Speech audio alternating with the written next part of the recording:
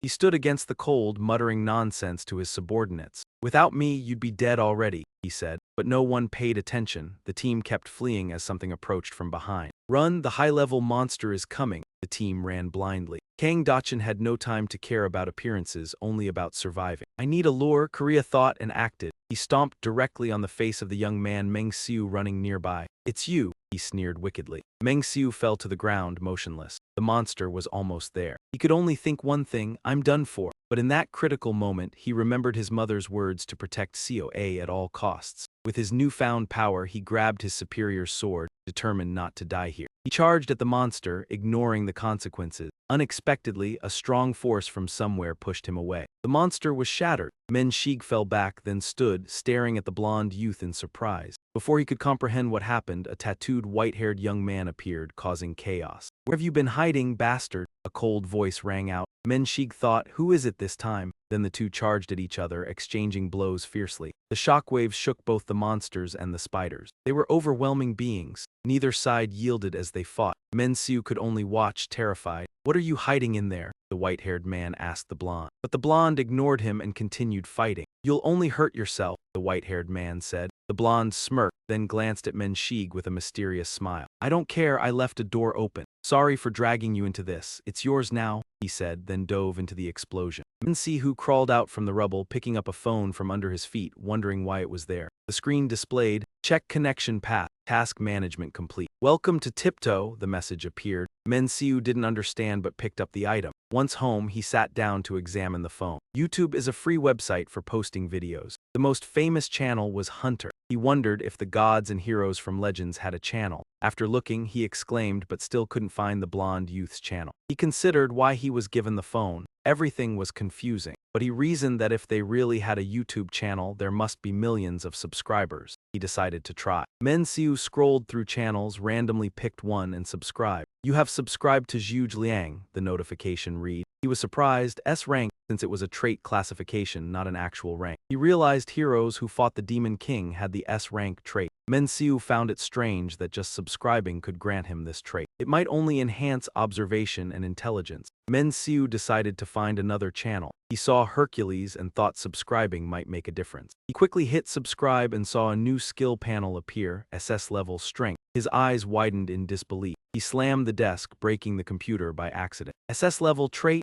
Men Xiu couldn't believe his eyes. The panel reappeared, showing his current superhuman power proficiency at 0.1%. He cried out, confused. "My God, I got an SS level trait with just one click." He clutched his head helplessly. What the hell is Tiptoe? He felt changes in his observation and intelligence. "Reach 100% to receive the full trait," the panel stated. Hercules also offered personal training. Curious, he opened it. The screen showed a group of oddly dressed people and a pillar being lifted. A man wearing a hat covering his eyes spoke boldly. "Yes, amazing." He kicked something and said with a grin, "This leg training thing." He immediately smashed it. Hercules raised the pillar high, extremely excited, shouting, "Fantastic!" Men Xiu stared at the screen, stunned. What is this? He couldn't imagine following this. "You only have one subscriber for this reason," Men Xiu thought and decided to unsubscribe immediately. Hercules' cheerful voice came from the phone. "Hey, skinny guy, you can come anytime, but you can't leave." Men Xiu panicked and hit unsubscribe, but it was too late. He clenched his lips in anger, unable to unsubscribe. Men Xiu had successfully subscribed to 2 of 3 channels. His terrifying night passed, but the next morning, another bastard called. He saw the name on the phone and thought, why is he calling me? The caller was Jachin. Men Xiu asked what he wanted. Jachin chuckled lightly, "I thought you blocked me." Men Xiu didn't want to hear more nonsense and repeated, "What do you want?" Jachin, still contemptuous, said, "You have nowhere to go, right?" The two continued exchanging words. Finally, Men Xiu lost patience and cursed. "What the hell?" Jachin continued. "Don't think that way, we work together." Men Xiu asked bluntly, "What do you want? Speak, I don't have much time." Jachin's face soured like he tasted something foul. He bit his lip and said, "SH Corporation wants to cooperate with us on streaming. Are you in?" Recently, the granddaughter of the conglomerate awakened an S-level characteristic of a hunter, and Sieg guessed that they wanted to enter the hunting industry. At this moment, Jachin's unpleasant voice rang out. "I guess they want to expand their business, so they want to see what this industry is like." He asked you, "SH Corporation, do you want to reconsider?" Duchin really wanted to, but Sieg Sino bluntly refused. He didn't give up. offering you 5,000 won per video. After hearing this, you held onto the person, leaving Sieg stunned on the other end of the line. Duchin became even more smug, laughing as he asked, "Do you want to join now?" Sieg thought for a moment and then pursed his lips, saying, "Still no." Duchin became slightly impatient but continued to use money to negotiate. He said, "Now it's 10 times more. This is a win-win deal. Both sides benefit, so how much do you want?" Sieg replied, very pleased. "I want 50,000 won." This amount was too high and Duchin couldn't afford it, sneering, "Are you out of your mind?" He asked, "Do you really think you're worth that much? Do you think SH Corporation pays you a lot?" Though slightly annoyed, the conversation still gave Sieg some insight. He smiled contentedly. Then he continued, "Let me guess, why does SH Corporation want to stream with you and not other S-level hunters?" Duchin felt uneasy upon hearing this but still asked, "What do you think?" Sieg smiled and slowly said very clearly, his granddaughter awakened 2 S-level characteristics. SH Corporation's president, Han T-san, certainly won't just sit back. He wants his granddaughter to learn the basics first, and what's the basics of a hunter?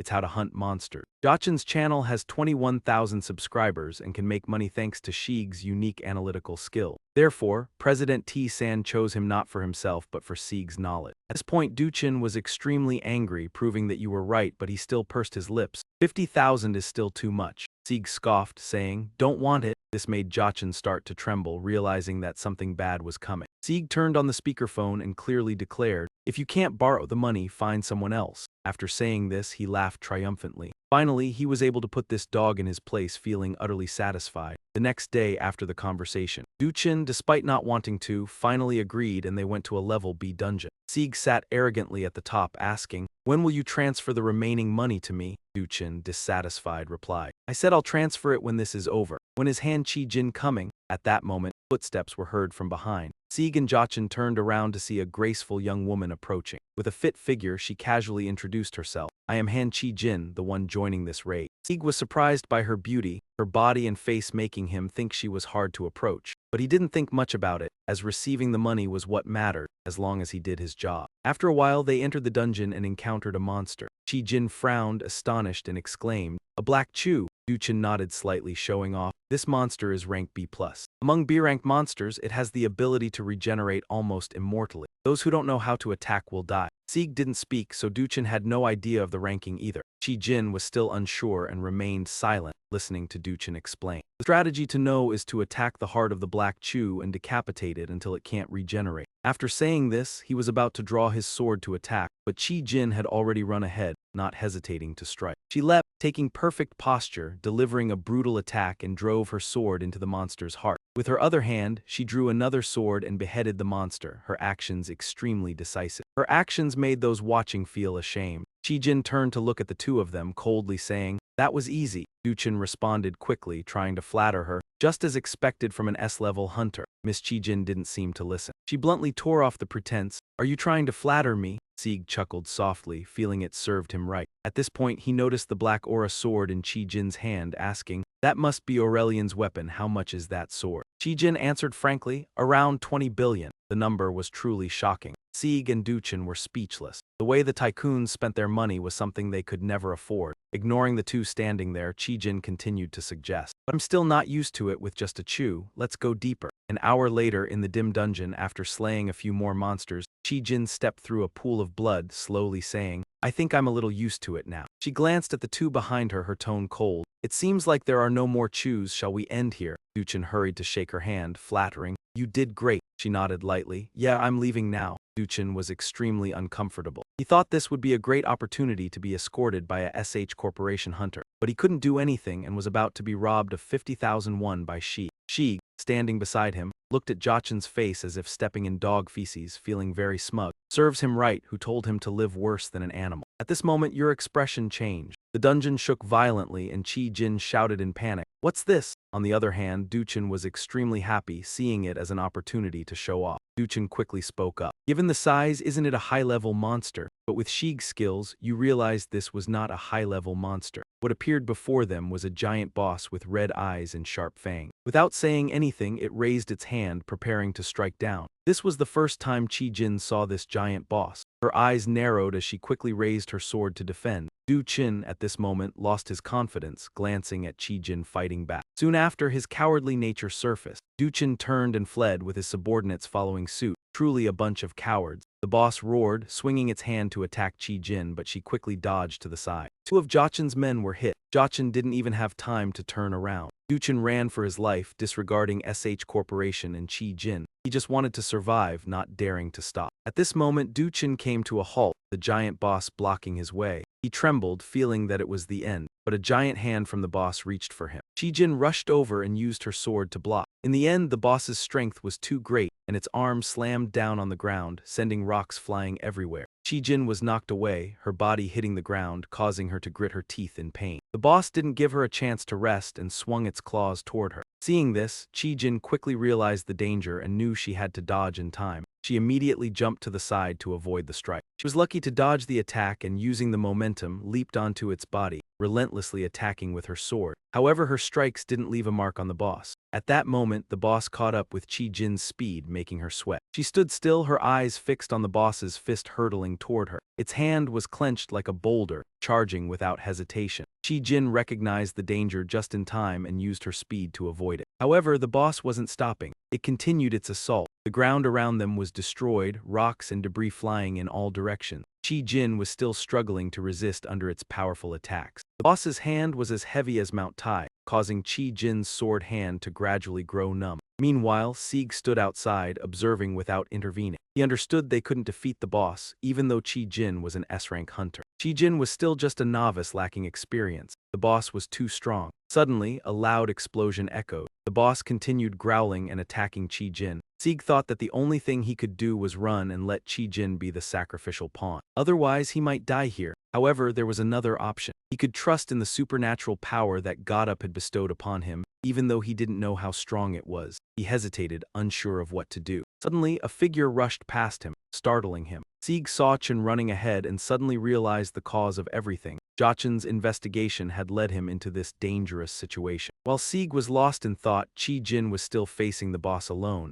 However, Sieg had not yet made up his mind. They couldn't win. A part of him urged him to run, otherwise he would die shamefully. As for honor, those things no longer mattered. When death came, everything would become meaningless. However, Sieg wasn't a coward like Jachin. Instead of running, he turned back to where Chi-Jin was, where the boss was still firmly holding on. Sieg knew that if he abandoned Chi-Jin, he would be no different than Jachin. In the end, he decided to be a hero and save Chi-Jin. He clenched his fist and charged forward. The sound of two fists colliding echoed. The boss was momentarily stunned, causing Chi-Jin to stop as well, surprised by Sieg's action. Chi-Jin looked at Sieg, wondering who he was. She realized that there was a great power hidden within him. Sieg walked confidently, as if his body contained the strength of Hercules. The boss, enraged, continued throwing punches at Sieg. Sieg wasn't afraid and used his hand to block the boss's punch. As the boss grew more furious, it added more force to its strike. Sieg struggled to hold his ground, gritting his teeth and continuing to face it. After a while, Sieg shouted loudly, catching Chi-Jin's attention. Chi-Jin realized that Sieg was giving her a signal and hurriedly jumped into the air. The boss didn't react in time, and Chi-Jin seized the opportunity to thrust her sword into its chest. Blood poured out like rain.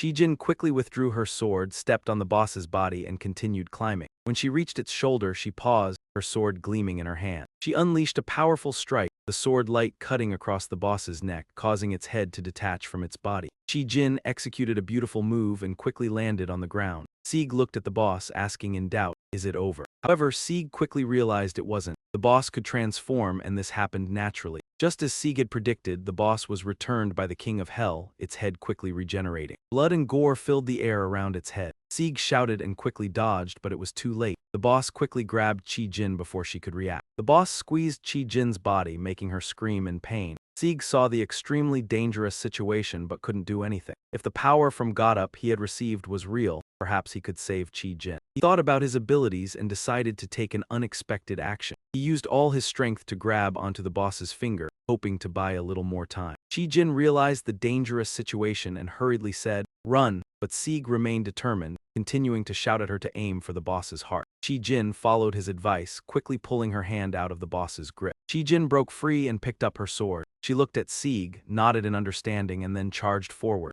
Sieg shouted, "Just trust me and move forward." The boss gritted its teeth, looking at the two of them as if they were insects it could kill at any moment. However, Sieg was able to hold the boss with his bare hand. His eyes were filled with confidence. Chi-Jin, without hesitation, took her sword and rushed in, slashing across the boss's arm. She glanced at the boss, a spark of light in her eyes. Chi-Jin seized the opportunity to thrust her sword into the boss's heart, blood pouring out uncontrollably. At the same time, Sieg was struggling to hold on, only able to last a little longer. Sieg no longer had time to explain how to attack the boss. He shouted loudly, "It has two hearts." Chi-Jin heard this and immediately turned around. However, the boss swung its hand to attack her, forcing her to quickly dodge. Chi-Jin closed her eyes, trying to figure out where the boss's second heart was. Sieg hadn't been wrong. She quickly realized and charged, thrusting her sword into that spot. Blood poured out like rain. But it still wasn't over. Sieg spoke again, "Now stop and die." He charged forward with a powerful punch, his strength temporarily enhanced. Sieg soared into the air with a graceful pose. Sieg, without hesitation, rushed toward the boss's left eye and struck it with a powerful punch. The boss's massive body exploded, debris flying in all directions. Chi-Jin quickly covered her face, thinking they had won. Sieg, covered in blood, likely from the boss. However, he no longer had much strength left, his body swaying like a willow tree before falling to the ground. In the end, Sieg lost consciousness. Chi-Jin quickly carried him out. When he opened his eyes, Sieg found himself in a hospital. Immediately, a sharp voice made him startle as he looked at the woman before him. He froze and asked, "What is she doing here?" Chi-Jin looked at him like he was an idiot, pointed at the IV drip and said, "Don't you see the infusion machine? I brought you to the hospital because you were seriously injured. Your muscles are torn, your ribs are broken. How do you feel?" After saying this, she stepped closer, making Sieg retreat slightly. But the more he backed away, the closer Chi-Jin came, stopping only when his back hit the wall. Unexpectedly, she reached out and stroked Sieg's head. He looked at her, puzzled. Chi-Jin's voice took on a worried tone. "It seems you have a slight fever." She realized something and quickly asked, "Come to think of it, we haven't introduced ourselves. What's your name?" Sieg quickly composed himself and gave his name. He thought she probably already knew, since bringing him to the hospital would reveal personal information. Noticing Sieg's thought, Chi-Jin explained slowly, "I need to confirm it myself." Sieg was surprised. "Can she read my mind?" It is said her S-rank trait is a sixth sense, not a scam. While Sieg pondered, Chi-Jin said, "You must be tired from just waking up, but I want to offer you a proposal." A proposal? Sieg hadn't even thought and looked at her. Chi-Jin nodded, asking, "Do you want to join my team?" Sieg was startled. "Your team? Is this because I confronted Cho?" Hesitating, Chi-Jin presented an enticing offer. "How about a salary of 1 billion won? Moreover, I will negotiate monster loot profits based on your contribution. 1 billion is really huge." Chi-Jin continued, "I heard your sister has a blood disorder. We will provide her treatment free at SH Hospital." Hearing this, Sieg was immediately moved, if not for himself, then for his sister. Chi-Jin's conditions were extremely tempting. Anyone would be touched by that. After a moment, Sieg asked seriously, "What must I do to prove myself?" Chi-Jin replied bluntly, "Create strategies and deal with any monsters I plan to hunt. That is my requirement." Night fell and Sieg was alone in the hospital. He couldn't sleep, tossing on the bed because he had previously declined Chi-Jin's offer. She was slightly surprised but didn't pressure him. He could come to her if he changed his mind. After all, she owed him a life and would repay it to his sister. At this moment, Sieg doubted his decision but reminded himself to trust GODTube's abilities and his own skill. There was no need to force himself by accepting the proposal. At the same time, there was Cell A's critical illness, which he needed to cure in his own way. Previously, Cell A suffered from a dungeon explosion, had a blood disease, and there was no cure, only symptom relief. But with GODTube, if Sieg learned their traits, he could cure Cell A. The treatment ingredients were very expensive, and the disease was rare.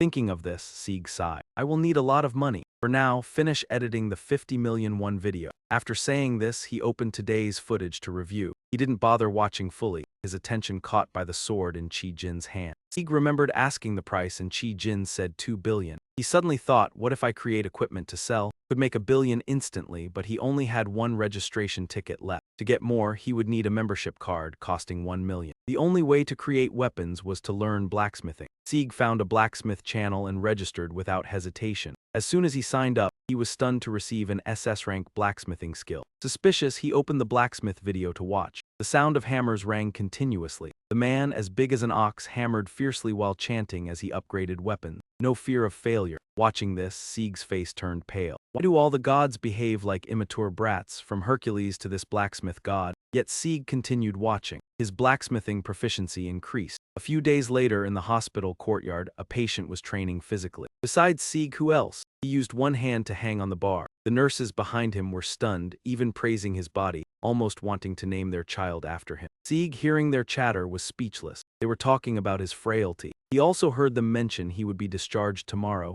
Sieg was surprised. Time passed faster than he thought. He decided to continue training. His super strength proficiency increased slightly. Using it frequently would damage muscles as before, so he couldn't neglect training. While Sieg was thinking, a voice startled him, seeing Seo approach. The girl, still in patient clothes, cheerfully asked, "I heard you're being discharged tomorrow." Sieg nodded, unsure of what to say. COA sighed. "When you were transferred to the hospital, I was very worried because of your serious injury." After speaking, her face showed a hint of sadness as she worriedly looked at him. "Weren't you supposed to be treated for at least a month? Yet after just a week, you're being discharged." Sieg looked at COA intently. Perhaps she was disappointed he was leaving early. Thinking so, he sighed, patted her head, and gently said, "Don't slack off on treatment while I'm not here. Don't worry about money." COA nodded. "I know. I get free treatment thanks to Chi Jin's request." Sieg was startled. She already called her sister. COA cheerfully explained, "Chi Jin told me to, saying she has no siblings but I look like her." Sieg grew more confused, asking Chi Jin when will I meet her? Siwa smiled lightly, replying frankly, "Of course, she comes to visit sometime. Occasionally she comes while you're training, asks if you're okay, then leaves so you don't see her." Sieg was stunned. The goddess is busy yet still visits Cell A. Could it be she cares about me? But COA didn't think so. She cheerfully asked, "Perhaps Chi Jin likes you?"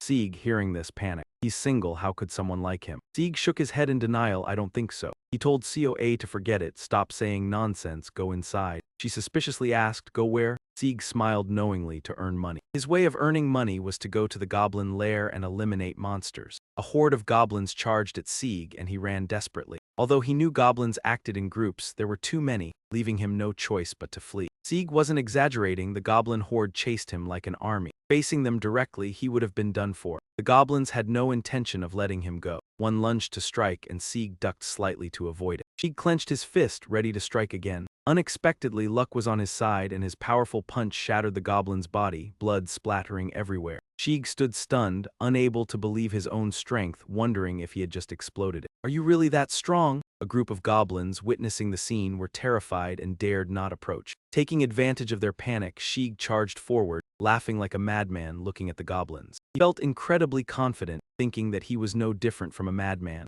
"Let's fight!" Hours later, at a forge not far from the city, Sieg brought the goblins he had just captured, throwing them to the ground and coldly asking, "What can you make with this?" Lozin, the forge master, saw the pile of goblins and was horrified, saying, "What is this? I told you to bring materials, not garbage. Now I'll teach you how to smelt ores. Follow me." This man was the head of a metallurgist family, Seo Pa Hong. He had spent most of his youth learning metallurgy. 20 years later, at the age of 40, he became a renowned talent in the field, an awakened expert with a great crafting skills. Sieg stood by, watching him work, completely mesmerized. After a while, Pa Hong stopped and handed Sieg a hammer. "I've shown you how, now it's your turn to try." Sieg took the hammer without hesitation. Pa Hong stood behind, observing him thoughtfully. Sieg didn't ask him to craft equipment for him or treat him like an apprentice. He also didn't ask him to join the guild in exchange for a fee. Sieg was the first person to request to use Pa Hong's workshop. He agreed out of curiosity about Sieg's intentions, but the more he watched, the more disappointed he became. Sieg's grip on the hammer was wrong and he kept staring at his phone. Pa Hong thought Sieg must have watched a few YouTube videos and thought it was easy. But when he looked closer, he was surprised to see Sieg actually managing to make something. The sound of the hammer echoed in the space as it struck down. Suddenly, a familiar guest appeared. The girl happily entered, singing loudly,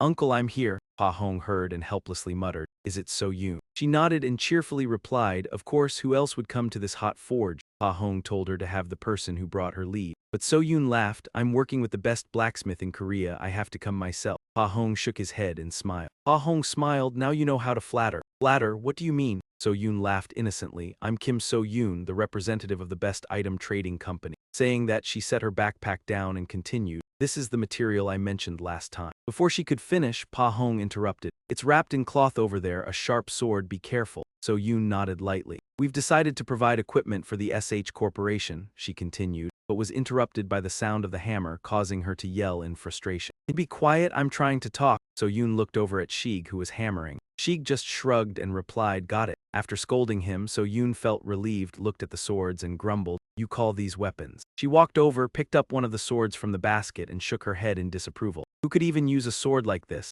Pa Hong asked. What do you think? So Yoon didn't hesitate and mocked. This sword is so rough, how could anyone use it? Pa Hong smiled, is that so? But what if I told you it's made from goblin and kobold bones? So Yoon looked at him in disbelief, unable to believe her eyes. Pa Hong continued, also the worst material here was made by someone who just learned today. So Yoon asked in shock, did you take on an apprentice? Pa Hong didn't know how to explain, so he just shook his head. Pa Hong had been observing Shig's metallurgy. Although it was his first time, he couldn't believe it. The way Shig wielded the hammer was incredibly skilled, as if he had been practicing for years. Pa Hong had never seen anyone craft weapons from such material. Shig refused to become Pa Hong's apprentice. So Yoon, hearing this, looked back at Shig, wanting to see what right the person who made this poor sword had to refuse Pa Hong. Shig ignored the surrounding comments and kept focused on crafting his weapon. So Yoon stood by, watching Shig closely as if she had come up with an idea. After a while, Shig finished a short sword which seemed decent. Shig's crafting skills also increased slightly, but his expression was poor, as he thought he had just created a piece of junk. How could he dare sell it? Hearing this, So Yoon approached and asked, do you want to sell this sword? Shig looked at her unhappy, but So Yoon quickly explained, I'm Kim So Yoon, the representative of So Yoon Corporation. Shig remembered hearing about the company before. It was well known in the hunting industry for its trust and reputation. So Yoon looked at Shig and said, we're only interested in the best items in Korea. If you want to sell it, I'm willing to buy. At the mention of money, Shig's eyes lit up and he eagerly asked, how much can you pay? So Yoon thought for a moment and offered 1 million. After negotiating with So Yoon, Shig resumed his work on the weapons. He worked like a slave to money, toiling away as he would while hunting monsters. A few days later, the sound of shouting came from the forge. So Yoon was happy because her company had signed a contract with SH Corporation. Shig looked at her and smiled, saying, I did pretty well, did I? So Yoon happily nodded, not just pretty well, but perfect. Without you, we would have been in big trouble. She took Shig's hand and thanked him. I owe you this. If you want anything, just say it and I'll do it. So Yoon remembered she hadn't transferred the money to Shig yet, took out her phone and did a few simple operations.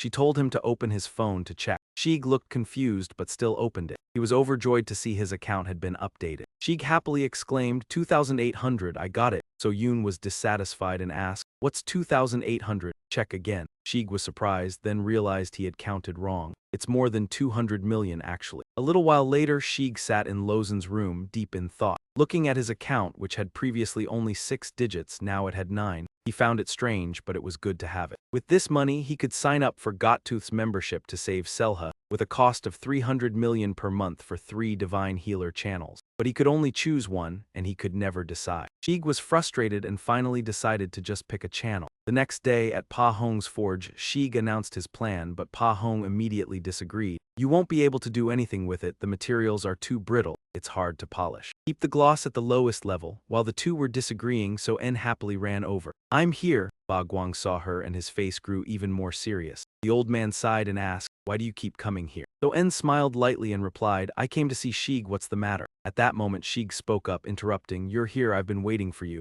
You said you could get the things I need, right? He handed So En a piece of paper and asked, is it possible to get these things? So En smiled as she took the paper, all right. Of course it's possible. However, as she opened it to look, her confidence immediately disappeared. The paper listed mountain scents, glowing stones, tiger ear trees, 100-year-old ginseng, 100-year-old rose, bunjiapipang herb, and many other items. Shig watched her reaction, somewhat worried, and asked, is it difficult to obtain them? So En hesitated for a moment before speaking, I can get them, but it will be expensive. Shig asked, how much will it cost? So En calculated for a moment and gave him a number that shocked Shig, 300 million. But she would give him a discount of 20 million. Shig almost choked on the spot. You need them to enhance your mastery of divine medical techniques through the guild members. It's really hard to master by yourself. Without So En, Shig wouldn't even know how to gather herbs. As he was thinking, So En cautiously asked, should I go ahead and get them? Shig, on the verge of tears, nodded with sorrow, yes. He received 280 million won from So En but had to pay that amount back to her, plus he would lose 4 million won by the end of the month. The guild fee was 100 million won. Considering the registration fee, he needed to earn money immediately. But even if he made extra by forging weapons, how could he possibly earn 100 million won? Thinking about it, Shig sighed helplessly. Just then, he suddenly thought of an idea. Right, there's still the swallowing technique. One afternoon, as people began to leave work and were on the subway heading home, A young man with nothing to watch opened a strange video out of curiosity. Immediately, the scene in the video appeared. A group of monsters lay in a small pond. At that moment, a figure suddenly appeared. It looked like a person, but the shoes of the person seemed strange, like animal feet. This person was Sheeg, wearing a disguise. He grinned and said, "Do you know that hippos are not horses?" Seeing this, the young man was confused. What is this kid doing? Sheeg used his skills to educate them about hippos. These monsters look like hippos, but hippos are not in the horse family. The young man was even more puzzled. This is the first time I've heard of this, Sheeg explained. Actually, they belong to the cow family. More specifically, they are in the order Artiodactyla. Going deeper would make everyone's head hurt, so I won't go further. At this point, Sheeg took out a red cloth and said, "Let me show you how to tame a hippo by making them interested in a red cloth." The hippos didn't ignore the red color. Instead, they were intrigued. The young man's face turned as green as a banana leaf. This action was truly bizarre. Sheeg waved the red cloth in the air. The hippos, who had been lying still as if dead, suddenly became enraged when they saw the red cloth. They charged at Sheeg. The herd of hippos was as numerous as an army, causing the ground to shake. But Sheeg wasn't afraid, standing still and smiling. The second way to tame a hippo is to beat them and capture them. Upon hearing this, the young man was immediately shocked. Is this really his strategy? But there are so many, how can you catch them all by yourself? As it turned out, Sheeg really did rush forward alone, unarmed, catching them one by one. There was no trace of fear in his eyes, only intense interest. The hippos were as wild as bloodthirsty beasts. But with a single punch from Sheeg, the hippos in front of him were sent flying. In no time, the area became quiet again and a lone figure stood there. The ground was piled high with the dead bodies of the hippos. Sheeg happily laughed. "What do you think? Easy, right?" The young man watching the video couldn't close his mouth, completely stunned. But it wasn't over yet. Another herd of hippos charged toward him. As before, Sheeg threw a punch and sent them all flying. His fist was like a steel hammer, sweeping through the herd of hippos. Sheeg easily defeated them with his bare hands without using any weapon. The more the young man watched, the more terrified he became, unable to find words to describe the video. After sending the last group of hippos to the afterlife, Sheeg finished the video. It was just uploaded, and it immediately attracted many comments from keyboard warriors. Everyone was fascinated by his monster hunting technique. Seeing the online reactions, Sheeg was extremely satisfied. Just as planned, the video would help him make money. In a short time, the video had over 100,000 views. There were many comments, and the video was definitely getting attention. Sheeg smiled smugly, clearly enjoying the reaction. This time, the public response was positive thanks to the power of media. He couldn't keep fighting low-level monsters forever. Sheeg needed to capitalize on the video's popularity to maintain viewer interest, which was his specialty. After all, analyzing monsters and strategizing was his job. Additionally, Sheeg still had to forge weapons for So-En. He worked tirelessly to create and supply weapons for the SH Corporation. Sheeg worked diligently. Reaching 1 million subscribers was no longer a dream. But there was a problem. He had overworked himself and was now suffering from nosebleed. He stared in shock at the blood on his hands. Then, a sharp pain began in his head. But Sheeg had to finish editing the video to upload it to the channel and prepare for the dungeon raid. His body couldn't take it anymore. Sheeg stumbled and hit his head on the corner of a shelf. He fell to the ground, exhausted from working too much. He drifted into sleep, and when he opened his eyes again, he was still on the ground, staring at the ceiling. Sheeg groggily sat up, rubbed his head, and wondered, did I just faint? Thanks to Hercules' super strength, it was just a fainting spell. He had to quickly finish editing the video. Sheeg grabbed his phone to check how long he had been unconscious. The clock now read 4:30 a.m. Sheeg looked horrified, unable to believe it, and exclaimed, "I passed out for a whole day." Sheeg sighed helplessly. At this rate, he would die from overwork before he could make any money. After thinking it over, Sheeg decided to hire an editor. The next day, at a cafe, he sat scrolling through his phone, looking at messages from applicants. Sheeg was surprised by how many applicants there were, probably due to the high salary. The base salary was 3 million won, plus bonuses based on views. Just as he expected, money was the key. Now, Sheeg had to choose someone who would help him make even more money. He immediately began watching the videos of the applicants. Sheeg was satisfied with one of them. The sound effects in the video were fitting and humorous. However, there was one issue. After an hour, Sheeg was very angry. The other person still hadn't arrived. He muttered in frustration, realizing the man had introduced himself as Park Diago. He also remembered the way he had messaged last night. He suspected he was an older man, which was fine. Maybe he had more experience. After some thought, Sheeg sent a message asking where he was, but it went unread. Assuming he was on his way, Sheeg decided to wait a little longer. He sat there for quite a while, yet no one arrived. Losing patience, he slammed the table and shouted, "Damn it, this bastard, does he have no concept of time?" Just then, a gentle voice called out, "Sorry for being late, I'm here for the interview." Sheeg spun around, angry, ready to explode. but he saw a small girl standing there. She asked, "Are you Meng Shi?" Sieg couldn't believe his eyes, but she nodded in confirmation. "Yes, but are you Park Deok-woo? I thought this person was an older man, yet it's a little girl." The misunderstanding was clear. They sat down to talk. Sieg asked seriously, "Why are you late?" Deok-woo whispered, "I was editing a video late into the night and forgot to make a lunchbox for my brother." Hearing that, Sieg exclaimed in surprise, "Editing a video?" She replied softly, "It's the video attached to my job application." Sieg asked happily, "So you only needed 1 day to edit it?" Deok-woo shook her head, denying it. "No, only 3 hours." Sieg fell silent, thinking, unsure whether to feel pleased or upset. Deok-woo, noticing this, anxiously asked, "Are you okay?" After a moment, Sieg called her name. She replied fearfully, "Yes, will I not be accepted for being late?" Sieg smiled and asked, "When can you start working?" Deok-woo looked at him in surprise. "Right now?" Sieg nodded. "Yes, you must take good care of this treasure. You edited a video in 3 hours, I usually take 8. Sieg continued, "As the notice stated, at least 2 videos per week. Sometimes you may post 3, but of course, overtime pay will be added." Sieg extended his hand and said seriously, "From now on, I hope you will edit the videos." Sieg was thrilled. His journey to earn love had officially begun. Deok-woo nodded and bowed, "I will work diligently." Suddenly the ground shook, causing her to hit her head on the table. Sieg looked outside suspiciously. What the hell is going on? People around began fleeing, shouting. The dungeon exploded. After confirming, they learned it was a C-rank dungeon. Nearby residents started evacuating. Sieg and Deok-woo ran outside. Deok-woo hurriedly said, "Boss, we should evacuate too." Sieg smiled. "You said you could start working immediately, right?" Deok-woo asked in shock. "What did you say, boss?" Sieg grinned and tossed her a phone. "Take this and follow me." Deok-woo accepted it nervously. "Boss, where are we going?" Sieg replied cheerfully, "Where do you think to make money?" Saying this, he ran off quickly. Deok-woo, confused but obedient, ran after him. Sieg hurriedly reminded, "You need to record a video." Deok-woo raised the phone, ready to record. At the same time, monsters surged out of the dungeon, eyes red, fangs sharp, frightening everyone. Only Sieg remained unafraid. He lunged forward, throwing a punch that instantly killed a monster. Then he smiled and said, "Everyone, remember to like and subscribe." Sieg continued fighting the monsters, beginning his journey to earn love. Soon after, a rescue team arrived and began evacuating the citizens to safety. However, a terrifying event occurred when a monster's head flew toward them. Everyone looked around in panic, not understanding what was happening. Advancing, they realized the reason. Sieg was fiercely battling the monster. He stood atop the pile of monster corpses, face covered in slime, giving a thumbs up. If you enjoy this, like and subscribe and turn on notifications too. Thanks to Sieg's help, everything went smoothly and the citizens were safe.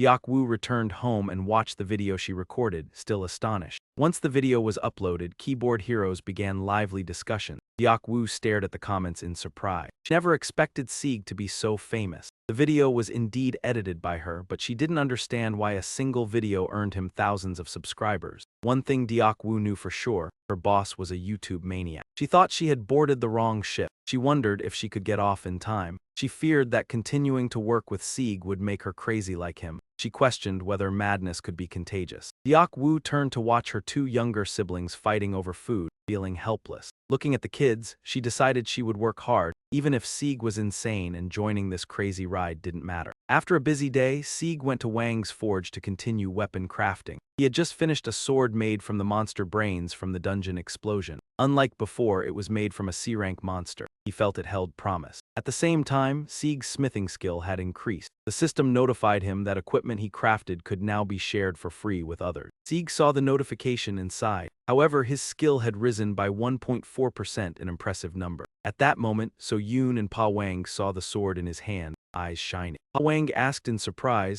"How can a newbie who's been apprenticing less than a month create this?" Sieg smiled lightly, "I still have much to learn." So Yoon asked, "Do you want to sell this sword?" Sieg nodded. "You know how to sell it for a good price, right?" So Yoon laughed without hesitation. "Leave it to me, lately you've been looking better." So Yoon said that Sieg used to always look exhausted like a zombie, but now he looked more human. Sieg found this reasonable. Since Deok-woo started editing his videos, he had more time to sleep, though still busy. He realized after paying the fee. Sieg was stunned, unable to believe his eyes when he heard So Yoon joking that she only exchanged the best items from South Korea. He reluctantly refrained from commenting. "That's enough," really surprising. He skeptically asked about the price and So Yoon calculated before answering. A total of over 212,044,000 won. Sieg was amazed, while So Yoon generously decided to lower it to 200 million for the first request. "How much is it?" "The total is over 212,044,000 won. I'll subtract the smaller amount, just take 200 million won." Sieg nodded in thanks while So Yoon wondered what he planned to do with such a large amount of herbs, and he explained it was for studying medicine. What are you going to do with all these herbs? To learn medicine. After collecting the herbs, he returned home and began watching Huada's videos, learning many useful remedies. However, some content left him confused, and he angrily asked, "What is he talking about?" He realized that if he continued like this, his proficiency in divine medicine wouldn't increase quickly. After finishing, his level increased slightly, especially in learning how to use herbs for healing. Sieg learned how to research and combine the knowledge of various herbs' functions, and as a result, his proficiency in medicine increased. Although the process was somewhat complex, he still completed a prescription but hesitated before the bowl of medicine. The system indicated that the bowl of medicine was good for health but could be harmful. Sieg considered it before deciding to try it. Is this drinkable? Didn't it also say it could be harmful? Just try it, it's only a divine medicine. Before he could finish, his body lost control and he collapsed, spilling the medicine on the ground. Sieg checked the system and realized he had absorbed a healthful medicine, and his proficiency increased slightly. How could it have killed me? Sieg was pleased, wondering if he should lick up the remaining herbs. Later, in a dungeon on the roof of the dungeon, a colony of bats hung upside down and he looked up at them. He was there to record a video about bat-related content, collecting vampire bat corpses for equipment, and studying the diseases from them as they lived in groups of small or sometimes hundreds of individuals. Why are you here? Of course, to record a video about bat-related content, right? Secondly, to take vampire bat corpses for equipment. All kinds of diseases originated from bats, but they themselves were not immune. If bats carried pathogens, it could be related to blood diseases, so it was necessary to study how they resisted, leading to clues for curing diseases. Although this was difficult with divine medicine, it might be possible. At this moment, Sieg sensed something else, not from the bats, and decided to temporarily hide. A while later, a group of people appeared. Sieg recognized them as Jochen's subordinates but wondered how they had gotten in. He frowned, as long as he was assigned to the dungeon by the Hunter Management Bureau. No other hunters should have been able to enter. Situations like this occasionally happened, and he had accidentally met Jochen's subordinates, suspecting they were C-rank hunters, following him into an E-rank dungeon. For whatever reason, they were tailing Sieg. The dungeon was isolated with no network connection, so no one knew if anyone had died at his hands. Sieg thought of how to deal with them but quickly dismissed the idea. Why do you have to think about it? When Sieg fought them, he'd know what to do. Jochen's subordinates didn't know he had noticed and continued to advance. Yuna slowly spoke as she witnessed Sieg enter. Min-chin nodded in agreement, while Jaiwoo angrily cursed, not seeing Sieg anywhere, and Min-chin guessed he was dead. I saw Sieg enter with my own eyes. I saw it too. Is he dead? Jaiwoo concluded that the man was an awakened weakling, weaker than E-rank, confident enough to enter the dungeon alone, and Min-chin laughed, not clearly understanding why but admitting that Sieg was clever. Alright, that bastard is an awakened with no attributes. Weaker than E-rank, confident enough to enter the dungeon alone. I don't know either, but he's smart. He calculated how to deal with the bats. Yoon-ah hesitated after watching the video, and Min-chin scornfully mocked, saying anyone could edit a video. It seems like he doesn't rely too much on his tactics. Anyone can trick others by editing videos. Jaiwoo chuckled softly, the cave echoed with movement, and Sieg appeared behind them asking about Chin, causing Jaiwoo to panic. Maybe, but it's tense. Where's Chin? I can't believe you guys talk badly about me like that. Sieg demanded they not answer, which made Jochen's subordinates tremble. Jaiwoo panicked and rushed forward with his sword, but Sieg knocked him down. And I hope you don't answer. What the hell are you doing, idiot? His sword and shield were knocked away and Sieg punched him, sending him flying. Jaiwoo lay trembling and Sieg walked up to him. You asked me what I plan to do, this is what I'm doing. Sieg kicked Jaiwoo in the neck, causing him to scream, while the other two stood frozen, too scared to advance. You really hold a grudge, don't you? You can't let them go. In the end, only Yoon-ah remained, covered in sweat, cursing but terrified inside, quickly kneeling to beg to speak. Sieg squeezed Yoon-ah's wrist, making a cracking sound, walking towards him as the man trembled, pinned against the wall.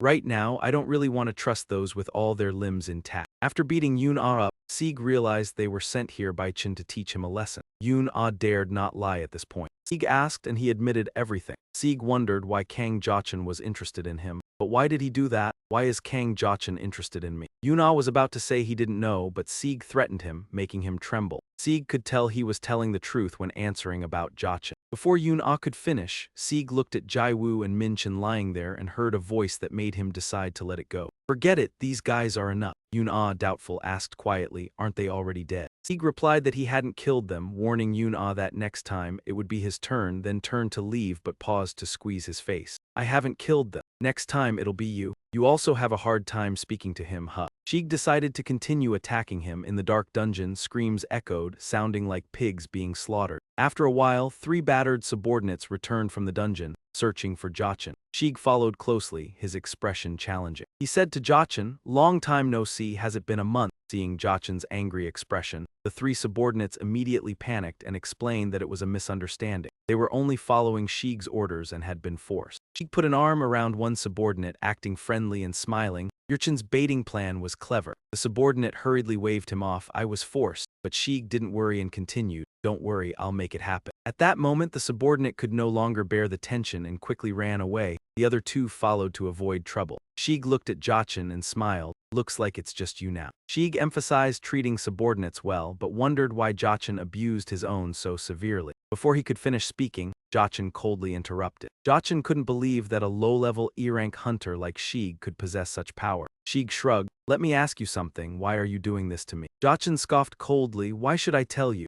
Sieg acted indifferent, replying, oh, of course, no need, and then charged at Jachin. Sieg clenched his fist, his eyes full of killing intent, and struck Jachin. However, Jachin quickly blocked with his sword. Sieg didn't worry, smiling, anyway, I don't trust guys who only know how to keep their bags intact. Although Jachin attacked with all his strength, Sieg dodged with ease. He stepped back, smirked, and said, really, are you afraid of a punch like that? One punch could break your sword. Jachin realized Sieg had changed, but remained confident because Sieg was only an E-rank hunter. He continued attacking, but no matter how hard he tried, he couldn't touch Sieg. Jachin's sword attacks were fast but simple. Sieg easily avoided them. Then Sieg lunged, punching Jachin in the stomach, recalling the days under Jachin's dominance. Sieg had been treated poorly and beaten for no reason. He had observed Jachin killing monsters repeatedly, studying his habits and behaviors. Those analyses allowed Sieg to predict Jachin's actions. Sieg had learned to anticipate each of Jachin's strikes and was confident he could match Jachin with just 5 punches. They quickly clashed, but Sieg clearly had the advantage. Jachin's sword couldn't reach Sieg and he panicked. He wondered if Sieg could read his mind. Despite being a B-rank hunter, Jachin couldn't understand why Sieg was so strong. While Jachin hesitated, Sieg struck his face with a powerful punch, sending him flying several meters. Jachin's hands trembled uncontrollably. He couldn't believe Sieg's strength. Jachin couldn't accept Sieg's power and refused to yield. He shouted, Men Sieg, I'll kill you. As he spoke, a surge of energy appeared on his sword. Sieg saw it and felt a moment of concern. He said, don't do this, you bastard, would Chin really go this far? But now, Sieg had no choice but to fight at full strength. He began to shift the battlefield. Sieg's body was filled with the storm-like strength of Hercules. He couldn't maintain it for long, but he had to defeat Jachin in one strike. He prepared to charge forward despite cracks forming in his body. Sieg didn't hesitate, launching a powerful punch. He wanted to end it quickly to restore calm.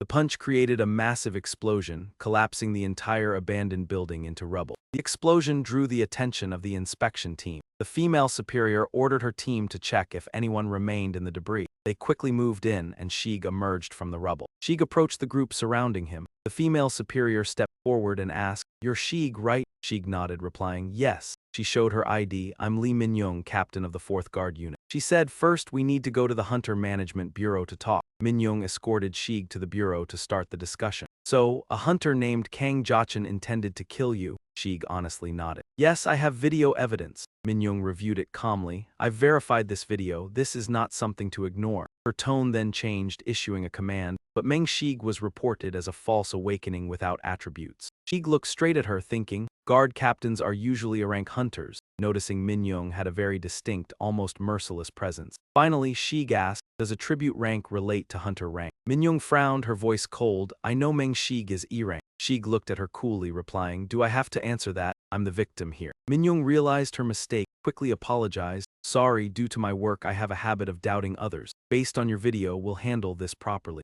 She assured, That bastard Jachin will never see the light again. The interrogation ended there. Sieg had no comment, stood and coldly said, I'm leaving. Shortly after, the interrogation room door opened. Min-young's staff entered, saying, Captain, are you here? Hunter Meng Sieg just left. I thought you weren't here. Min-young didn't reply, only said flatly, Strange. Sue, hearing this, asked suspiciously, What? Min-young didn't answer, instead asked back, Sue, what's your rank? Sue was startled, smiling. Why do you ask suddenly? Min-young calmly replied, I just got promoted to B rank. Immediately after, Sue was knocked down by Minyoung, hitting the ground without understanding what had happened. Minyoung rose from her chair, sighed, and said, just as expected. Sue held her backside, crying silently, isn't it obvious? The captain isn't an ordinary guard and there are rumors she's about to reach S rank. Minyoung responded, Shig is fine. Sue exclaimed in surprise, what? Meng Shig the hunter is an E-rank hunter. Ming Rong shook her head lightly and replied, strange. Sue felt the same and asked confusedly, if that's true, why did you let him go? Hunters should be clear about ranking. Before she could finish, Ming Rong cut in, because he doesn't act like usual. He has the scent of a human.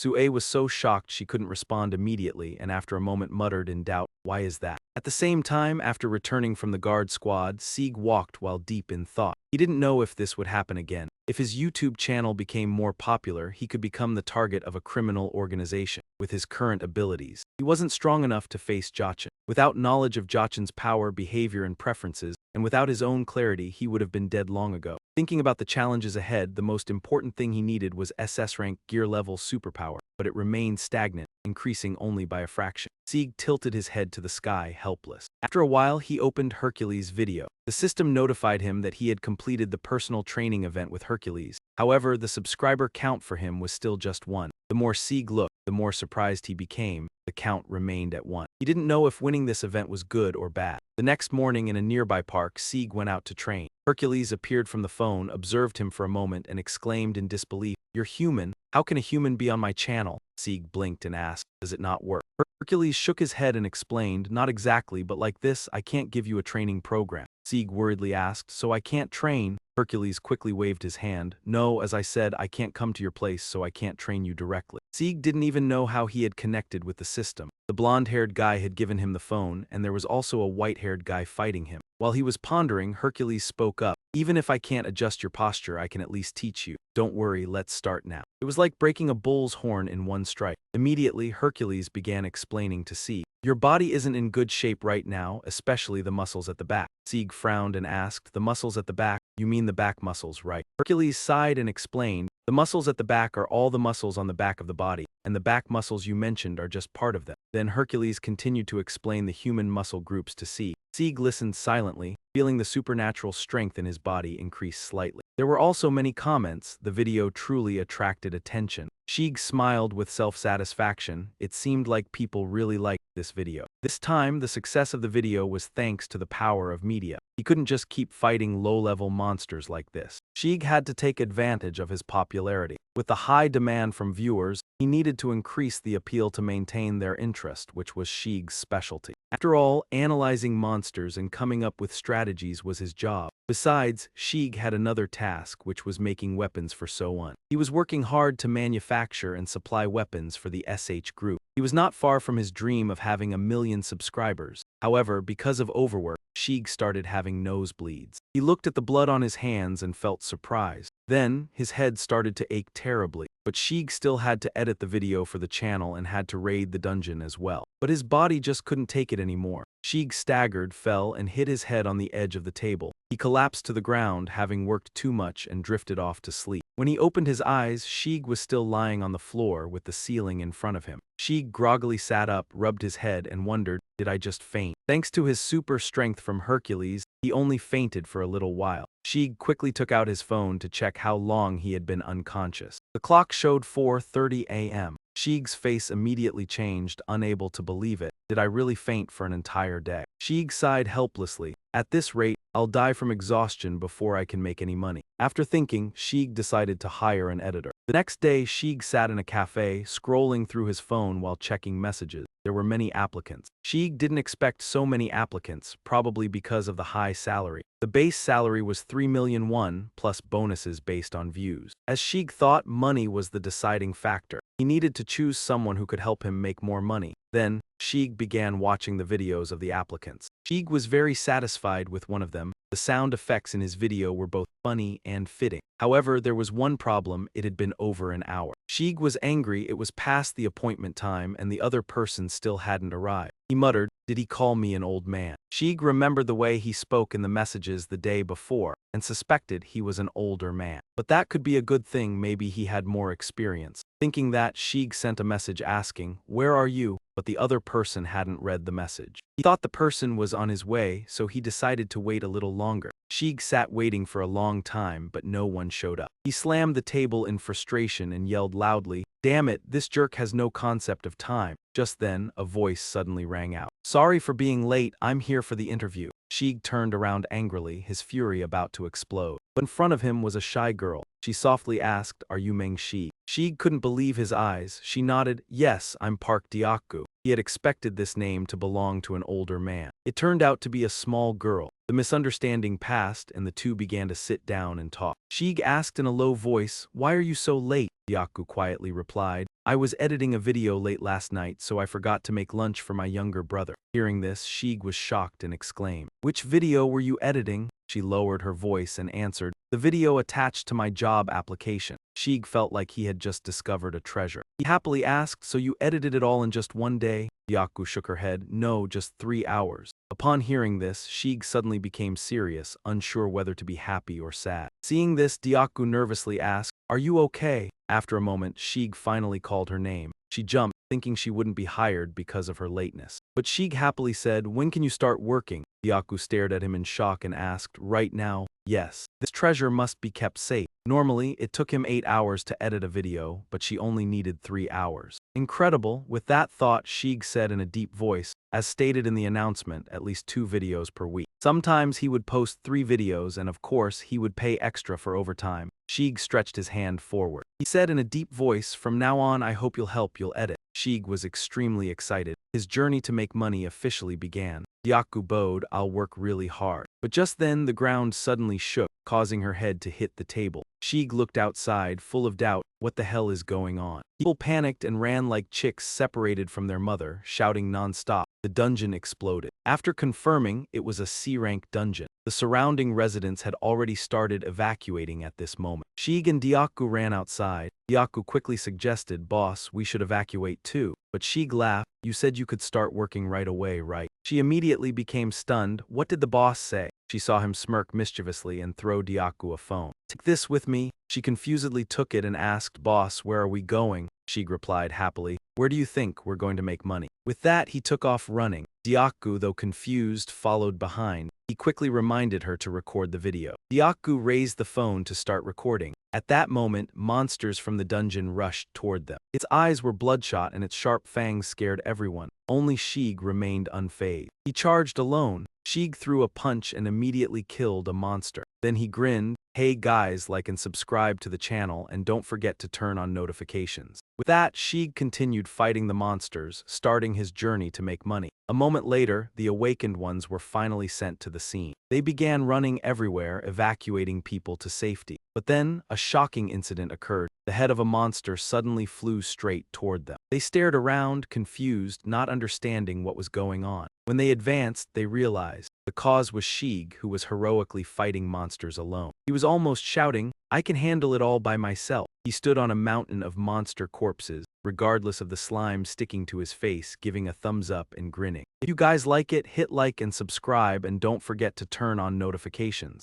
Thanks to Shig, everything went smoothly and the residents were safe. Diakgu went home and replayed the video she had filmed. Her mind was still not quite clear. When the video was posted, the keyboard heroes had their chance to argue, and the comments section below was extremely lively. Diakgu watched, stunned, not expecting Shig to be this famous. The video was definitely edited by her, but she doesn't understand how a video could attract thousands of subscribers. There's only one thing, DOG. She is sure that her boss is a madman on YouTube and she has boarded the wrong ship. Will she be able to jump off in time? She suspects that if she keeps working for him, she might go crazy too. Can madness spread through the air? As Dog was thinking, 2 childish voices suddenly called out, "Sis, the fried chicken is so good, we saved some pieces for you. Eat with us." Dog turned around and saw 2 kids fighting over food. She didn't know what to say, just watching the 2 kids, and had already made up her mind. Boarding the wrong ship might be okay. It's fine if her boss is a madman, she has to work hard, at least for her 2 younger siblings. After a noisy day, Sheeg went back to Pa Wang's forge to continue his weapon crafting. He had just made a sword from shells from the dungeon explosion. Unlike last time, this sword was made from a C-rank monster, and he could expect more from it. At the same time, Sheeg's alchemy skill had increased, and the system notified that the equipment he made could be given away for free. Sheeg saw this notification and couldn't help but sigh, but his skill increased by 1.4%. Based on this increase, the number was indeed impressive. At that moment, So Yoon and Pa Hong saw the sword in his hand and their eyes lit up. Pa Hong exclaimed in surprise, "How could someone who's only been an apprentice for less than a month make something like this?" Sheeg smiled slightly, saying quietly, "I still have a lot to learn." So Yoon, due to her job, hurriedly asked, "Do you want to sell this?" Sheeg nodded and replied, "You know how to sell it for a good price, right?" So Yoon didn't hesitate at all and smiled, saying, "Leave it to me. By the way, you look better lately. I used to think you were a zombie." She said he always looked tired like a zombie, but now he looked more human. Sheeg felt that her words made sense since GODTube edited the video. He had more time to sleep, even though he was still very busy. Although last time, after paying all his bills, Sheeg realized he barely had enough for living expenses. Making videos wasn't the editor's job. Sheeg still should pay her more, but thinking back to the time he made videos for that scoundrel Chin, he only paid a few coins, which made him angry the more he thought about it. Sheeg absolutely couldn't become a scoundrel like him. He acknowledged GODTube's skills. She worked really hard. Thinking this, Sheeg looked at So Yoon and asked, "By the way, what about the herbs I mentioned last time?" So Yoon finally remembered and grinned. She winked and smiled, saying, "Of course, I've gathered enough. That was your first request." "Enough already? I'm really surprised," Sheeg exclaimed in disbelief. So Yoon mischievously smiled and said, "Of course, I only exchanged the best items from Korea, no less." Sheeg, hearing this, reluctantly asked, "How much is it?" So Yoon calculated a bit before replying, "Altogether it's over 212,044,000 won." Sheeg was struck as if he had been hit. So Yoon, understanding his reaction, generously spoke up, "Since this is your first request, I'll drop the change. I'll just charge you 200 million won." Sheeg nodded vigorously, thanking her profusely, but So Yoon had a slight question. She asked him, "What are you going to do with so many herbs?" Sheeg smiled and explained, "To study medicine, perhaps." After finding the herbs, he went home and began watching Hoada's videos. He taught many great remedies, but the hardest part was that Sheeg didn't remember anything after watching. He angrily yelled, "What is he even talking about? At this rate, I can't increase my proficiency in divine medicine." After watching the video, Sheeg's wisdom proficiency increased slightly, but he quickly realized that learning to use herbs for healing and studying them, combining knowledge of their functions, was the key. After realizing this principle, his proficiency in medicine increased. Sheeg began learning about medicinal herbs. Although it was a bit complicated, it wasn't a problem. He had really completed a prescription. Looking at the bowl of medicine in front of him, Sheeg hesitated, wondering if it was safe to drink. The system said it was good for health. Wasn't there also a notification saying it could be harmful? He thought for a moment, then finally brought the bowl to his lips and drank. "Just try it, it's just divine medicine, how could it kill me?" But before he could finish drinking, Sheeg's body uncontrollably collapsed and the bowl of herbs spilled onto the ground. Sheeg's consciousness faded away. Sheeg hurriedly pulled out his phone to check. The system quickly notified that he had absorbed a health-benefiting medicine. His super strength proficiency also increased slightly. Sheeg was happy, looking at the herbs on the ground, wondering if he should lick them up. A little while later, in a dungeon, there was a colony of bats hanging upside down on the ceiling. Sheeg looked up at them. "Why are you here?" Of course, to make a video about whether it was a mouse that dropped it, and secondly, to collect vampire bat carcasses for crafting material. Finally, to study the diseases spread by vampire bats because they live in small groups or, at most, a few hundred individuals. All diseases originate from them, but even bats aren't immune to these diseases. If bats carry the pathogens, it could be related to blood diseases. Therefore, it is important to understand why they can resist these diseases, as this may lead to a clue for curing blood diseases. Although it's not easy, with divine medical skills it may be possible. At this moment, Sheeg felt something unusual. Not from the bats, but from another direction. Sheeg decided to temporarily retreat. Sure enough, a group of people approached a moment later. Sheeg immediately recognized them. They were Jochin's underlings, but how could they get in here? He frowned and remained silent for a while. When he was assigned to the dungeon by the Hunter Management Bureau, other hunters shouldn't have been able to enter. However, there are occasional exceptions like this. He had accidentally encountered Jochin's underling. These guys must be C-class hunters. What are they doing in an E-class dungeon? Whatever the reason, they would definitely follow C.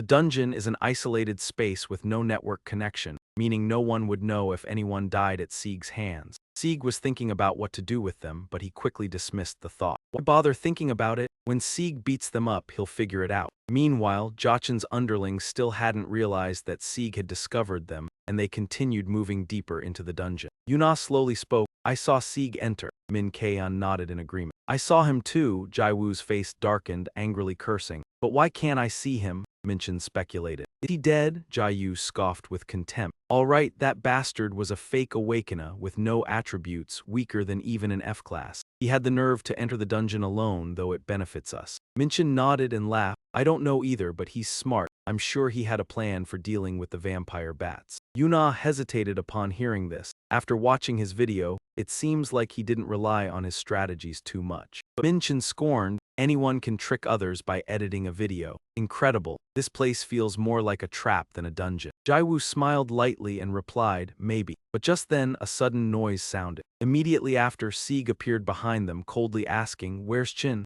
Jaiwoo instantly became terrified, his face turning pale. He couldn't sense me, Sieg grunted. I didn't expect you all to talk bad about me like this. I hope you don't answer me. Jochen's underlings trembled in fear. Jiwoo, after recovering from his shock, quickly drew his sword and rushed forward. You fool, what are you doing? But before he could even reach Sieg, a powerful force hit him. His sword and shield were knocked away. Sieg continued to punch him, sending him flying. Jaiwoo was now lying on the ground, his face twisted in pain. Sieg stepped up to him and coldly said, you ask what I'm going to do, I'm going to do this. With that, he stomped hard on Jiwoo's neck, making Jiwoo scream in agony. The other two trembled, too afraid to move forward. Sieg coldly said, you should be very grateful I won't let you go. Sieg continued with a punch, sending Minchin crashing into the stone wall behind him. Finally, only Yuna remained, his face drenched in cold sweat. He cursed, but his fear was overwhelming. With his cowardly nature, he couldn't last long. He quickly kneeled and said, wait, I'll tell you everything. Sieg ignored him, cracking his knuckles and slowly advanced, forcing Yuna to press himself against the wall. Sieg smiled devilishly, saying, now, I don't believe anyone whose limbs are still intact. After beating Yuna senseless, Sieg realized that they had come here because Jochen had sent them. He wanted them to teach Sieg a lesson. Yuna's face now looked like a pig's head. He dared not lie, admitting to everything Sieg asked. Sieg thought for a moment, then spoke. But why did he do that? Yuna hurriedly answered, because Chin wanted us to teach you a lesson. He fearfully looked at Sieg, his back covered in cold sweat. Sieg said nothing, continuing to move closer.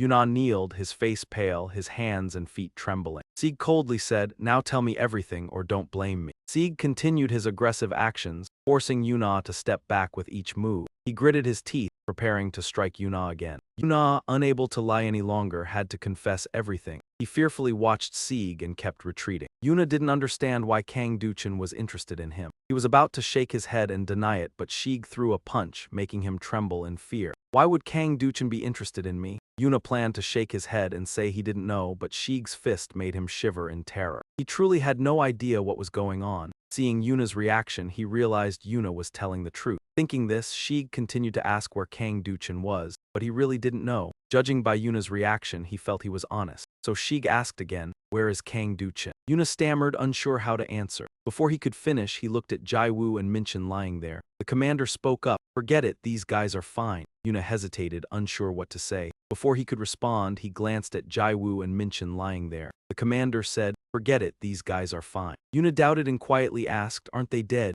Sieg smirked and replied, I haven't killed them. Go tell Kang Jochin next time it'll be your turn. Yuna had some doubts, asking in a low voice, aren't they dead? Sieg pursed his lips and replied, I haven't killed them. Go tell Kang Jochin next time it'll be your turn. After speaking, he turned to leave, but after 2 steps, he turned back and grabbed Yuna's sharp-faced head, speaking with malice. After saying that, he started to leave, but after 2 steps, he turned back, grabbed Yuna's pointed face and spoke maliciously. Sieg noticed Yuna struggling to speak, so he decided to hit him again. The dungeon echoed with screams, sounding like pigs being slaughtered. You're having trouble opening your mouth too, huh? So Sieg decided to keep hitting him. The dark dungeon was filled with terrified screams, almost sounding like pigs being slaughtered. After a while, the 3 crazed men quickly returned from the dungeon to find Kang Duchin, with Sieg following. Soon, the 3 battered men hurried back from the dungeon to find Kang Duchin. Naturally, Sieg followed as well. He put on a serious face and greeted Kang Jochin. Long time no see, it's been a month, right? Noticing Jachin's face was as dark as a pot bottom. He wore a serious expression as he greeted Kang Jachin.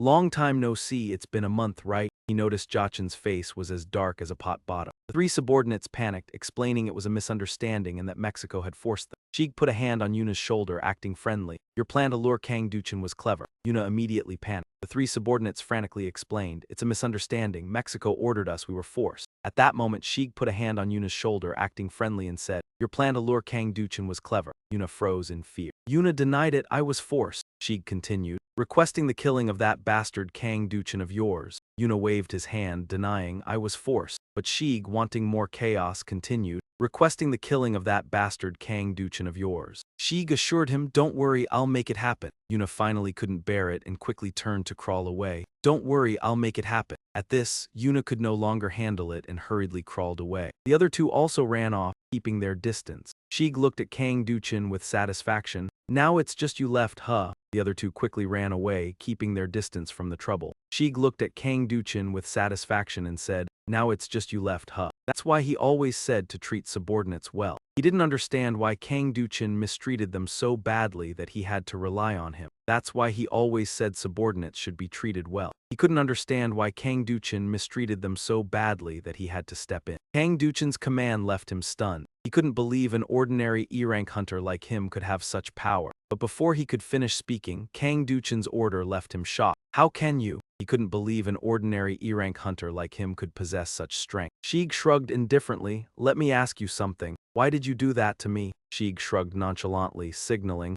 let me ask you something. Why did you do that to me? Kang Duchin snorted coldly. Why should I tell you? Oh, of course, no need. Involuntarily snorting, Kang Duchin said coldly, why should I tell you? Oh, of course, no need. Sheik acted unconcerned, spoke indifferently, then charged at him, fists clenched, eyes sharp with intent. Sheik acted unconcerned and spoke indifferently. As soon as he finished, he charged at him, fists clenched, eyes full of intent. He aggressively threw a punch, but Kang Duchin quickly blocked with his sword. Sheik remained calm. He threw a punch at Kang Duchin, but Kang Duchin quickly blocked it with his sword. Sheik stayed calm. Anyway, I don't trust a bunch of fragile fools. Kang Duchin could no longer underestimate Sheik, though he was still an E-rank hunter. Calmly, he said, anyway, I don't trust a bunch of fragile fools. At this moment, Kang Duchin couldn't underestimate him like before, realizing Sheik was different, though still an E-rank hunter. His confidence returned slightly and he quickly swung his sword, but Sheik's speed was much greater. With that thought, his confidence returned a bit. He quickly swung his sword, but Sheik's speed was far superior. Kang Duchin's attacks missed. Sheik stepped back a few paces, smirking, honestly, you're scared. Kang Duchin couldn't land a hit. Sheik stepped back a few paces, smirking, honestly, you're scared. A single punch could break Jachin's sword, but Sheik still lacked sword-blocking skill. One punch could break Jachin's sword, but Sheik still lacked blocking technique. Jachin's strikes were fast but simple, Sheik could dodge easily. Jachin's sword was fast but simple, he could dodge it easily. Immediately, Sheik dodged the blade and punched Jachin in the stomach, remembering being treated like a slave and beat. Sheik dodged the blade and punched Jachin in the stomach. Suddenly, he recalled being treated like a slave and beaten for trivial reasons. Sheik recorded how Kang Duchin killed monsters, watching hundreds of times, analyzing patterns, tendencies, and behavior. He recorded Kang Duchin's monster kills with a camera, reviewing hundreds of times, analyzing habits, tendencies, and behavior. So Sheik could match his speed, predict sword directions, and confidently duel Jachin with just 5 punches. So Sheik could match his speed and predict sword direction. With just 5 punches, he was confident he could duel Jachin. They faced off. Sheik dominated, forcing Kang Duchin to defend. They quickly faced each other, but Sheik clearly dominated, forcing Kang Duchin into defense. Jachin's sword couldn't hit him. Kang Duchin panicked, though Sheik was only E-rank. His sword couldn't reach Sheik. Kang Duchin panicked, even though Sheik was just E-rank. While Kang Duchin hesitated, Sheik punched him in the face, sending him flying several meters. His hand shook on the sword. While Kang Duchin hesitated, Sheik punched him in the face, sending him flying several meters. His hand holding the sword shook uncontrollably. Kang Duchin didn't believe Sheik's strength, even after confirming it on YouTube, refusing to admit it. Kang Duchin didn't believe it. He had confirmed Sheik's strength via YouTube, but refused to admit it. Duchin yelled angrily, Meng Sheik, I will kill you. As soon as the words left his mouth, a powerful energy surged on his sword. Seeing this, Sheik was terrified. Don't do this, you bastard, is Duchin serious? But there's no other choice, things have gone this far. You don't have any choice either, you can only fight with everything you have. Immediately, his aura changed. The storm-like power of Hercules filled Sieg's body. His muscles bulging, ready to tear at any moment. Sieg knew it wouldn't last long, so he had to take down Duchin in one strike. Having thought this through, Sieg immediately leaped forward. When he reached the crack, he didn't care, rushing forward like a lightning bolt. Without hesitation, he launched a powerful blow, really wanting to finish off this bastard so that the air around him would be clearer. With a loud bang, the abandoned building suddenly erupted in a deafening explosion. In the blink of an eye, the area had turned into rubble. Such a big disturbance caught the attention of the inspection team. The female superior ordered her team to check if anyone was still inside. Just a short time later, they entered the wreckage to search. At that moment, Sieg also stepped out from inside. He saw the group surrounding him and slowly walked towards them. The female superior, with a serious expression, approached. She asked, "Are you Meng Sieg?" Sieg nodded slightly and replied, "Yes." She took out her ID card and introduced herself. "I am Li Mingdong, captain of the 4th Guard team under the supervision of the Bureau. First, we will go to the Hunter Management Bureau to discuss." After that, Mingdong took Sieg to the bureau and started talking to him. "So the hunter Kang Jachin intended to kill you?"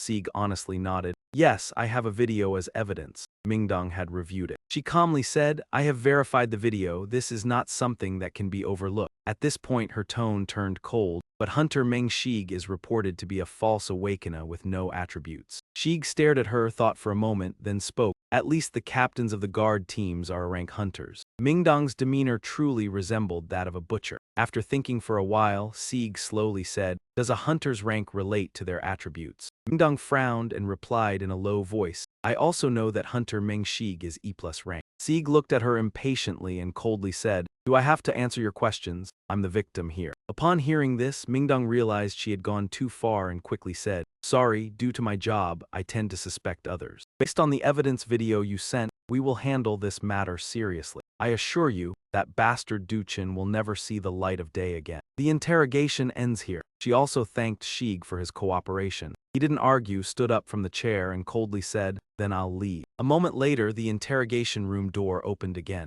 Mingdong's staff entered and spoke up. "Captain, are you in here? Hunter Meng Sieg just left. I thought you weren't here." Mingdong didn't answer, only coldly said, "That's strange." Sue, hearing this, suspiciously asked, "What?" Mingdong didn't respond, instead asking back, "Sue, what's your rank?" Sue was a little startled, laughing as she replied, "Why do you suddenly ask? I just ranked up to B rank." Right after that, Sue was defeated by Mingdong. Sue was suddenly knocked to the ground, not understanding what had happened. Mingdong didn't explain, stood up from her chair, exhaled, and said, "Just as expected." Sue clutched her sore backside, crying silently, "Isn't it obvious? The captain isn't an ordinary guard. And there's a rumor that you're about to be promoted to S-rank butcher." As soon as she finished, Mingdong spoke again, "Hunter Meng Sieg is fine." Sue exclaimed in surprise, "What? Isn't Hunter Meng Sieg an E+ rank hunter?" Mingdong gently shook her head and replied, "Strange indeed." Sue also found it very strange, paused for a moment, then asked, "If that's the case, why did you let him go? Hunters aren't clear in their ranking." She didn't get to finish her sentence. Ning Zeng interrupted after noticing that he was behaving normally and carried a human scent. Sue looked a little bewildered, his mind slow to react. Only after a while did he mutter to himself, wondering what had happened. At the same time, after Sieg returned from the guard unit, he walked along deep in thought, unsure whether this would happen again, especially if his YouTube channel became even more famous. He realized he could become a target of a criminal organization. With Sieg's current abilities, even facing Jachin would be difficult. If it weren't for the information about Jachin's strength, behavior, and preferences, and his own alertness, he wouldn't have survived until now. Thinking about the hardships ahead, the most important thing was the SS Tier superpower gear, but it was still increasing very slowly, always stuck at 1%. Sieg tilted his head back to look at the sky, thinking helplessly, then opened Hercules' video and saw the system notification that he had completed the personal training event with Hercules. Hercules' channel still had only 1 subscriber, leaving Sieg more and more astonished as he watched. He didn't know whether winning this event was a good thing or a bad thing. The next morning, at a park near his home, Sieg came out to train. Hercules appeared from the phone. After looking Sieg over, he couldn't believe it and shouted, "You're a human? How can a human be on my channel?" Sieg stared at him in surprise and asked suspiciously, "Does it not work?" Hercules shook his head and explained, "It's not that, but like this I can't give you a training program." Sieg asked anxiously, "So I can't be trained?" Hercules hurriedly waved his hand. "No, like I said, I can't come to your place." Hercules continued, "So I can't train you directly. Sieg was also puzzled about how he had connected to YouTube. A blond man handed him the phone, and a white-haired man was fighting him. As Sieg was thinking, Hercules said, "Even though I can't adjust your posture, at least I can teach you, so don't worry. Let's start right away, like snapping a bull's horn in a single move." Right after that, Hercules began explaining to Sieg, "Right now, your body balance is terrible, especially the muscles on the backside." Sieg frowned and asked, "The muscles on the backside, you mean the back muscles, right?" Hercules sighed. "The posterior muscles are the muscles on the back of the body. The back muscles you mean are only part of that." Hercules continued explaining the muscles of the human body to Sieg. Sieg listened in silence, feeling his mastery of the superpower increase slightly. Hercules continued his training, focusing on muscle groups at the back that he couldn't see, forgetting their importance. These muscles were crucial for maintaining balance during risky maneuvers. As he spoke, a surge of energy flared around Hercules' body. Sieg exclaimed in shock, "What the hell is that?" Hercules explained slowly, "This is called divine martial arts. I created it." Sieg grew more confused. Hercules laughed and said, "It's nothing. I've combined all combat techniques into one system and arranged them. This is what I used to defeat Hydra." He emphasized that the back muscles were vital for every movement. The lower muscles provide the foundation for the entire body, like the foundation of a building. If it collapses, everything falls. Sieg pondered and asked, "Of course the building would fall, right?" Hercules nodded slightly and stomped the ground, cracking it, muttering that the body works the same way. Sieg realized the problem: if the lower muscles were weak, everything would fail. Under Hercules' guidance, his super strength improved significantly. Then he began doing push-ups as instructed, still wondering, why is this so normal? But Hercules began scolding him. Hercules stressed, "You're not paying attention to your breathing. Focus on yourself first. You should do that before asking questions." Sieg sighed, "I understand," and began training under Hercules' reminders. After just one session, Sieg's super strength increased by 1.47%. Later, he returned home and sent a video to Dyaku for editing. Dyaku sighed upon seeing it. Although the boss was a bit crazy and childish, he was a good person. Dyaku wanted to know what new strategy he had created today. The video showed a cave with Sieg standing at the entrance, giving a mechanical smile and saying, "Hello, subscribers of the world-conquering guy." Hercules explained that the cave was home to vampire fall monsters. Sieg looked at the camera, winked, and said, "You're wondering why I'm here? It's time to create new content for the world-conquering guy channel. This is a speed challenge." Dyaku was shocked. She wondered why Sieg was filming in a vampire fall cave, filled with monsters and poor lighting, making a speed run difficult. But this was how he attracted attention, and Sieg explained, "If you choose the editing section here and add sound effects." In the video, Sieg's voice said, "After investigation, the current record is 58 seconds by an S-rank hunter,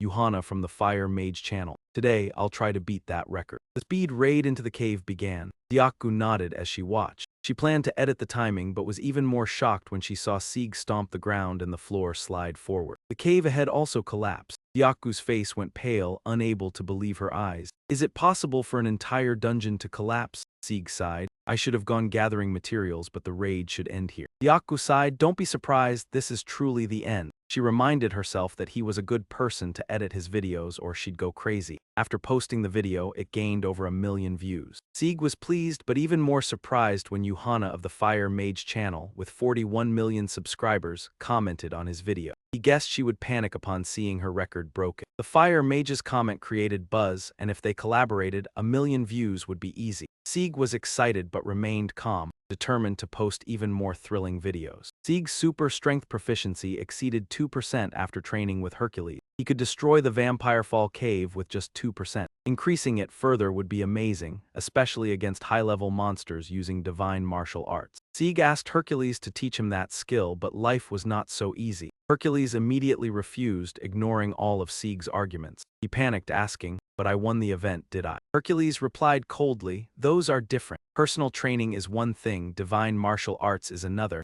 Even the name is different. Moreover, for a beginner like you, building muscles isn't the only issue." He explained that divine martial arts was designed for Hercules' strength, and Sieg couldn't use it without super strength. Sieg said, "But I'm using your super strength." Hercules shouted in disbelief, "You're using my super strength?" Sieg nodded. "Yes, you're training me." Hercules complained, "This is personal training, not learning super strength." Sieg mumbled in confusion, "But I've learned super strength." Hercules was astonished. Impossible. Seeing Hercules' strange reaction, Sieg felt uneasy. He considered the ability to learn divine traits and immediately channeled power through his body. In an instant, a phantom image of Hercules appeared behind him and vanished after a few seconds. Hercules was stunned, exclaiming, How did you? Sieg explained everything, and Hercules nodded in understanding. Hercules said, so you gained super strength because you subscribed to my channel. Does this apply to other gods too? Sieg nodded. Yes. Hercules reacted violently. Of course, that's insane. You gain godly power just by subscribing. Ridiculous. Sieg calmly replied, but it's real. Hercules was silent for a moment, then asked, how did you connect to the divine heel? You're fully human, no divine status. Sieg froze. Sieg recalled the blonde young man's smile before disappearing and the phone found in the cave, wanting to understand what was happening. He told everything to Hercules. Hercules frowned and said, the two people you met, I think they might be from the divine heel. Sieg doubted, but can people from the divine heel come here? Hercules continued thinking. Hercules said, as you said, this space and yours cannot connect. Moreover, your divine heel account is an admin account, right? Sieg nodded in acknowledgement. Hercules said in a low voice, perhaps one of the two you met is an admin. Sieg hesitated and asked, do you know who the divine heel admin is? Hercules nodded slightly. I know a little, but you still can't gain godly power just by having an admin account. If that were true, all admins would be gods, but it's true that you gained my power. Sieg immediately became excited and exclaimed that he wanted to be accepted as a disciple, but Hercules flatly refused. He asked why, and Hercules pursed his lips, replying that it was a complicated matter.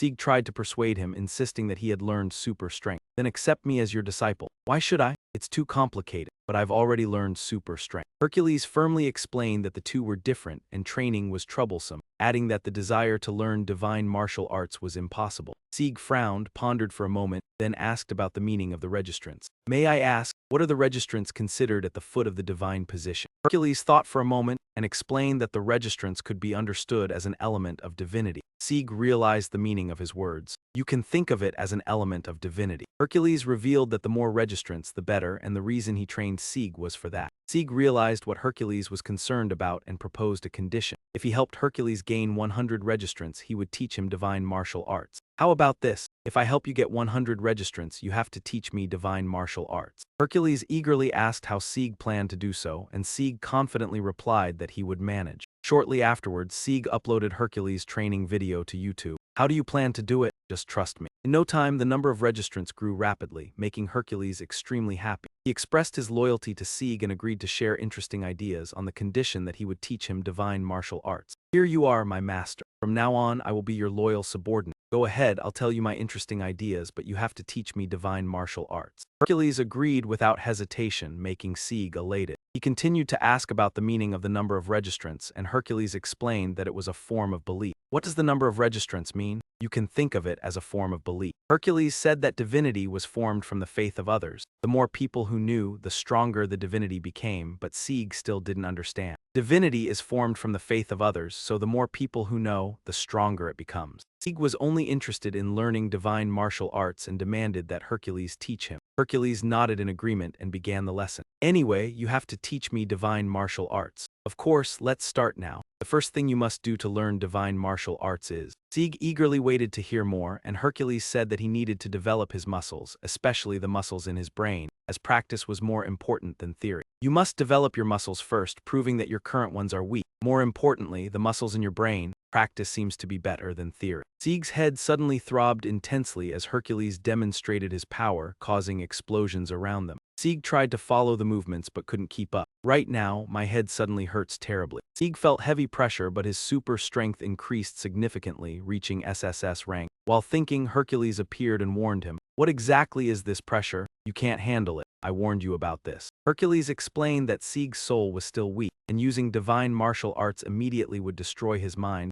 so his mind had to be trained first. Your soul is still weak, and if you use divine martial arts in this state, your mind will be destroyed. You must train your mind first. Sieg realized that the muscles in the brain symbolized mental strength and that he needed to train his mind to handle divine martial arts, but he grumbled, asking why this wasn't mentioned from the beginning. You should have told me that from the start. Sieg asked if it was still possible to learn, and Hercules replied that it usually wasn't, but under the current circumstances, it was. But I can still learn, right? Normally, that's not possible. But I think with you, I mean with your situation, I think it's possible. Hercules explained that Sieg could absorb mental strength from gods like Jesus, Buddha, or Confucius, and suggested Sieg subscribe to Confucius' channel. Because you absorb our strength. If you can absorb the strength of a god specializing in the mind, Confucius is also a good example. Sieg frowned and asked about Confucius, and Hercules confirmed. Sieg's face darkened upon realizing the huge monthly fee. You mean Confucius, the immortal from China? Yes. So does that mean I have to subscribe to be a member? The next morning, Sieg went to Pa Wang's forge, sat in a corner looking at his account balance, and sighed since he only had 153 million, while Hua Chu's channel cost 100 million, not to mention Confucius' channel. I only have 153 million. Hua Chu's channel costs 100 million, and subscribing to Confucius' channel would cost even more. Sieg hesitated about whether to subscribe when So Yoon appeared and announced that she had brought the needed items closer to Oxford. Sieg wasn't happy and asked to confirm the amount. I'm back. I also brought what you needed close to Oxford. You said it's 100 million, right? So Yoon smiled and said it was actually 113 million, causing Sieg to painfully transfer the money. So Yoon then curiously asked what he intended to do with the oxer's tendon. Exactly 113 million. What are you planning to do with the oxer tendon? Sieg explained that he was going to forge equipment because Oxer was an A+ ranked monster and could not be hunted alone, and he needed good materials to learn divine martial arts. I'm going to forge some equipment. Oxer is an A+ monster, so I can't hunt it myself. Sieg considered that money was the enemy, making it difficult to obtain materials to forge equipment for himself, but then began forging. Money is my enemy. After feeling the pain of finances, I started forging equipment. Immediately, the sound of the hammer rang out in the forge. Pa Wang saw So Yoon and couldn't believe it, exclaiming. So Yoon remained silent, looking bewildered. What brings you here? Pa Wang approached and looked at the situation, also surprised. Sieg kept hammering and energy kept radiating from him. The two stood watching as if witnessing a strange scene. The energy around kept radiating. Finally, a glowing weapon appeared in Sieg's hand, shining like the light from all directions of the Buddhas. Sieg's proficiency in alchemy increased significantly, but compared to the god level, it was still trash. In Sieg's hand appeared a glowing weapon. Pa Wang was astonished and ran over to ask, and even So Yoon was no exception. Sieg didn't wear gloves and asked So Yoon about the selling price.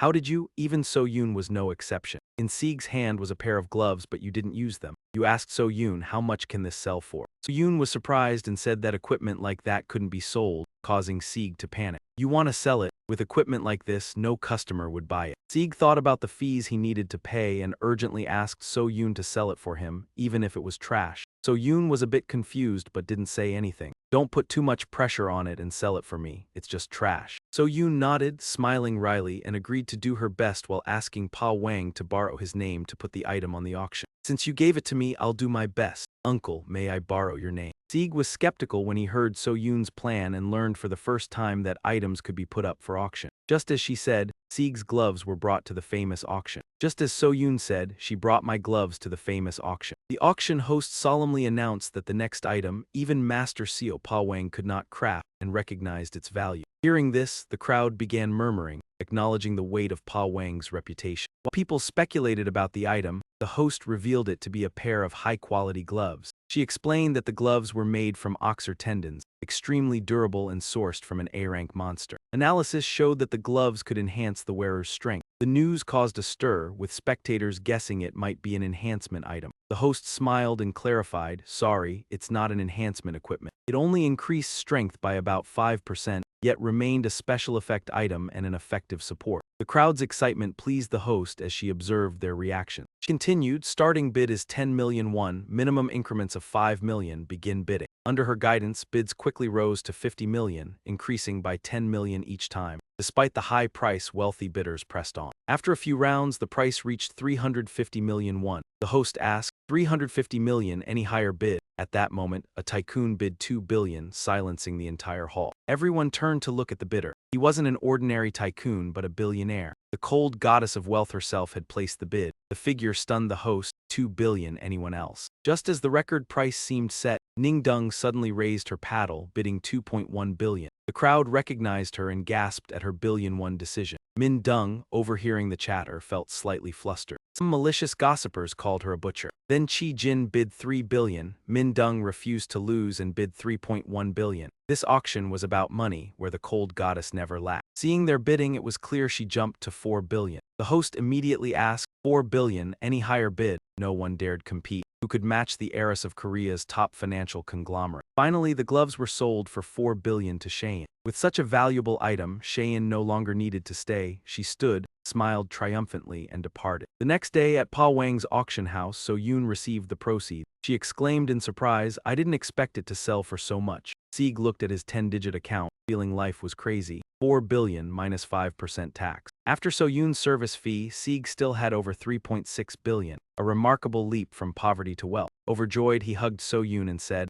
"I love you, So Yoon." Sieg hugged too tightly, making So Yoon struggle to breathe. She pressed her lips together, saying, "You're squeezing too hard, I can't breathe." Sieg immediately released her, scratching his head awkwardly, likely from excitement. Sieg intended to give her something, recalling that with recent training with Hercules, she was no longer weak, and he had hugged a bit too hard. So Yoon shook her head lightly, declining, saying he already paid the service fee, and thanks to him, their company became a VIP client at the auction house. Sieg did not insist. Looking at Pa Wang, he shook his head, replying, "I'm fine, you created it, I did nothing." Sieg thought that if the uncle didn't accept money, he could teach Ali Grove's secrets learned from Heffa Estes' video. Finally, he used 1 billion to subscribe to Confucius' channel. To learn divine martial arts, one must subscribe. Sieg took a deep breath, set aside his reluctance, and hit subscribe. After finishing, Sieg returned home, taking Zoa to a fancy restaurant. She worried, "It's too expensive, we don't need to eat here." Sieg shook his head. "We should try a place like this, 600,000 won per person, indeed pricey." But who cared, he still had 2.6 billion in his account. He paid 100 million for Hoa De channel membership and 1 billion for Confucius channel, totaling 1.1 billion. Thinking of money, Sieg paused, inhaled deeply, and drank water to calm down. He couldn't think further. Waiting for the food, he opened a video on Confucius channel. Instantly, he was amazed. The channel had over 34,000 subscribers, all the master's students following. Hercules said Sieg needed mental training to learn divine martial arts, thinking it was SS rank, yet he acquired SSS skill. The channel didn't teach combat. SSS rank surpassed divine martial arts. To increase proficiency, Sieg watched the video first for deeper understanding. He saw an old man sitting in a small pavilion, teaching slowly. The man paid attention to the surrounding. Sieg found it boring after a few lines, but even boredom had benefits. Some new skills slightly increased. At home, Sieg called Hercules and recounted everything. He was shocked. "Although you received your master Confucius's spiritual power, you haven't fully absorbed it." He explained that divine martial arts weren't something Sieg could use at his current level. He said it was like bending the laws of the world, not just using super strength. Sieg would focus mana into tendons, using it as a supply to act proactively. He needed to diffuse it into organs to hold intent and control internal energy more easily. Sieg found it complicated and confusing. Then his phone glowed. Hercules disappeared and reappeared, seriously saying, "You want to learn divine martial arts." Hercules continued, "You want this power, not the complicated content. Why not? Even if you say no, I think you cannot refuse." Sieg nodded, understanding. He added, "Then let's find an easier way to learn divine martial arts." The answer lay in muscles. If Sieg's body was weak, his mind would be affected. He could learn complex content through muscle. He advised Sieg to let headache knowledge transfer to his muscle. Sieg stared at him, confused. Meanwhile, in a skyscraper downtown, SH Corporation's headquarters, the chairman was talking with Shane. The chairman said, "I heard you just purchased equipment." She nodded, "Yes, I'm very satisfied with it." Tessa frowned. "I heard the price was 4 billion. Ji Jin answered frankly. Although it couldn't compare to Aurelian's sword, this was an excellent support item that made me feel like I had reached a new level just by having it. Hearing that, T-san smiled happily and said,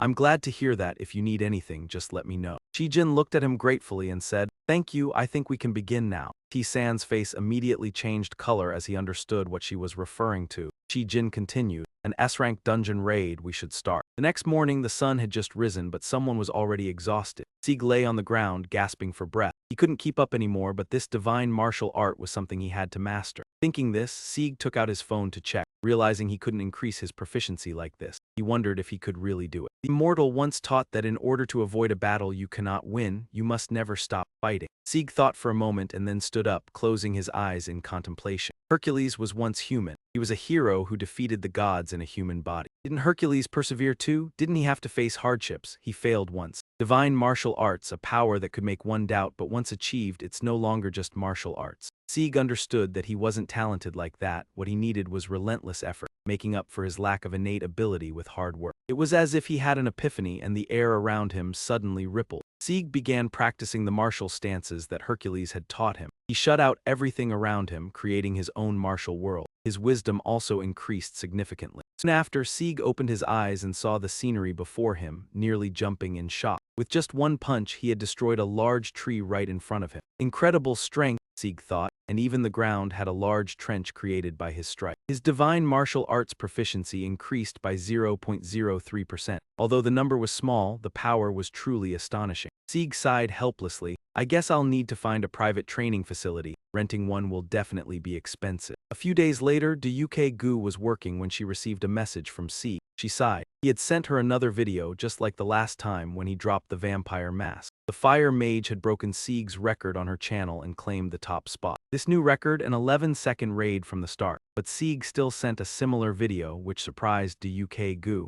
You've sold yourself to the capitalist. The boss said if you go east you won't dare to go west. She quickly downloaded the video. Soon, Sieg's smiling face full of industrial charm appeared. He continued explaining the reason for sending the video as the fire mage had set a new record. The 11-second record was indeed impressive and Sieg wanted to challenge fire mage Johanna. After hearing this reason, Gu nearly scolded him. However, due to work, she bit her lip and continued watching the video. Sieg smiled lightly and continued. You're probably wondering why I'm targeting Johanna. If I really targeted her, I'd surely get sucked into that game. I can't act without preparation. He explained the tactical reason behind his upcoming move to take Johanna's top spot. Sieg raised his leg into the air, striking a perfect pose, and then without hesitation stomped down onto the ground. Just after the stomp, the screen suddenly went black. Gu stared at the screen, not knowing what to say. How should I edit this? But then she remembered that Sieg had sent her 2 videos. She opened the second video and saw something even more terrifying. Sieg was standing in front of the dungeon entrance, lightly lifting his leg and then stomping down.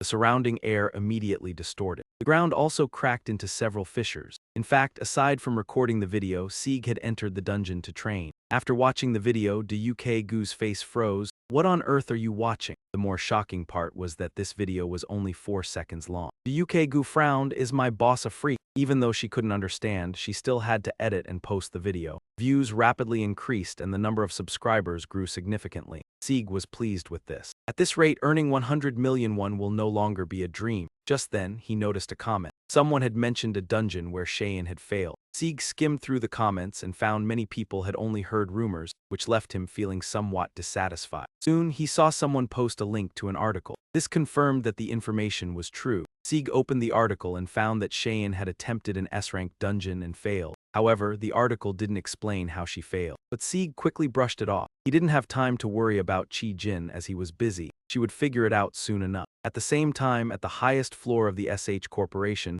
Chi Jin had just left the room and ran into someone. She greeted the person who was the SH Corporation's director, Han Mina, also Chi Jin's aunt. Mina waved and greeted, "Long time no see, how have you been?" Before Chi Jin could respond, her aunt continued, "What's this? Are you heading home after seeing the chairman?" Chi Jin nodded slightly. "Yes, I think I should go see him." Mina sighed and said, "The chairman has called for a meeting. The company is in chaos. Not only has the capital decreased, but many investors have also pulled out." Chi Jin's face became grim upon hearing this. Mina smiled lightly, "But it's not your fault. We just had too much hope. You can go now or you'll meet them later." With that, her aunt walked away, leaving Chi Jin standing alone. Back at Sieg's house, he had just prepared a bowl of medicine from Hua Chuo's prescription and handed it to Coa. Coa cried with no tears. "This is definitely a punishment, really." Sieg could only smile wryly. It was great. His proficiency in medicine had increased, and this bowl of medicine was much easier to drink than before. After learning the gentlemanly skills from Confucius, all of his attributes had increased. Not only divine martial arts but also his strength and intelligence were improved. Even his alchemy skills were no exception. His wisdom grew the most as it was closely tied to his other attributes. No wonder it was an SSS-ranked skill. Sieg watched as Coa finished the bowl of medicine, feeling a sense of relief. Perhaps her condition would improve. This medicine had already taken effect. If he continued to increase his proficiency in medicine, he was certain he would cure Coa's illness. But there was another ironic problem: money. Despite repeatedly reminding himself, the issue was still the money to pay for the membership fees for Hua Chuo and Confucius. The 1.7 billion he currently had wasn't enough. If Sieg could sell this medicine, that would be great, but he couldn't sell it recklessly without certification. He decided to ask So-on for advice. At that moment, there was suddenly a knock on the door. The two brothers, Sieg and Coa, looked toward the door. At the same time, a man's voice came from outside. "Is this the house of Meng Shi?" He claimed to be Chi Jin's secretary. "My name is Kang Minji. I've been sent by Chi Jin." Hearing that it was someone from Chi Jin, Sieg opened the door for him. he said seriously. The young lady wants to reattempt the dungeon. Sieg was a little surprised to hear that. Cheyenne wants to reattempt the dungeon and she might need your help. Thinking this, he asked seriously, does she want me to plan it? Minyi nodded slightly. Yes, that's right. Sieg reminded himself to think carefully before speaking, while wondering what had happened in the dungeon. Minyi sighed helplessly and explained that he didn't know the details, only saying that Chi-Jin emphasized the importance of Sieg's support and that she wanted to join herself. Minyi explained that, due to the many eyes watching, he only hoped Sieg would try his luck. Sieg listened quietly, his expression unreadable, but in reality, he was secretly pleased by the sweet scent he detected. Though the words were flattering, it was really the scent of money. A little while later, at the SH Hunter Guild's gym, Sieg followed Mins to this location, where he immediately saw Chi-Jin practicing, wearing the gloves he had made and concentrating on his swordplay. Sieg noticed Mins and the others were present, but Chi-Jin didn't pay attention. Mins was about to approach to call her, but Sieg stopped him, saying there was no need, and that letting her focus on her training would yield better results,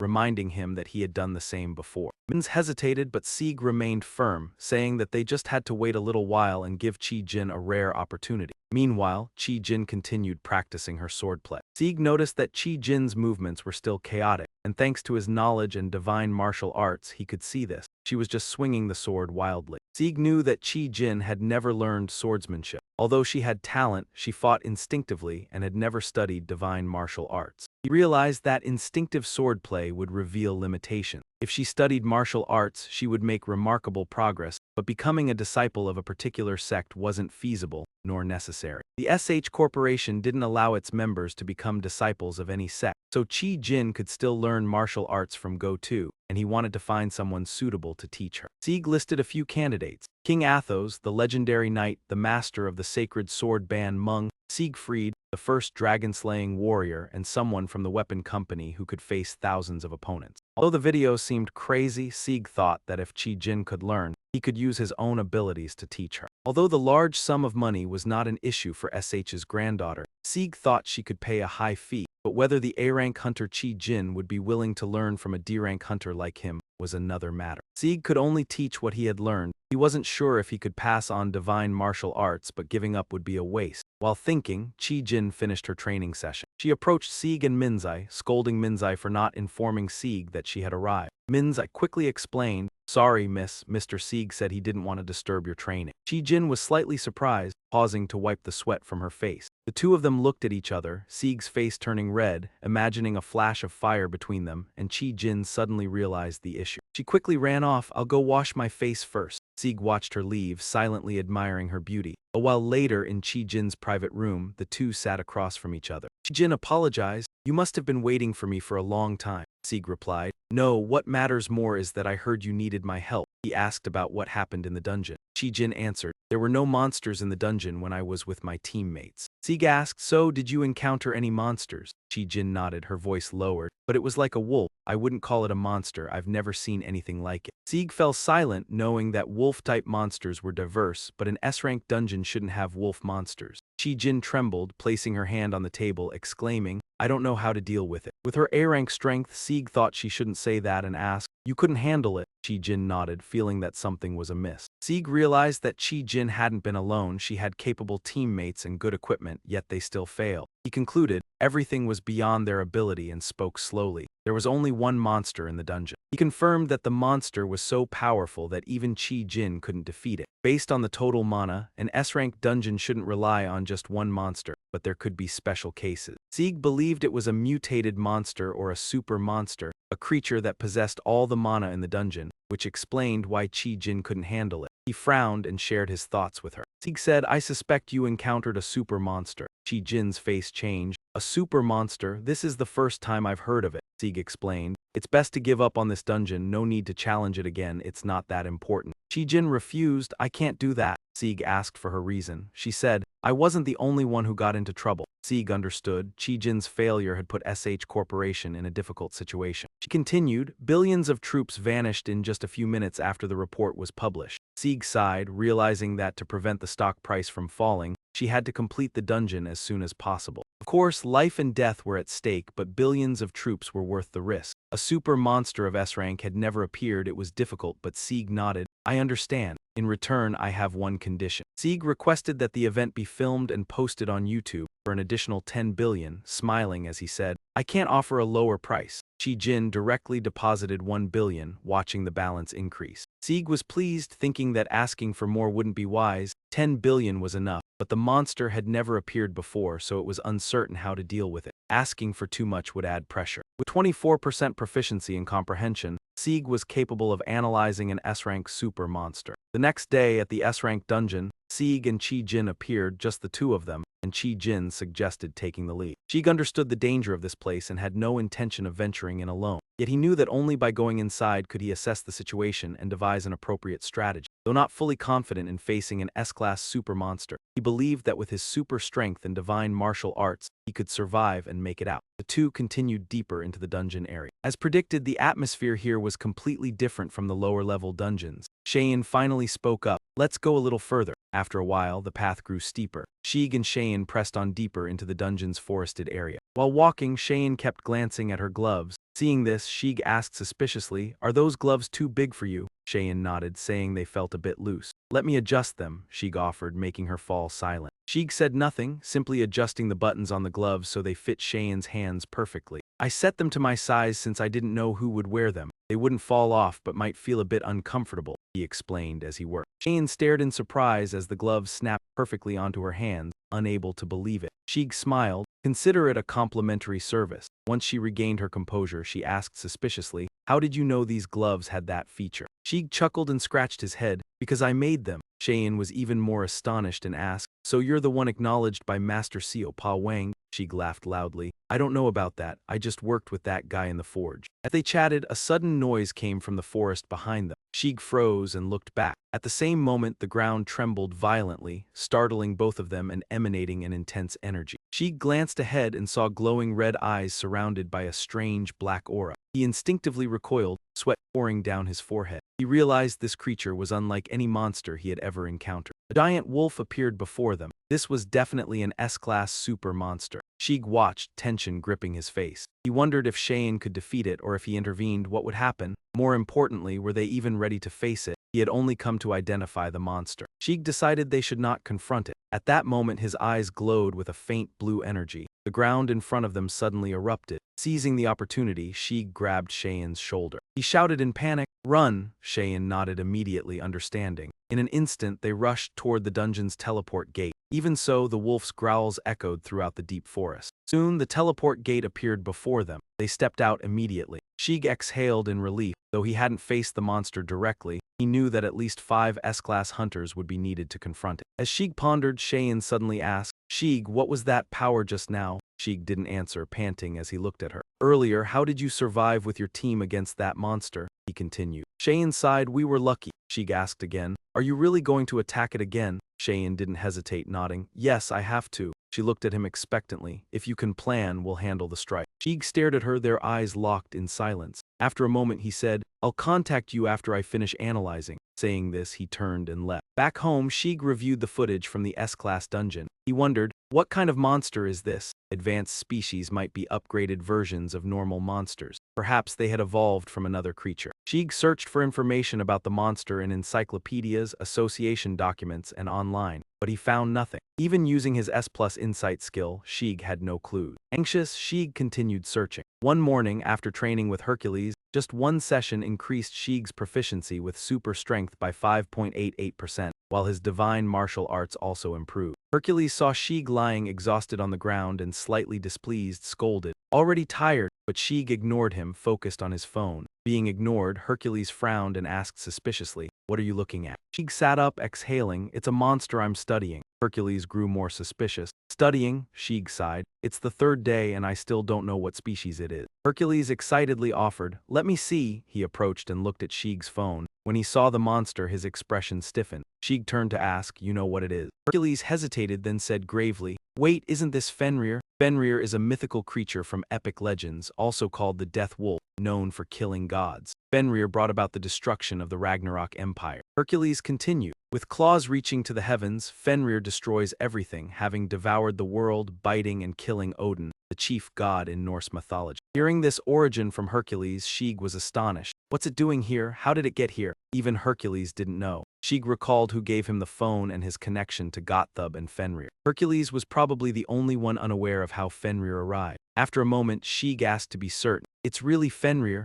Hercules nodded slightly. "I think so. I fought it once and of course I won." Hearing this, Sheik cheerfully asked, "Really? So what would happen if I fought Fenrir?" Hercules thought for a moment before speaking. "I'm not sure, maybe 1 second." Sheik didn't have time to understand before Hercules added something brutal. "Until you're ripped apart," Hercules said. Sheik froze, speechless. Then Hercules continued, "But from here it looks weakened. Its form has changed into a wolf pup." Sheik was surprised. It's still as big as a small mountain and yet a pup. Compared to the legendary Fenrir, it was indeed smaller. Hercules added, "It's also wearing jewelry I've never seen before." Sheik frowned in surprise. "What jewelry?" Hercules pointed at something on the phone screen. Sheik followed his gesture and saw a red iron chain tightly wrapped around Fenrir's leg. Hercules guessed it was a seal for its power. She glanced at Hercules, asking skeptically, "What is this?" Hercules explained slowly. "That's Glebnir. It said nothing in the world can break it." He still affirmed one thing unchanging. Of course, Sheik would still lose, just that it might take a bit longer, maybe a minute. Sheik sighed after hearing the conversation, trying to think about how Fenrir could appear here. If this black wolf was truly Fenrir, there would be no other choice. However, at this moment, Hercules had given him a glimmer of hope, and he wondered if he should reveal its weakness to him. Sheik looked at him excitedly and said, "If you tell me, I'll share a video worth 200 subscribers. There's nothing that can't be exchanged when there are subscribers." Hercules immediately replied, "I'll gather the materials and bring them right here, master." A few days later, at SH Corporation's headquarters near the dungeon area, reporters surrounded the entrance and began questioning Chi Jin as soon as she appeared. However, she paid no attention to their question. She walked straight into the waiting room where many people were already waiting.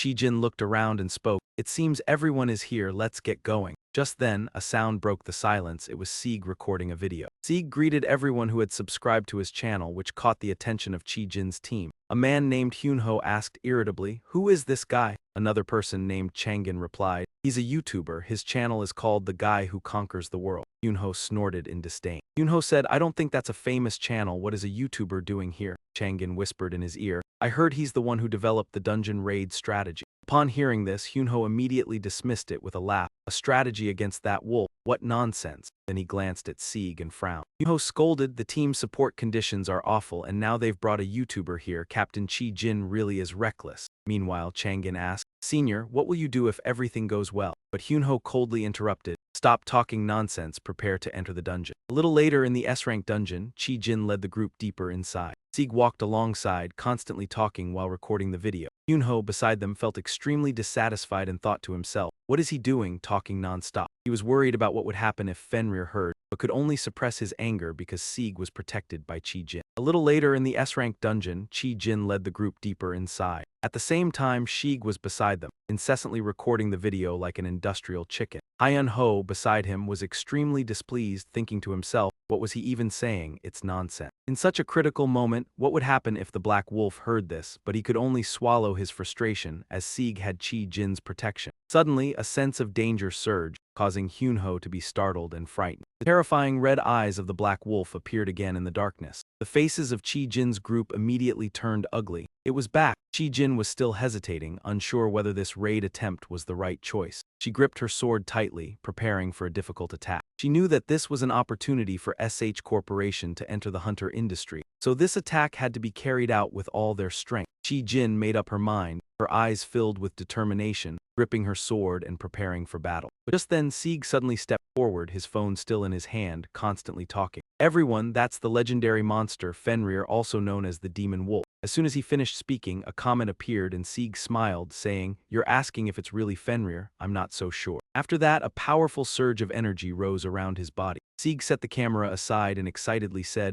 "We'll have to fight to confirm it." Sieg faced Fenrir alone, fearless, saying, "Aren't I the one who conquers everything in this world? Even if it's Fenrir, the world-destroying wolf, it's nothing." After speaking, Sieg looked at Chi Jin beside him and asked, "Are you ready?" Chi Jin looked at him, stunned and speechless. Before she could react, Sieg continued, "Now, the first strategy of the Fenrir raid officially begins." As he spoke, his figure disappeared in a surge of powerful energy. Chi Jin stared after him, unsure what to do. Meanwhile, Sieg charged forward with his fists. Fenrir, caught off guard, didn't know when he had gotten so close but immediately extended its claws to counterattack. Seeing this, Chi Jin shouted in panic, Be careful. Fenrir's sharp claws quickly struck the ground. The ground cracked open and dust flew everywhere. However, unexpectedly, Sheeg was no longer there. When he reappeared, he was behind Fenrir. Sheeg clenched his fist and without hesitation punched straight into Fenrir's body. The two powerful forces collided, sending everyone outside flying backward. Yunho exclaimed, "What the hell is going on?" But no one knew what was happening. When the dust settled, Fenrir's red, bloodshot eyes stared fiercely at Sheeg. He stood there, but inside he was anxious. Luckily, Glebnir, the chain holding this powerful wolf, still had a tight grip on it. Thinking of this, Sheeg clenched his fist, his eyes filled with determination. The situation wasn't hopeless yet. When the dust settled, Fenrir's bloodshot eyes stared fiercely at Sheeg. He stood there, but inside he was anxious. Luckily, Glebnir, the chain binding this powerful wolf, was still holding it back. As long as that chain keeps it from moving, it's not impossible. Thinking this, Sheeg clenched his fist, his eyes full of determination, and the situation wasn't as hopeless as it seemed. Just then, a flash of sword light suddenly cut across Sheeg's body, making him quickly dodge to the side. If Sheeg couldn't attack, then there was Chi Jin. She swung her sword, catching Fenrir off guard and landing a blow, causing blood to spill from it. Just as it seemed Fenrir would fall, something surprising happened. Fenrir glared at Chi Jin with its bloodshot eyes. But that wasn't all. An overwhelming heat suddenly appeared above Fenrir's head. A fireball created by Chi Jin's teammates was approaching its head. Sheeg knew he was not alone. Some were surprised to see a magic hunter in the team, but it was good. This time they could burn the demon wolf in front of them. With a loud bang, the fireball hit Fenrir directly. The flames instantly engulfed it. But then something unexpected happened. Fenrir suddenly lifted its body.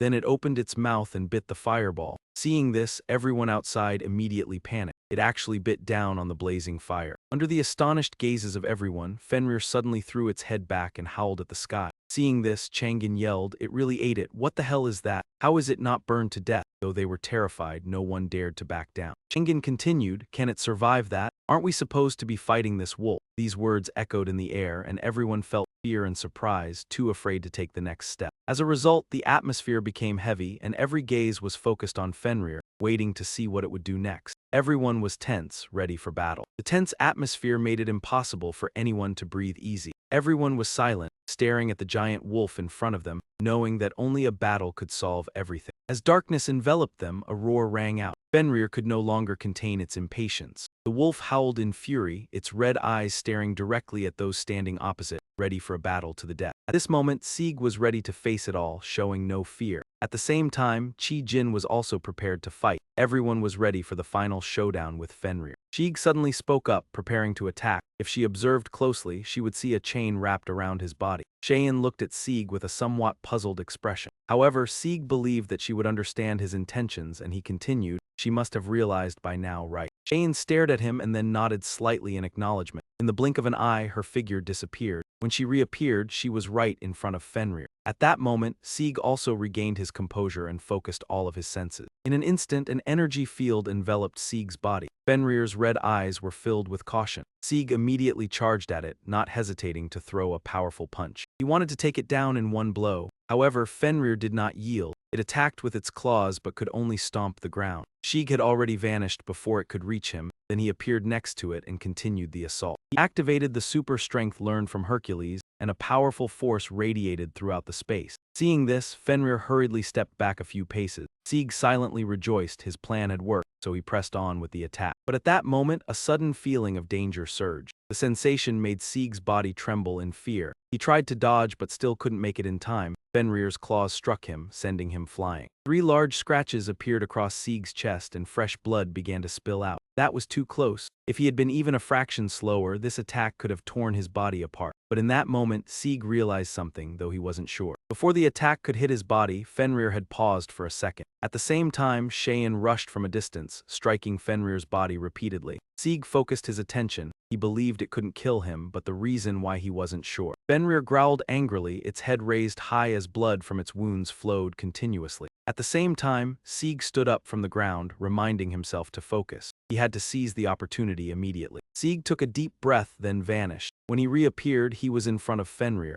Without hesitation, he punched it hard in the stomach. The force of the punch made Fenrir cry out in pain. Fenrir angrily raised its claws towards Sheeg. He realized this was the opportunity, quickly grabbing the chain binding its legs. This caused Fenrir to panic, halting its giant foot immediately. At the same time, Sheeg pulled with all his might, tightening the grip on Fenrir's foot. It let out a pained roar. The The scream echoed through the dark forest. Sieg did not let go, focusing the energy in his body. Immediately, the energy within Sieg erupted. He clenched both hands and forcefully whipped the chain, tossing Fenrir into the air. Seizing the opportunity, Cheyenne also charged forward. Sieg saw her and immediately understood what she intended to do. He took advantage of the moment, throwing Fenrir towards Cheyenne with all his strength. Without hesitation, she immediately unleashed a powerful strike. Changyin and Hyun-ho, watching from a distance, could not help but exclaim at the madness of it all. The air around them became fresh after Cheyenne's sword strike. The dark aura from before completely vanished. Cheyenne sat back, sighing in relief. "I'm alive, I did it." However, their joy was short-lived as the atmosphere soon grew heavy and grim once again. The team was frightened, trembling, unsure of what was happening. To their astonishment, the thick dark aura suddenly gathered in one spot. In an instant, Fenrir's roar echoed again. They saw it, its face filled with terror. Hyun-ho frantically shouted, "This is a battle we cannot win." Fenrir opened its mouth wide, seemingly trying to intimidate everyone. Sieg was sent flying again. At this point, he still did not understand. Fenrir, once bound by Gleipnir, should have been sealed. But it was still a wolf demon, the one who had devoured the world, the wolf that killed the gods. With Sieg's current strength, he couldn't attack it, but something felt strange to him. At that moment, Cheyenne urgently called out, "Everyone run quickly and take Sieg with you." Everyone quickly obeyed her orders. Sieg was helped along just like when he was in the Hoke Tro dungeon. She had saved her team members the same way. No matter how hard they tried, they could not defeat Fenrir. Why was that? Suddenly, Sieg realized something. Finally, he understood. He couldn't believe it took him this long to realize, and he realized how foolish he had been before. As Sieg was lost in thought, his steps suddenly halted, forcing Changyin to support him awkwardly. He furrowed his brow and asked, "Can you walk?" Just as he spoke, Sieg shoved him aside.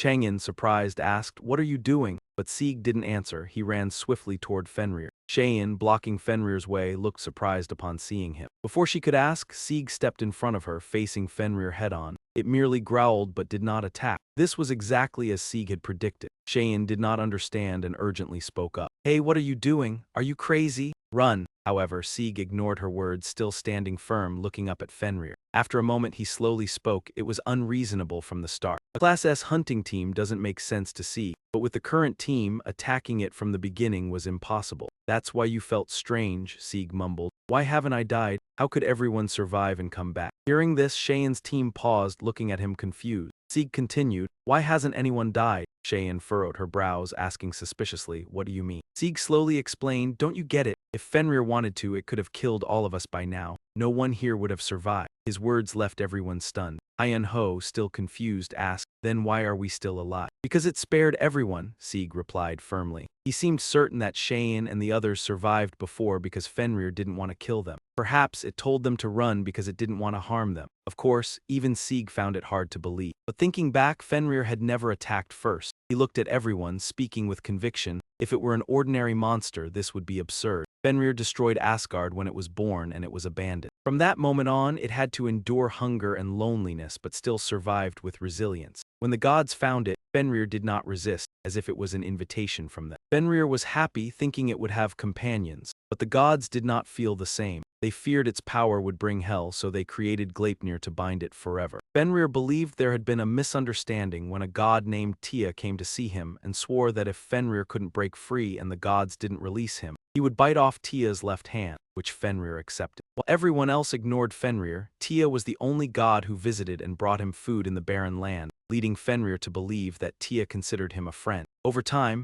Fenrir was sealed by Gleipnir and could not escape. As expected, the gods didn't release him, and Tia also turned a blind eye. Tia placed his left hand into Fenrir's mouth as promised, saying he was disappointed. Still, Fenrir didn't want to bite Tia's hand. The gods still feared Fenrir's strength, stabbing him with a dagger to keep his mouth open. Fenrir endured the chains until Ragnarok, always alone in his endless pain. After Ragnarok, Fenrir's rage consumed him, and he began destroying the world, killing the gods but still not harming Tia. For in his mind, Tia was the only one who cared and fed him. Fenrir still considered Tia a friend, perhaps due to his innocence. In the legend, Fenrir was just a wolf, not worthy of being called a bloodthirsty demon wolf. But now he didn't want to harm anyone. Sieg made a prediction that confused everyone and no one believed it. After a moment of silence, Cheyenne spoke up, stating that it still had to be dealt with. She said that if they ignored the S-rank dungeon, they wouldn't be able to save it when it collapsed. Even if the explosion didn't happen, if Fenrir escaped the dungeon, it was uncertain whether he would harm anyone. it was still a threat, and Shazy sheathed her sword. She said, "We should retreat and report to the association to send an S-rank hunter for help." She also declared that she was giving up on conquering the dungeon. Sieg saw that Cheyenne was right in preventing a disaster. They had to kill Fenrir, and he cast a glance at the wolf behind. Sighing silently, he didn't understand why Fenrir was here. Was he abandoned again? In the mythology, Ragnarok had broken Gleipnir and Fenrir had escaped. He couldn't understand why it had been bound by Gleipnir again.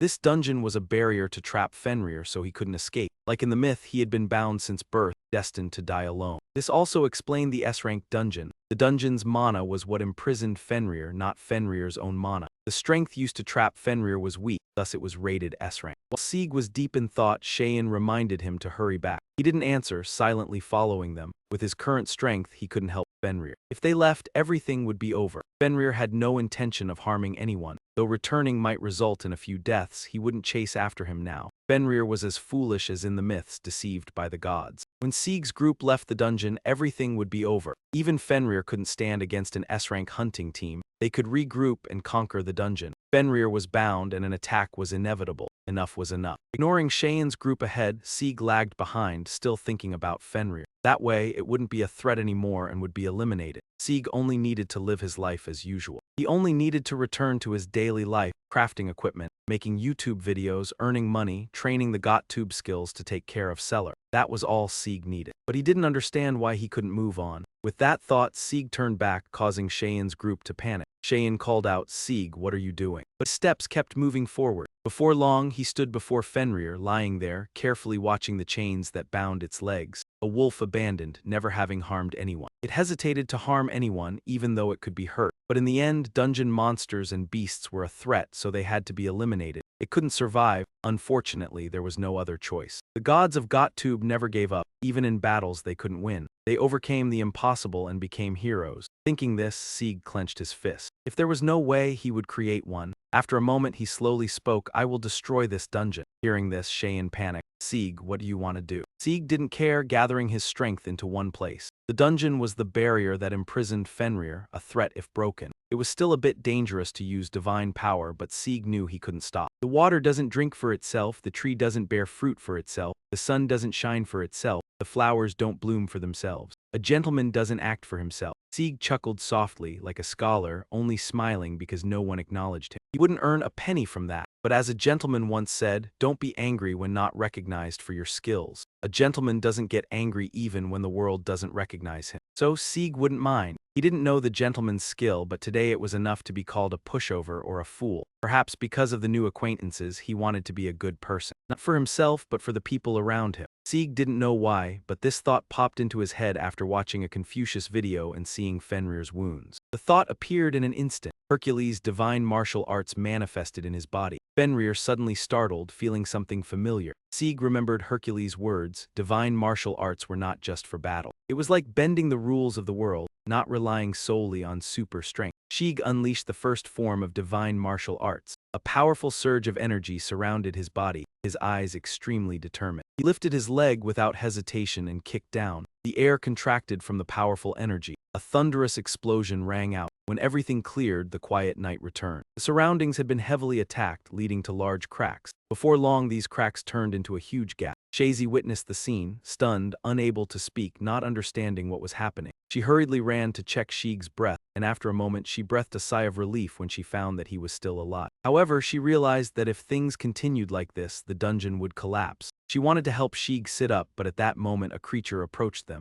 It was Fenrir, no longer showing its aggressive nature but simply standing quietly watching them. Shazy looked at it, then glanced at Sieg and her arm. She knew Sieg wasn't without special traits since she first met him in the Huochuo dungeon, but she didn't expect him to have such great strength that he could destroy the entire dungeon. Nevertheless, now was not the time to worry about that. Shazy quickly helped Sieg to his feet. She glanced back, her eyes briefly showing hesitation. Fenrir still stood there, seemingly wanting to accompany them. However, Shazy could do nothing to pull it away. She had no choice but to take Sieg and leave before the dungeon fully collapsed. A few days later, Sieg woke up, and his first thought when he opened his eyes was disbelief that he was still alive. Sieg sat up in bed, looked around, and realized he was in the VIP room of SH Hospital. While he was lost in thought, Shazy's voice suddenly rang out. "Are you okay?" Sheik was startled, interrupted in his thoughts, and hurriedly asked, "Why are you here?" Shazi calmly replied, "You see, I'm a patient too. Aren't you comfortable?" Sheik sighed helplessly. "Of course not. If it were you, would you be comfortable? Who wouldn't want to be with a pretty girl?" Wait a second, Confucius once said after 7 years old men and women shouldn't sleep together. Something about men and women should not have physical contact, right? So why are you here? Sheik suddenly realized his thoughts had gone astray. Beauty really is a double-edged sword. At this moment, Shazi spoke again. "Don't you want to know what happened?" Sheik replied nonchalantly. "Before the dungeon collapsed, you Shazi took me out after I passed out, and after some treatments I woke up. Did I get that right?" Sheik's words left Shazi speechless, unable to say anything more. She glanced at him at a loss for words. Seeing her reaction, Sheik suspiciously asked, "Is it because I'm right that you don't like it?" Sheik thought Shazi wouldn't answer. But Shazi spoke up. "As you said, the dungeon collapsed and in the end it was considered a victory." Upon hearing this, Sheik asked suspiciously, "What happened to Fenrir?" Shazi gently shook her head. "I don't know. If you're talking about that wolf, I saw it leave somewhere." Sheik sighed in relief, knowing that the dungeon which had contained Fenrir had collapsed. Fortunately, the wolf was able to return safely to the divine realm. Just then, Shazi continued, "Right now, I cannot reveal what happened in the dungeon. I also asked the team to keep quiet and officially announce that we are the conquerors of the dungeon." Shazi said, "If you want to change it, I will do it." Sheik furrowed his brow. "You mean you'll change it to say that I'm the one who conquered it?" Shazi nodded slightly. "That's right." Sheik didn't think much of it, laughing. "Let's leave it as you being the one who conquered it." Shazi was surprised and suspiciously asked, "Is there any reason you're hiding your strength?" Sheik looked at her in panic, awkwardly scratching his head. "Hiding my strength? No, if there's a problem, I won't be able to do that anymore." Upon hearing this, Shazi didn't know what to say. She expected the reason to be something noble, but it turned out to be for money. She didn't understand. Sheik couldn't help but smile, continuing, "Based on the situation, it's essential for SH Corporation to recognize me as the conqueror of the S-rank dungeon. That's why I want you to be the one to conquer it." Sigurd turned and asked, "Do you know what it is?" Hercules hesitated, then said in a deep voice, "Wait, isn't this Fenrir?" Fenrir is a mythical monster from epic tales. It's also called the devouring wolf, the god-slaying wolf. The reason Fenrir is called that is simple. It brings destruction to the realm of Ragnarok. This is Fenrir, with its upper claws reaching the sky and its lower claws touching the earth. Fenrir destroys everything, having devoured the world, biting and killing Odin, the chief god of Norse mythology. After hearing Hercules explain Fenrir's origins, Sigurd exclaimed in shock, "What is it doing here? How did it get here?" Even Hercules didn't know. Sigurd recalled the person who had given him the phone connected to GODTube, and Fenrir too. Perhaps Hercules was the only one unaware of the path here. Sigurd asked again, "It's really Fenrir?" Hercules nodded slightly. "I think so. I fought it once. But of course I won." Hearing this, Sigurd immediately became cheerful. "Really? So what would happen if I fought Fenrir?" Hercules thought for a moment, then said, "I'm not sure. Maybe it would take a second." Sigurd tried to guess what a second meant when Hercules continued with a harsh statement, "Until you're torn apart." Hearing this, Sigurd was speechless, frozen in place. Hercules continued, "But from here it looks very weak. Its form has even changed into a wolf pup." Sigurd was stunned. "It's already the size of a small mountain. And it's still a pup. Compared to the legendary Fenrir, it was definitely smaller." Hercules added, "And it's wearing jewelry I've never seen before." Sigurd was surprised. "Where's the jewelry?" But Hercules pointed to something on the screen, and Sigurd saw a blood-red iron chain tightly wrapped around the monster's leg. Hercules guessed that this item had sealed Fenrir's power. Sigurd looked at Hercules with a suspicious gaze and asked, "What is this?" He explained slowly, "It is Glebnir, which is said to be uncuttable by anything in the world." However, Hercules still believed in one unchanging truth. Of course, Sheik would lose, but the time would be stretched a little longer, maybe by a minute. Sheik sighed after hearing this, but was still thinking about how Fenrir could have come here. If this black wolf was truly Fenrir, there would be no way around it. However, at this moment, Hercules gave him a ray of hope. Sieg happily looked at him and wondered, "Should I tell you its weakness?" Sieg said, "If you tell me, I will share the content of a video worth 200 subscribers. There's nothing that can't be exchanged when there are subscribers." Hercules immediately replied, "I will go gather the materials and bring them right here." A few days later, at the headquarters of SH Corporation, near the dungeon, reporters surrounded the entrance. When they saw Chi Jin approaching, they continuously bombarded her with tough questions. However, she didn't care and walked straight into the waiting room. There were already many people waiting for her.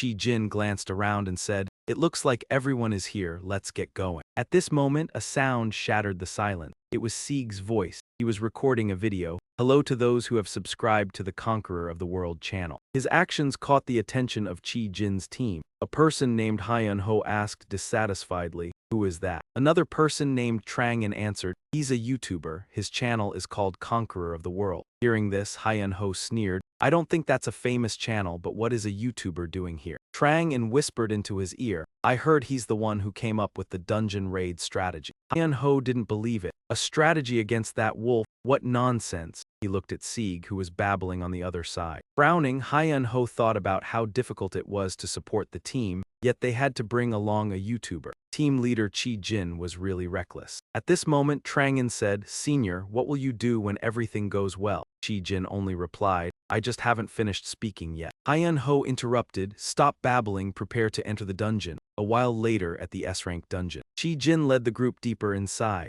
Meanwhile, Sieg walked beside, constantly talking to record the video. Hyun Ho was dissatisfied with this. What is he babbling about? In such a crucial moment, what if the Black Wolf hears him? He could only swallow his frustration, unable to do anything because Sieg was protected by Chi Jin. At this moment, a sudden sense of danger made Hyun Ho flinch. The terrifying red eyes of the Black Wolf appeared in the darkness. Chi Jin's group looked horrified. "It's here again." Chi Jin still hesitated. She didn't know if this second strike was the right choice. She gripped the sword tightly, realizing that a raid was no simple task. This was the stepping stone for SH Corporation to enter the hunting industry. Therefore, she had to perform with the full strength of SH Corporation. Thinking about this, Chi Jin's eyes were filled with determination. She held the sword in a battle stance. At that moment, Sieg suddenly stepped forward. The phone in his hand hadn't been lowered and he continued speaking. "Everyone, that is the legendary monster, Fenrir, also known as the Demon Wolf." As soon as he said this, comments started popping up. Sieg smirked and said. He continued, "Are you asking if it's really Fenrir? I'm not sure." Shortly after, a powerful force surged around his body. Sieg put the camera aside, excitedly saying, "I think we have to fight to confirm it." He faced Fenrir alone, without any fear. "Aren't I the one who conquers everything in the world, even if it's Fenrir?" He continued, "The wolf that swallows the world is nothing." After saying this, Sieg glanced at Chi Jin, who was standing beside him. He asked, "Do you remember asking, are you ready?"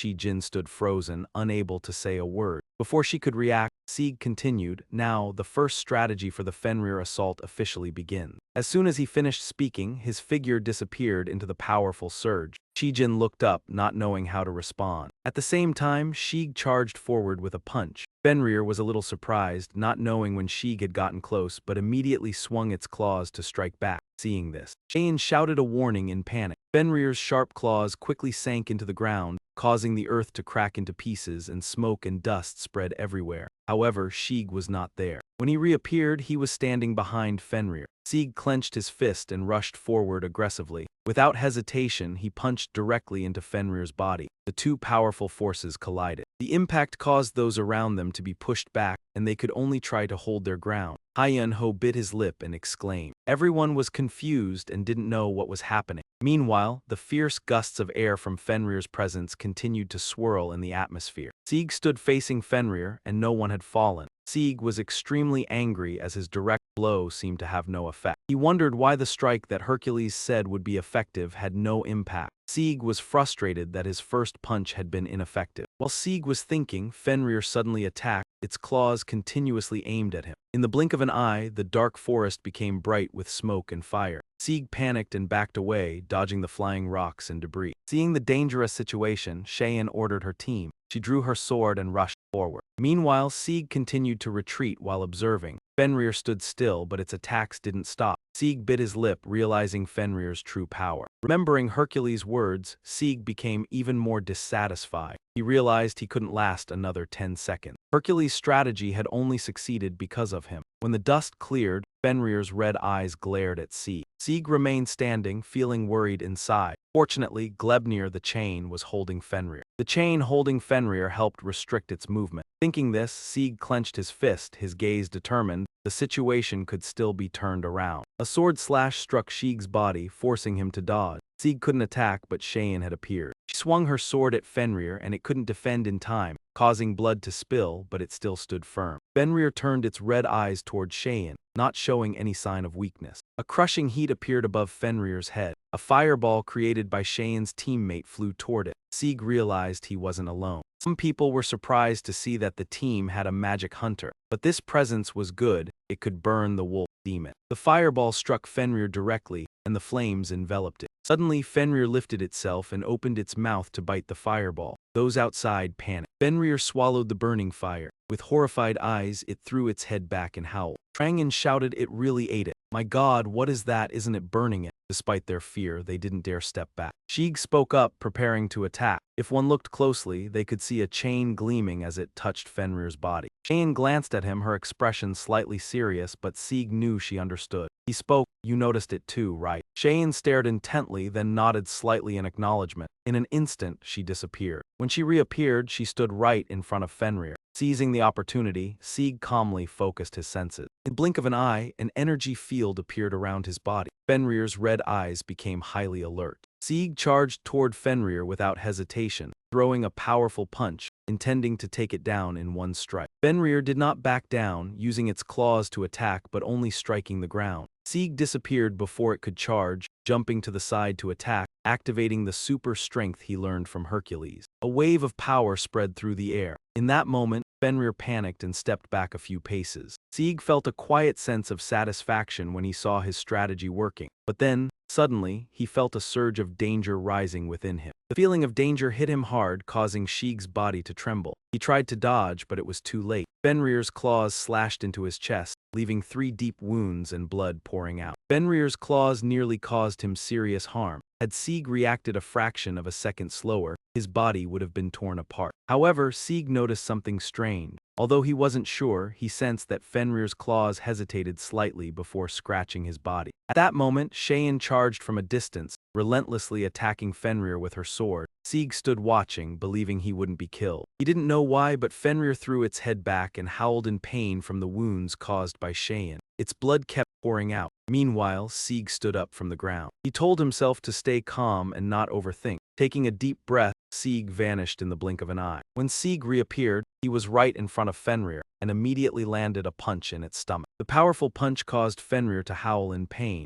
It angrily raised its claws towards Sieg. Sieg recognized this as an opportunity and immediately grabbed the chain binding Fenrir's legs. This action startled Fenrir. Fenrir's foot, which had been charging forward, suddenly stopped. Sieg seized the moment, pulling hard on the chain, causing it pain and making it howl. Fenrir's piercing scream echoed through the dark forest. Sieg held on, focusing his energy, and it exploded out of him. Sieg tightened his grip and threw the chain, sending Fenrir flying into the air. Taking advantage of this, Cheyenne charged in immediately. Sieg saw her and immediately guessed her intention. Without hesitation, he threw Fenrir toward Cheyenne. Cheyenne didn't hesitate, immediately unleashing a powerful strike with her sword. Changin and Hyun-ho, standing aside, were astonished. It was truly madness. The air around them suddenly became clear, and the dark, ominous atmosphere that had been present disappeared completely. Cheyenne sighed in relief. She thought to herself, I did it. However, their joy was short-lived. The air seemed to shatter again, and the forest was plunged back into darkness. The group panicked, unsure of what was happening. Under the horrified gazes of everyone, a stream of black mist gathered into a dark cloud. Fenrir's roar echoed once more, making them even more terrified. Hyun-ho cried out in panic, "This is a battle we cannot win." Fenrir opened its massive mouth and charged toward them, seemingly to intimidate them. Sieg was thrown far away, still unable to understand. He recalled that Gleipnir had sealed Fenrir, but it was still a powerful monster, a wolf that had killed gods. With Sieg's current strength, he couldn't attack it. But there was something strange that Sieg realized at this moment. Cheyenne urgently shouted, "Everyone run, quickly, and take Sieg with you." The group immediately followed Cheyenne's command. Sieg was helped along, just as she had saved the team members back in the dungeon. No matter how hard they tried, they couldn't defeat Fenrir. Sieg suddenly realized something, a flash of light in his mind. He was astonished when he understood it, feeling that everything before this had been absurd. While Sieg was thinking, his steps faltered, causing Changin to struggle to support him. He anxiously asked, "Can you still walk?" But before he could finish his sentence, Sieg pushed him away and he bewilderedly asked,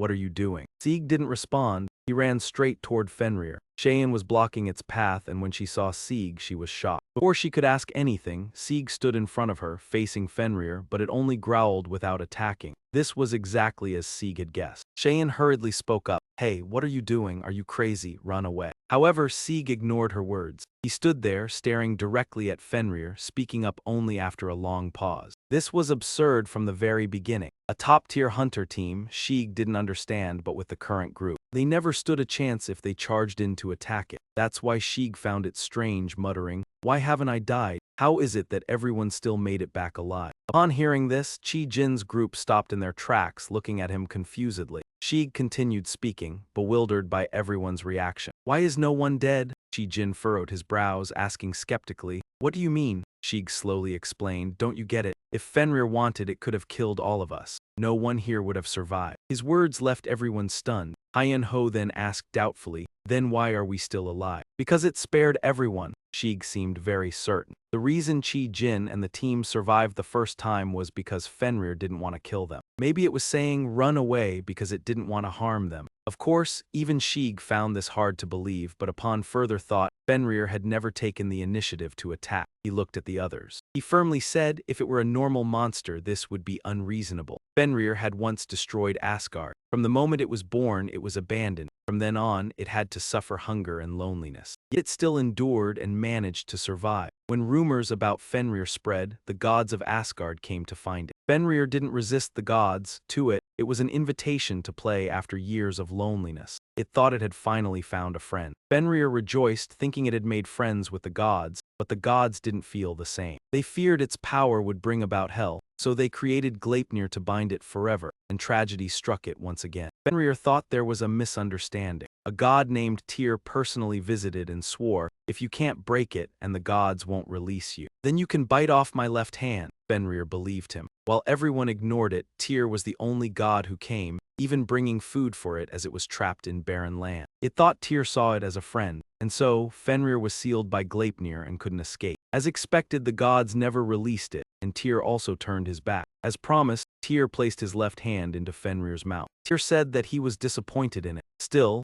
Fenrir didn't want to bite Tyr's hand. It didn't want to do that. However, the gods still feared Fenrir's power, so they thrust a knife to keep its mouth open. Fenrir had to endure the chains until Ragnarok came, still alone in endless pain. After Ragnarok broke out, its fury overwhelmed Fenrir, and it began devouring the world, destroying the gods. Yet, Fenrir still didn't kill Tyr. Even though its mind was consumed with rage, it never forgot the only friend who had cared for it, the one who had fed it. Fenrir always considered Tyr a friend. Perhaps because of that naive hesitation, Fenrir in the legend is just a wolf, not the bloodthirsty demon wolf it's made out to be. But now it doesn't want to hurt anyone. Sieg shared his hypothesis with the others. His words only made the group more confused. Obviously, no one believed what he had just said. After a long silence, Chi Jin spoke up, "But we still have to eliminate it if we ignore an S-tier dungeon. Once the dungeon breaks, we won't be able to fix it. Even if there is no dungeon eruption, if Fenrir escapes, no one can guarantee it won't harm everyone. It's still a threat." With that, Chi Jin drew her sword. She lowered her voice. "Let's retreat. Report to the association so they can send S-tier hunters for support." And she officially declared abandoning the conquest of this dungeon. Sieg thought Chi Jin was absolutely right. To prevent a disaster, they had no choice but to kill Fenrir. Thinking this, he glanced at the wolf behind him, letting out a silent sigh. He didn't understand why it was here. Could it be that Fenrir was abandoned again? In mythology, the apocalyptic force known as Ragnarok had severed Gleipnir, allowing Fenrir to escape. But for some unknown reason, this time it was once again bound by Gleipnir. Could it be that Fenrir was abandoned here? This dungeon was used as a barrier to trap Fenrir, so it couldn't escape anywhere else. Just like in the myth, it was abandoned right from birth, and perhaps it would die alone here. Sieg analyzes why the dungeon's ranking is based on the S-mana level of the dungeon that holds Fenrir, not Fenrir's own mana. The force needed to restrain Fenrir when it's weak is rated by level. While Sieg is thinking, Cheyenne reminds him to hurry up and return. However, he remains silent. Walking slowly with the group, he realizes he can't do anything, just as Sieg can't help Fenrir with his current strength. If they continue to leave, everything will be over. Fenrir has no intention of harming anyone. Maybe when they come back it will kill a few people, but right now it's not chasing anyone. Fenrir is as foolish as in the myths deceived by the gods. When Sieg's group leaves the dungeon, everything seems to end.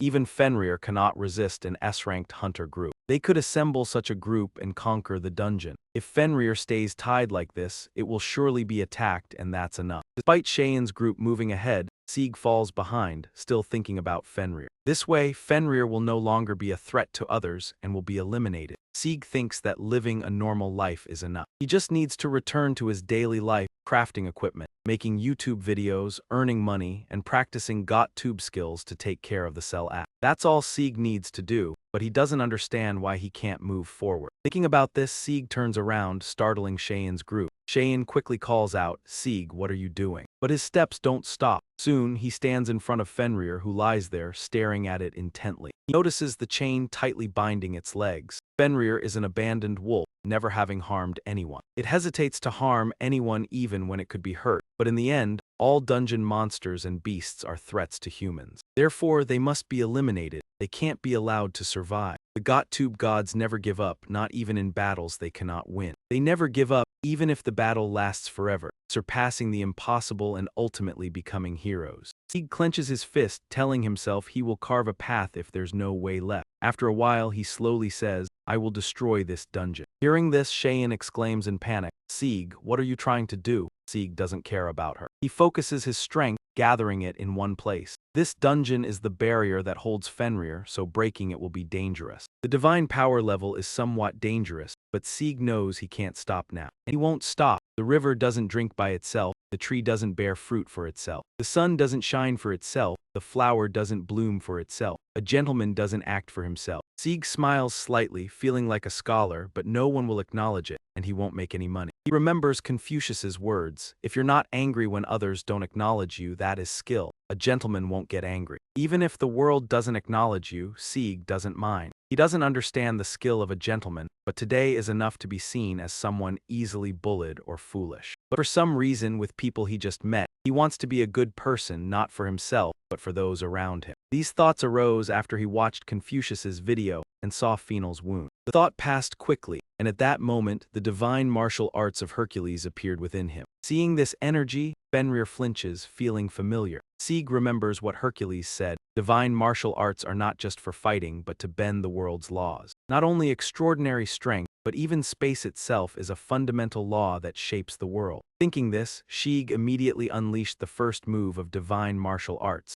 A massive surge of energy enveloped his body in an instant. Sieg's gaze was now extremely determined. He lifted his foot in midair without hesitation and slammed it down with full force. In the blink of an eye, the intense energy twisted and warped the air around him. Boom! A cataclysmic explosion shook the ground. As everything gradually settled, the quiet night returned. But unlike before, the space itself was cracked and damaged. Soon the cracks spread into a large chasm. Jin stared in shock, speechless. What the hell was happening? She hurried over to check Sieg's breathing. After a long moment, she finally exhaled in relief. He was still alive. But if this continued, the dungeon would collapse completely. Just as she tried to help Sieg sit up, something approached them. It was Fenrir. It no longer looked aggressive, simply standing there silently watching the two. Shazy looked up at it, then back at the person lying in her arms. She knew Sieg wasn't a false awakener, had no special traits, ever since she saw him in the Hack-Tro dungeon. But she never expected him to possess such terrifying power, powerful enough to collapse an entire dungeon. Still, now was not the time to be amazed. Jin hurriedly helped Sieg to his feet. She glanced back briefly, a hint of hesitation in her eyes. Fenrir still stood there as if wanting to follow them. But Shazy had no way to take it out of there. She could only carry Sieg and leave before the dungeon completely collapsed. A few days later, Sieg finally woke up. The first thought upon opening his eyes was,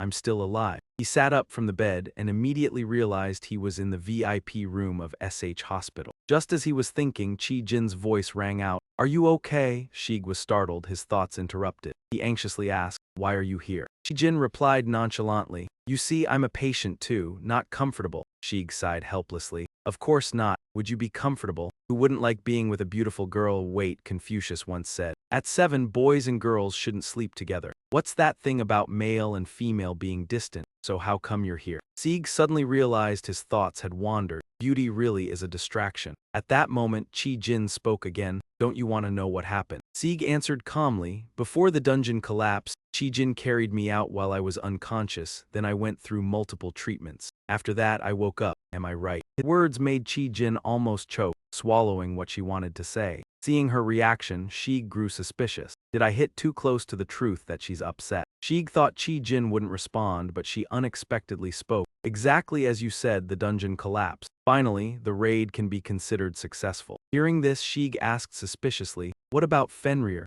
Chi-Jin shook her head slightly. I don't know, regarding that wolf I only saw it leave somewhere. Only then did Sieg breathe a sigh of relief, since the dungeon which was supposed to imprison Fenrir had collapsed. Luckily, it could return safely to the divine realm. At that moment, Chi-Jin continued, I won't reveal what happened inside the dungeon. I've also instructed the team to keep quiet and officially announce that we are the dungeon conquerors. If you want to make any corrections, I will handle it. Sieg frowned. You mean you'll make it so that I'm considered the conqueror? Shazi nodded lightly. Exactly. Sieg smiled without thinking. Just leave it as you being the conqueror. Chi-Jin was slightly surprised. She asked suspiciously, is there a reason you hid your power? Hid my power, me? Sieg looked at her in alarm, then awkwardly scratched his head. No, if anything went wrong, I wouldn't be able to profit anymore. Hearing that, Chi-Jin didn't know what to say. She had expected some noble reason, but it turned out to be about money, which she couldn't understand. She smiled unconsciously. Sieg continued, given the current situation,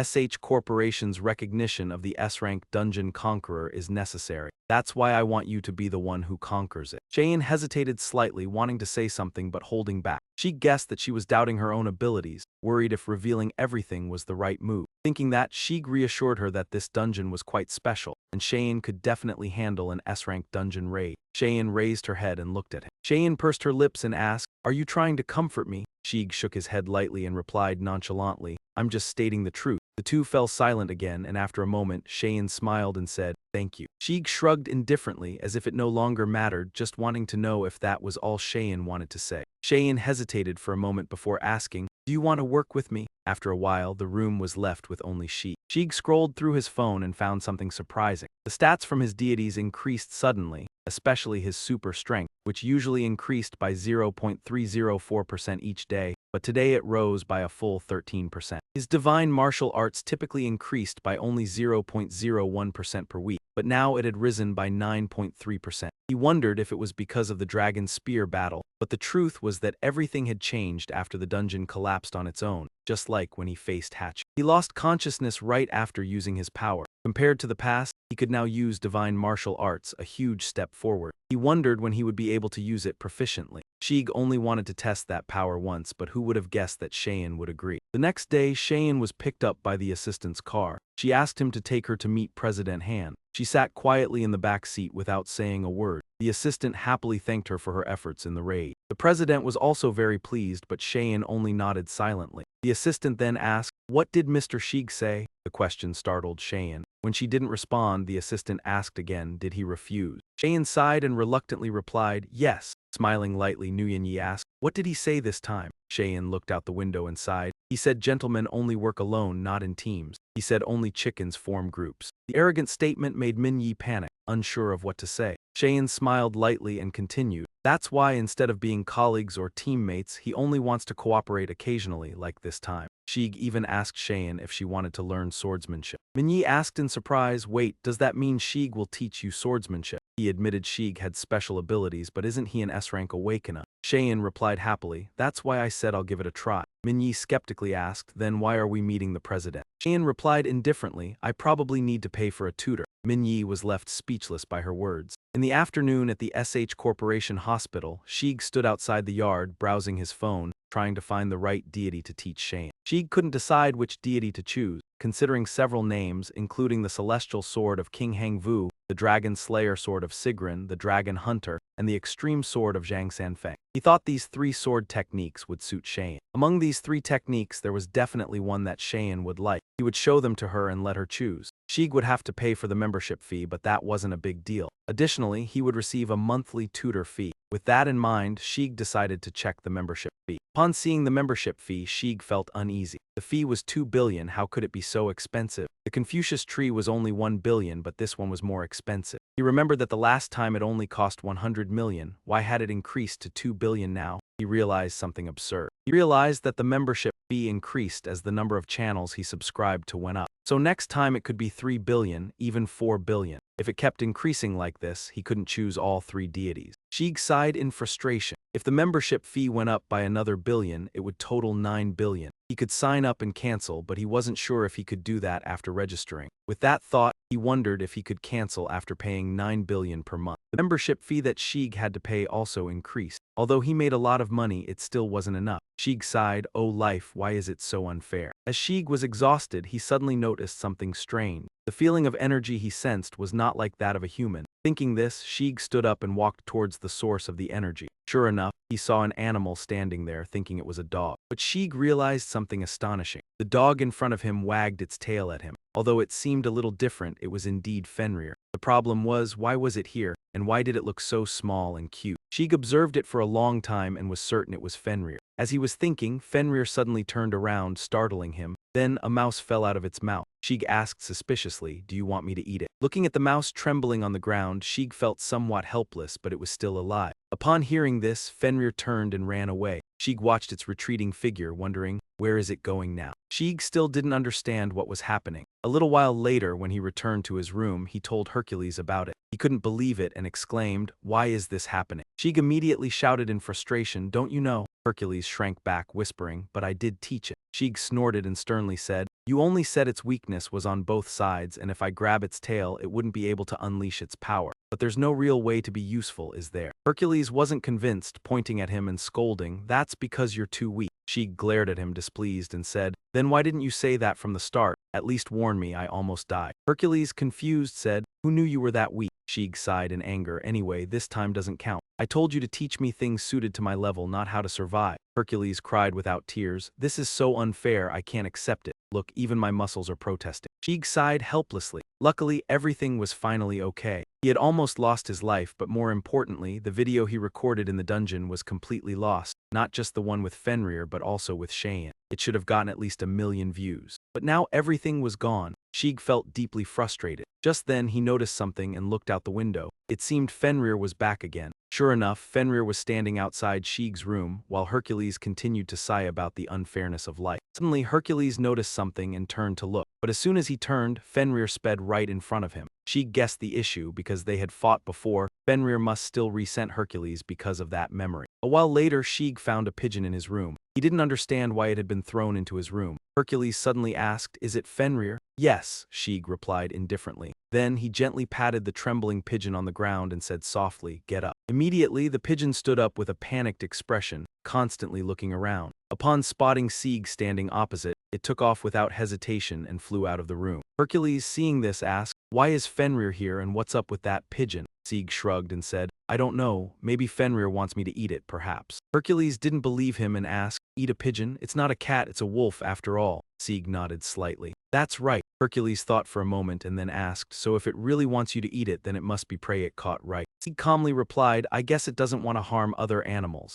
Hercules was still confused. "Then why bring it to you?" Sheik shook his head, saying, "I don't know either." Hercules looked at him and continued, "How did Fenrir even get here? Why did it bring food to you?" Sheik hesitated for a moment, then recounted the story from the dungeon. Hercules thought for a while and asked, "But it's strange, how is Fenrir in your dimension? How can it exist there?" Sheik pursed his lips and answered, "I'm curious too, but weren't you the only one who didn't know how to get here?" Hercules angrily said, "Impossible. Our dimensions can't intersect." Sheik asked, "Then why is Fenrir here?" Hercules couldn't explain it and Sheik mocked, "Turns out you're the only one who doesn't know." Hercules began to feel uncomfortable. "No, trust me, this is unfair. Even my muscles are protesting." Sheik didn't respond but changed the subject. "By the way, you're still alive after using the dragon spear. How did you manage to use that technique?" Sheik scratched his head awkwardly and replied, I guess it was just luck. Luck, Hercules scoffed, the dragon's spear isn't something you just learn by luck. Sheik didn't object and cheerfully said, speaking of which, teach me the next move. Hercules nodded. It's simple, but shouldn't you give me something in return?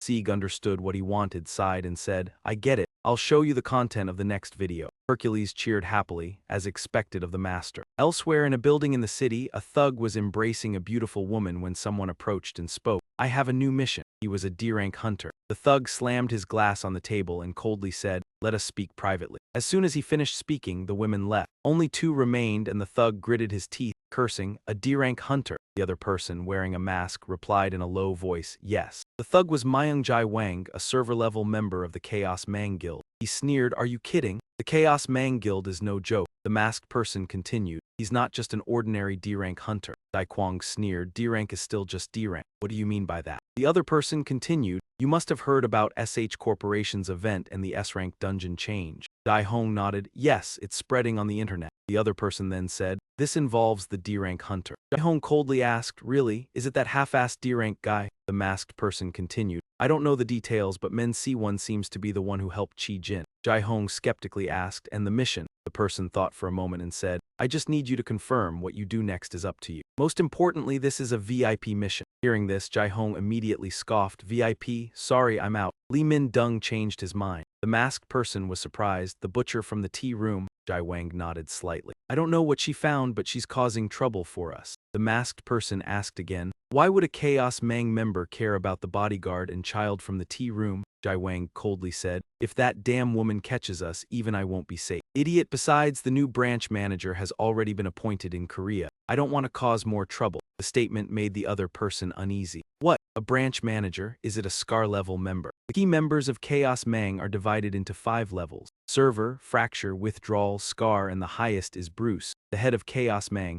who is believed to have killed one of the 13 heroes, Blood Shadow. Scar-level members are those who can survive working with Blood Shadow and only get lightly injured. That's why the person speaking to Jai Wang was so shocked. He trembled and asked, is a Scar-level member in Korea? Jai Wang nodded slightly. Yes, but don't let this leak out. Ignoring the other's confusion, Jai Hong poured a glass of wine and took a sip. After a while, the person spoke again. We'll take care of the tea room for you. Jai Wang was stunned and the person continued. We'll also help establish Chaos Mang in Korea. So our people will help stabilize the new branch's position. This is Jai Wang's chance to score points. Jai Wang smiled faintly, not just VIP but VIP. What's the mission? The person replied plainly, just don't kill him. Jai Wang crushed the glass in his hand and grinned wickedly. So it's okay to cripple him, right? A few days later, Sieg was still in the hospital recovering, continuing his training. Though progress was slow, at least there was some improvement. However, there was one thing bothering Sieg, which was that Fenrir kept bringing animals to him. Today, it was a rabbit. Sieg sighed helplessly. Is this little one hunting in the mountains or something? Why did it bring a rabbit back to the city? It had been a few days now, so he thought it would stop soon.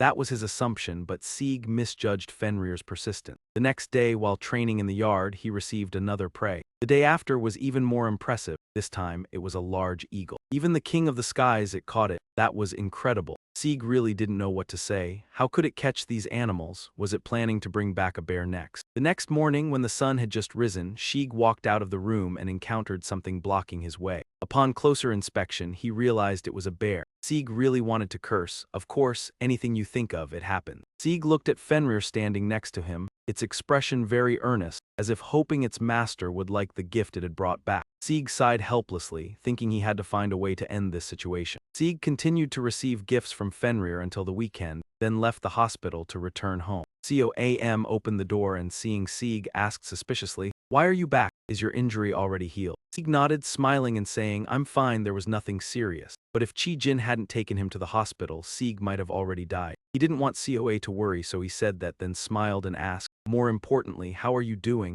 You haven't quit the medicine, right? COA felt nauseous, clutching her stomach. She said that just thinking about it made her stomach react. She still looked weak, probably not fully recovered. Sieg smiled, thinking he needed to improve Yun Shen's skill. By the way, he wanted to ask her something. He asked if she liked puppies. COA looked slightly surprised. Confused, she asked, why are you suddenly asking about puppies? Just then, Fenrir poked his head in and barked. COA immediately brightened while Sieg felt a little awkward, unsure how to explain. She didn't wait for him to say more and lunged forward to touch the puppy. Seeing this, Sieg quickly warned, "Be careful." Coa held Fenrir in her arms, looked up at him, and asked suspiciously, "Why?" He scratched his head awkwardly and explained, "Because it might bite." Upon hearing this, Coa laughed immediately. Sieg thought, even if it bites, it's fine. Deep down, he felt a little helpless. She didn't know, but if it really bit, the world could be in trouble. While pondering this, Coa cheerfully asked. She asked, "What's this little one's name?" Sieg was about to say Fenrir's real name, but was cut off by her. "If you haven't named it, can I?" He was slightly reluctant, but agreed. The new name Coa gave Fenrir was Hukdori. Sieg didn't expect her to choose such a strange name. Coa looked at his reaction and asked suspiciously, "You do like it?" He quickly shook his head, secretly impressed. Her naming skills hadn't changed.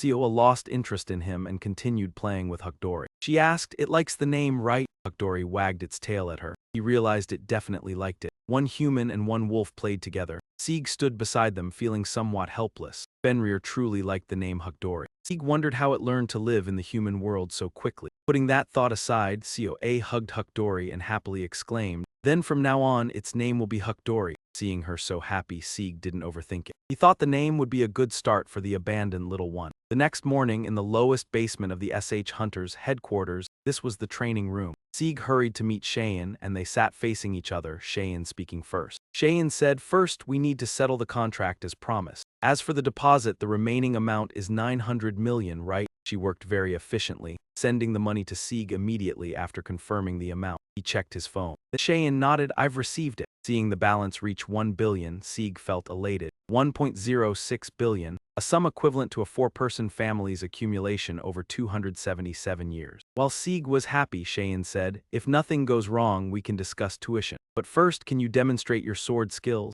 Sieg didn't hesitate, nodding. "Of course, watch my performance before deciding." He wasn't actually sure how much she could pay. Thinking that, Sieg requested, "Could I borrow a combat sword?" Immediately, Cheyenne brought him a sword. He took it and explained, "I will demonstrate 3 types of sword techniques to you now." Jin was astonished. 3 types of sword techniques?" He nodded slightly. "I've filtered them to choose the most suitable for you." He continued, "It was hard to choose, so he wanted to see which she thought fit best." Joining the guild was costly, and fees increased over time. Sieg had only glanced at a few moves, unsure if he could compete, but he remained resolute, swinging his sword. The first sword technique Sieg demonstrated for Jin was the heaven-breaking sword, learned from Hang Wu. He pivoted lightly on his toes, concentrated his weight on his right leg, and slashed down with the sword. A surge of energy filled the air. Jin, standing outside, was speechless. She couldn't even see the sword's movement. Sieg's speed increased, each move precise. After a while, a powerful aura appeared. Jin grew more horrified, Sieg's movements far faster than before.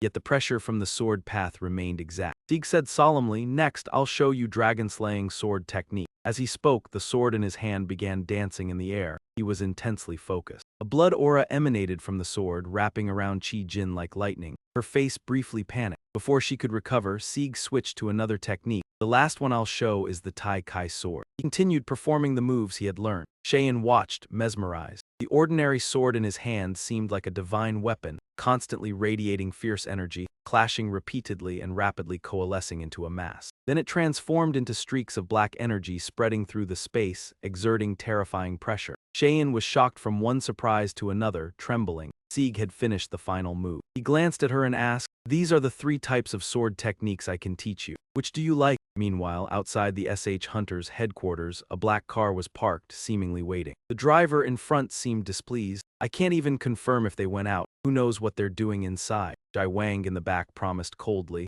"I guess Meng Shig helped Han Jin with something." He remarked, "He looks strong. Seems he's learned a lot." The subordinate asked if they should continue observing, but Jai Wang stayed silent. A moment later, he licked his lips like a pervert. The commander said, "That Meng Shig, did you notice if he has a younger sister?" Hearing this, the subordinate panicked. "If we interfere outside the mission, it will cause trouble." Before he could finish, Jai Wang interrupted, "Don't worry, those behind the council will handle it. We're just playing with his sister, won't take long." He told the subordinate to wait. Sieg would come to them automatically once he knew Coa had been taken. Jai Wang smugly said, "Go get his sister, I want Meng Shig's sister." Meanwhile, at the training room in the SH Hunters' headquarters, Jin still couldn't calm down after watching Sieg's sword techniques, ignoring his repeated call. A moment later, she finally responded, startled, "I'm listening." Sieg frowned and asked in a deep voice, "Which sword set do you like the most?" Hearing this, Jin hesitated, taking a long time to answer. Sieg knew she was uncertain and quickly said, "If it's hard to choose, try it yourself." Then he handed her the sword. Cheyenne flinched slightly as she took it. She took a deep breath to calm herself, then imitated Shig's movements and began practicing with the sword, picking it up quickly. Yet Shig noticed something was missing. After a while, Chi-Jin retracted her sword and realized her movements were off. She asked softly, "Am I missing something?" Shig nodded slightly and said, "Try the other techniques of the law sword." He didn't want her to give up since he needed to earn his tutoring fee. In the afternoon, Shig sat on the bus heading home. He told Hercules about teaching Chi-Jin's sword techniques. Hercules wanted to say that she couldn't keep up. How could an ordinary person have the same strength as them? Shig disagreed and said, "But I can do it. And I'm also learning divine martial arts from you," Hercules said with a light snort. "That's because you can wield our power." He asked Shig if he remembered why Hercules had refused him when he first asked to learn divine martial arts. Shig thought for a moment and replied, "Yes, you said it was too complicated." Hercules shook his head, denying it. Shig pondered again, then said, "You said you would teach me divine martial arts if I could harness supernatural power." Hercules immediately panicked and hurriedly denied it. "That's not what I meant. Just as you need a foundation to learn divine martial arts, so too do the techniques of other gods." Hercules explained that Chi-Jin had no foundation, but the fact that she could keep up with Shig's movements was already a feat. Shig asked, "So I can use them without registering as a member?" Hercules answered, "I think you're an exception. You have the trait, but you are truly awakened." He explained that the pseudo-awakening trait was unique to Shig. Hercules also emphasized that one cannot gain a god's power just by joining their channel. It means a new existence, one that cannot overwrite what already exists. Shig said his trait was unique, so his current trait couldn't be overridden by anything. But like writing on a blank page, your existence is singular. It meant he could learn the god's traits without issue. Shig asked, "So no one else can learn the god's skills but me?" Hercules nodded. "It seems so." Shig felt disappointed. "I can't teach Chi-Jin, but what about my pension?" Hercules smiled faintly. "If you create a skill and teach her, that's fine." At Shig's door, one of Jai Wang's henchmen arrived. He hesitated briefly, then pushed the door open. However, the door was locked, so he forced it open. The henchman entered and quickly found Coa asleep on the bed. Seeing her, he smirked, thinking luring Shig out would be easy. He thought touching the girl would be harmless, but just as he prepared to act, he heard a sound. Earlier, he hadn't sensed anyone else, but now he felt someone present in the house. The henchman searched and discovered Hukdori in a corner. On the bus, Shig was still talking with Hercules. "If I teach her, will she understand?" Hercules nodded. "Yes, although mortals cannot learn our martial arts, if you self-learn and teach her, it's fine. Because our power isn't something everyone can learn." Shig felt pleased hearing that. "Eventually, I'll teach her our martial arts, so she'll understand what I teach," Hercules reminded him. "Among the sword skills you mentioned, Zhang Sanfeng's Tai Kai divine skill will be slightly different. It's an important concept in martial arts, and I find it useful for developing my divine martial arts." He said that if Shig joined Zhang Sanfeng's channel, he could learn Tai Kai divine skill and then create new martial arts. Creating a new martial art and teaching it is fine. Shig felt his pension return and happily said, "If I learn Tai Kai divine skill, can I naturally practice divine martial arts?" Hercules smiled. "Exactly." Shig pondered. Creating new martial arts wasn't easy, but he knew he wouldn't have trouble doing so. He looked at Hercules appreciatively. "Thank you for showing me this." Hercules shook his head, lips curved. "It's nothing. If you're grateful, when will you tell me the new content you mentioned last time?" Shig smiled. "Let me finish this first, then I'll tell you. Because what I want to say is a bit complicated." Hercules was unhurried, and they continued talking until the bus stopped near Shig's home. Shig quickly got off and slowly entered the house. Creating a new martial art isn't easy. Shig mused over teaching Chi-Jin martial arts based on Tai Kai divine skill. Arriving home, he noticed the doorknob lying on the floor. Shig hurried inside and checked on Zio Ha. Fortunately, she was safe, asleep on the bed. He exhaled in relief. However, a second later, Shig saw a henchman lying on the floor covered in scratches. Hukdori stood nearby, wagging its tail. Shig sighed. "Why is he unconscious here?" Shig considered the situation. He patted Hukdori's head and asked suspiciously, "Did you protect her?" Hukdori wagged its tail as if seeking affection. Shig knew he was right. Surely he's a pseudo-awakened, not an ordinary person. Shig didn't know why he came into his house, but he was certain he meant no good. Thanking Hukdori, he patted it. "Thanks a lot, I'm sorry. But can you stay in the house for a while?" Hukdori wagged its tail, as if understanding. After giving the order, Shig looked at the henchman on the floor, his gaze sharp. A while later, the henchman woke up, realizing he was tied to a chair. Confused, he looked up and saw Shig standing before him. He trembled, saying, "You, how did you?" Shig glared at him and said, "Now I'll ask you a few questions. All you need to do is answer honestly." Jai Wang's underling sneered coldly upon hearing this, mocking the person in front of him, thinking that the person was insane. Zieg silently watched him, continuing to listen to his ridicule and his claim that he couldn't be stopped with what was currently at hand. Sieg placed his hand on his shoulder, sneering and saying that he hadn't come with good intentions. Although it was just a light squeeze on his shoulder, the man screamed in agony. Sieg ignored him and immediately clamped his mouth shut. You used your strength to render him unable to resist. Sieg looked at him, warning in a cold tone that if Coa woke up, he would interrogate him and he would kill him first. As soon as he finished speaking, Sieg struck him with a punch. Before he could even scream, he heard Sieg's voice filled with killing intent continuing, as he didn't believe the words of those who still had enough sanity like him. A moment later, in a dark alley, a group of unsavory people had gathered. However, Sieg's appearance shattered the quiet atmosphere. He dropped Jai Wang's underling to the ground. He looked at the house in front of him, shouting loudly, demanding that Myung Jai Wang come out. The people in front saw Sieg and immediately became cautious. When there was no answer, Sieg repeated his demand. Sieg continued calling Myung Jai Wang's name. The thugs were now completely silent, thinking that Sieg had lost his mind. One of them mocked, advising Sieg to go home before something bad happened. The man asked if Sieg knew who Myung Jai Wang was, saying that if he didn't want to die, he should leave immediately. Sieg didn't care and asked again where was Myung Jai Wang. The question made the thugs angry, and one of them, losing patience, yelled that Sieg needed a beating to come to his senses. As soon as the man finished speaking, Sieg grabbed his collar tightly, his eyes filled with killing intent. Sieg asked again where was Myung Jai Wang. The sudden movement caused the man to panic. He bit his lip, demanding that Sieg let go. He struggled but couldn't break free, his face pale as if he had stepped on dung. Sieg didn't want to say anything more and immediately delivered a punch. The people behind them were horrified at the sight. They screamed in anger, asking Sieg if he knew where he was. Immediately, they all rushed forward, but Sieg didn't care, only taking a step forward. In an instant, a powerful surge of energy rushed toward them. The ground beneath his feet was shattered, rocks and dirt flying everywhere, but Sieg didn't care, clenching his fist. Without hesitation, he threw a punch, knocking back several of the thugs who had rushed forward. Sieg suddenly disappeared and the thugs couldn't keep up. When they realized what had happened, Sieg was already standing right behind them. The arrogance on their faces had vanished. Sieg looked at them with cold, sharp eyes and asked again, where was Myung Jai Wang? Meanwhile, at the Soul Hunter investigator office, Sue rushed in, panicked, reporting that the Chaos Society had moved. Upon hearing this, Ningdong asked anxiously if she had confirmed their location. Sue shook her head, saying that she hadn't, but the trace was clear and they would find them soon. Min Dong quickly ordered, assembling Team 4 and requesting reinforcements from every available resource, even if it meant moving immobile guards. Sue hurriedly accepted the order and ran off. Min Dong felt that she needed to go too, but just then a hand suddenly rested on her shoulder. A low voice spoke, "Captain Leah, wait a moment. Sorry to do this while you're busy." A man stood there, a fake smile on his face, saying that there was an urgent matter that required her.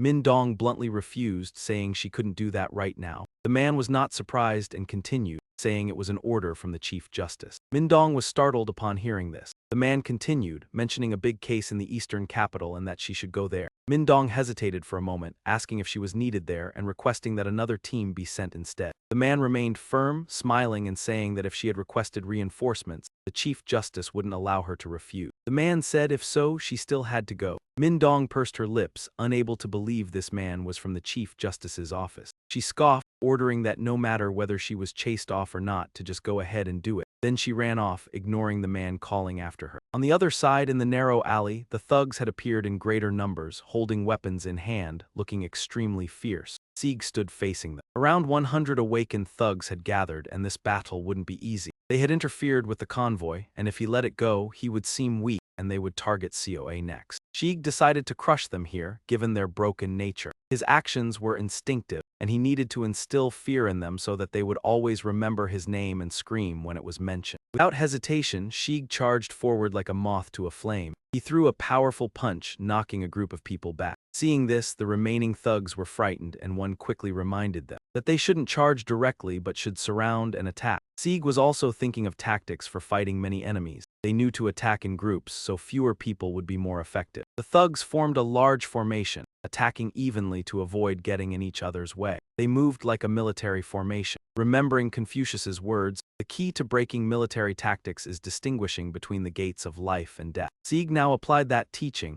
exploiting the enemy's openings and charging with powerful energy. He didn't fully understand Confucius's words, but he could sense part of it. With the oncoming enemies, he noticed a narrow path, a big gate of light. At that moment, the powerful energy from Sieg caused the thugs to be knocked back multiple times. They looked on in panic. After a while of fighting, Sieg began to tire. He used the weak points of the human body that Confucius had taught him to paralyze the thugs. However, the number of enemies was too large, and he couldn't find a gate of light. Sieg closed his eyes, thinking that no matter how strong he was, it would be hard to fight hundreds of enemies. As Hercules said, no one could fight against a group. He had to carve his own way out with strength. When surrounded, Sieg decided to break free himself, sweeping a path to charge out. Jai Wang's close underling woke up and witnessed this, panicked, unable to believe his eyes. Sieg used his extraordinary strength to sweep away those surrounding him, clearing a path with each opponent he defeated. The loud commotion in the alley caught Jai Wang's attention, making him rush out to see what was happening. His subordinates remained silent, so Jai Wang stepped outside, asking coldly, "What's going on now, you bastard?" Before he could get an answer, a surge of energy struck, freezing his expression in fear and alertness. Sieg charged from the crowd and threw a punch without hesitation. The speed was so fast that Jai Wang couldn't react or dodge, sending him crashing into the wall behind. Sieg stared directly at Jai Wang, clearly intent on killing him on the spot. The force of the punch left a large dent in the wall as Jai Wang slid down, frightening his subordinates. The onlookers were full of astonishment. How could this be? A senior operative like Jai Wang was taken down in a single strike, and he hadn't even had the chance to attack. Even Sieg was surprised. Despite the powerful hit and bleeding, Jai Wang stood up, still alive. He silently observed Sieg, recognizing the clear danger. From Sieg's appearance and aura, Jai Wang had thought him weak and useless, but that punch, if not moderated, could have killed him instantly. Jai Wang wiped the blood from his mouth and asked, "Who are you?" Sieg remained silent and coldly replied, "Is it you? Are you the one who ordered the kidnapping of Zoa?" Hearing the name, Jai Wang realized and asked, "Are you Meng Shi?" Sieg didn't answer, continuing, "I'm asking, did you order the kidnapping of Zoa?" Jai Wang nodded, seeing that this was indeed the name from the mission,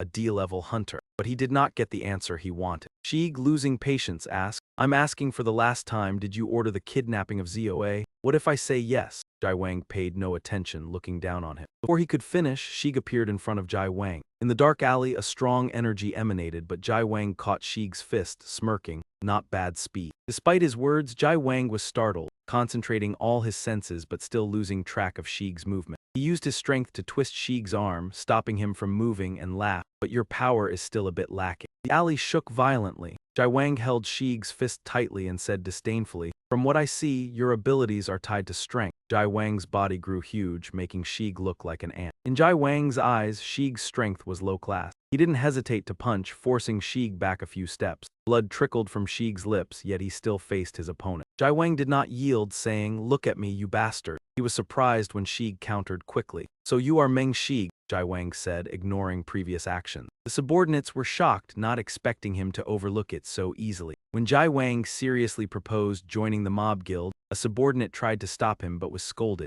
"Shut up." The subordinates were startled, seeing Jai Wang's seriousness. "Why would someone like you want a normal life? We are special above those worms outside." Jai Wang asked Sieg if he didn't find it unfair. Why follow rules, implying that he should live ruthlessly like him, unwilling to see the special one's sacrifice for the weak. Sieg remained silent, ignoring him, but Jai Wang continued to brainwash, claiming the strong must suppress the weak and own everything. Only strength is justice, no laws exist. Take what you want, do as you please. Finally, Sieg cut in, "You're talking nonsense. I'm not listening, your stupid story is over." Jai Wang's face changed. He bit his lip and asked, "Because of your little sister, how foolish." Sieg replied coldly, unconsciously him. Jai Wang sneered, "Why is being swayed by emotions foolish?" Sieg interrupted, "A heart easily shaken by trivial feelings is weak." Sieg continued, "That is what it means to be human. A beast like you wouldn't understand. I value your worth and give you a chance. If you want to throw your life away, don't regret it." As he finished, Jai Wang's body changed. He snorted coldly, "You can't beat me," and threw a punch. Before he could retract, his eyes narrowed. He was pushed back. Jai Wang didn't notice when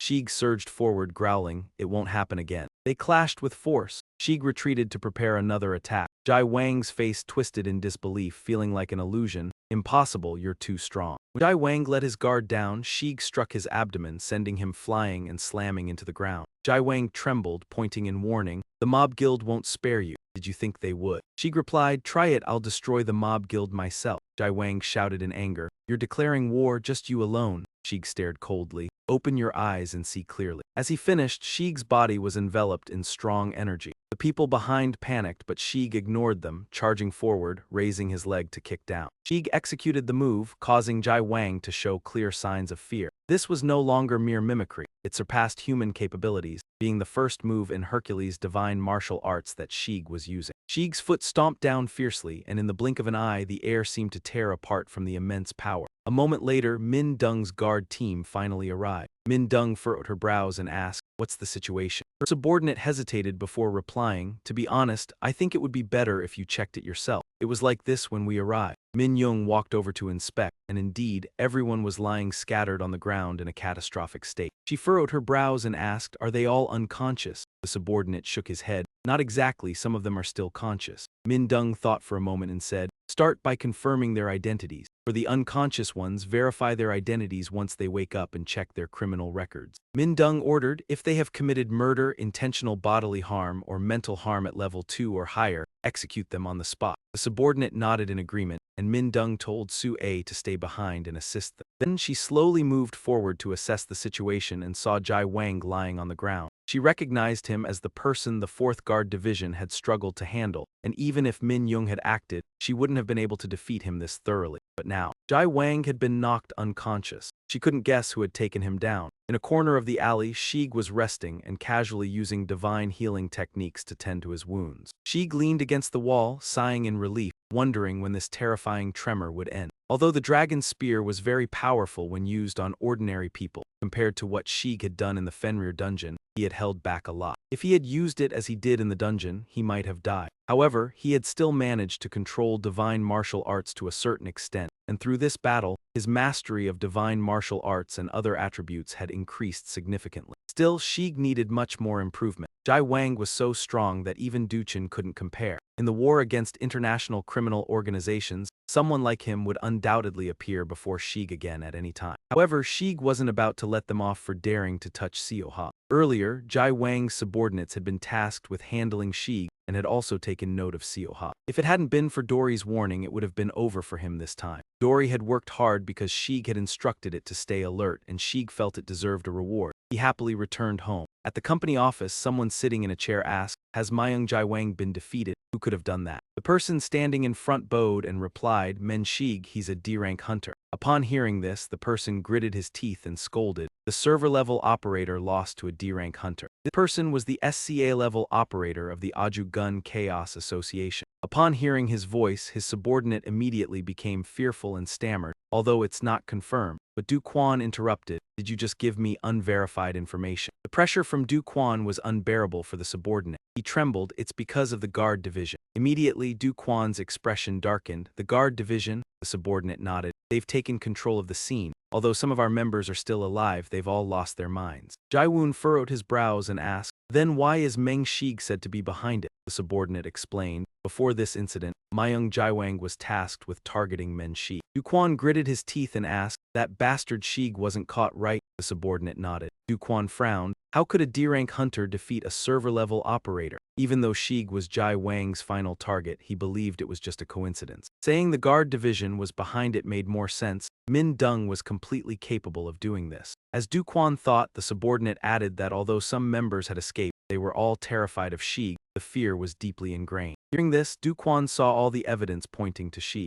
So Shig wasn't actually a D-rank hunter but had intentionally remained at that level. While hiding his true identity, he had single-handedly destroyed the Chaos Association and the underground world of Seoul. Therefore, he was the organization's mission target. With this thought, Duquan's face darkened and he gritted his teeth, saying, "This is his warning, that bastard." The subordinate trembled. "Should we pursue him?" Duquan nodded. "Tell all the Chaos members to keep an eye on Meng Shi. Normally, he'd capture and kill right away, but this time the guard division is involved and it's not the right time to act." Then he asked, "How deeply has the guard division interfered?" The subordinate quickly replied, "Bich Zi Ongde, the head of the guard division, has already taken action." At the same time, at the San Xian Hunter Inspectorate headquarters, Min Dung was immediately called in and scolded, "You acted like this because you're confident in your skills, right? You don't want to take my position?" This person was Kim Jae-bai, the police chief of the Seoul branch of the Hunter Guard Division, extremely angry because she had ignored orders and killed many people. Min-young acknowledged her mistake, speaking softly, "I'm sorry, but when confirming identities we found that those people were all registered criminals." GP didn't want to hear it and pointed, scolding, "You're still arguing with me? Even if they're criminals, they couldn't resist. You know what that means." Min-dung didn't dare say more and only apologized, but GP told her to smile and remove her uniform. Hearing this, her subordinate objected. The captain was just fulfilling her guard duties. GP, the tyrant, coldly interrupted, "Silence, I'll only pursue this matter here. Stop complaining and take off your uniform."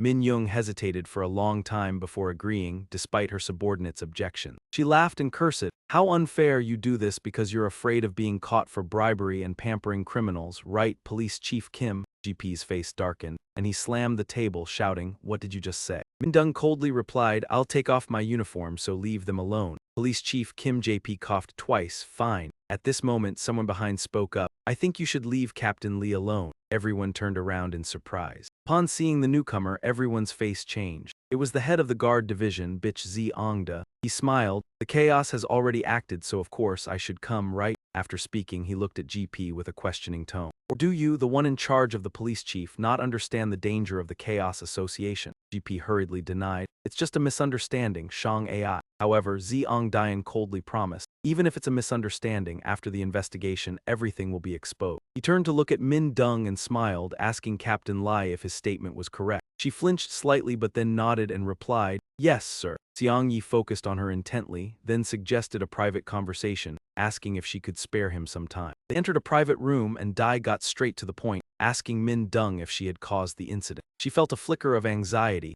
knowing he was the authority in preventing criminal activity in Korea. He was the son of Piyang, one of the 13 heroes who saved humanity. Seeing no response from her, Xiang Yi continued, saying he had heard about the case and that she must have reluctantly killed a few people while suppressing the chaos. Min Dung hesitated to answer, but he cut her off. "When the demonic world intrudes, the awakened are humanity's last hope. But in peaceful times, that power is only used to make money. His father said it was just a trend. Those who misuse their power break his father's heart. He said that without resisting the world's current, his father could not pursue justice. But he was different, believing they could chase justice even if they could not embody it, of course, in moderation. But getting too close to the mud inevitably brings its stench." He asked again, did she reluctantly kill anyone while suppressing the chaos? Min Dung hesitated, pressing her lips together, and replied, "Sir, did I do it myself?" She shook her head. "No, sir." He asked if she knew who the culprit was. Min Dung respectfully explained they checked security footage but could not identify anyone. Some people were not unconscious but mentally panicked. Xiang Yi asked again, "Are they all crazy?" Dam Mak nodded. Ning Dung explained they couldn't think clearly from fear and kept repeating one name. Xiang Yi thought for a moment, guessing, was it an S-rank hunter? Min Dung shook her head, whispering, "No, it was a D-rank hunter, Meng Si."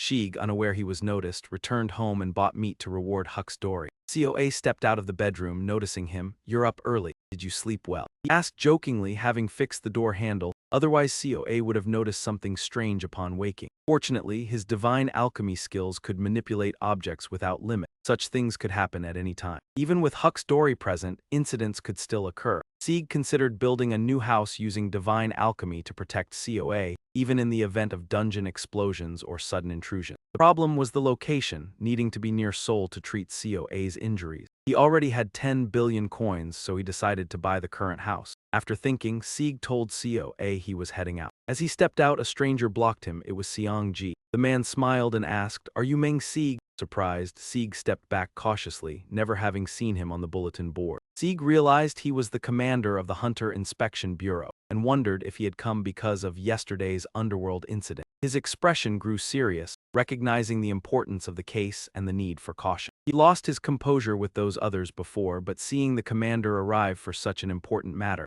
Sieg forced himself to stay calm, inhaled deeply, and said, "Yes, I am Meng Si." As Sieg spoke, Xiang Yi erupted with authority, coldly asking, "Are you the one who disrupted the underworld yesterday? After causing such chaos, are you still enjoying yourself?" In an instant, Sieg's face showed panic. He knew everything. Compared to Jai Wang, Xiang Yi was on another level, impossible to defeat. He thought of running, but the idea was quickly dismissed. COA was still here. If he ran, who knew what would happen to her? Even with Huck's Dory, he could not defeat Xiang Yi. While Sieg was flustered, Xiang Yi grabbed his shoulder and smiled, asking, "Do you want to become a guard?" Sieg was startled, not understanding. Later, at the bus stop, he still couldn't believe Seong-yi had asked that. He wondered what a guard's average salary was, thinking as a public officer it might not be high, but heard that skilled ones could earn hundreds of millions to a few billion coins annually. Sieg still felt it wasn't enough. Even with membership fees, hundreds of billions wouldn't suffice, but he didn't understand why. Why did Seong-yi propose it and leave immediately after refusal? The true reason eluded him. Frustrated, he sighed and focused on his work. As expected, Sieg approached the landlady, who asked suspiciously, "What brings you here?" Calmly, he replied, "I want to discuss the house I'm staying in. Do you plan to sell it?" The landlady was startled. "Why do you ask?" Sieg intended to say he wanted to buy it, but she thought he feared having no place to stay.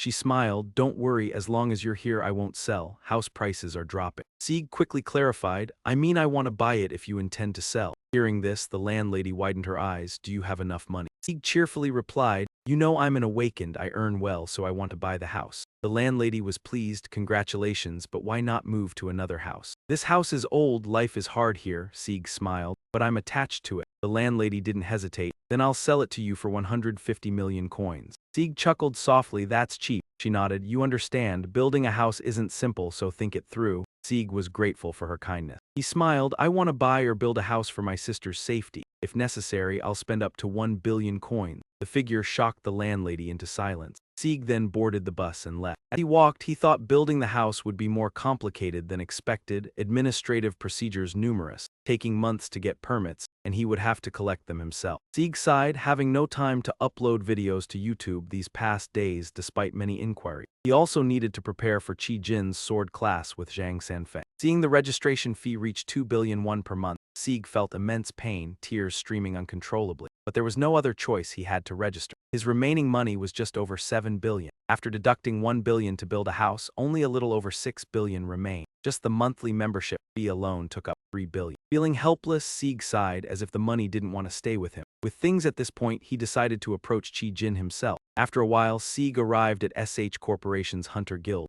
Chi Jin invited him into the reception room. Looking up at her, he couldn't help but admire her. She had grown more beautiful over time, surprising Sieg, but he quickly shook his head, dismissing the thought. At that moment, Chi Jin spoke. "How much is the tuition you have in mind?" Sieg cleared his throat twice, adjusted his voice, and replied, "I will teach twice a week, so the tuition is 10 billion per month. What do you think?" He expected Chi Jin to ponder for a while, but she showed no hesitation and nodded immediately. "I understand." Sieg looked at her in surprise. 10 billion seemed too small for SH Corporation. He felt a tinge of regret. If he had known earlier, he would have asked for more. Seeming to sense his thoughts, Chi Jin hesitated before speaking. "That matches exactly what I offered you. My grandfather won't accept more, and this fee won't be paid all at once, it will be monthly." Sieg flinched slightly and hurriedly nodded. "Then 10 billion won, a year totals 120 billion. For SH Corporation, this amount was nothing." After a moment, Sieg spoke again. "Also, I need a favor." He explained that he wanted to build a new house, but the legal procedures were more complicated than he expected, so he wanted her help. Chi Jin furrowed her brows, thinking for a moment before nodding. "I will help." Hearing this, Sieg happily thanked her, though he still felt things were moving too quickly. After finalizing the agreement with Chi Jin, he went to Ba Wang's forge. He created a device and his alchemy skills had improved significantly.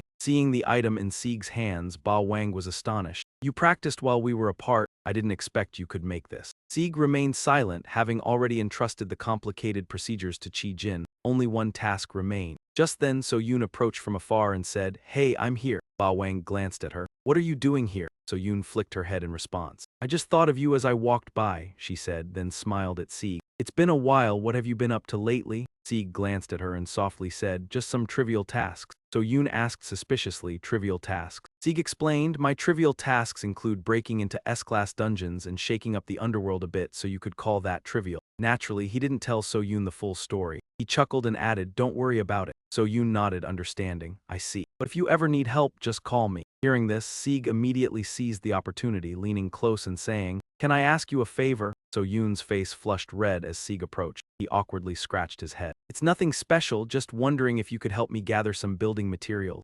So-yoon nodded lightly, showing no surprise. "Sure, but why the sudden request?" Sieg replied nonchalantly, "Because I'm planning to build a house." So-yoon was slightly surprised. "Don't tell me it's for yourself." Sieg smiled faintly, admitting, "Exactly. Hearing this, So Yoon felt a little flustered. I know you're skilled at crafting, making weapons is fine, but building a house. Before she could finish, Sieg handed her a piece of paper. These are the materials I need. So Yoon took it, looked at the list, and exclaimed in shock, but these aren't building material. Immediately, So Yoon's expression changed. She asked in panic, are you planning to build a house out of monster materials? Sieg replied without hesitation, yes, I want to equip the house with the best material. A few days later at the inspection bureau, Mr. Deer's car rested in the courtyard. A man approached and spoke. Is there a problem? It was Park Taemin, captain of the urban investigation team of the Hunter Supervision Bureau. He spoke slowly. It's about the rogue soldier doing nothing. Perhaps he fears you know he's hiding his obstinacy this time. Hearing this, Mr. Deer sipped water and said casually, is that so? Quite frustrating, leaving Taemin stunned. Mr. Deer smirked. Why are you looking at me like that? Want me to buy you a can like this? Before he could say more, Taemin asked suspiciously, why let him act freely like that? Mr. Deer frowned at him. You mean Meng Shi? Taemin nodded slightly. Exactly, Mr. Deer thought for a moment, then spoke. Yuan Rong told me he's stronger than he looks, with a human scent more potent than anyone. How long have you been investigating him? Taemin was surprised by the question but answered honestly. This is my 7th year. Under the clear sky, Mr. Deer recalled the past. He became a pseudo-awakener at 11, trained with his father for 8 years, then wandered 5 years to learn. After that, he joined the Bureau and served for over 20 years.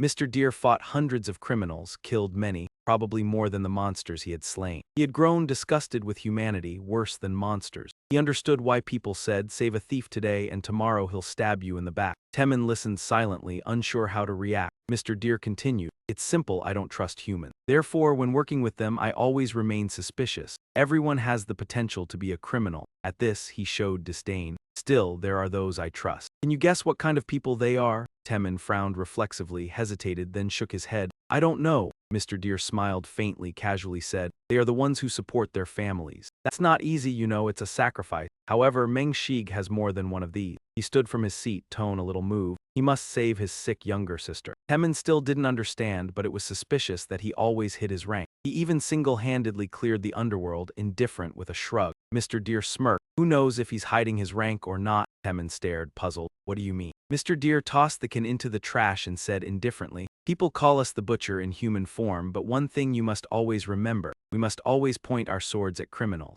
He said he loved a world where people could live in peace. The world his father protected was the same. With that, he turned and left. Taemin asked suspiciously, where are you going? He replied coldly, SH Corporation. Hearing this, Taemin's expression was slightly amused. He asked back skeptically, SH Corporation? Mr. Deer smiled faintly and said coldly, didn't I just say we must always point our swords at criminal? Meanwhile, at Pa Wang's forge, Sieg was explaining his intentions to So Yoon. I'm trying to use these materials to equip the house. Hearing that question, Ba Guang was astonished and asked Sieg if he even knew how to build things. Sieg shook his head, saying he had never tried but thought he could manage, then glanced at So Yoon to see if she could gather the material. So Yoon hesitated, explaining that it wasn't difficult, but the issue wasn't just money. In reality, it certainly involved money. Mai Qiu Long, the demon stone from the golem's quartz, and the Death Knight's armor were all complex materials, not just obtainable from high-level monsters. They even came from monsters that were extremely difficult to defeat. Furthermore, So Yoon noted that these were materials hunters commonly used, so it would be hard to collect enough for what Sieg wanted. In other words, very few hunters were willing to sell them. Hearing this, Sieg sighed reluctantly. I understand, So Yoon said, seeing Sieg's hesitant reaction and trying to comfort him. It doesn't mean there's no stock. You will definitely get them if you're willing to pay. After calculating, she added, at 3 times the market price, it would be about 3 billion won. The figure shocked Sieg, though it wasn't a major issue since Cheyenne had already paid her tuition. But Sieg considered that if he lowered the standard, COA's safety would be at risk, so he couldn't be careless. After thinking, Sieg looked at So Yoon and asked, for what's currently available, can you help me acquire it? So Yoon nodded without hesitation. I'll do my best. Her assistance reassured Sieg somewhat. The biggest problem wasn't that few hunters were willing to sell.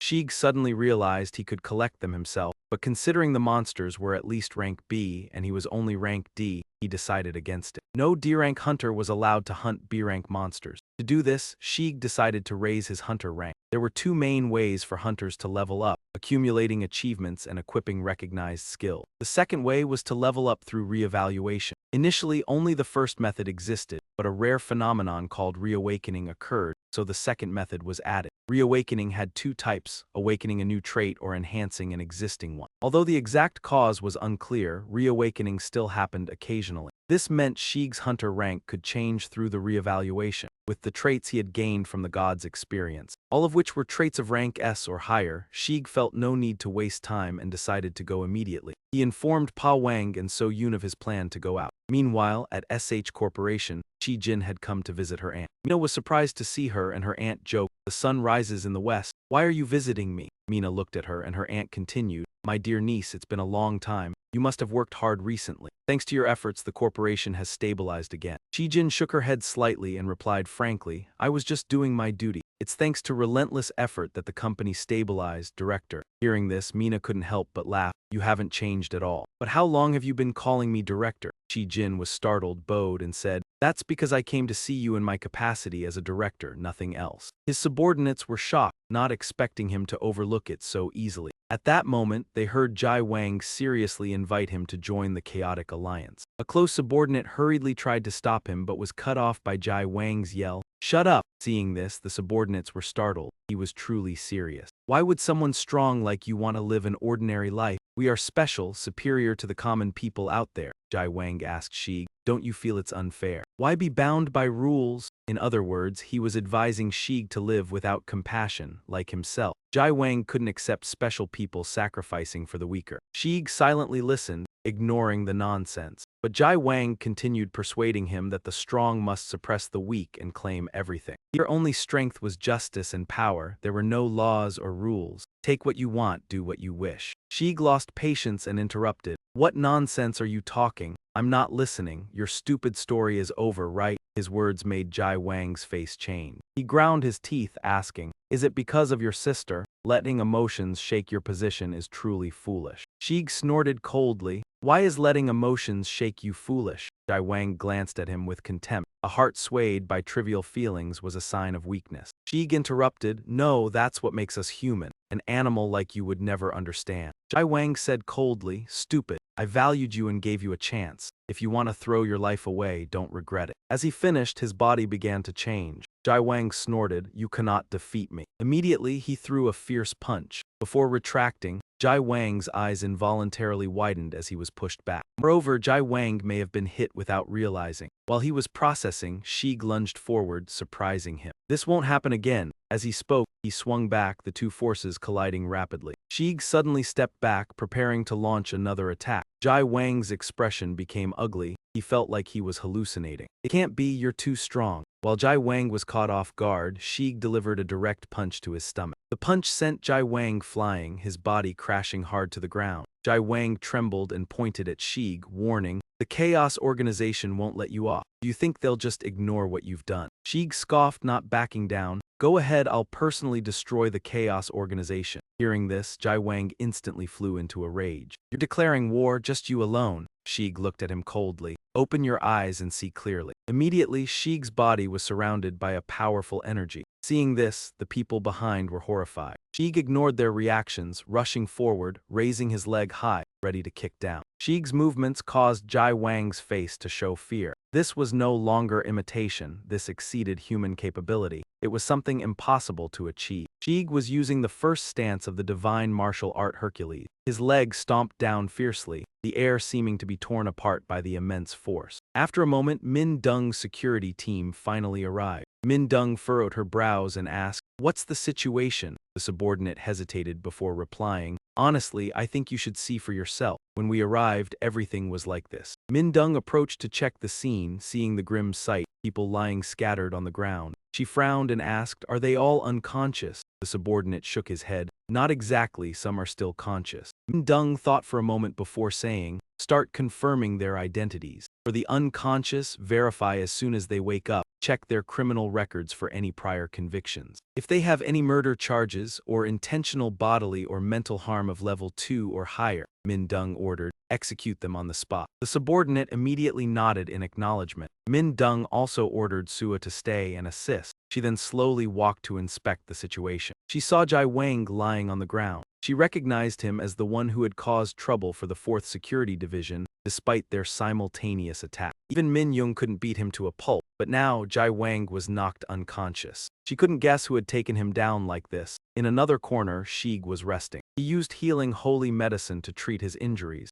leaning against the wall with a sigh. When will this damn shock end? Although the dragon strike was too powerful to be used on ordinary people compared to the Fenrir dungeon, he had held back a lot. If he had used it there, they might have died for sure. He still controlled the divine martial art to a certain degree. This battle not only improved his mastery of the divine martial art, but also other attributes. Still, Shig needed much more progress. Jai Wang was so strong that even Jachin couldn't compare. In the war against international criminal organizations, someone like him would surely appear before Shig at any time. He wasn't planning on letting those bastards go for what they did to him. Earlier, Jai Wang's subordinates said they wanted to deal with Shig to lure him in. They were also keeping an eye on Zio-ha. If it hadn't been for Dory's help, this would have been the end. Zio-ha still worked hard because Shig instructed it to stay alert. Perhaps Shig should reward it and go home in a good mood. In the company office, a person sitting in a chair mockingly asked, "Myung Jai Wang has been defeated. Who could do that?" The person standing bowed their head and quietly replied, "Meng Sig, he's a D-level hunter."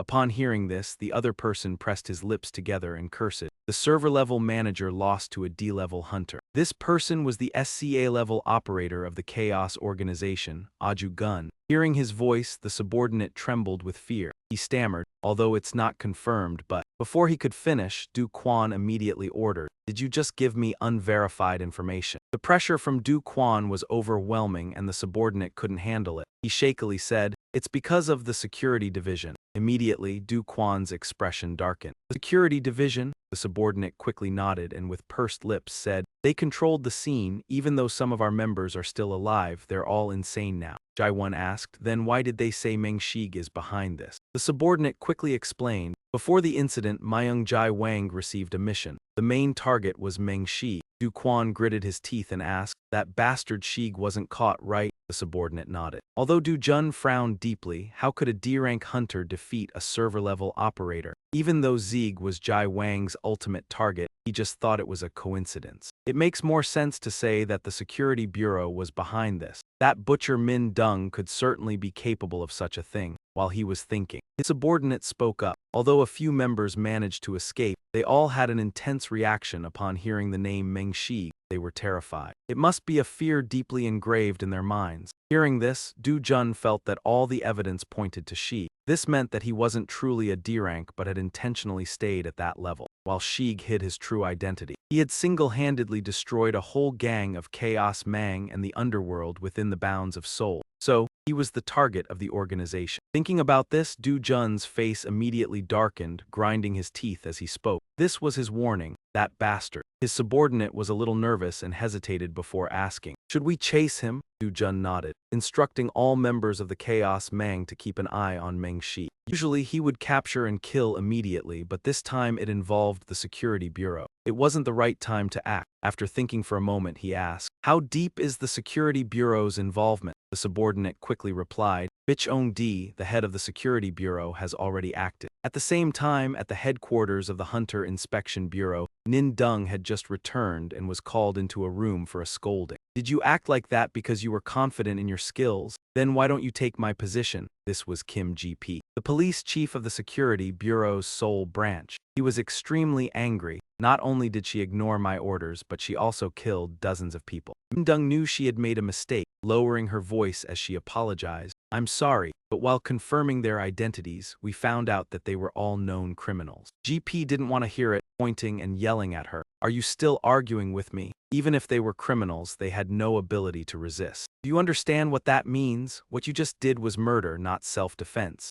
Min Dung didn't dare to respond. She could only apologize, but GP told her to remove her uniform. Upon hearing this, her subordinate immediately objected. "Captain, you were just fulfilling your duty as a guard." Unfortunately, GP was an authoritarian. He coldly interrupted, "Silence. Usually you would be dismissed by now. I'll only investigate this far. Stop complaining and take off your uniform." Min Dung gritted her teeth, hesitating for a long time, but finally agreed despite her subordinate's objections. She smiled while removing her uniform and cursed, "This is so unfair. You're doing this because you're afraid of being caught for bribery and taking care of criminals, aren't you?" The police chief Kim heard this and his face immediately turned as black as coal. He slammed the table and shouted, "What did you say?" Min-dung glared at him. Coldly she said, "I'll take off my uniform, so leave them alone." Police chief Kim coughed twice. "Fine, but just know that right now." Someone behind them spoke up. "I think you should leave Captain Lai alone." Everyone turned around, and upon seeing the newcomer, their faces changed. The person who came was none other than the head of the security bureau, Bitch Ong-di. He smiled and spoke. "The Chaos Mang has already acted, so of course I should be here. Isn't that right?" Upon hearing this, Seong-zi glared at GP and questioned him. "Do you not understand the danger of the Chaos Mang? I just heard someone say you were harboring criminals." GP panicked and denied it. "It was just a misunderstanding, I swear." But Bitch Ong-di remained cold. "Even if it's a misunderstanding, once we investigate, everything will be exposed." He then turned and looked at Min-dung, smiling faintly. "Am I right, Captain Lai?" She was slightly surprised, but after reacting, she nodded and answered, "Yes, sir." Bitch Ong-di stared at her for a long time before suggesting, "I'd like to speak with you privately for a moment. Can you spare me a little time?" Immediately, the two of them went into a private room. Bitch Ong-di got straight to the point. "Let me speak plainly. Did you do this?" Min-dung momentarily felt worried. He was the key figure in preventing criminal organizations from operating in South Korea. He was the son of Big Seong Pyong, one of the 13 heroes who saved humanity. She didn't answer him right away. Bitch Ong-di spoke again. "I've heard about this. You must have had to kill a few people in the process of clearing the chaos, right?" Min-dung hesitated a little. She was about to answer, but Bitch Ong-di interrupted her. "When the demon world invades, the awakened ones are humanity's last hope. As the world stabilizes, that power can only be used for profit. But my father said it's just a trend. People like the Chaos Mang are abusing the power they have." Seong Yi's father wept over this, but he said he would not resist the flow of the world. Father Seong Yi believed he could not embody justice, but he thought that if one could not be justice itself, they could still pursue it. Of course, there must still be limits, but when you get too close to the mud, you cannot avoid being stained by its smell. Speaking of which, he asked again, had she been forced to kill anyone while quelling the chaos?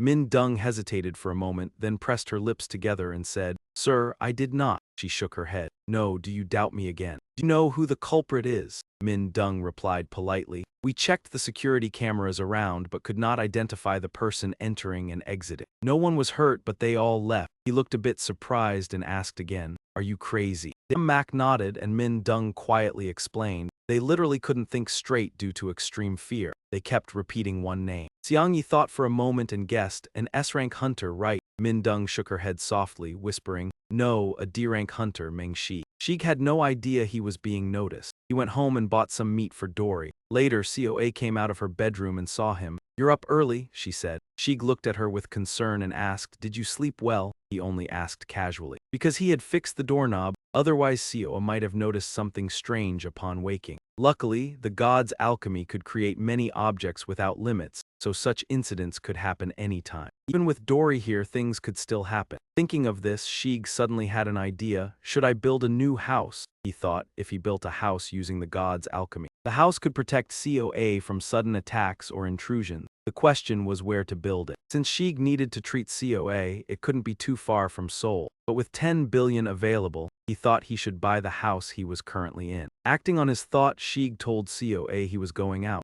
As he stepped out, a stranger blocked his way. It was Seong Yi. He smiled at Sheik and asked, "Are you Meng Shi?" Sheik was startled by his name. He took a step back, wary. Though he had never seen him on the news, Sheik immediately recognized him as the chief inspector of the Hunter Bureau. He just didn't know why he was here. Was it about yesterday's underground world incident? Thinking of this, Sheik's expression turned serious. From the Bureau's perspective, this was a very serious case. He had to act carefully. "You lost your composure because of those bastards, didn't you?" Still, if the chief inspector came personally, it must be important. Sheik tried to stay calm, took a deep breath, and slowly said, "Yes, I am Meng Shi." As soon as Sheik finished, Seong Yi spoke coldly, "Are you the one who turned the entire underground world upside down yesterday? After causing so much chaos, you still enjoy yourself." Immediately, Sheik's face showed panic. He knew everything. Compared to Jai Wang, this man was on an even higher level. Sheik knew he could not win. Was he going to kill him? He had to run, but that thought was quickly suppressed. COA was still here. If he ran, who knew what would happen to her? Even with Dory here, it could not defeat Seong Yi. When Sheik didn't know what to do, Seong Yi suddenly grabbed his shoulder and laughed. "Do you want to become a guard?" Sheik flinched. What did he mean?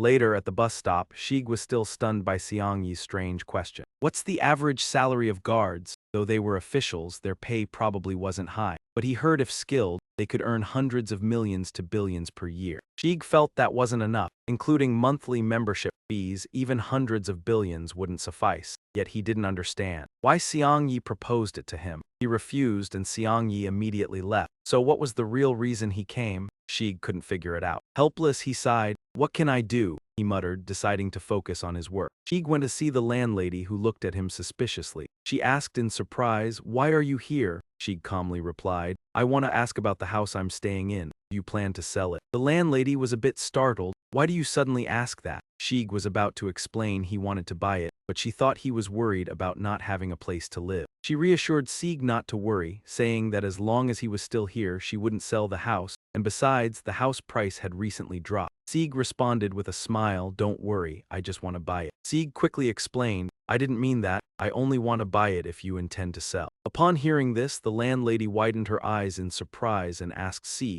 "Do you have enough money to pay?" Shig nodded and happily said, "I'm an awakener, so I earn quite well. I intend to buy this house." The landlady was delighted and congratulated Shig, but wondered why he didn't just move to another house since this one was quite old. Shig smiled and replied frankly, "Because I've grown attached to it, so don't think too much about it." The landlady agreed to sell it for 150 million gu. Shig chuckled softly and commented, "That's still cheap." The landlady reminded him that building a house wasn't simple, so he should think carefully. Shig replied, "I know." Shig felt grateful for the landlady's kindness and smiled as he said, "I want to buy or build a house for my younger sibling to keep them safe. If necessary, I'll spend up to 1 billion won." This figure left the landlady speechless. After their conversation, Shig got on the bus and left, thinking that building a house was more complicated than he had imagined. He realized this was much more complex, requiring many administrative procedures like transfer papers, registration, and building permits, which would take months,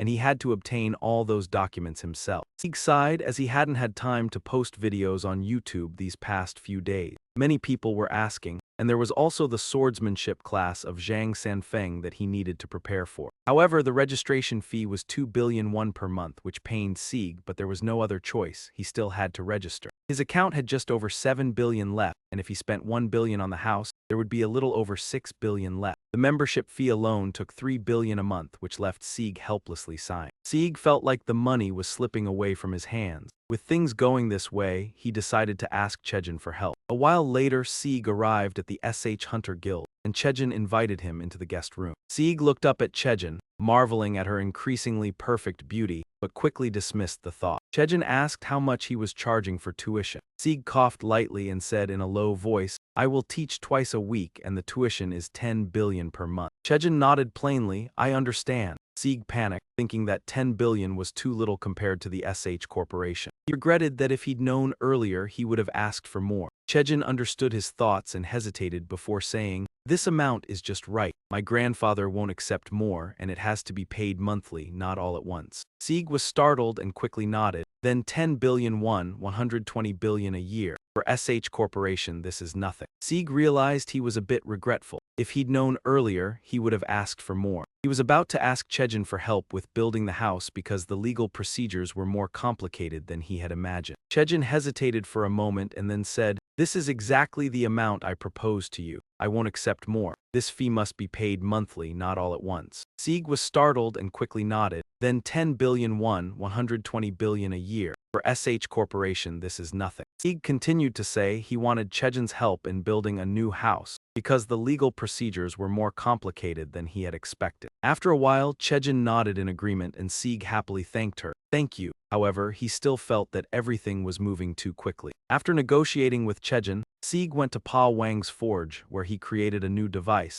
and his alchemy skill increased significantly. Pa Wang saw the device Shig had made and was very surprised, asking, "Did you practice while we weren't together?" Shig remained silent because he had already entrusted the procedures to Chejin. The only remaining task was alchemy. Pa Wang was surprised that Shig had made this device. He remained silent as the only task left was alchemy, since the procedures had already been handed over to Chejin. At that moment, Soan arrived from afar and cheerfully asked Pa Wang, "Hey, I'm here. What are you doing here?" So-un replied. "I just thought of you as I was passing by." Then So-un looked at Sieg and asked with a smile, "It's been a while, what have you been up to lately?" Sieg answered quietly, "I've just been doing some odd jobs." So-un asked suspiciously. Sieg continued to respond, but the conversation was still unfinished, and So-un looked at him with a doubtful expression. "Are you talking about some random stuff?" "Actually, I'm just dealing with a little bit of the underground S-level base. You could call it random if you want." Sieg didn't tell So-yoon about this. He just smiled and explained, "Don't worry too much." So-yoon didn't press him, understanding and nodding, "I understand. But if you need any help, just call me." Hearing that, Sieg seized the opportunity, moved closer, and said, "Could you help me with something?" So-yoon, flustered by his closeness, blushed. Sieg awkwardly scratched his head. "It's nothing, I just wasn't sure if you could help me gather some building material." So-yoon nodded slightly. "It's not a problem, but why are you suddenly asking me for help?" Sieg replied nonchalantly, "I'm planning to build a house." So-yoon was a little surprised. "Don't tell me you're planning to build the house for yourself." Sieg chuckled and admitted it. Hearing that, So-yoon felt a bit awkward. "I know you're great at making weapons, but building a house." Before she could finish, Sieg handed her a piece of paper. "These are the materials I need." So-yoon took it and saw the list, and she was surprised, "But these aren't building material." As soon as she said that, her expression changed and she panicked. "Are you planning to build the house from monster material?" Sieg didn't hesitate to admit it. "Yes, I'm trying to equip the house with the best materials." A few days later, during the inspection, Mr. Goat's vehicle was resting outside the yard when a man arrived. He started by asking, "What's going on, Captain Beak?" The man who arrived was Beak T-min, captain of the urban investigation team at the Hunter Inspectorate. He said seriously, "It's about the military's inaction. Maybe he's afraid you'll know he's just trying to cover up his stubbornness this time." Hearing that, Mr. Goat took a sip of water and casually said, "Really? That's frustrating." His words made T-min a little surprised. He smiled slightly and said, "Why are you looking at me like that? Should I buy you a can just like this?" Before he could finish, T-min suspiciously asked, "Why are you letting him run wild like that?" Mr. Goat frowned at him. "Are you talking about Meng-shi?" T-min nodded slightly and admitted, "Yes." Mr. Goat thought for a moment and then spoke. "Min Young told me this. Contrary to his appearance, he has a more intense human scent than anyone else you're investigating." T-min was a bit surprised when he said that, but still replied honestly, "This is my 7th year under the clear sky." Mr. Goat was reminiscing about the past. He had become a hunter at 51 years old. He spent 8 years training with his father and wandered for 5 more years to learn. Then he joined the inspectorate and served for 20 years. Mr. Goat had faced hundreds of criminals and had also killed quite a few people. The number of people he killed was probably higher than the number of monsters he'd dealt with. He despised humanity because they were worse than monsters. He understood why they said, "Today you save a thief from the gallows, tomorrow he will return to slit your throat." T-min quietly listened to Mr. Goat's words, unsure of how to respond. At this moment he continued, "It's simple, I don't trust people. So when working with them, I'm always skeptical first." After saying that, his face showed a look of disdain. "In my eyes, everyone could be a criminal.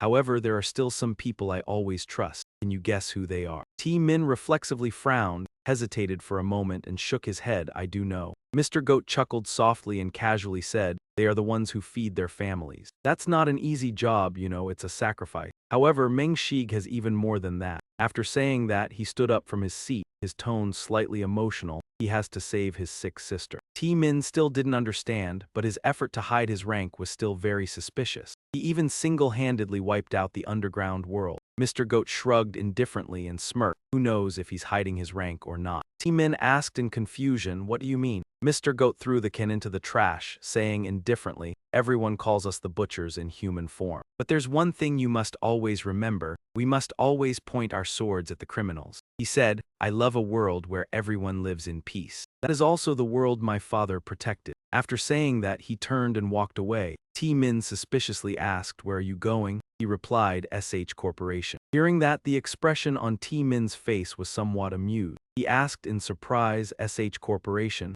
Mr. Goat just smiled slightly, casually replied, "Didn't I just say that? Do we always have to point the tip of the sword at the criminals?" Meanwhile, at another location in Pa Wang's forge, Sieg was explaining his plan to So-yoon. He was testing the use of materials to equip the house. Hearing this, Ba Kwang suddenly asked, "Do you know how to build?" Sieg shook his head and replied, "I've never tried before, but I think I can do it." Then he looked at So-yoon and asked, "Have you gathered them?" So Yoon hesitated and answered, "It's not hard, but the issue is not money, let's just forget about it. The issue is definitely related to money, like my Kui Long, monster stone from golem ore, and the armor of the Death Knight. They are not just materials from high-level monsters. They also come from monsters that are extremely difficult to defeat. Moreover, what So Yoon noticed is that these materials are often used by hunters, so it's very hard to gather enough of what Sheik needs. In other words, very few hunters are willing to sell them." Hearing this, Sheik felt helpless and sighed. "I understand." So Yoon saw his reaction and comforted him. "It doesn't mean there aren't any available. You will definitely get them if you're willing to pay the price."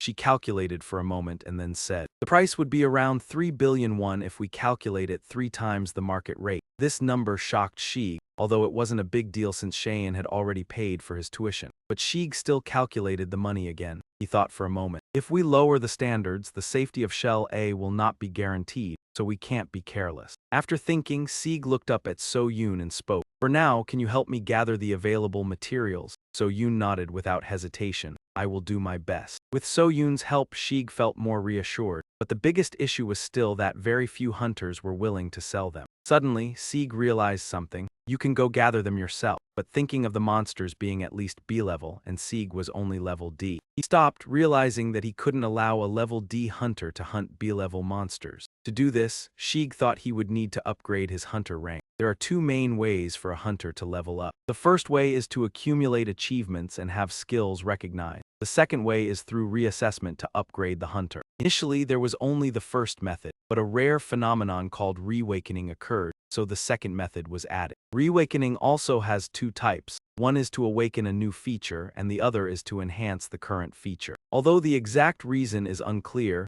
sometimes the phenomenon of reawakening still happens. This means that Sheik's hunter rank could change if he participates in reassessment, with the current attributes from the experience of the gods. These attributes are all S level or higher, and Sheik thought there was no need to hesitate anymore. He had to go right away. Sheik made the decision and informed Pa Wang and So Yoon that he would go out. Elsewhere at SH Corporation, Shayan went to meet her aunt. Mina was surprised to see her arrive, and her aunt joked, "Is the sun rising in the west? Why is my niece visiting me?" Mina frowned at her. "Niece, long time no see, you must have been working hard. But thanks to your hard work, the company has stabilized again." Shayan lightly shook her head and replied, "I'm just doing my job. It's really thanks to your tireless effort that the company stabilized again." Hearing this, Mina couldn't help but laugh. "You haven't changed a bit. How long has it been and you still call me director?" Shayan was slightly startled, bowed her head and replied, "It's because I came to see you as a director, not as your niece." Mina looked at her beloved niece, feeling helpless. When she was little, she was such a sweet child, but her father had to leave her in a family full of relatives who were always in competition with each other. From a young age, she had to endure constant control. As a result, Chi Jin's personality slowly started to change. After all, without her father, Mina wouldn't be here today. Although she couldn't help much when she was young, everything is different now. Mina set the cup down and asked directly, "What is the purpose of your visit?" Shayan did not hesitate and immediately replied, "I want to build a house. Can I borrow the name of the SH construction company?" Mina was a little surprised and asked, "You want to build a mansion?" Shayan shook her head, denying it. "No. As I said, I just want to build a house." Mina was taken aback and asked, "Isn't it that you don't like the house you're living in?" If that was the case, Mina couldn't just sit still. She agreed without hesitation. Dai will report it to Chairman Bay at the SH construction branch. If he manages the project directly without using subcontractors, the construction will be completed quickly. However, Chi Jin declined. "The house will be built by someone else. Can Dai lend me the name of the SH construction company?" Mina was even more confused and couldn't understand what she meant. At the same time, Sieg had arrived at the waiting room for reassessment. Out of the 100 people requesting reassessment, everyone believed there was no way they could have such a low rank, and so did Sieg. After awakening from the dungeon explosion, he had hoped to receive an S or a rank. Therefore, he took the awakening ability test with great anticipation. But what he received was only a non-attributed level, a level lower than F, which even a normal person couldn't achieve. However, the situation was different now, and Sieg believed everything would change. It was Sieg's turn to enter the assessment. The result was determined by scanning the awakened attribute through a machine.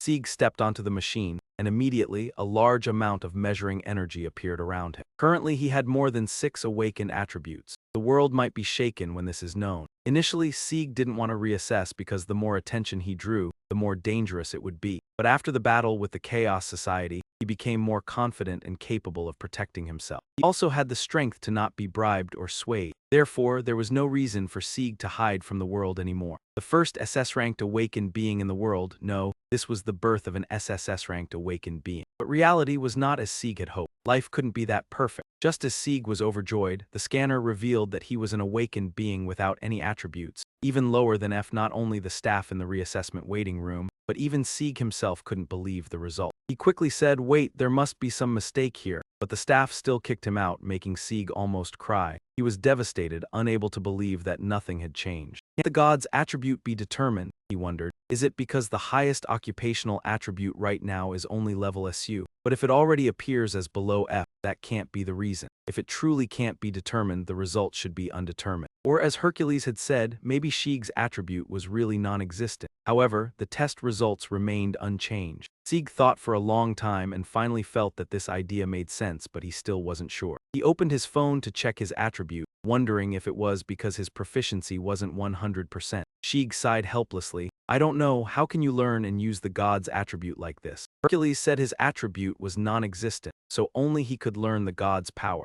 But who was the blonde man who gave Sieg the GODTube phone? Did he come to find Sieg because he knew his identity, or was there another reason? Remembering what he had said in the cave, Sieg felt that couldn't be the reason. Sieg thought for a while and couldn't come to a conclusion, so he decided to let it go. After all, the reassessment was pointless. He needed to focus on building achievements to level up through the dungeon. Right now, he was at level D, but at least he had to reach level A recently. Sieg hadn't posted anything on YouTube, and he didn't know how long it would take to level up. But suddenly, he came up with a bold idea, a content idea that fit his current situation. A little while later at the SH Corporation, Mr. D's car arrived to meet someone. The person saw him and said, "This is a surprise. I didn't expect the chief inspector to come to see me." Mr. D's car replied with a smile, "Thank you for the warm welcome, even though this visit was unexpected." The person he met was the director of SH Corporation, Han Guk. He smiled and said, "Of course, Chief Inspector, please have a seat. What brings you here today?" Mr. D sat down and politely smiled. "SH Corporation is the pillar of South Korea's economy. I just wanted to meet the director and learn more about you." Hong-guk chuckled and said, "Aren't you a remarkable person yourself, responsible for South Korea's safety?"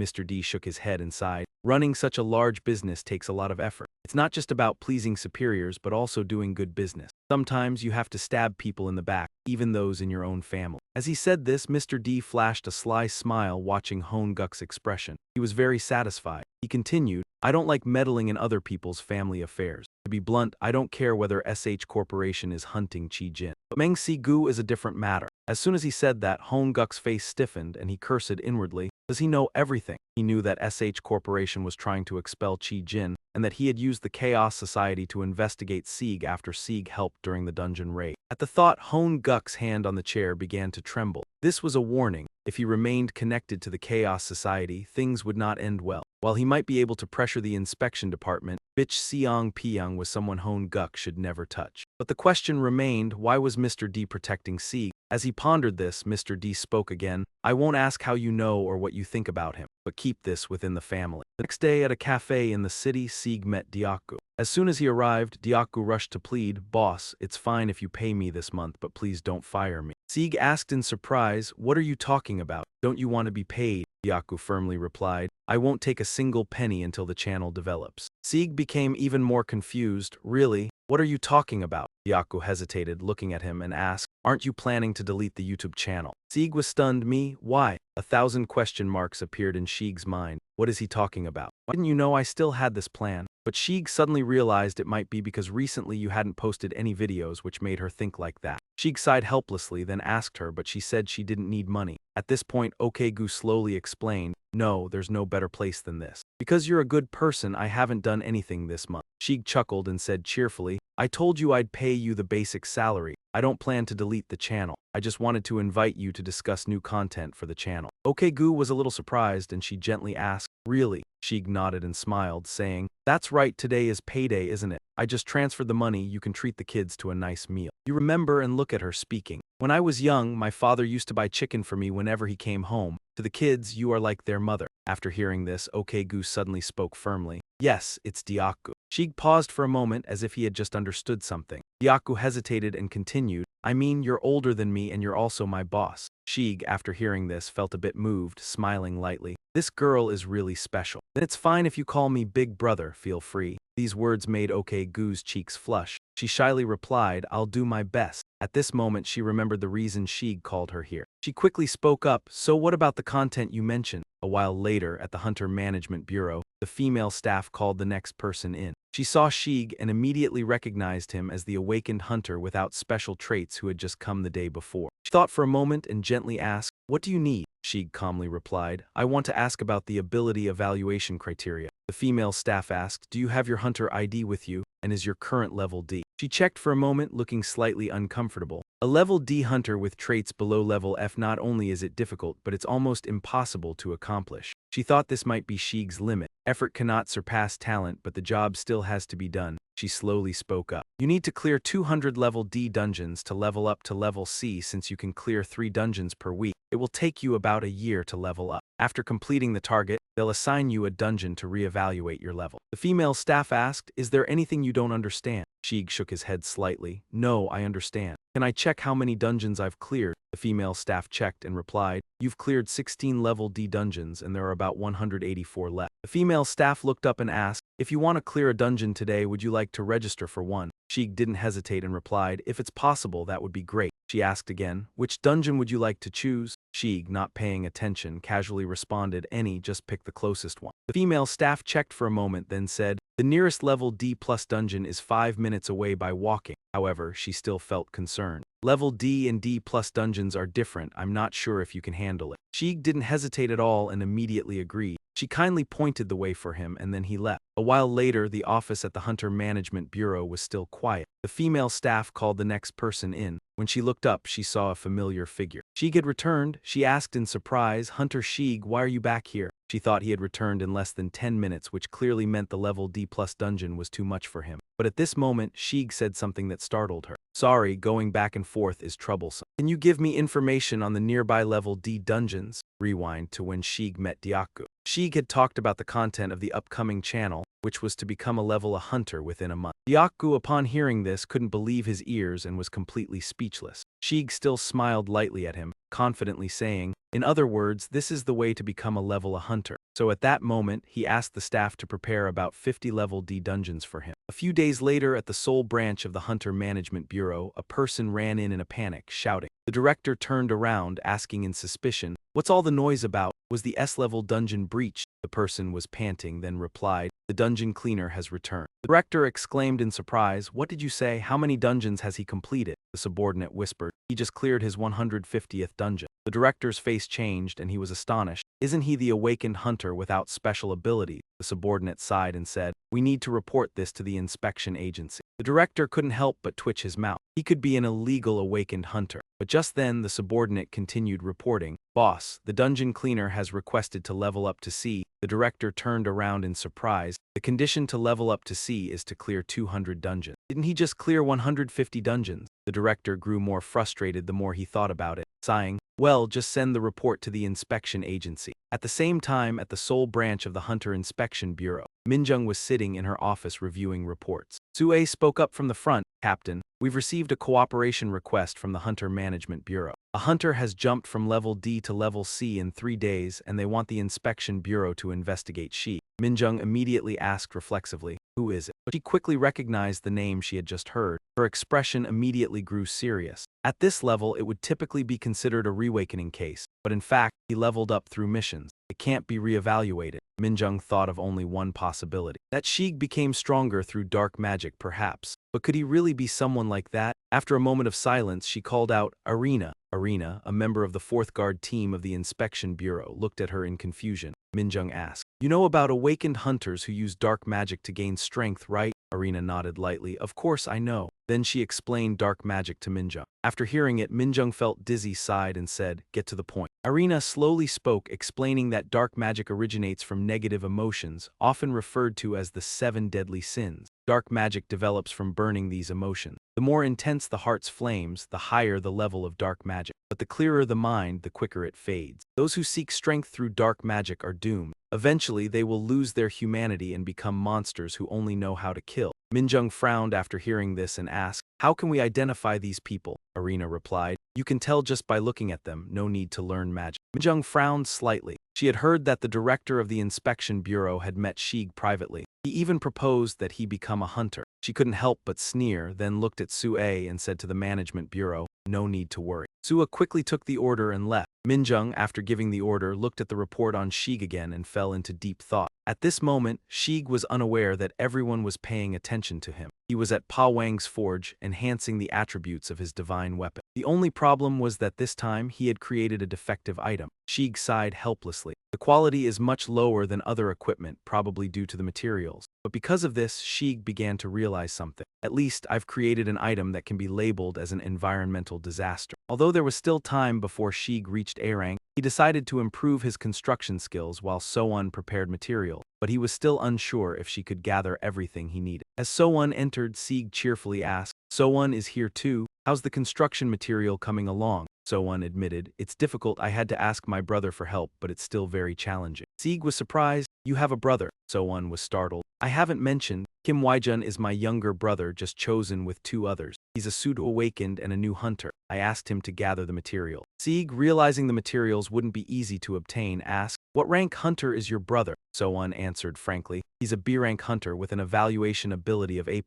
Shig went from one shock to another. Shig was amazed. An A+ ability? Incredible. So-won smiled softly and explained, "He hasn't been awakened long, still inexperienced and often injured, but his recovery is extremely fast, so I'm not worried." So-won continued, explaining her brother had strong regenerative abilities and could regrow limbs if severed. She said, "Don't worry, I've asked my older brother too. We might gather some of it." While they were talking, Ba Kwang arrived from afar and asked, "So-won, you're back." So-won nodded. Ba Kwang led her to check equipment for the alchemy conference, leaving Shig to ponder alone. Shig realized the materials were insufficient and would have to gather them himself to reach A rank, so he bid farewell to the 2 and left. Meanwhile, Diakku was selling her labor to the capitalist Tenshi. After a few days of work, she finished editing videos, each with 184 clips, combining a team's effort over 22 hours. Since she hadn't worked before, it was manageable. Ordinary people took over a year to go from D rank to C rank. But Shig only took 3 days. He was truly skilled. The capitalist sent new videos and Diakku, seeing the content, couldn't believe it, going from C rank to BA, and she had to edit more. She sighed, but the 10 million units just sent kept her alert. The number was so large she didn't expect Shig to send so much.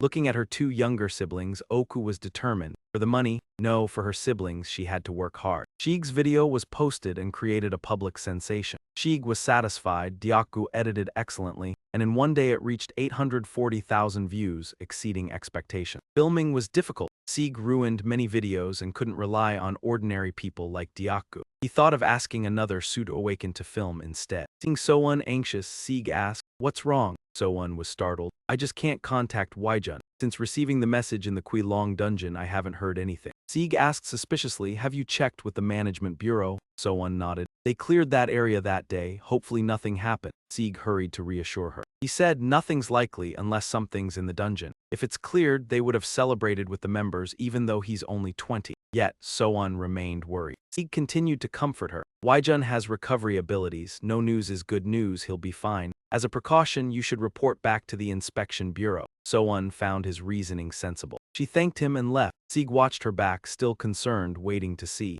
In a dark room, a teenager was tightly bound to a chair. Chains wrapped around his body, preventing movement. This was So-won's brother, Kim Lee-jun. Earlier, he had joined the Kui Long hunt with the team, then went drinking with the members. Memories stopped. He realized he had been kidnapped. In his panic, a dark voice echoed, "This isn't easy to break. These are custom iron chains. Even an A-rank hunter would struggle to escape." Waijun looked at the person and asked in panic, "What do you want?" The man laughed. "Curious, have you heard of illegal pseudo-awakened?" Waijun didn't understand. The man laughed maniacally. "They are all my creations." He continued, "Why die without appreciating my efforts? What about me? I promise to make them stronger." He twisted Waijun's hand, grinning maliciously. "But if it's you, it will be different, definitely different." This madman was Jojo-chan. He belonged to a vile gang. In another room, Shig trained Cheyenne. She held his sword, sweating, but her eyes were determined. Sieg lectured continuously. The Taiji relies on yin and yang, two opposing forces creating heaven and earth. Initially, he planned to invent a new sword technique for Cheyenne, but Sieg decided to use Taiji as the foundation,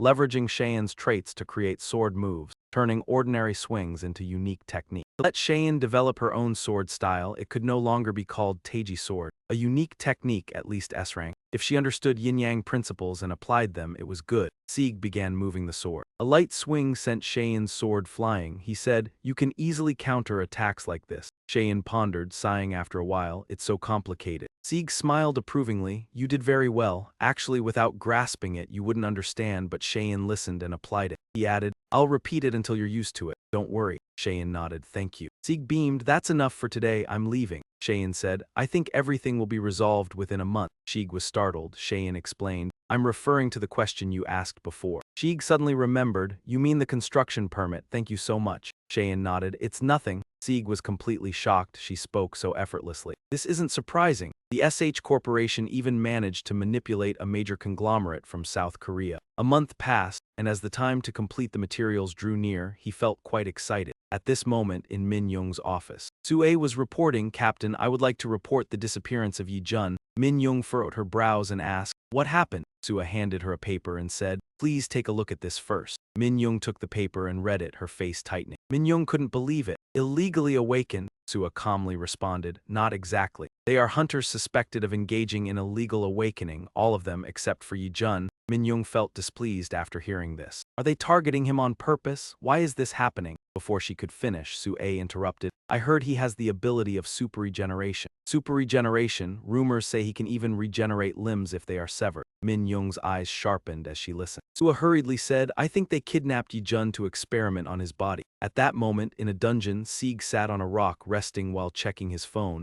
He was trying to contact Hercules, but there was no answer. Frowning, he wondered, is he training? Sieg even missed personal training calls from Hercules. He thought of Hercules' sulking expression and felt a slight chill. "Is he mad at me?" He stood up, putting his phone in his pocket, and thought, "When he calls back, I have to tell him about the video." But before Sieg could leave, the lava golems started to appear. They were B-level mineral golems, emitting constant howls. Sieg wasn't afraid at all, standing there calmly and releasing a cold aura. He used Zhang Senfeng's Tai Kai skill, a power unlike Hercules' SS-level strength. In martial arts, there are three key elements: mind, energy, and body. Confucius' mind corresponds to the mind, Hercules' super strength corresponds to the body, while Zhang Senfeng's Tai Kai corresponds to energy. Sieg thought while channeling energy into his hand. After a moment, he finally unleashed a palm strike. A powerful surge of energy flew towards the mineral golem. Sieg remained still, eyes closed, allowing the power of awakening to rise. Mana, the life force of the universe, could be found in nature. The process of absorbing this power is called refinement. Depending on how it's done, its effect can vary greatly. What allows mana to fully integrate into the body without the need for refinement is Tai Kai. After understanding the technique, Sieg opened his eyes and unleashed a wind palm. A powerful energy shot straight into the sky.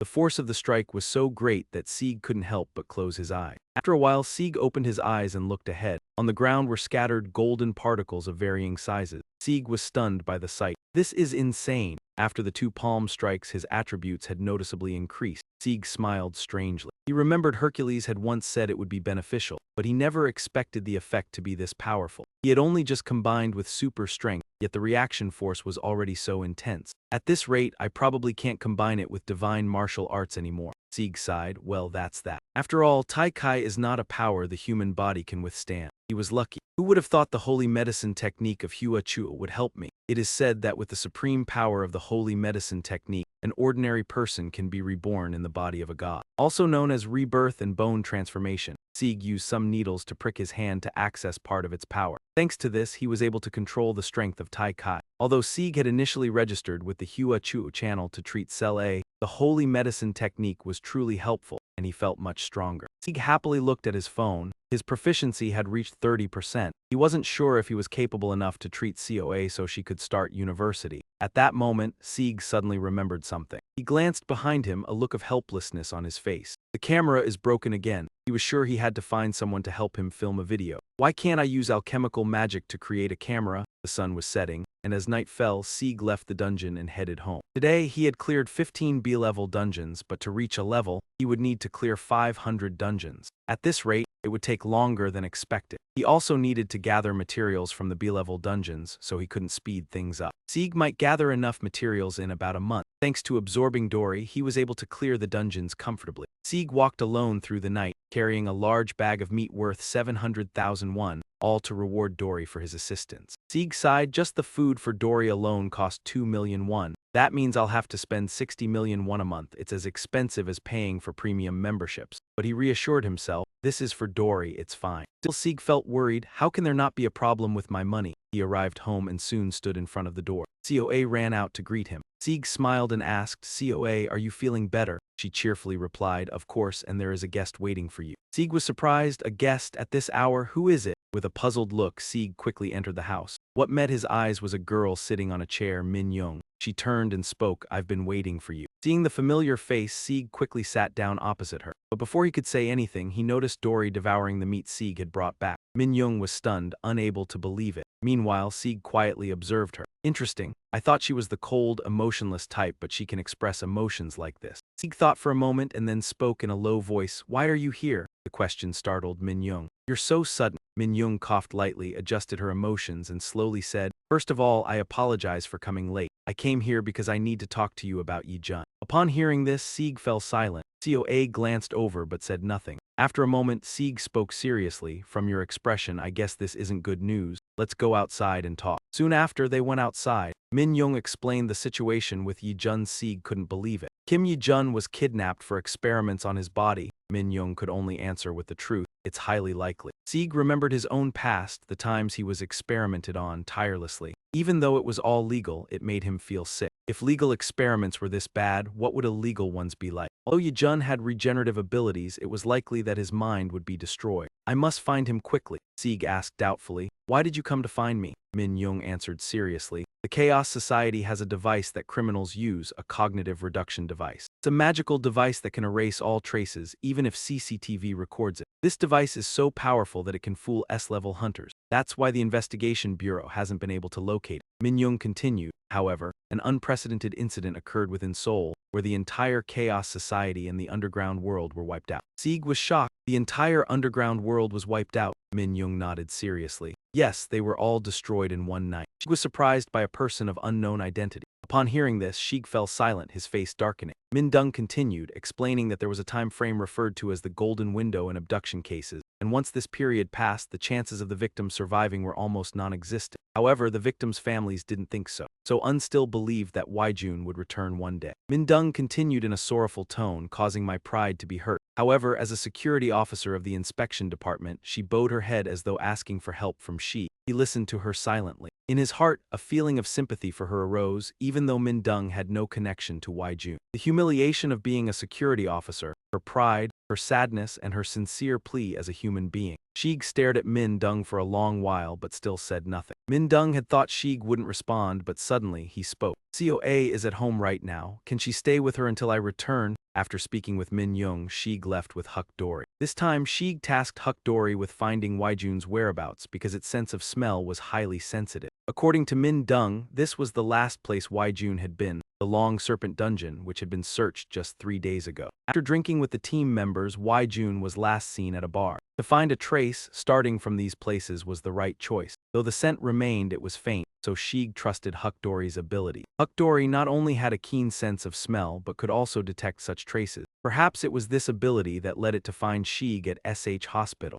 Sheeg believed the traces would be clearer in the dungeon than at the bar. Sheeg pondered, but Huck Dory continued to search relentlessly. Suddenly, it turned to Sheeg, letting out a joyful cry. Sheeg knew it had found a trace. Sheeg nodded, signaling for Huck Dory to proceed. At the same time, in a dark dungeon, fresh blood had stained the floor and the wall behind. Jun was shaking with pain, wanting to curse but unable to speak. Jun, with a distorted face, blood covering his face, sneered with contempt. Are you the best? Now Jun had become a wreck, covered in wounds. He didn't know how much longer he could endure. Until this pain ends, will it end? Jun thought. He had reached his limit, and if he closed his eyes now, he would escape this pain. Jobshin understood Jun's intentions and stopped him. You're not dying yet, don't die. You die and I'll make your sister my experiment, Jobshin threatened. These words completely broke Jun, but but he immediately thought of his sister and quickly said, "Don't you dare touch her." Jobchin sneered, threatening, "If you die, what do I have left?" He continued, "You two share the same blood, she must have the same powers as you." Waijun glared at him, "My sister has no powers." Jobchin laughed loudly, "How do you know if you haven't tried?" Waijun clenched his teeth, trying to stay alert. He couldn't let Jobchin touch So-un, so he had to endure. At this moment, Jobchin suddenly struck Waijun, causing him to be unable to resist. Waijun felt an intense pain but still thought he couldn't die here. He had to protect his sister, determined to endure to protect So-un. Waijun, delirious in pain, thought that So-un's life was the reason he kept surviving. He couldn't give up despite the excruciating pain. Suddenly, a loud explosion rang out and the wall behind him shattered. As the dust cleared, a figure walked over to Waijun. It was she. He looked at Waijun on the chair, confirming the situation. "Kim Waijun, your sister is very worried." However, no one answered. Sheik looked at Waijun, noticing that his condition was critical. Waijun was covered in wounds, exceeding the limit of his superhuman abilities. Though Waijun's abilities were much stronger than others, the injuries had surpassed his limit. Beyond the physical wounds, Waijun's mind was probably shattered as well. Sheik looked at Waijun with concern, but at this moment Waijun whispered, "Sister." Sheik saw him in a life-threatening state. There may still be a chance, Sheik thought, quickly pulling out a needle to start acupuncture on Waijun. After a while, Waijun slowly recovered and opened his eyes. The first thing Waijun asked was, "Is So-yun okay?" Sheik was relieved. "Thank goodness, he's showing signs of waking up." At the same time, Jobchin stepped out from the rubble, grinding his teeth and asking, "Who are you?" Jobchin angrily asked Sheik how he found this place as it was his private space. Jobchin, now like a madman, kept shouting, "Mine, mine, it's all mine." He was so frantic that urine was spilling everywhere. Sheik stepped back, disgusted. Sheik looked around, his eyes widening in horror when he saw a pile of corpses scattered on the ground. These bodies came in all shapes and sizes, including parts of Waijun's body. This sight made Sheik unable to believe that a human could do this. Sheik stared at Jobchin with killing intent and coldly asked, "Why did you do this?" But Jobchin, no longer in his right mind, kept shouting, "I'm asking you who you are." Immediately, he fell silent as if thinking. After a long silence, Jobchin finally asked in a deep voice, "You're not normal, are you?" Before Sheik could answer, Jobchin continued, "No, definitely not, you're not normal." He went mad, shouting like a wild beast. Waijun tried to warn Sheik, "Run, you have to run, quickly." Jobchin kept losing his mind. "You're not normal, are you? You definitely have amazing powers." He screamed wildly and his body began to transform into a demon. Jobchin kept questioning Sheik, "What experiment would you fit for?" At this point, Jobchin had turned into a gigantic monster, continuously laughing loudly. "I'm curious about what kind of power you possess." Jobchin laughed, "Why did you turn out like this?" This attribute suits farmers, the ability to create insect forms, combining them into a unified entity. However, the person with this ability hated themselves because it was so weak. With an unstable mindset, this person began doing things they shouldn't. They began experimenting with countless awakened creatures and monster abilities, combining them into a single entity. They even experimented on their own body. That person was Jobchin. That's why he now possessed this disgusting state. Waijun was still tightly bound to the chair, continuously reminding Sheik to run, but Sheik stood still, motionless, as Jobchin charged toward him. Narration: after a while he gave the command. His hand clenched into a fist, his gaze filled with a terrifying contempt. As soon as he finished speaking, Sieg threw a punch into the air, releasing a surge of powerful energy. Dialogue. Narration: Ijin stood behind, too stunned to speak as he watched Georgechin get hit, half of his body crushed, blood splattering across the ground. Dialogue: What the hell? How is this possible? Narration: Soon after, the wounds on his body began to show signs of healing. Witnessing this, Tia was in shock, unable to believe his eyes.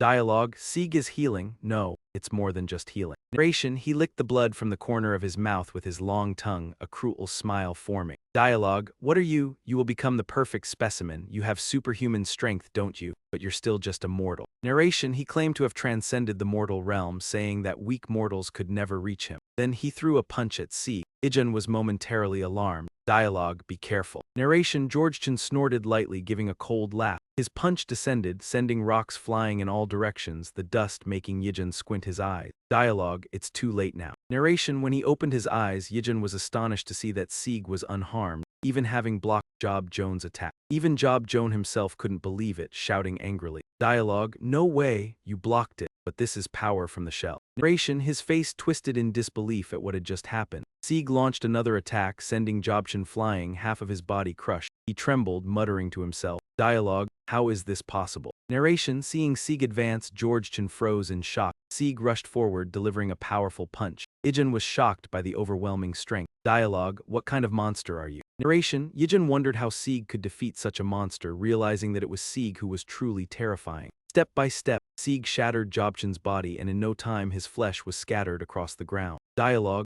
oh my god, how did he bring down that monster? Narration: a bloodied skull stared at Sieg, its voice eerie. Dialogue: impossible. How can an ordinary person be this strong? You must have been born with talent. Narration: Georgetown emphasized innate talent, scornful of those weaklings who pretended to be strong. Sieg remained silent before replying. Dialogue: so is that why you did all this? Narration: Georgetown retorted, saying Sieg could never understand the pain of kneeling before something. Dialogue: you don't know anything. How could you understand the pain of having to kneel before anything when you're nothing but talentless? Narration: he insisted that Sieg would never understand the hardship of those born strong. The strength they possessed was not achieved through hard work. Dialogue: you can't imagine how hard my life has been. You're only given strength because you were born with it. Narration: he cursed at Sieg, calling those like him a nuisance, and vowed to kill them all. Dialogue: you're weak because you don't work hard enough. People like you are a damn nuisance. I'll kill all of you. Narration: Sieg remained silent as he stepped forward, reminiscing about the past and recalling his memories with Hercules. Dialogue: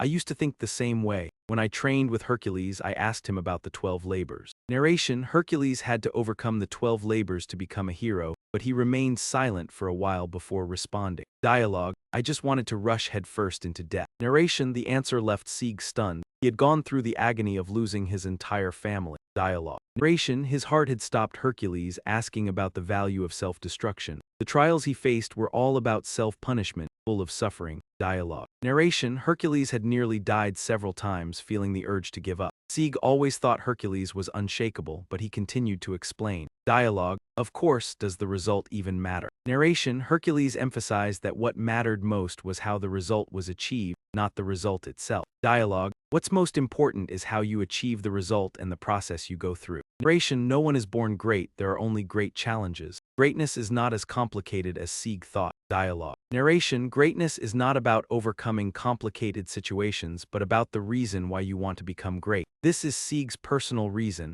unrelated to other obstacles. Dialogue: Narration: Hercules reminded Sieg that as long as his reason was enough, it would take him wherever he wished. Greatness is that simple. Dialogue: Narration: Sieg slowly reminded him not to focus only on the immediate result. At this moment, Jobchan opened his mouth, releasing black energy that spread throughout the space. Dialogue: don't just focus on the immediate result, you're only making excuses for yourself. Narration: Sieg, unfazed, was somewhat resigned and began focusing 3 streams of power: the noble heart, the extreme fist technique, and Hercules' super strength. Dialogue: Narration: Sieg took a deep breath, harmonizing his mind, energy, and physical strength. In the blink of an eye, a shield appeared to protect him from the black energy Jobchan had created. Dialogue: Narration: instantly, Sieg locked eyes with his opponent and activated the second stance of the divine martial art Hercules and the celestial extreme fist, spreading powerful energy throughout the space. Dialogue: Narration: with a resounding crash, Jobchan's body exploded into dust that mixed with the air. When the smoke cleared, the place had become a pile of rubble. Dialogue: Narration: Ijin was stunned by the devastation Sieg had caused. Sieg felt a dull pain in his body, looking at his trembling hand and whispering to himself. Dialogue: it hurts so much. Recalling the monster's words to Sieg, he sighed. He hadn't intended to use the divine technique containing dual energy because of the massive recoil, yet it activated uselessly. Watching his hands holding the power, Sieg smiled faintly and thought, this still helped. Normally, he would have fainted by now. Lost in thought, Sieg suddenly remembered why he had come here. He quickly turned to Yijin and asked, can you move? Yijin hesitated a moment before replying,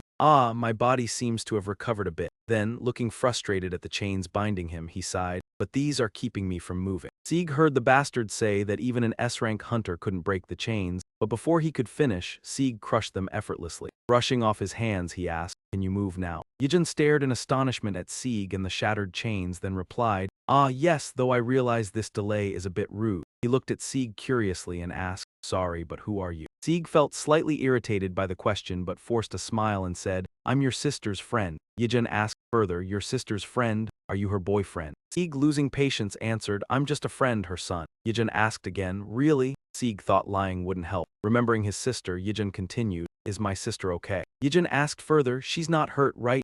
Sieg calmly replied that she was fine. realizing Yijin feared for his sister but reminding him that she always worried about him. After confirming his sister was safe, Yijin sighed. Sieg, trembling, continued, "Can you hear the rest of the story from your sister? I look fine, but I don't have the strength to speak because my regenerative ability is weak." Feeling guilty for causing everyone to worry, especially the chief earlier, Yijin quickly bowed and thanked Sieg. "Thank you so much for saving me." Sieg accepted the thanks with a faint smile, then turned to Yijin, bowed slightly and said, "Let's go home." A moment later, at the place Sieg had just destroyed to rescue Yijin, two men in suits appeared amid the rubble. None other than Zhegun, furious, veins bulging, asked his subordinate, "What about Jobshin?" The subordinate quickly replied, "I think he's dead. We couldn't find any trace of his body." Yujin asked, "So the space is destroyed too? What about the research resources?" The subordinate replied, "We did our best to recover them." The subordinate continued, "But all the critical resources are gone." Yujin clenched his fists, thinking about the plan to mass-produce human weapons by splicing monster genes. The plan Hun Mang had studied for years collapsed in a single night. With no trace left, Yujin pondered, then said,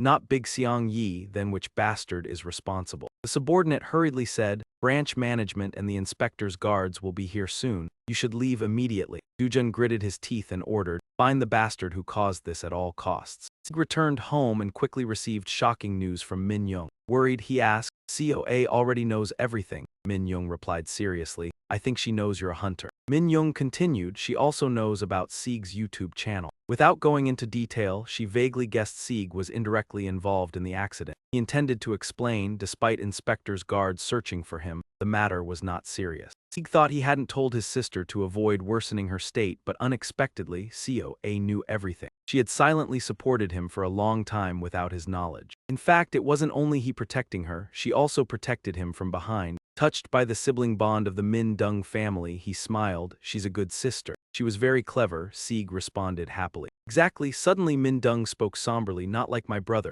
Sieg asked in surprise, "You have a brother?" Min Dung replied, "I have a 14-year-old brother." Seeing his confusion, she added, "In my mind he never left." Understanding her meaning, Sieg bowed silently in condolence. A while later, Sieg and Min Young returned to the main topic. Min Young said Rotekin is a pseudo-awakening with bonding ability, able to acquire traits from other pseudo-awakenings and monster genes, then attach them to a person. Sieg couldn't believe it and asked, "Is that possible?" He thought Hercules said the trait was unique and couldn't be overwritten. Min Young said, regarding that ability, it was indeed possible, but the form wouldn't be maintained. Hun Mang planned to mass-produce illegal pseudo-awakenings using that power. If not stopped, Min Dung couldn't imagine the number of future victims. She said she didn't dare speak on behalf of the inspectors. At this, Min Dung bowed 90 degrees to show sincerity. She said, "Truly, I am very grateful to you." Since then, the inspectors investigated Hun Mang's plan to mass-produce pseudo-awakening. However, because it was a catastrophic accident, the incident was not disclosed to the public or media to avoid panic. Seo Yoon's younger brother, Yijin, returned safely, ending the accident. Sometime after the battle with Jobshin, Sieg continued his work as a hunter, fighting every day. His strength increased rapidly across the board. Seeing the progress data, Sieg smiled with satisfaction, as if all his holy martial arts were being utilized simultaneously. Looking at the shattered cameras, Sieg sighed, wondering how many he had destroyed. Replacement costs were probably higher than YouTube revenue.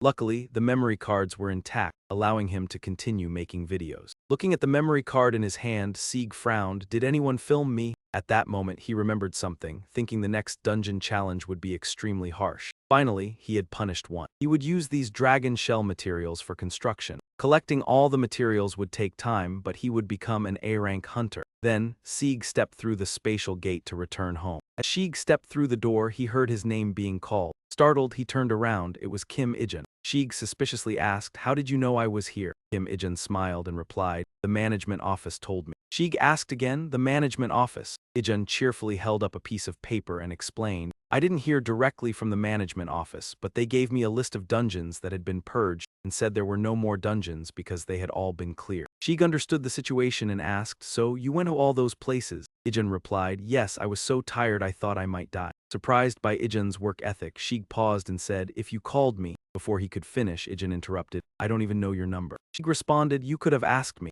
Ijin was surprised and said, "You're a genius." Not paying much attention to Ijin's praise, Sieg asked in return, "So, why are you looking for me?" Ijin smiled and replied, After asking my sister, I found out you're looking for monster byproducts. You saved my life, so I came to help you." Sieg politely smiled and said, "I really don't need your help." Besides, you're only a B-rank hunter, I might get you into trouble with those things. Even though Sheik declined, Ijin said, you don't have to share the profits with me. Sheik's eyes lit up and he asked, are you offering to help for free? Ijin nodded and said, I heard you've helped my sister a lot. Sheik declined again, waving his hand and saying, your sister has helped me a lot already. Ijin quickly called out, how about we go clear a dungeon together before you make your decision? I've secured the Dragon Turtle Dungeon. As soon as Sheik heard Dragon Turtle Dungeon, he turned around and immediately asked, the Dragon Turtle Dungeon, the famous one that people fight fiercely for. Thinking Sheik had been convinced, Ijin happily smiled and said, let's clear it together. Give me a chance to prove myself and of course all the loot is yours. Though Ijin's offer sounded good, Sheik began to think. It seemed like Ijin wouldn't give up, and since he was willing to give Sheik all the loot, Sheik wouldn't lose anything. Remembering the broken camera earlier, and considering what Ijin had just said, Sheik looked down at the shattered camera.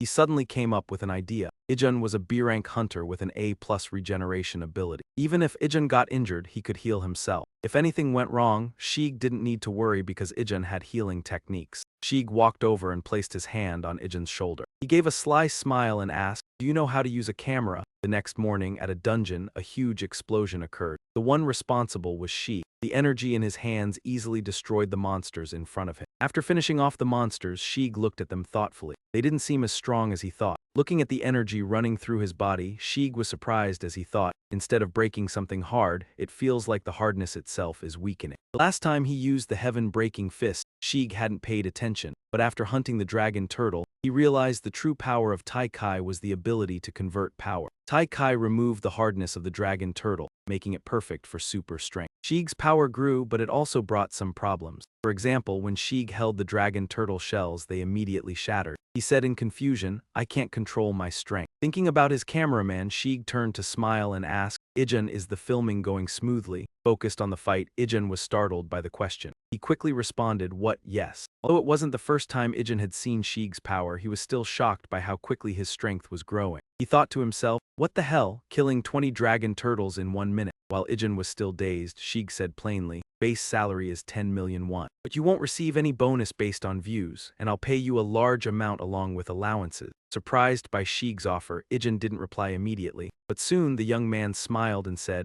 I'll do my best. Big brother, seeing he had no objections, Sheik laughed happily. At this moment in a room, the light was still on. Dogu was sitting dumbfounded, reading information on a computer. Did the boss just hire a personal cameraman? She looked in surprise at the video, where Ijin was standing with a camera in front of the monsters approaching him. He even smiled and said, Big brother, leave this place to me, I'll hold them off. The monsters began to growl and attack. They pushed the cart, causing Ijin to get hurt repeatedly, but he still held the camera steady and continued filming. Despite being hurt, Ijin turned to face the monsters and smiled challengingly. You think this can take me down? This camera is my mission, given to me by Big Brother. For Ijin, being trusted by Sheik was an incredible honor. Ijin angrily shouted, do I really have to die just to protect this? Dogu watched the video in confusion, speechless, and muttered, what the hell is going on? Ijin continued his antics. He said, don't worry and just go. Sheik stood there, filming indifferently, and asked, what are you doing? Ijin's voice came from the video. It's truly an honor to be your cameraman, Big Brother. Dogu watched the video and anxiously said, the video could be of better quality. That evening, Sheik unexpectedly ran into So-eun.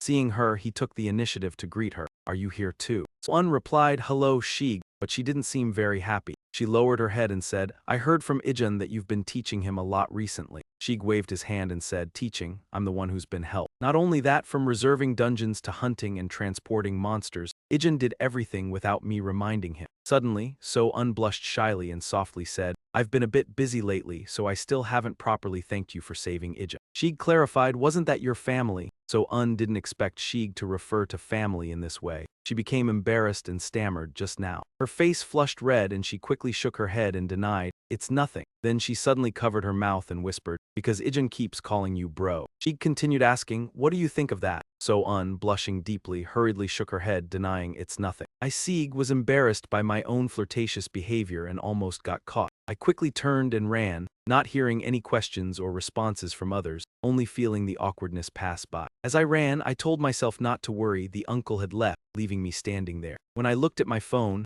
I reminded myself that I would soon become an A-rank hunter, and 100,000 subscribers were within reach. I had almost gathered all the necessary materials and the license was nearly finished. Sheik was preparing to build his new house. The next morning, as I woke up, someone called. It was Hercules. Looking at the screen, I was scared, realizing I had been too busy and forgot to call him back. I was worried Hercules would be angry. Right, Hercules, I said shakily, my hands trembling as I spoke. He must be really mad, huh? I was still frightened and hesitant, but the screen kept showing calls from Hercules, urging me to pick up. I told myself that even though I was scared, I had to answer. In the end, I squeezed my eyes shut and pressed accept. Then I heard Hercules' voice. My subscriber, you haven't contacted me recently. Do you know how worried I've been? I thought I was going to get scolded, but Hercules seemed calmer than I expected. I thought maybe he didn't care. However, his voice came through. Why didn't you pick up? I could feel Hercules was frustrated, and wanting to avoid blame, I forced a smile. Well, I had to handle some important things.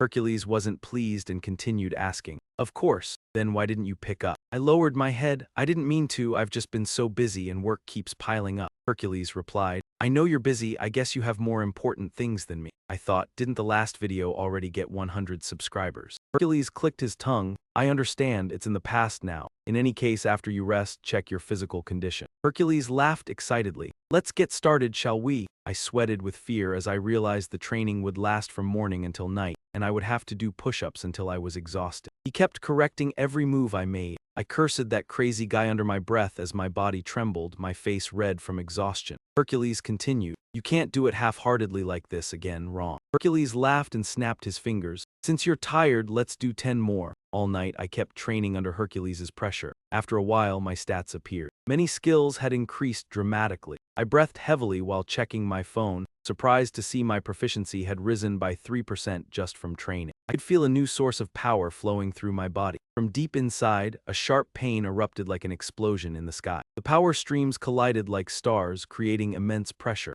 I collapsed from the pain. If this continued, I might die. Hercules flew to my side. My dear subscriber, the training isn't over yet. Who said you could rest? I was stunned, realizing that even though my muscles were hurting, he still wanted to use this training to test me. Hercules clapped with delight. Next, let's do 3,000 burpees. Trembling, I desperately tried to use my eyes to plead, asking about the video content. A tiring night passed, and at a golden pyramid, suddenly a legendary Egyptian sphinx flew in. The sphinx landed on top of the pyramid, shocked. What the heck is this? Why are you here? Hercules laughed. I want to ask you a question. The sphinx responded. A question for me? He grinned. Yes. Hercules smirked. If we keep doing the usual thing, it won't be fun. Let's add a new rule. Earlier one night, Hercules appeared surprised. A riddle contest with a sphinx. I held a can of water, calmly saying, you'll have to challenge the sphinx with a real riddle. As far as I know, there's a video related to the sphinx channel, and no one has successfully answered yet. Hercules, I've seen it, but is it really feasible? I laughed. There's no way it's wrong. The riddle is just rough. Hercules countered.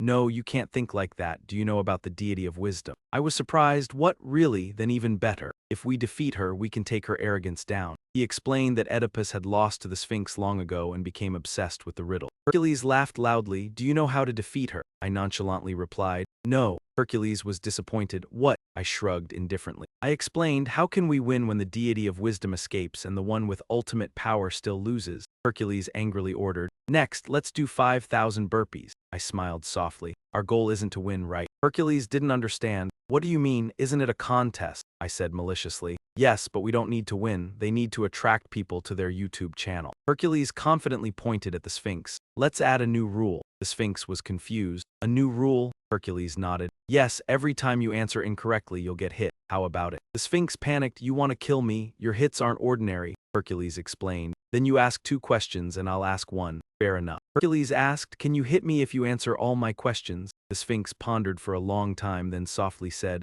all right. She realized this was her opportunity. She spread her massive wings and swooped down from the sky. As she touched the ground, Hercules looked at her cheerfully and said, good choice, Sphinx. Now go ahead, ask me 2 questions. The Sphinx nodded and replied, very well, the first question. The Sphinx asked, I am born from water, yet I die when I enter water and live when I leave it. What am I? Hercules pondered for a moment and answered, a whale. The Sphinx shook her head and said, the answer is salt. Despite the wrong answer, Hercules remained calm. Hercules faced the Sphinx and joked, what are we waiting for? The Sphinx hesitated but finally spoke. Can you really be attacked? You won't tear me apart before I strike, right? Hercules urged. Come on, we agreed to follow the rules. She thought for a moment and replied, fear won't help anyway. The Sphinx closed her eyes and launched her attack. She no longer held back, clawing and punching Hercules relentlessly. Though her strength was less than his, it was enough to draw blood. He wiped the blood from his mouth. Blood ran not only from his mouth but across his body with numerous scratches. Hercules grimaced, saying, "Damn filthy creature." The Sphinx, fearing his anger, shouted, "You promised this is the contest's rule." Hercules calmly spat out the blood and said, "Who said anything?" Hercules remained unruffled and asked, "What's the next question?" The Sphinx laughed joyfully, pleased that he did not react violently. She continued, "What never changes color no matter how many times it changes clothes?" Hercules answered without hesitation, "Black clothes." The Sphinx smiled in satisfaction and said, "The answer is a shadow." Proudly, she lunged at Hercules again, her sharp claws poised to tear him apart. Her attack this time was as fierce as a sandstorm. Blood streamed across the golden sand beneath Hercules. He panted, saying, "Now it's my turn, right?" After the exchange, the Sphinx still had one question in mind. She nodded, reassuring herself that no matter how hard the question, a correct answer would suffice. Hercules stated clearly, "Here is my question. You know centaurs, right? When a centaur is pregnant, which belly carries the fetus?" This question made the Sphinx pause, unable to answer immediately. Cold sweat soaked her forehead. Hercules grinned smugly, "Don't know." The Sphinx panicked and quickly said, "Wait, I'm thinking." She racked her brain hurriedly, beads of sweat forming on her brow. The upper half of a centaur is human, the lower half is horse, and both could carry a fetus.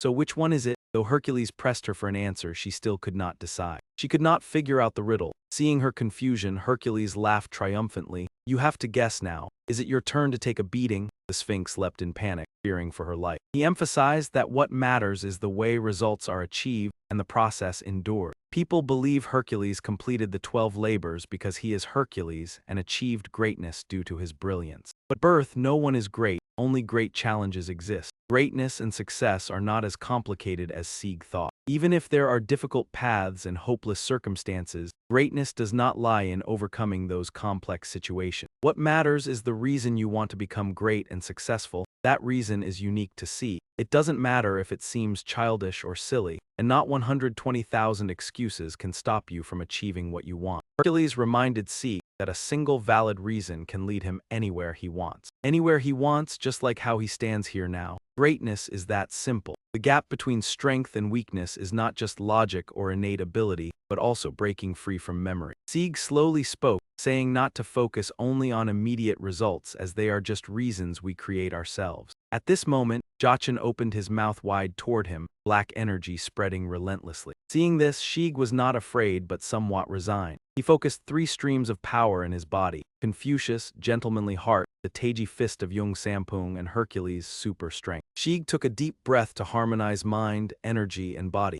In an instant, a protective shield appeared around him, blocking the black energy created by Jachin. Immediately after, Sieg stared at his opponent without hesitation and began activating the second awakening of Hercules, divine martial art, and Taiji fist. A powerful surge of energy spread instantly. With a loud sound, Jachin's body was blown apart by the energy, turning to dust. When the dust cleared, the area was reduced to rubble under Sieg's destructive power. Wei Junjun commented that in an instant, the entire place turned white, completely different from its previous grandeur. Sieg felt a dull pain from deep inside his body, watching his trembling hands and silently groaning in pain. Remembering the monster's words, he sighed, originally not intending to use the divine art containing the 2 trigrams because the counterattack was too strong. But since it was futile, Sieg looked at his hands holding the power, pressed his lips into a smile, and said, "But it still helps, right? Normally, I'd have passed out by now." Lost in thought, Sieg snapped back, recalled his reason for coming here, and quickly turned to Izun asking, "Can you move?"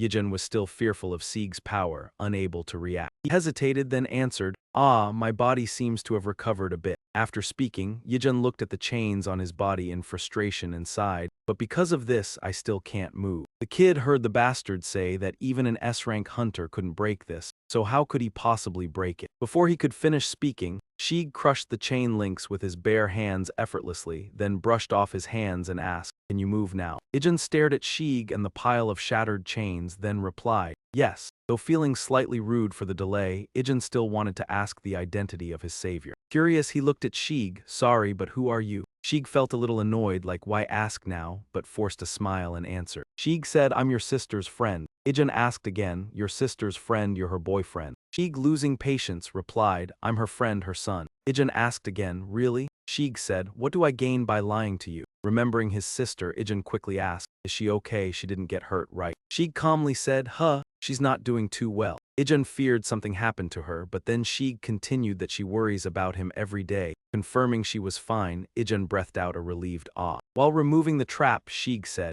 "Can you hear the rest from your sister? I may seem fine, but I have no strength left to speak because my regenerative ability isn't as good as some people." Ijun felt guilty for inadvertently causing everyone to worry, especially the one just exhausted for his sake, so he quickly muttered, Understanding, Ijun sprang up, straightened, bowed to thank Sheeg and said, "Thank you so much for saving me." Hearing the thanks, Sheeg felt quite satisfied, smiled slightly, then turned to tell Ijun, still bowing, "Let's go home." A moment later, right where Sheeg had just destroyed to save Ijun, two men in suits appeared standing on the rubble. None other than Dugun. He was furious, veins bulging on his face, forcing each word as he questioned his subordinate. Dugun asked, "What about Jobchin?" The subordinate hurriedly replied, "I think he's dead. We found no trace of his body." Dugun asked further, so even the space was destroyed. Dugun asked, "What about the research resources?" The subordinate replied, "We tried our best to recover them, but all critical resources are gone." Dugun, angry, clenched both fists, his mind flashing. The plan for mass-producing human weapons by combining the special traits of Awakened, along with the plan to create monsters. By merging the genes of monsters, plans that Chaos had painstakingly researched for years were destroyed in a single night. No trace of a sword strike. After thinking a moment, Dugun said, "Not Big Seong, then who the hell did this?" The subordinate quickly spoke, "Branch manager, the inspector's guards will arrive soon. You should leave this place first." Dugun gritted his teeth, glaring at his subordinate. "At all costs, find the bastard who caused this." Elsewhere, Sheeg had just arrived home and received shocking news from Minjung,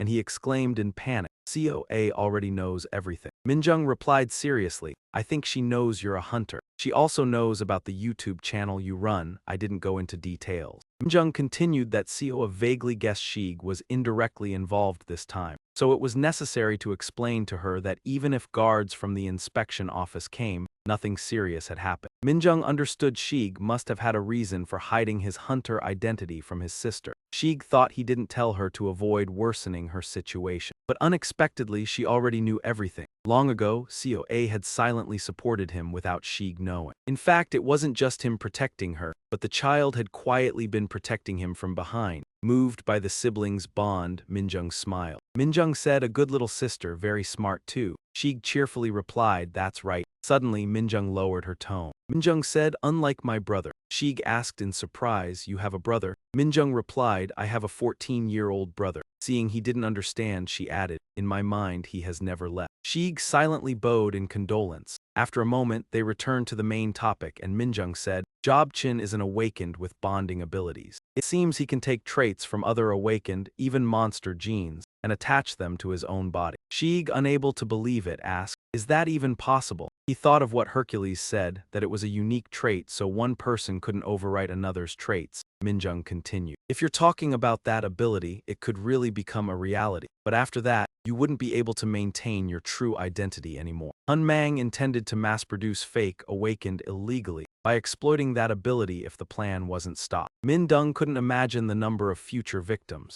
She said she didn't dare speak on behalf of the inspection department. At that moment, Min Dung suddenly bowed 90 degrees and with all sincerity said, "Truly, from the bottom of my heart, I am very grateful to you." Since then, the inspection department conducted a wide-ranging investigation into Hun Mang's plan to mass-produce fake Awaken. However, since it was a catastrophic accident, the incident was not disclosed to the public or media to avoid causing panic. So Un's younger brother, Izun, also returned safely, and the accident was considered closed. Some time passed, and after the battle with Jobchin, Sieg continued his work as a hunter. Every day he fought, and all the power he possessed increased simultaneously. Looking at the progress, Sieg smiled with satisfaction, seeming adept at using holy martial arts simultaneously. But seeing the pile of broken cameras, Sieg couldn't help but sigh. How many cameras had he ruined? Replacing them would surely cost more than the revenue from his YouTube channel. Luckily, the memory cards were still intact. Thanks to that, he could still use them for videos, looking at the card in his hand. Sieg said sadly, "Could anyone film me again?" At that moment, he suddenly remembered something and whispered, "The upcoming dungeon contest is brutally intense. Finally, I've cleared one." These dragon turtle shells he would use as building materials. It would probably take a while to collect all the materials and become an A-rank hunter as well. Then, Sieg stepped through the space gate to go home. As he passed the door, he heard someone call out, "I'm here." He startled and turned around. The caller was Ijun. Sieg asked suspiciously, "How did you know I was here?" Kim Ijun smiled and replied, "The management office told me." Sieg asked again, "The management office?" Ijun cheerfully held up a piece of paper and explained, "I didn't hear directly from the office, but they gave me a list of cleared dungeons and said there were no more dungeons left because all had been cleared." Sieg understood the situation and asked, "So you went after all of them?"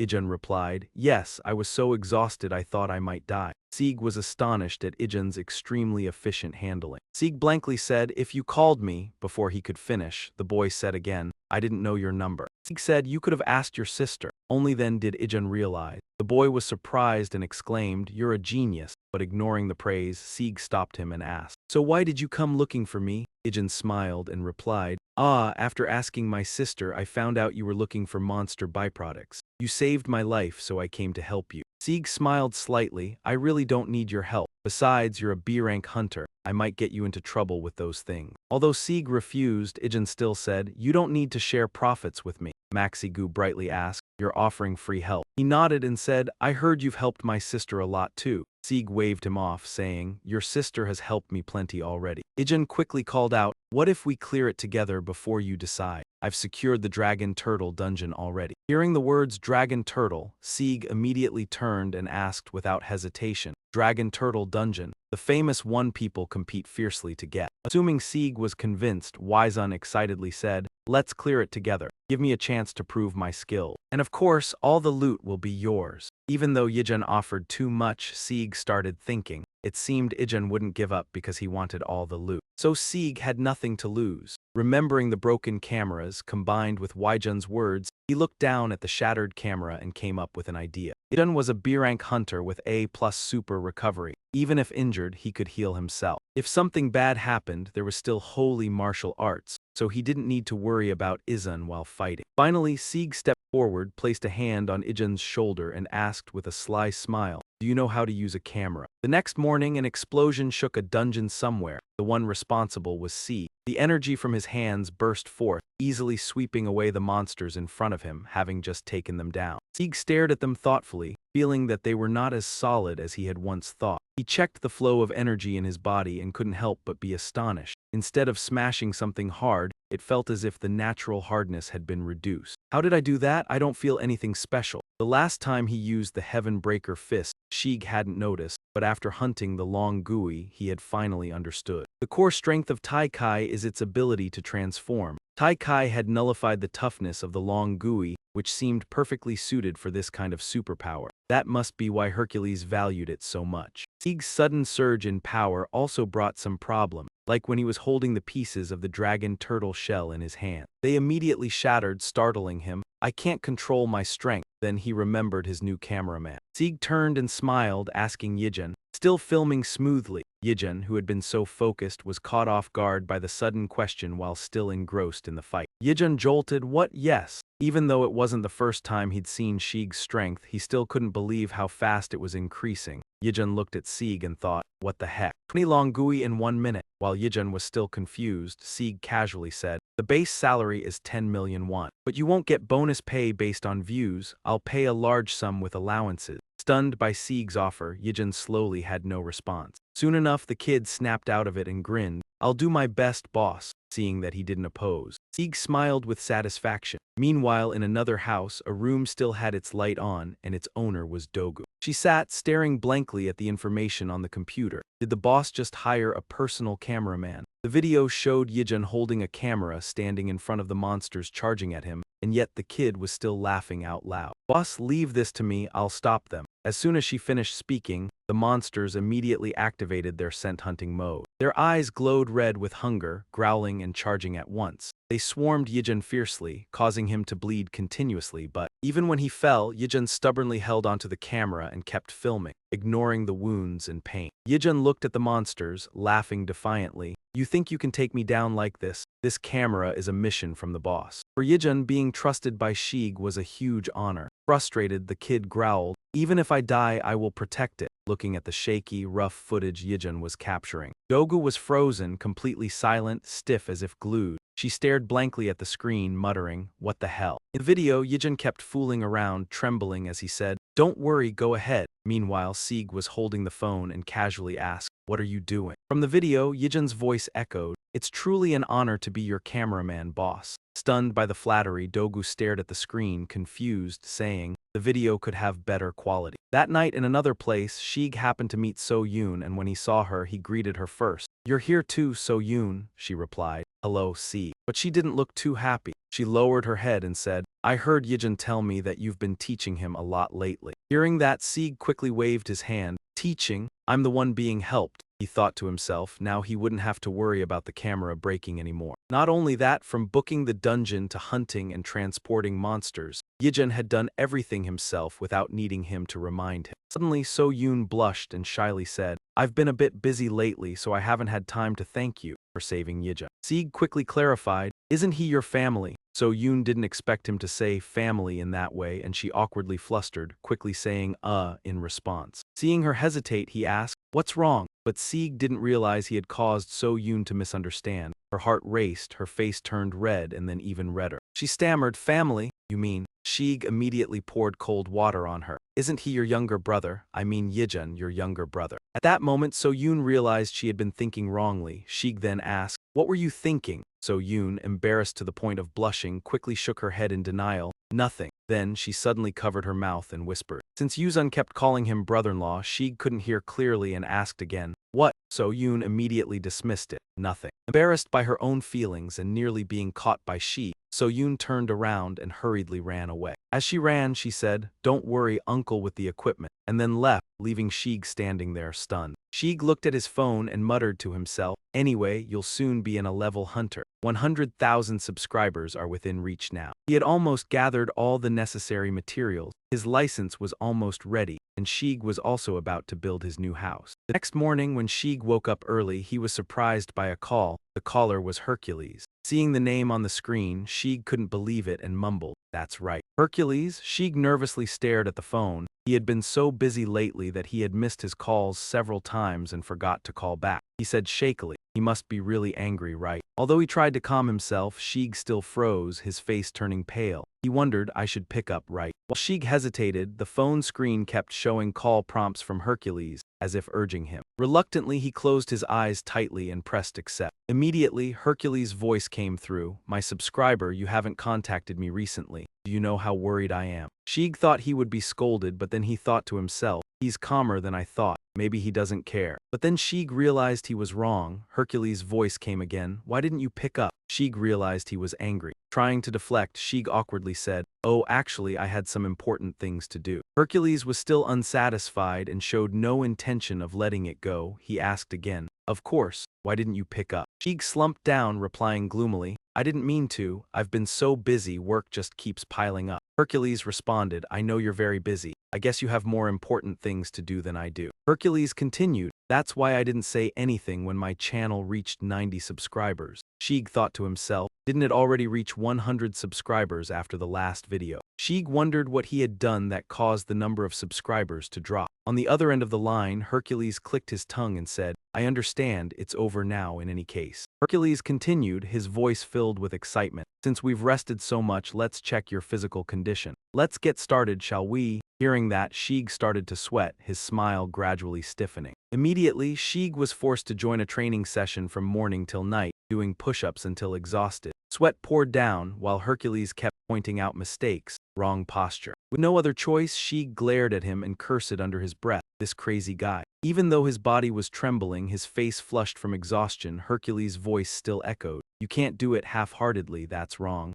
No compassion at all." Hercules laughed, snapped his fingers, and said, "Since you're tired, do it 10 more times." Like that through the night. Sieg kept training relentlessly under Hercules' pressure. After a while, his stats appeared, and many skills increased significantly. Sheik, panting heavily, checked his phone, then interrupted to ask, proficiency. Sheik was stunned, realizing, did it increase by 3% just from training? He could clearly feel a new strength coursing through his body. It felt like a new source of power was rising from within. But at that moment, deep inside Sheik, a violent pain coiled up. The pain was like an explosion ringing through the sky. Streams of power like stars kept colliding, creating another wave of force. Completely drained, Sheik collapsed immediately, unable to endure any longer. If he continued, he would die. Perhaps death would be better. The counter effect of the Tai Kai divine art flared up. Just then, Hercules flew to Sheik's side, laughing. My dear subscriber, the training isn't over yet. Hercules growled, who told you to rest? Is someone threatening you with a knife? Sheik stared wide-eyed in disbelief, thinking that even if he damaged or destroyed his muscles, Hercules still intended to kill him with this training session. Today, that damn bastard surely wanted to take his life. When Sheik felt like he was living a nightmare, Hercules happily clapped his hands. The training begins.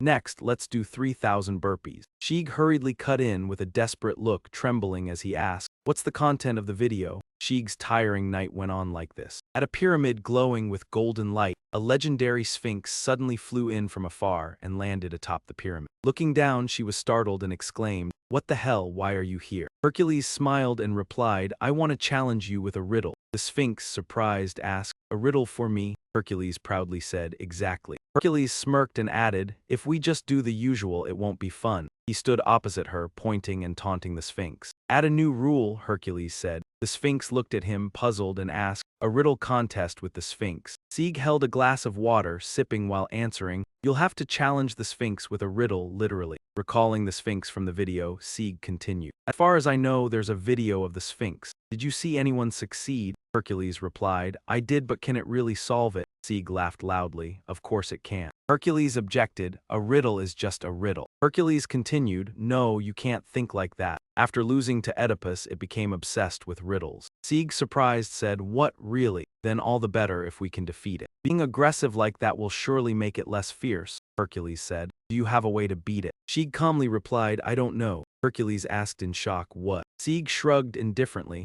How can I win when the god of wisdom still escapes, even the one with infinite power lost? However, Hercules angrily commanded, perform 5,000 explosive moves. Sheik smiled lightly. Our goal isn't to win, right? Hercules, confused, said, what do you mean, isn't this a contest? Sheik smiled cunningly, yes, but we don't have to win. Sheik explained further, our goal is to attract everyone to their YouTube channel. Hercules confidently pointed at the Sphinx, add a new rule. The Sphinx, bewildered, asked, a new rule? Hercules nodded. Yes, each wrong answer will be punished. The Sphinx panicked, you want my life. Your strike isn't an ordinary one. Hercules calmly explained, then each of us asks 2 questions, I ask 1. All right, fair, the Sphinx challenged, famous yet afraid of answering wrong. The Sphinx pondered for a long moment, then softly said, all right. The Sphinx spread her wings powerfully, flew down to the ground and confidently said, my first riddle is, I am born from water but die in water. When I leave water, I live. What am I? Hercules thought for a moment and answered, a whale. The Sphinx shook her head, no, the answer is salt. Hercules stood firm, resolute, what are you waiting for? The Sphinx was speechless. Hercules continued urging, can you really strike me? Or will you wait until I strike first? Hercules, impatient, said,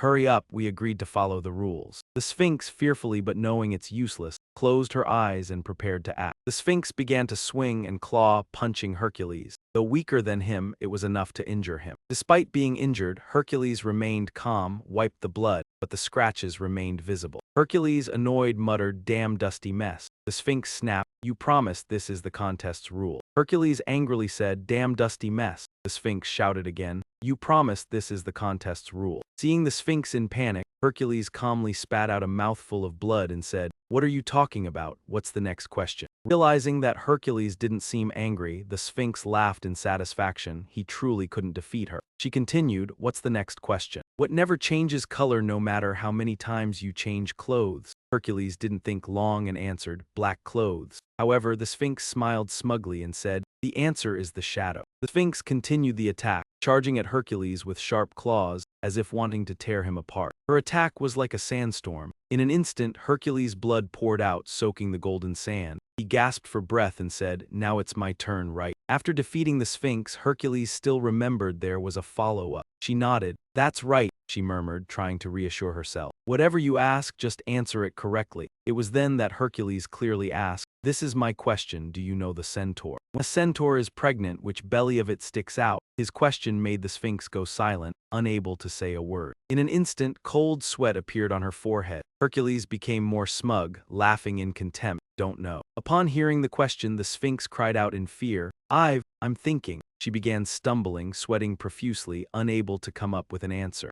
The upper half of a centaur is human, the lower half is a horse, so where is the belly? She still couldn't answer, despite Hercules urging her on. "No way," she murmured. "I don't know this riddle." She truly couldn't, but still couldn't figure it out. Hercules watched her confused expression and arrogantly laughed. "You have to take the blow, now it's your turn to be hit, huh?" Hearing this, the Sphinx jumped up in fear, thinking to herself, "She will die, she will definitely die." She muttered, "What's the answer?" But Hercules didn't respond, only coldly attacked, causing the Sphinx's face to turn pale. Hercules wanted to say, "Didn't we agree that every wrong answer comes with a punishment?" "Yes, but the Sphinx still isn't satisfied," he yelled. "Why aren't you giving the answer?" Hercules shrugged indifferently and said, "I only gave the riddle, never promised to provide the answer." This was what Sieg had taught him, just present the riddle, not promising an answer. The Sphinx panicked and fled, begging, "Spare me, please don't kill me, I don't want to die." Hercules smirked and said, "If you hadn't attacked me from the start, I would have gone easy on you." With that, he began focusing his energy into his body. In just a moment, his power enveloped him, making the space around him glow with golden specks. At this point, Hercules' body merged with his limitless power, forming a powerful flame. Hercules threw a powerful punch. Meanwhile, Sieg outside was watching the fight. He had witnessed Hercules' extraordinary martial arts skills and smiled, saying, "So this is real martial arts." Thanks to that, his own skills also improved. Sieg nodded in satisfaction, his proficiency growing just by watching. Right after, Sieg opened Hercules' channel and saw the view count soaring. The number of subscribers had jumped from 90 to 783. It seemed like people really enjoyed watching what he did. Meanwhile, at the SH Corporation building, Mina was listening to a subordinate report. She asked, "Have you seen it? Miss Chi-jin has asked for help for Meng Shi." Mina asked in surprise, "Meng Shi, I just saw information about him," and skeptically asked, "So my niece is asking for help because of him? What's their relationship?" The subordinate shook his head and replied, "We haven't figured it out exactly, but Miss Han Chi-jin meets Meng Shi 2 to 3 times a week." Mina gasped, "They meet? They even meet privately at the SH Corporation building?" Mina found it hard to believe, wondering how a child could show no interest in heirs to corporations and celebrities. After a moment of thinking, Mina decided she couldn't just sit idly by. In Sheik's room, Hercules returned after defeating the Sphinx and gratefully said, "Thanks to you, I now have 1,000 subscribers, thank you so much."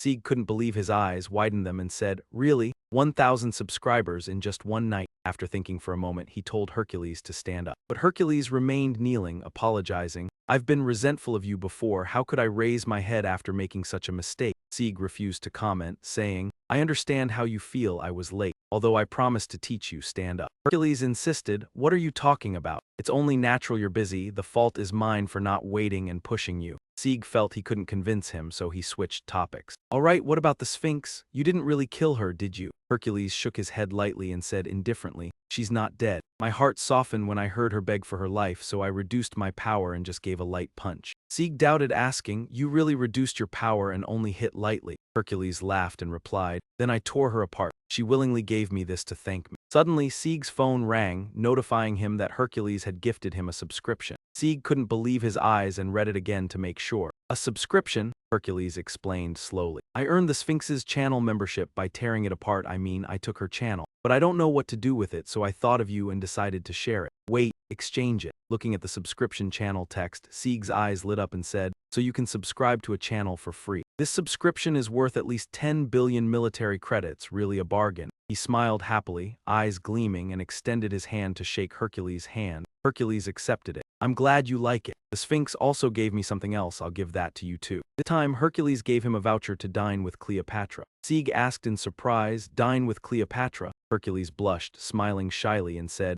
"I heard she's so beautiful it's insane. People say she's as beautiful as Aphrodite. You have to meet her once." Sieg broke into a cold sweat, thinking, what the heck is going on? The next morning, Sieg went to a luxurious restaurant as requested by Hercules. A female staff member hesitantly walked over, bringing the food he had ordered. Sieg thanked her, still not understanding why he had to be here. Suddenly, a seductive female voice sounded from across the table. "Hello, Sieg. The beautiful girl in front of him was Cleopatra, radiating a dazzling aura. This was a video date dinner with Cleopatra, but Sieg felt that everyone would think he was crazy. Hercules said she really was very beautiful, missing only the crown. Sieg, while drinking water, thought to himself, I didn't expect this beauty to increase my proficiency in the gentleman's heart. While thinking, Cleopatra suddenly spoke, Sieg, should we get married? Sieg choked on his drink, wondering, is this girl even sane? Cleopatra giggled and said, your expression is like you're asking, am I sane? Sieg frowned and replied, I won't deny it. Seeing that he didn't avoid it, Cleopatra pretended to act innocent and said, that's too much. Teased by her continuously, Sieg coughed a few times and said, you were the one who brought it up first. So Sieg passed the test and his gentleman's heart increased again. Cleopatra half-jokingly said, I was just kidding, didn't expect you to think that way, do you like bad boys? Sieg frowned and said, I'm just speaking the truth. He had just finished speaking when Cleopatra became serious and said, this is the first time someone has treated me like this. Usually other guys are willing to offer everything to me. Sieg felt it was probably true, looking at her radiant smile, making it hard not to be captivated. At this moment, Cleopatra grinned again and said, so, should we get married? Sieg could only laugh awkwardly. Why does it always end up like this? Sighing, Sieg looked at her seriously and asked, are you teasing me? Cleopatra quickly replied, no, I'm serious. Hearing that, Sieg flatly rejected her. Cleopatra was surprised, don't you like me? Or do I look that bad? Sieg answered, forget about it, we can't meet in real life. Cleopatra asked again, does love really need physical contact? Sieg reluctantly explained, it's not that, but I do need a little bit. In truth, Sieg thought differently, it was actually a lot. Cleopatra continued, but you don't have any desire for me. Sieg could only remain silent. Sieg said he wasn't tempted and was willing to give his heart and soul to the one he loved. Hearing this, Cleopatra's eyes widened in shock, exclaiming that she didn't know whether Sieg was joking or serious, and then admitted that she had truly fallen for him. Sieg helplessly realized he had lied, but Cleopatra noticed and asked if he was lying. Sieg admitted it honestly, while Cleopatra, annoyed, said that even as a joke, he shouldn't say such things. Sieg nonchalantly replied that he couldn't, and as soon as he said it, his proficiency kept increasing. Sieg was startled to see his proficiency continuously rising, especially since Gentleman's heart increased very slowly, and worried about what might happen if he didn't stay alert. Thinking this, he said that he was human after all and couldn't meet Cleopatra. Cleopatra objected, saying he didn't look very human, especially since he had been resisting her charm the whole time. With no intention of stopping, she teasingly asked if there was something wrong with him, since he seemed to be made a joke of. Sieg angrily asked if they could finish the meal here. Realizing he didn't like jokes, Cleopatra returned to a graceful smile, apologizing and saying she wasn't joking, but then asked what if he could become a god. Sieg, incredulous, asked what she meant, not understanding her. Cleopatra straightforwardly said she was human. Sieg replied that he knew, but he had once been human too, and if Sieg became a god, they could meet. In fact, even without becoming a god, there was a way to meet. Sieg asked what she meant. Cleopatra explained that even if he wasn't a god, she could still meet him, she would come to him herself. Sieg asked curiously for more detail. Sieg was surprised, asking if that was possible since two dimensions couldn't interfere with each other. Cleopatra calmly confirmed, emphasizing that they had met before, with someone stepping through from the shack. This reminded Sieg of the person who had given him the phone. He pursed his lips and asked Cleopatra how she knew about that. Cleopatra whispered in his ear that it was a secret. Cleopatra, playful, reminded him not to force a woman to reveal her secrets. Elsewhere, beneath the SH Corporation skyscraper, Mina sat in a car and asked the driver if Sieg was at the restaurant at this hour. The driver nodded. The driver confirmed that he had just ordered 2 meals and was eating. Mina frowned, pondering whether he was a good person, although Chi Jin also knew how to choose. Mina thought that women in love often lose their composure and wanted to see for herself to judge. Feeling pressed, she ordered them to go. Sieg, unaware someone was looking for him, was still surprised by Cleopatra's words. She reminded him that with a husband, she could tell him everything, even every mole on her body. She coughed lightly, reminding Cleopatra to stop joking. She feigned innocence, saying it was strange, as those lines usually made men very happy. Sieg continued bringing up the previous matter. Sieg asked if she wasn't planning to tell him. Cleopatra replied that she intended to, but if she revealed everything, he wouldn't meet her again. Sieg, disappointed, thought that meant she didn't plan to tell. Cleopatra read his thoughts, teasingly asked if he thought she didn't plan to tell, and Sieg admitted calmly. She joked, asking if he truly had no intention of marrying her. Sheik stood up, irritated, saying no and suggested finishing the meal there, as saying more would make him seem like a lunatic. Others only saw Sheik looking at his phone screen and muttering to himself. Cleopatra spoke, saying she genuinely wanted to see Sheik again and asked if he could subscribe to her channel. Sheik, angry at feeling used, asked if that was her real purpose. Cleopatra blushed, explaining that it had been the initial reason, but now she truly wanted to date Sheik again. Sheik picked up his phone to leave, coldly asking how that related to subscribing. Cleopatra replied that it was the only way she could see him again and added that it proved her loyalty. She said not all gods had a GODTube channel. Afterwards, Sheik left the restaurant, still thinking about Cleopatra's words but not understanding, deciding to let it go. Sheik was pleased because normally his training didn't progress, but after the meal, his gentleman's heart proficiency rose nearly 7%. When he received a subscription, he sighed, wondering how many more dungeons he needed to become an A-grade hunter. Sheik received a message from COA, anxiously opened it and sighed in relief, realizing it was COA's birthday today. He had been too busy lately and forgot. He hurried home. Elsewhere, Mina's car stopped in front of a house and she stepped out, speaking. The driver hesitated, asking if it was necessary to go this far. Mina, suspicious, asked his opinion. The driver slowly replied that he understood she wanted to investigate Meng Shi, but it wasn't necessary to come in person. Mina fell silent, saying it was because of Qi Jin. The driver suggested waiting there, saying he would come out during the day. Mina interrupted, saying it wasn't necessary, he would come out soon. They should find a place to talk and be careful to avoid misunderstanding. The driver agreed. Suddenly, the ground shook violently, warning alarms blaring repeatedly.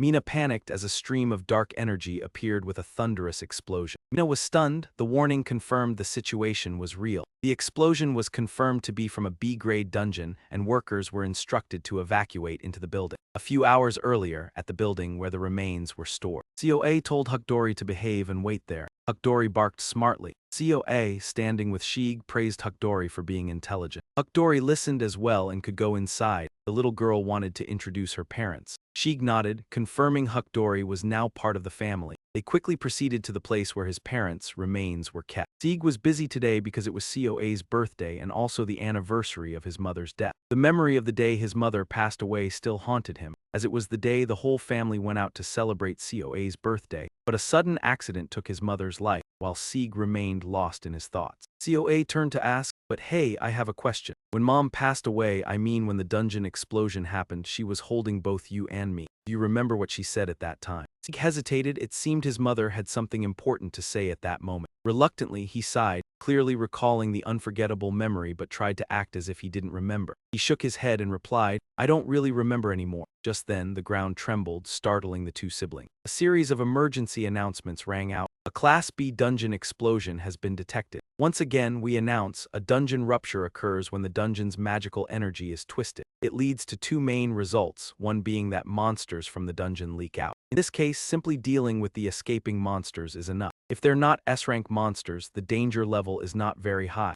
However, the serious issue is the explosion of the dungeon's magical energy, and the consequences of the explosion are not to be taken lightly. Ordinary people caught in the magical explosion are highly likely to lose their lives. If they're lucky enough to survive, they often develop a condition, typically cell A occasionally. There are rare cases where the magical explosion resonates with a person, awakening them. At the same time, outside the dungeon, Mina and her subordinates witnessed the tremor. The infernal flame from the dungeon's gate intensified. The warning sounds continued, frightening everyone. They quickly turned and fled in panic, screams echoing everywhere. A while later, they reached a safe area. Mina panted, feeling a little relieved, but immediately, ZA noticed people trapped in the dungeon's magical energy flow. Screams of agony filled the air as more people got trapped. A man was close to the building but stumbled, unable to continue running, desperately reaching out for help from those inside. The situation was too dangerous and no one could help. Mina turned around and realized it was too late. Suddenly, a figure rushed to save the man. Mina recognized it as Sieg, the person her aunt wanted to meet. Mina shouted, "Go back, it's too late." Despite her aunt's screams, Sieg successfully rescued the man from the sea of magical energy, pushing the magic aside with every step he took. On the way, the magical energy grew thicker. Sieg's face contorted as he realized it was too late to get everyone into the building now. The magical energy blocked the path. Sieg tried to break the magical energy with his fists. Despite his efforts, the wall of magical energy remained as solid as stone. He bit his lip, realizing that Tai Kai was a process of creation and transformation, in line with the natural order. Everything in the universe changes, stemming from two elements, tension and coexistence. The dungeon's magical energy was also part of all things, following the harmony of nature. Feeling the power flowing within him, Sieg began using one hand to push and compress the magical energy, slowly separating it. Mina gasped, unable to believe her eyes. He had gathered the explosion back together. Sieg paid no attention to their reactions, focusing on compressing the explosion with Tai Kai.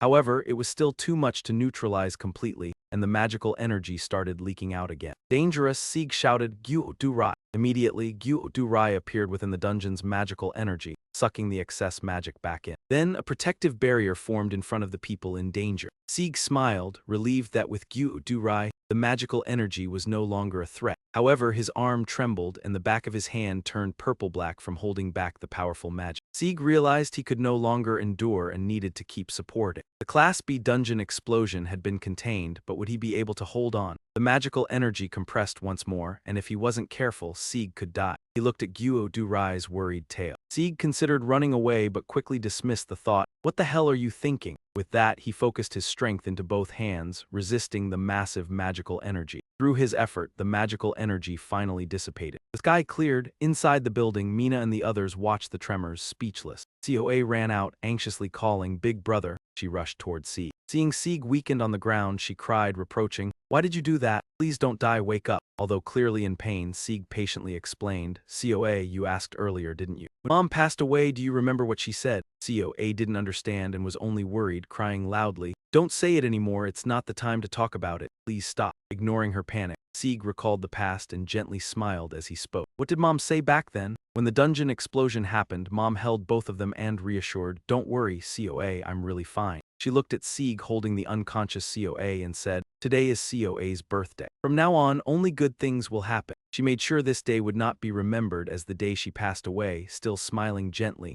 "I'm fine." Thanks to her holding back the power of the explosion, both siblings survived just as she had promised. She endured miraculously for one more day. Mom took her last breath after COA's birthday, making the birthday also her Memorial Day, because in South Korea, Memorial Days are counted before the day of death. She only wanted to make sure COA's birthday would not become the day she died. That was the only thing she thought of. Sieg recounted everything to COA, and the girl couldn't hold back her tears. Then, he pointed to the man in the distance and told her about when he tried to escape from the Crimson Dungeon's magical energy. He cried repeatedly, "Today is my daughter's birthday." With a father's heart, he apologized to his daughter like Sieg's mother did. Sieg smiled bitterly, remembering his mother. Unable to hold back, he fainted in COA's arms as he finished his words. When Sieg opened his eyes, he was in a hospital, sitting up and sighing. Was he back at SH Hospital? He must have passed out at the funeral home. This time it was Cheyenne standing in front, but Hannah. Sieg frowned, wondering who this person was. Sieg realized this wasn't the familiar SH Hospital room. From the layout to the size, it seemed to be an ultra-special room or something similar. In his confusion, Mina spoke. "I'm Han Mina, Cheyenne's aunt. I came to the funeral home to meet you because there's something I need to discuss." At this point, she smiled again, her expression difficult to fix, and continued, "But weren't you curious about what's going on? Usually people ask that. What's happening? Why am I here?"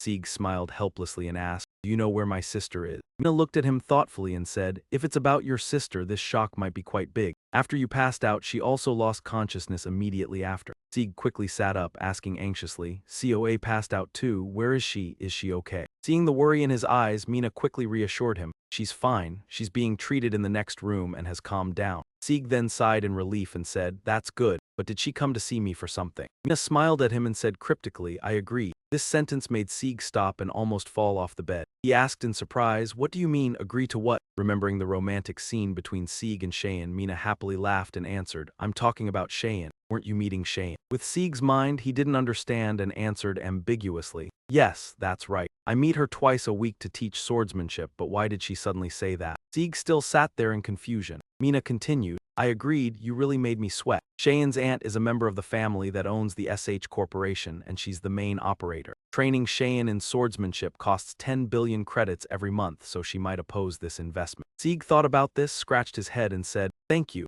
I think her saying I agree means she believes I'm qualified to teach Cheyenne." Mina didn't realize Sieg had misunderstood and continued laughing. "Even if I agree, my brothers might not think so." Sieg immediately replied, "I understand," and he thought they also had the right to object. Mina looked at him, her tone serious as an elder, and said, "Especially, it will be very hard to get permission from the chairman." Sieg asked in surprise, but didn't Cheyenne already get permission from the chairman? Mina couldn't believe Sieg's words and exclaimed, "You're saying Cheyenne already got permission from the chairman?" Mina's reaction confused Sieg even more. He frowned and said, "Of course, Cheyenne told me she had already gotten permission from grandfather." Mina sighed and said, "Look at her, when did she get permission from the chairman like this?" Unable to control her emotions, Mina turned away and said loudly, "This is a direct hotline to me. If you need anything, just contact me. Now, rest comfortably." Sieg asked in surprise, "How do you know about this?" Mina casually replied, "The SH construction company is under my management." Sieg then understood and heard Mina continue, "Cheyenne is someone who rarely asks others for help, but this time she asked me.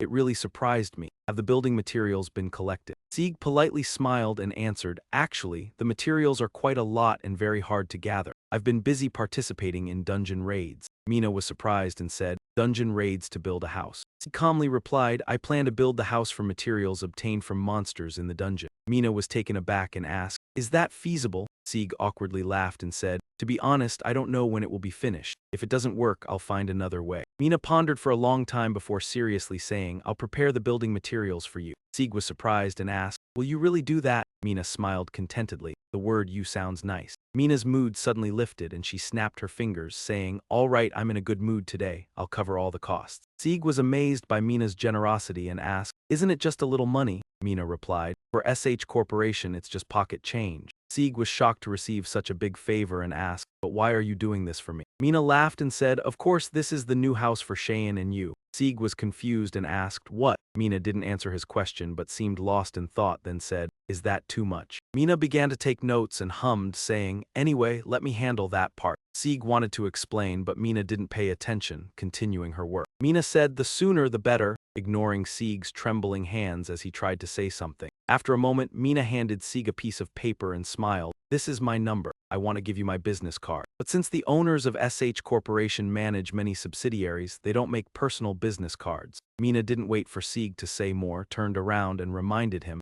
"Anyway, this is the direct hotline to me. If you need help, just contact me." Finally, only Sieg stood there, dumbfounded, muttering, "The new house for me and Cheyenne." The next day, Sieg and his brother felt stuffy and went outside the hospital compound to get some fresh air. In fact, Sieg still couldn't forget what happened the day before. After Cheyenne, now Mina too, with special treatment again, it seemed like there was some misunderstanding that needed to be cleared up. But anyway, not just Sieg, but also COA were resting comfortably at the SH hospital, which was good. Because of that, COA's condition had improved. Sieg thought anxiously, "But how do I explain this to COA?" According to Min Young, COA already knew somewhat about him being a hunter and raising beasts, but at least he had to explain a little. He didn't know where to start or how to say it. From afar, someone called Sieg. He turned around in surprise and saw the man he had saved. He congratulated, "Have you recovered?" The shy man replied, "Yes, I'm fine now." The hospital also confirmed there's no problem. Sieg was happy and relieved. Suddenly, a little girl ran over and asked, "Daddy, who is this uncle?" The man rubbed the little girl's head and said, "He's the one who saved Daddy's life." The little girl looked up at Sieg, stood still for a moment, then smiled and said, "Uncle, thank you for saving my daddy." The little girl quickly ran to Dory, the dog. She and Dory happily played in the yard. The man looked at them and sighed. Her mother passed away when she gave birth to her. At this point, he started crying and continued, "If I had died back then, honestly, I don't know how to thank you." Tears fell uncontrollably. Sieg stood silently, unsure how to respond to the man. After a while, the man took the little girl and left. At that moment, Huck Dory, who had been playing happily, suddenly stopped and seemed sad. COA spoke, "I dreamed that dream again last night, the one about the day Mother passed away." COA looked up at the sky and said,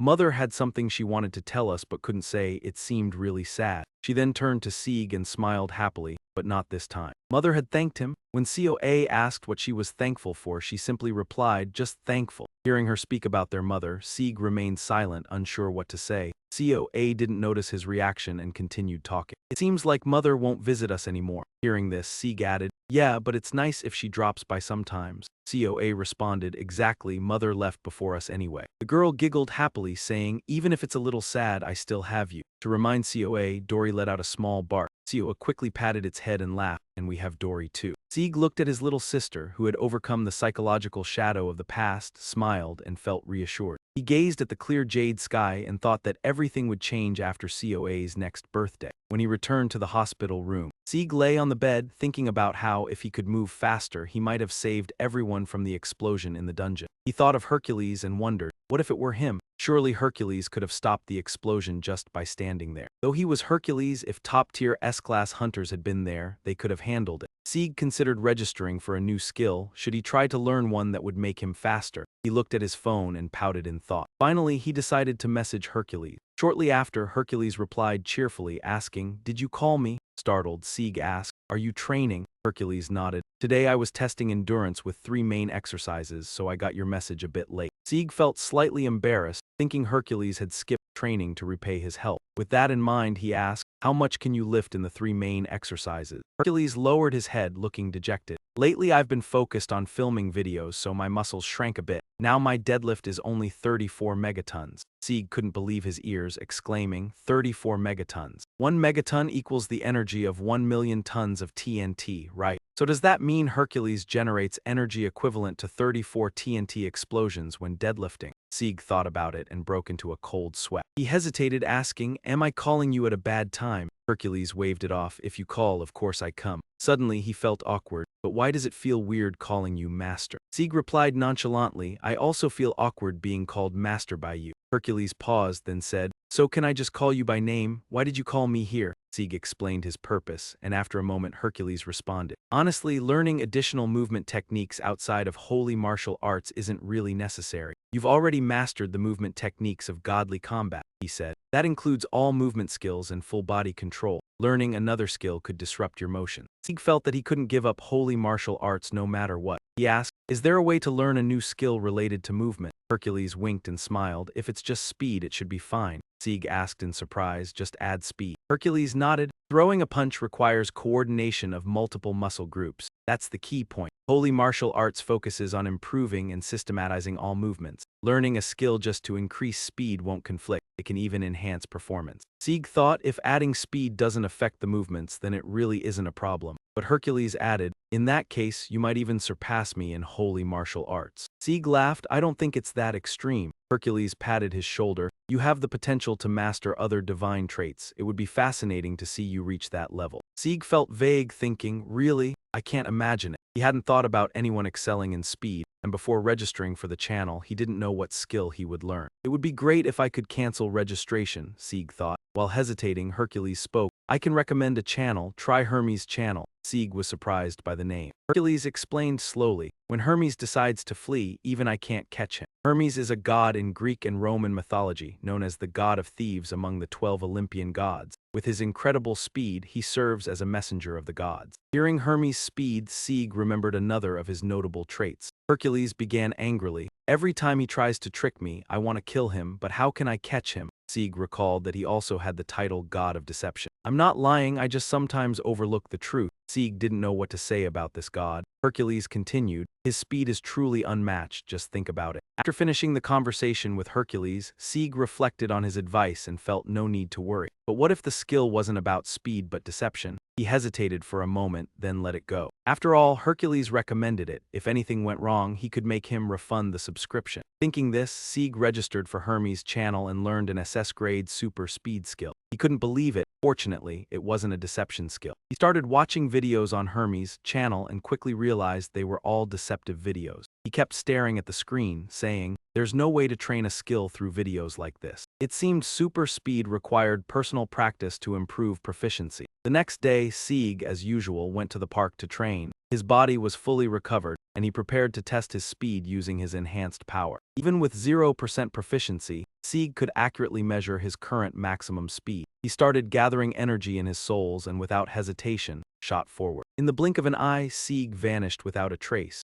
Moments later, he stopped at a corner, panting from exhaustion. He frowned, thinking, "Force equals mass times velocity. The weight on my body really isn't enough." At that moment, Sieg realized something was off. He turned and muttered, "Is that a mountain? The scenery looks familiar." Seeing where he was, Sieg was truly speechless. He stood there, astonished to find himself on Mount Quan AC. From SH Hospital, it took just one step to reach here. Sieg felt this was insane. his speed was incredible. What would happen if he increased his proficiency even further? Sieg was thinking about a speed even faster than his current pace and the ability to control it more flexibly. As he put his phone away, he whispered that he needed to improve his proficiency to confirm this. He thought he should refrain from pushing the speed to its maximum, as this time had only been luck. If he crashed into a building, the consequences would be severe. Housing in Seoul was expensive. Who could afford to compensate for that? With this thought, Sieg looked up at the sky and smiled, saying, "It's best to practice super speed in a dungeon." The next day, Sieg went to a B-level dungeon where B-plus grade demon beasts stood in front of him. Izun followed him and, witnessing the scene, had a serious expression. The Vindom Hound was once a monster from the demon world that invaded Earth. At that moment, the demon beasts began to attack, causing Izun to panic as they bared their sharp fangs and charged at Sieg. Nevertheless, Sieg stood still, unafraid. Izun was concerned, thinking even Sieg would struggle to defeat a Devindom Hound at close range. But something strange happened. Sieg moved like lightning and captured one of the demon beasts with his bare hand. Sieg tightened his grip on the demon beast's neck, causing it to scream in pain before snapping its neck. The scene left Izun bewildered, but Sieg didn't stop. He continued to attack the other demon beasts. His speed was so fast that Izun could barely keep up, and he asked in astonishment, "Is his speed faster than a Devindom at close range?" While Izun was still in shock, Sieg charged into the monster's encirclement like a flash of lightning. Before long, Sieg had wiped out all the demon beasts and stopped, dusting off his hand. He looked at Izun, who was still stunned, and smiled, asking, "Are you done recording?" After the intense battle, he opened his phone with a bright look on his face. His face was filled with joy, a broad smile on his lips as his proficiency in both stats increased. The speed limit Sieg could achieve, along with his control abilities, had reached such a high level. Was there still room for further improvement? He couldn't believe his own progress. A bold thought flashed through his mind. If he achieved maximum proficiency, he could surpass even Hercules. In his joy, Sieg became a bit confused and asked himself. He muttered, "What should I do now? Why done this? I'm sorry, big brother," and looked into the camera, trying to adjust the settings, but the video was just filled with wind noise. Who would watch this if he posted it? Izun seemed unable to keep up with the super speed with his eyes alone. To increase proficiency, Sieg found it difficult to adjust the video speed. He thought he should practice more with Izun, even though he had A+ rank, which should be enough to perceive the super speed Hercules had taught him when his body was exhausted. He planned to train continuously so that Izun could adapt. While thinking about training methods, his phone vibrated, and he noticed it was an unfamiliar number. After reading the message, Sieg was surprised. This was truly SH Corporation's style. Hard-to-find materials had been prepared, signaling that the time for the new house project had come. A thought crossed Sieg's mind. Wait, I didn't give them my number. Could it be they're asking about something else? At SH Construction, he was surprised to realize that the materials had already been prepared. Ryagan explained, Director Mina specifically requested it. I took the materials from the warehouse. Sieg asked, the warehouse? He continued explaining that although the company didn't need them yet, they always prepared materials for urgent projects. Sieg laughed in admiration. No wonder everything was prepared so quickly. Sieg frowned and asked, I heard you plan to build the house using monster remains, is that true? Sieg shrugged, that's the plan. Sieg looked displeased. Monster materials are durable, but for a house they're not enough. Sieg laughed and replied, if it doesn't work, I'll change the plan. This made Jae Gun angry. Do you know how much these materials cost? You can't just change plans like that. It was difficult to accumulate building materials. Looking at the pile of materials, Sieg felt a sense of pride. He was confident that all requests could be fulfilled. With this thought, Sieg marveled. Director Mina truly was impressive. Though it wasn't necessary, Sieg still insisted on learning the work at the site, proud of the cement smell on his body. He asked, have you ever built anything? Sieg shook his head. It's my first time, but I've already prepared my own equipment. Hearing this, Sieg's chest tightened in frustration. Construction wasn't just about swinging a hammer. It was an art of creating optimal living spaces through engineering, sociology, and humanity. Yet Sieg was wandering around with just a hammer. Ryagan felt helpless, wondering what connection Sieg had with Mina, but he was instructed to help him. They weren't just providing materials, but also offering detailed guidance on construction. Sieg asked, do you have a design plan? Sieg scratched his head, just a rough draft. Sieg asked again, have you chosen the terrain type? He scratched his head again, it's also just a rough draft. Hearing this, Sieg became more frustrated and said sternly, construction can't be done carelessly. First, you need to understand the basics, the land, the purpose, and the functionality of the space, as well as the psychology to create a comfortable and aesthetically pleasing environment. No matter how beautiful it is, if it's inconvenient for the people living in it, it's useless. You must also consider the impact of the building on its residents and their academic perception. Design brings together knowledge and psychology, and that's what true design is. Once you have an imagined design, you add techniques and technology to eliminate the impossible and find alternatives, turning the design into a real building. Ziegen pointed at Sieg and said, "That is the comprehensive knowledge of humanity in construction." Sieg awkwardly stammered, "It seems I underestimated the importance of construction." Ziegen continued, "Earlier you said you had sketched a design, right?" Sieg scratched his head and laughed, "Yes," and then. Sieg showed the design to Jae-gun. After a quick glance, Jae-gun didn't know what to say. Sieg nervously asked, "What do you think?" He smiled helplessly. "What do you mean by this?" "I asked because I didn't know, but it's clear you're a beginner with an easy-to-guess design." However, a few seconds later, after looking more closely, Jae-gun's expression changed. Trembling, he asked, "What is this? How could you have drawn such a design?" He squeezed the design tightly, his mouth agape. He had never seen such a perfect design. This was truly a masterpiece. Jae-gun trembled and asked, "Aren't you a hunter?" Sieg smiled, "I also have a YouTube channel." He asked skeptically if he was a construction YouTuber, but he denied it, saying he was a hunter YouTuber. Jae-gun tightened his grip on the blueprint, and reminded himself that the design was just an image in his mind anyway. He immediately suggested Sieg start building right away, even though Jae-gun knew that turning imagination into reality was entirely different. His skills on the construction site might be clumsy,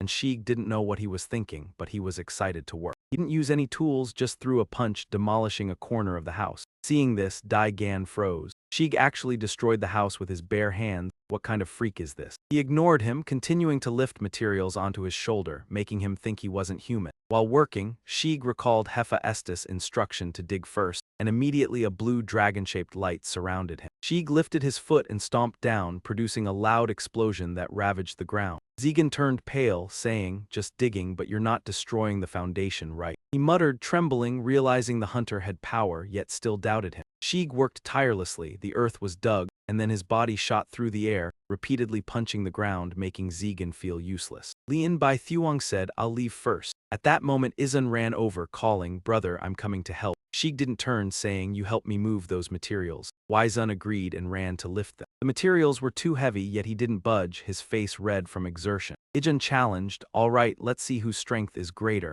but the boy dismissed the weight of the pile. Soon he was crushed under the materials. Sieg hurried over. "What happened? Are you stuck inside?" Immediately after, he propped up the materials to rescue Wizun. Izun complained, "A B-rank hunter so weak." He needed to train his physical strength. A while later, Sieg helped Izun out and anxiously asked, "Are you seriously hurt? Let me check." After examining, his expression darkened. Was it too heavy? Izun's right shoulder to side was completely crushed. Sieg shrugged, "Not that bad, use super recovery, stop overreacting." Izun yelled, "Not exaggerating, I can resurrect, but the pain is still real. Maybe I need a hospital." Sieg asked in surprise, "A hospital? You can just resurrect." Izun shook his head. "No, if resurrection goes wrong." The boy groaned continuously in pain. Sieg was helpless and used acupuncture to heal him. After a while, he said directly, "Now you can resurrect." Izun felt energy flood his body, asking suspiciously, "What did you just do?" Sieg explained slowly, "Your body was under force, meaning your meridians were blocked. I've acupointed to clear your meridians, that's all." Then Sieg said he would return to building the house and told Yijun, "Stay put and resurrect." But after 2 steps, Sieg suddenly paused, glancing at Yijun. Him asked, "Wait, even if my limbs are crushed a few times, it's fine, right?" Sieg said, "Try a few more times, I'll heal you immediately." Yijun panicked, then nodded. Satisfied, Sieg said seriously, "This time I'll train you to be stronger. Opportunities like this aren't easy to come by." He lifted an iron bar onto his shoulder, startling Yijun, then threw it at the boy, making him scream miserably. Sieg grinned triumphantly, "It's all for your improvement." A few days later, seeing the completed house, Sieg nodded in satisfaction, surprised it took only 3 days instead of 2 weeks. During the celebration, screams of pain echoed from behind. After 3 days, Yijun was still trapped under materials, begging for mercy. Sieg glanced, smiling, "This time only your right arm is crushed." He had learned to endure pain better. Sieg used acupuncture to treat Yijun, making the boy more comfortable. Then Yuzo said, "I feel like I'm not helping you at all." Sieg smiled, "You are helping and improving. Look, at first Yijun couldn't lift anything, now he can hold 2 items at once." Hearing this, Izun nodded, "That's true." For some reason, each treatment left him feeling stronger. Sieg was pleased, noticing that although learning slowly, the boy was gradually improving, different from Chi-Jin's method, but Yijun was steadily grasping Taiji. Taiji is a power even S-rank talents struggle to learn. Chi-Jin acts as a mentor, but Yijun's combined A-rank talent is difficult. Thanks to super resurrection, whenever he broke limbs, Sieg used medical techniques to treat him. Sieg forced Taiji power into Yijun's body. The boy didn't need harsh training, and after 3 days rose from B rank to B+ without realizing it. Although proficient in Shig's medical skills, this also improved COA's blood deficiency. Shig was delighted, planning to test new medicine on her next time. Yijin's cries for mercy echoed again. Shig, helpless, thought it was enough, went to support Yijin's shoulder, smiling softly. "I'll finish the house, you rest." A while later, Shig finished the house. The system notified it as a cozy home, leaving him speechless. According to Hephaestos, cozy, in front of him was a grand house, sparkling, leaving Yijin gaping in astonishment. Yijin asked, "Did you really build this?" Joy still fresh, multiple power-up notifications appeared rapidly. Shig froze, eyes wide, all at once like this. He wondered, maybe I should become a mason to train skill. Shig thought constantly demolishing and rebuilding will definitely raise proficiency to 100%, but sighed because destroying a newly built house wastes materials.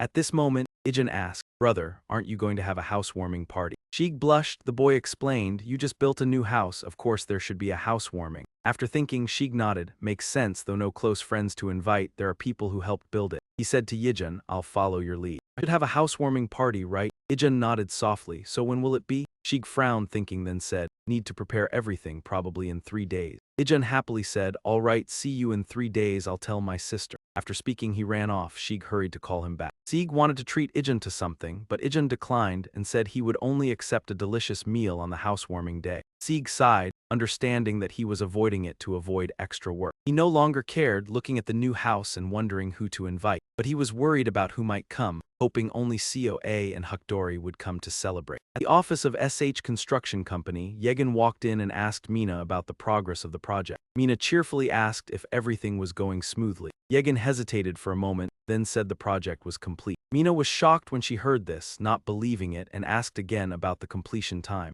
Yegin hurriedly explained that the project was finished and the company no longer needed further support. Mina still couldn't believe it, asking again if they hadn't just started 3 days ago. Yegin tried to explain in detail, saying that materials were used manually and the earth was dug as if slicing tofu. Mina was so confused that she asked again, and Yegin sighed, admitting that even he found it hard to understand. Mina still didn't believe it, thinking no one could accomplish such a feat. At the same time, at Shig's house, COA was amazed at the new house. Shig asked COA if she liked it, and she happily nodded, praising the house for being bigger and more beautiful than hers. Shig smiled seeing COA's joy, then COA eagerly asked about the housewarming party. Shig nodded and said he had invited guests, but before he could finish, COA enthusiastically wanted to go buy ingredients for cooking. Shig was surprised that COA wanted to cook by herself and worried about her health, even though she was a good cook. COA assured him it was fine, and Shig sighed, thinking her health had improved. The two siblings went to buy ingredients. Meanwhile, Do-jun sat in the darkness, angry, muttering about Shig, who had destroyed the Chaos Society's base in Seoul and disrupted their plan. Do-jun was furious, demanding his subordinates lead the way, and then heard an exchange about how Do-jun would directly deal with Shig. Buk Chuan, a member of the Chaos Society, spoke up, criticizing Do-jun about handling Shig. Do-jun disagreed and insisted that Shig was a powerful opponent that no one could deal with. Buk Chuan tried to convince Do-jun that there was an issue arising from the society, making Do-jun stop and think. Do-jun then ordered immediate action. Do-jun questioned Buk Chuan about the issue, and Buk Chuan explained that the inspection department's agents were keeping a close eye, forcing Do-jun to act right away. Do-jun, angry, slammed the table, warning Buk Chuan that he would only forgive him once if he dared joke with him. Buk Chuan admitted that the Chaos Society had acted excessively and provided information about the intervention of Bitch Zeongda, making Do-jun feel uncomfortable. Do-jun was extremely angry, thinking about the Blood Shadow Society's plans and Myung Jae-hong's failure against Bitch Zeongda, but still hoped Buk Chuan could complete the mission. Buk Chuan confidently believed he could complete the mission and was not afraid of failure. Shig was very surprised when he saw the dining table filled with delicious dishes. He couldn't stop marveling at how many dishes there were. COA happily replied that it had to be sumptuous, but Shig doubted there were too many dishes. Hukdori ran over and Shig anxiously asked if he wanted to eat. He was afraid Hukdori would finish the guests' portions, but then apologized for not thinking about that. COA asked when the guests would arrive, and Shig checked the time, then said the guests would arrive by dinner time and would probably be here soon. When the sound of the doorbell rang, Shig happily opened the door and saw So-en and Ijin bringing a lot of things. So-en couldn't believe this house was built by Shig and asked again. Ijin breathed a sigh of relief, knowing they weren't late, but was immediately scolded by So-en for being slow. So-en explained that Ijin wasn't fully awake and kept running into problems. Shig could only laugh as he watched the two sisters seemingly argue. COA greeted everyone and introduced herself as Shig's sister. So N was surprised, and Ijin quickly introduced herself as the one who always supported C. The conversation happily went on between the characters, while So N noticed Huck Dory and wanted to hug it. So N suddenly remembered that Uncle Pa Kwong couldn't come because he was busy working on a piece for an exhibition, and Sieg confirmed this information. Sieg nodded slightly, confirming that Uncle Pa Kwong was busy working on a piece for an important seminar and couldn't attend the housewarming. Sieg continued, saying that he had also received that news and understood Pa Kwong's reason. So Yoon explained patiently that this so-called seminar was actually a major competition, gathering skilled craftsmen from around the world, with the winner receiving a special prize. This time, Aurelian would personally present the award, which made Sieg curious. She confirmed yes, and added that he was eager to showcase the techniques he had learned from Sieg. The prizes varied each time, but this one was special because Aurelian would hand it over personally. Maxi Gu was surprised. Aurelian will give the prize himself, then it's definitely worth joining. At that moment, his phone rang. Another visitor had arrived. He hurriedly told So-yoon to wait and ran to open the door, loudly asking, "Ahi-hun, is that you?" The girl, the homeowner's daughter, looked surprised and asked, "How did you know I was coming?" before smiling unconsciously. Sieg replied calmly, "I have my ways." Then he asked, "Are you alone? Where's your mother?" Ahyun explained slowly, "My mother is busy and couldn't come, it's just me." Sieg nodded and led her inside, lamenting, "It would have been nice if she could come." Seo happily greeted Ahyun upon seeing her. Ahyun waved back, "Long time no see, how have you been?" Seo nodded slightly. The two quickly engaged in a warm conversation. So Yoon, noticing a stranger, asked, "Did you invite all the guests to celebrate the housewarming on the same day?" Sieg scratched his head embarrassedly. "Yes, is that a problem?" So Yoon sighed in exasperation, holding her head. "It's not that it's a problem, but how should I put it?" Before she could finish, his phone rang again. Another visitor had arrived. He immediately ran off. Elsewhere in a desolate land, bodies lay strewn about, fresh blood staining the area. National Special Forces Captain Park Tae-sung frowned with anger. What the hell did that gang do here? They even targeted an entire village. Subordinate Kim Jong-un spoke solemnly, "Captain, the search is complete." Tae-sung raised an eyebrow. "What about the survivors?" Jong-un hesitated, then dared not answer. Tae-sung understood immediately, eyes full of fury. "Those scum." He continued, "Any notable findings from the search?" Jong-un replied, "There's something strange. For unknown reasons, all the bodies in the village were male." Tae-sung was slightly surprised. "No women were killed. Any idea of the motive?" Jong-un shook his head. "Not yet. Do-gun's interference has blocked everything." Tae-sung frowned, voice filled with anger. "Surviving is lucky enough this time." "Where is the director?" Jong-un whispered. "He went after Do-gun that day." Before he could finish, Seong-yi approached. "I'm here." The two rushed over, asking, "What about Do-gun?" Seong-yi sighed. "He escaped, far stronger than we anticipated." But as he spoke, he staggered, almost falling. Tae-sung caught him in time, worriedly asking, "Are you okay?" Seong-yi smiled helplessly. "Just a little dizzy, don't let anyone see me like this." At that moment, Tae-sung noticed his hands were soaked in blood. Panicked, Tae-sung looked at Seong-yi, who shook his head. "I'm fine, don't say anything," Tae-sung thought. How could the director let a criminal slip by? Seong-yi instructed everyone to act as if he were fine. At the same time, Do-gun was also in bad shape, leaning against a tree, panting heavily. His subordinate rushed over, asking, "Are you okay?" Do-gun gritted his teeth. "What about the cult?" The subordinate hesitated. "Thanks to your presence, the ritual proceeded without disruption." Do-gun asked again, "Did the inspection team find anything?" The subordinate shook his head. "We completely concealed everything." Do-gun was satisfied but angry, thinking of Seong-yi. "This is the first time I've really faced him." The rumors underestimated him. He gritted his teeth and smiled. "A light loss indeed. Just my left eye, but is this really light? Will I become the one-eyed boss later?" Meanwhile, Sieg opened the door to welcome visitors. This time it was the three Gu sisters. Gu glanced at the two kids and said, "Hurry and greet the adults." The two kids bowed politely. "Hello." Sieg smiled warmly. "Welcome, please come in." He led the three Gu sisters inside. The kids, seeing such a large house for the first time, stared in awe. Uk Hyun asked happily, "Sister, can we live in a house like this?" Uk Gu didn't know how to respond, while Uk Xian complained, "Do you know how much a house like this costs?" Uk Hyun asked, "How much?" Uk Jin, acting mature, said, "Around 1 million." Hearing this, Uk Jin immediately exclaimed, "1 million? That only buys 1 or 2 fried chickens.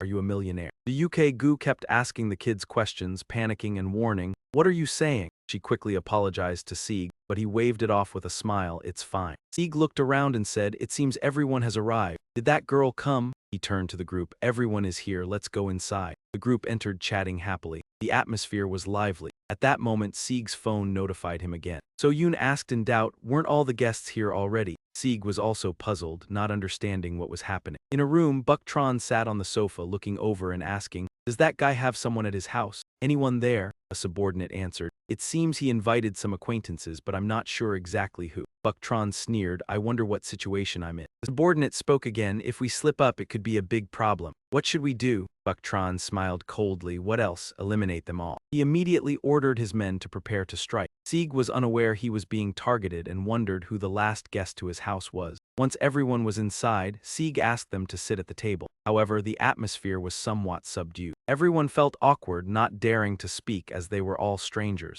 At this moment, COA whispered to Sieg, do something to change the mood. Sieg nodded immediately. He looked at everyone and said, let's do a brief introduction. I'll start. He introduced himself and COA joined in happily. I'm Sieg's younger sister. Ahyun added, I'm Ahyun, formerly the daughter of this household. The two Soyun sisters quickly introduced themselves. Afterward, Duk-gu shyly said, I'm Duk-gu, editor for the Craftsman channel. She gestured to the two kids beside her. These are my siblings, Duk-zeon and Duk-hyun. This time Min-young also joined, speaking seriously to everyone. Chi-jin is also here, everyone probably knows her. Sieg looked at the two serious people across from him, feeling slightly helpless. I only invited them out of courtesy, didn't expect both Chi-jin and Min-young to come. COA cheerfully said, don't be like that, everyone should try the food. The adults were a bit shy, but the children were different. The two kids drooled over the food, eager to eat immediately, forcing Duk-gu to intervene. Sieg said, it's fine, the food is here for everyone to enjoy, just eat. Everyone quickly began eating in the new house, which still had a faint smell of paint, and the atmosphere was incredibly joyful. After a while, Soyun remembered something and quickly said, by the way, now we should probably give a housewarming gift, right? Hearing this, Ijin quickly grabbed a box from beside her, inside which was the monster's snail tendon. Seeing this gift, Sieg was delighted. It was the perfect present for this moment. Soyun, now that the house is done, are you planning to start making equipment? Thinking this, she happily said, but isn't this housewarming gift a bit much? I heard this costs up to 1 billion guan. Soyun, by the way, Sieg looked a bit confused. What did she mean? Ijin slowly explained, this is a thank you for saving me last time, a small token of gratitude for your kindness. Sieg still thought it was a bit much, but Soyun said, just accept it. At that moment, Ahyun also gave her gift. Well, my gift seems too small in comparison. I only have a graduation exam set and gifted talent recruitment materials. COA is about to enter college, and this will help her prepare well. COA happily accepted it, glanced at everyone's gifts, and then Duk-gu hesitated a little before taking out a camera. Sieg was a little surprised, and she slowly explained because he often said his camera was broken. She was really amazed that he remembered everything she mumbled in the video, even though her situation wasn't exactly prosperous. He gratefully smiled and said, thank you, from now on I'll only use this camera to film videos. After saying that, Sieg turned around and Ijin reminded, you must never break this, understood? He immediately accepted the order. I will consider this a sacred duty and protect it with my life. While everyone was happily chatting, a hesitant voice rang out. I'm in Dong, I'm really sorry, this is my first housewarming, so I didn't know I needed to bring a gift. Seeing her unhappy, Sieg immediately comforted her. It's okay if there's no gift, just having everyone here is already enough for me. Just looking at the piled-up materials filled them with pride. Everyone was assured that any requirement could be met. Dai-gun was amazed. Director Mina was truly admirable, persisting in learning on-site even when unnecessary, proud to get a bit of cement on herself. Instead of 1,000 words, Dai-gun asked, have you ever built anything before? Sieg shook his head. This is the first time, but I've prepared my own equipment. Hearing this, Dai-gun's chest tightened in frustration. Construction isn't just swinging a hammer. It's the art of creating an optimal living environment through engineering, sociology, and human sciences. Sieg wanted to build but just wandered around with a hammer. Dai-gun felt helpless and wondered what connection he had with Mina. But in reality, Mina had instructed him on many techniques, not only providing materials but teaching every detail of construction. Dai-gun frowned. Do you have a blueprint? Sieg scratched his head, embarrassed. Just a rough draft. Dai-gun continued. Have you chosen the terrain type yet? Sieg scratched his head again. Also rough. Hearing this, Dai-gun grew angrier, speaking sternly. Construction can never be done carelessly. To design, one must first understand foundational engineering knowledge and fully know the land where the building stands. You must also consider the purpose and function of the space, integrating psychology to create a comfortable and visually pleasing living environment. No matter how beautiful a building is, if it's inconvenient for occupants, it's useless. Ultimately, the impact on users must be considered. Design is the convergence of technical knowledge and psychology. After creating the blueprint, which is only imagination, engineering and technology are used to eliminate the impossible. The entire process of turning a blueprint into a real building represents the comprehensive knowledge of humanity. Dai-gun pointed at Sieg to emphasize this, making him embarrassed. I think I underestimated construction, he continued. Earlier you said you had sketched a bit of the blueprint, right? Sheik scratched his head, embarrassed, smiling. Yes. Then he handed the blueprint to Dai-gun. Glancing at it, Dai-gun truly didn't know what to say. Sheik noticed his reaction and worriedly asked, "How is it?" He smiled helplessly. "What do you mean, asking because you do know?" The blueprint of an amateur might be predictable, but looking at the details, Dai-gun's eyes immediately changed. Jun asked, "What is this? How could you draw a blueprint of this caliber?" He gripped the blueprint tightly, astonished. Having worked in construction for decades, he had never seen a blueprint so perfect. This was truly a masterpiece, converging the pinnacle of all disciplines. Thinking this, Dai-gun trembled and asked, "Aren't you a hunter?" Sheik smiled. "I also run a YouTube channel," he asked suspiciously. "A construction YouTuber?" Sheik shook his head. "No, I'm a hunter YouTuber." Added block numbers and timestamps preserved. Added block numbers and timestamps preserved. Added block numbers and timestamps preserved. Gavin clenched the blueprint in his hands, reminding himself that even though the design was just imaginary sketches, he still needed to be careful. He immediately suggested that Sheik start construction, realizing that turning imagination into reality was completely different from drawing on paper. He wasn't sure about Sheik's construction skills or what he was thinking, but he was still excited to get started. Without using tools, Sheik threw punches directly,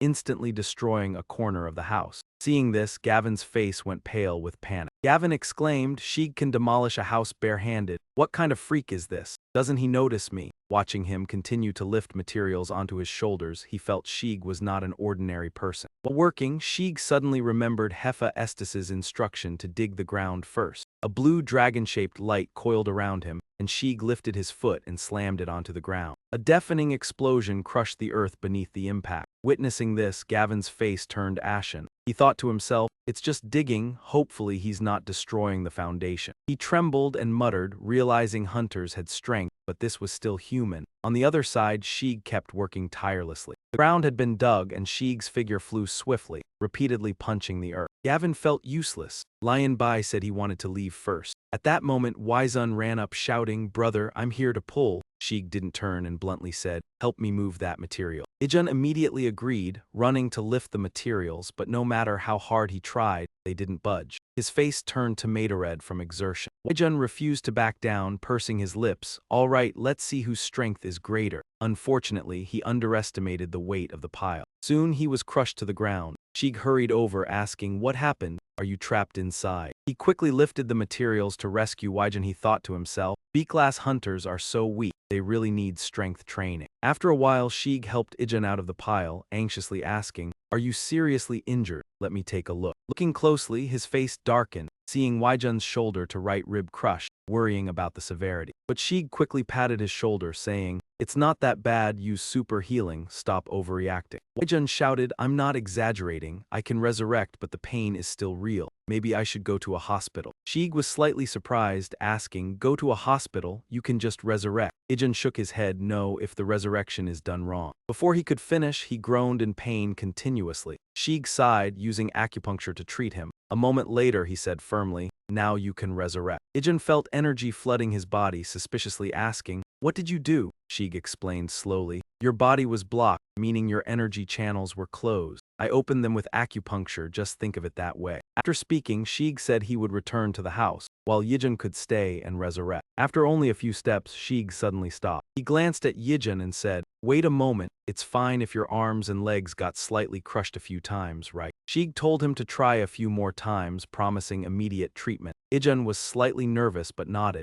Sheik said seriously, "This time I'll train you to get stronger." This was a rare training opportunity. Saying this, Sheik lifted an iron bar onto his shoulder, making Ijun panic. Not stopping there, he threw it onto Ijun, who screamed in terror. Sheik smiled proudly, "It's all to help you improve." A few days later, Sheik looked at the spacious house in front of him, nodding in satisfaction. Just a little more to finish. He thought it would take at least 2 weeks, but in just 3 days it was almost done. During the joy, cries of pain came from behind. After 3 days, Ijun was still crushed by the materials, constantly begging for mercy. Sheik glanced at him, smiling. "This time only your right arm was crushed, huh? You've learned to endure the pain a bit better now. You performed acupuncture on Yijin with needles, and the boy started feeling more comfortable. Afterwards, Yuzo said he felt like he wasn't helping at all. Sieg smiled frankly, saying that he was improving and learning step by step. Looking back at the beginning, Ijin could hardly lift anything, and now he could hold 2 items at once. Hearing this, Ijin nodded in agreement. Every time the therapy ended,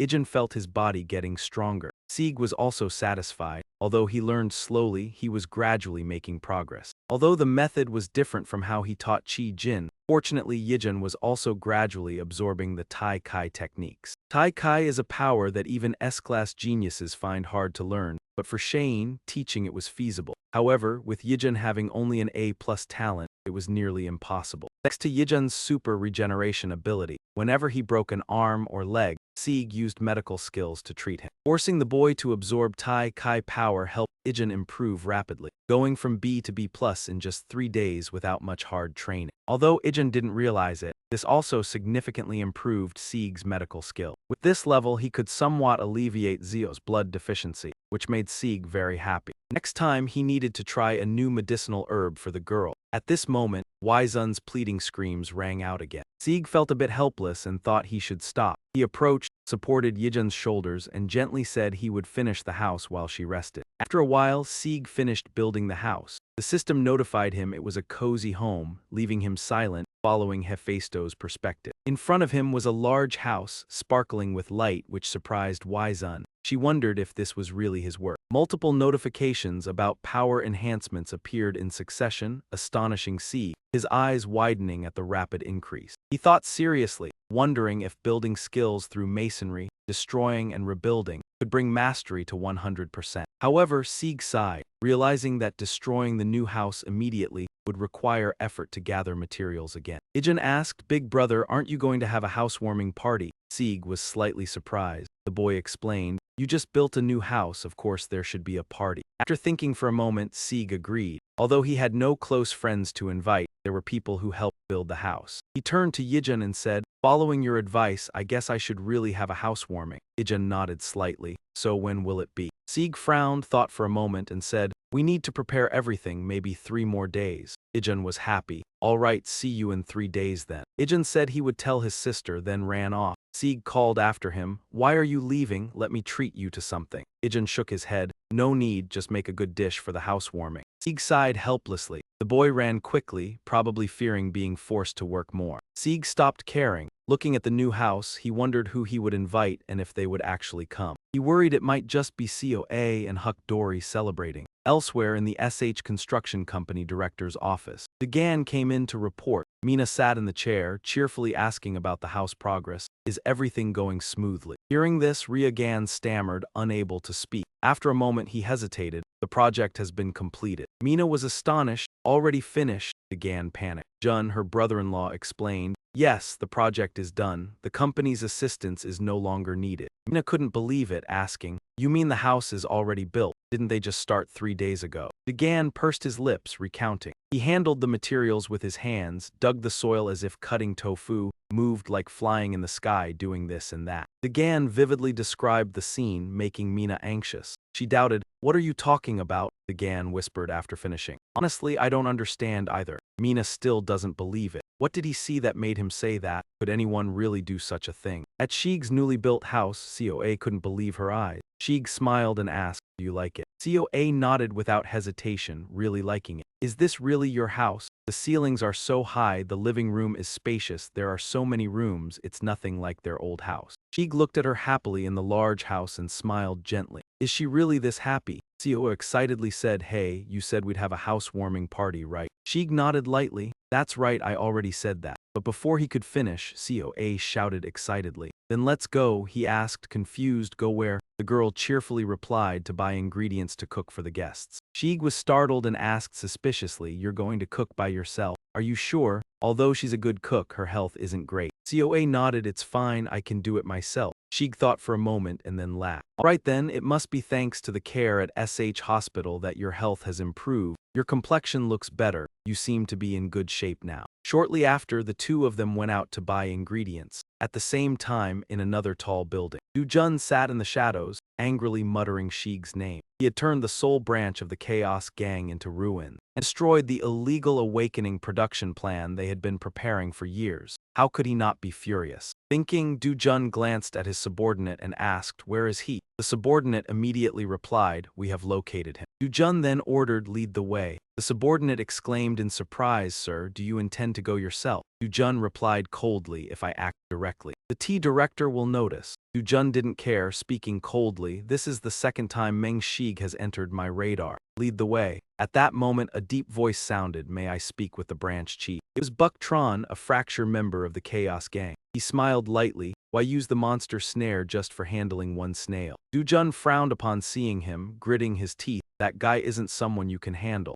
To avoid any mistakes, I'll take care of it personally." But Buck Tron smirked and said, "If that's what you say, I'll step back." However, he mentioned there were issues on the gang's side. This made Du-jun pause. He glanced at him and asked, "What do you mean?" Buck Tron explained calmly, "It's not very clear, but the inspector's hounds are very skilled at tracking." Du-jun was furious and acted immediately. A strong swing echoed. He looked coldly at the person kneeling on the ground. In a sharp tone, joking like that, "I'll let it slide this once." Buck Tron clutched his aching body, trembling, "I'm sorry. I was searching for suitable humans for the revival ritual." It seemed the gang had overstepped, and it caught the attention of Big Seongda. Hearing that name, Du-jun's expression immediately changed. Buck Tron continued, "The group tried their best to stop it, but Big Seongda personally intervened, so I came to find you." Du-jun's face was filled with rage. The illegal awakening training plan was just a stepping stone for the gang's preparation. The Blood Shadow Gang was also closely monitoring. Thinking of this, Du-jun placed a hand on Buck Tron's shoulder and reminded him,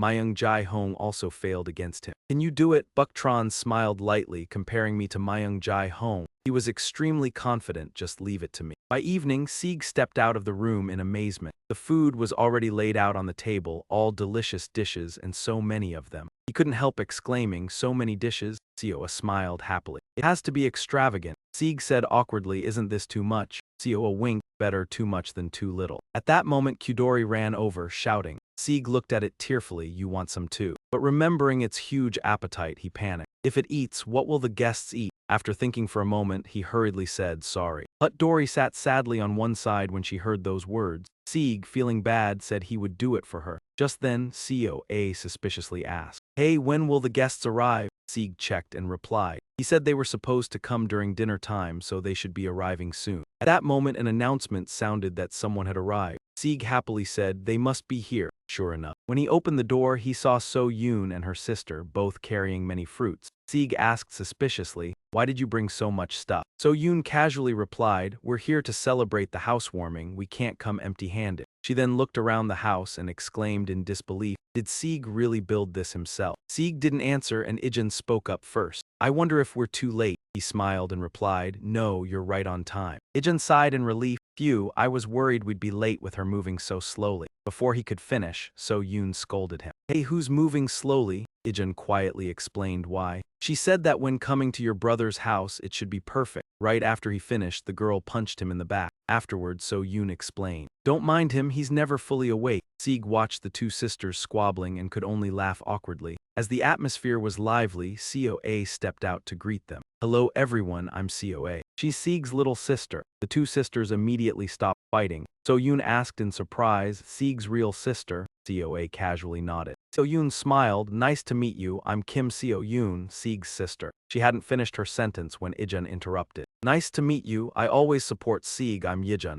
And the two continued chatting happily. Meanwhile, So-yoon stood there, staring blankly, but quickly shifted her attention to Hut Dory and chased after it, wanting to hug it. Sieg watched and smiled softly. Come to think of it, the first time Hut Dory met Seoa, it was just like this. At that moment, So-yoon suddenly remembered something and quickly spoke up. "Uncle Kwang can't make it. I heard he's busy working on an artwork for an exhibition." Sieg nodded slightly. "I got the news too. I heard this is a really important seminar." So-yoon explained, "It's called a seminar, but it's actually a big competition gathering blacksmiths from all over the world. The winner gets a special prize." Sieg asked curiously, "A prize?" She replied, "Yes, that's right, so he's really excited to show the skills he learned from Sieg to everyone. The prize changes every time, but this time it's going to be awarded by Aurelian himself." Maxi Goo's eyes immediately lit up. "Aurelian himself? Well, then it's worth being busy." Just then his phone rang again. Someone's coming, he quickly said. So Yoon, wait a minute. Then Sieg went out to open the door. He shouted loudly, is it Ahi-hun? This girl was the daughter of the landlady. She was amazed and asked, how did you know I was coming? Sieg smiled and casually replied, I have my ways, did you come alone? Where's Aunt? Ahi-hun slowly explained, my mom's busy so she couldn't come, it's just me. Sieg nodded slightly and led her inside, saying as they walked, I wish she could have come too. Coa was happy to see Ahi-hun. Ahi-hun waved at her, long time no see, are you doing well? Coa nodded slightly, and the two quickly started chatting very intimately. So Yoon looked at the unfamiliar face and asked suspiciously, did you invite all the guests to your housewarming on the same day? Sieg awkwardly scratched his head. Yes, that's right, is there a problem? You don't have any experience hosting a housewarming, do you? So Yoon helplessly held her head. It's not that it's a problem, but how should I put it? She didn't finish her sentence. He received another message and someone else was arriving, so he quickly ran off again. Meanwhile, in a barren land, for some unknown reason, corpses were lying scattered across the ground and fresh blood stained the area. The leader of the National Special Forces, T-Sung, clenched his jaw in anger. What the hell did those bastards do here, and they even targeted an entire village? His subordinate Kim Jong-un said in a low voice, Captain, the search is complete. He frowned and asked, what about any survivors? Jong-un hesitated for a moment, unwilling to answer. T-Sung understood the implication, his eyes filled with even more anger. They're nothing but savages. He then asked, was there anything unusual during the search? Jong-un slowly replied, one strange thing, though we don't know why, all the bodies in the village are men. T-Sung paused and asked, we don't kill women, have we confirmed the objective? Jong-un shook his head slightly. As you know, the intervention of Du Quan has caused some obstacle. The other person frowned, clearly displeased. T-Sung said in a low voice, it's lucky we survived this time. Where is the director? Jong-un lowered his voice. He chased after Ju-kun. Before he could finish, Mr. Yi's car came speeding from a distance. His voice rang out, I'm here. The two hurried to him and asked, how is Du Quan? Mr. Yi sighed. He escaped much stronger than we expected. As he finished speaking, his body swayed as if he might fall, but T-Sung managed to catch him just in time. He anxiously asked, are you all right?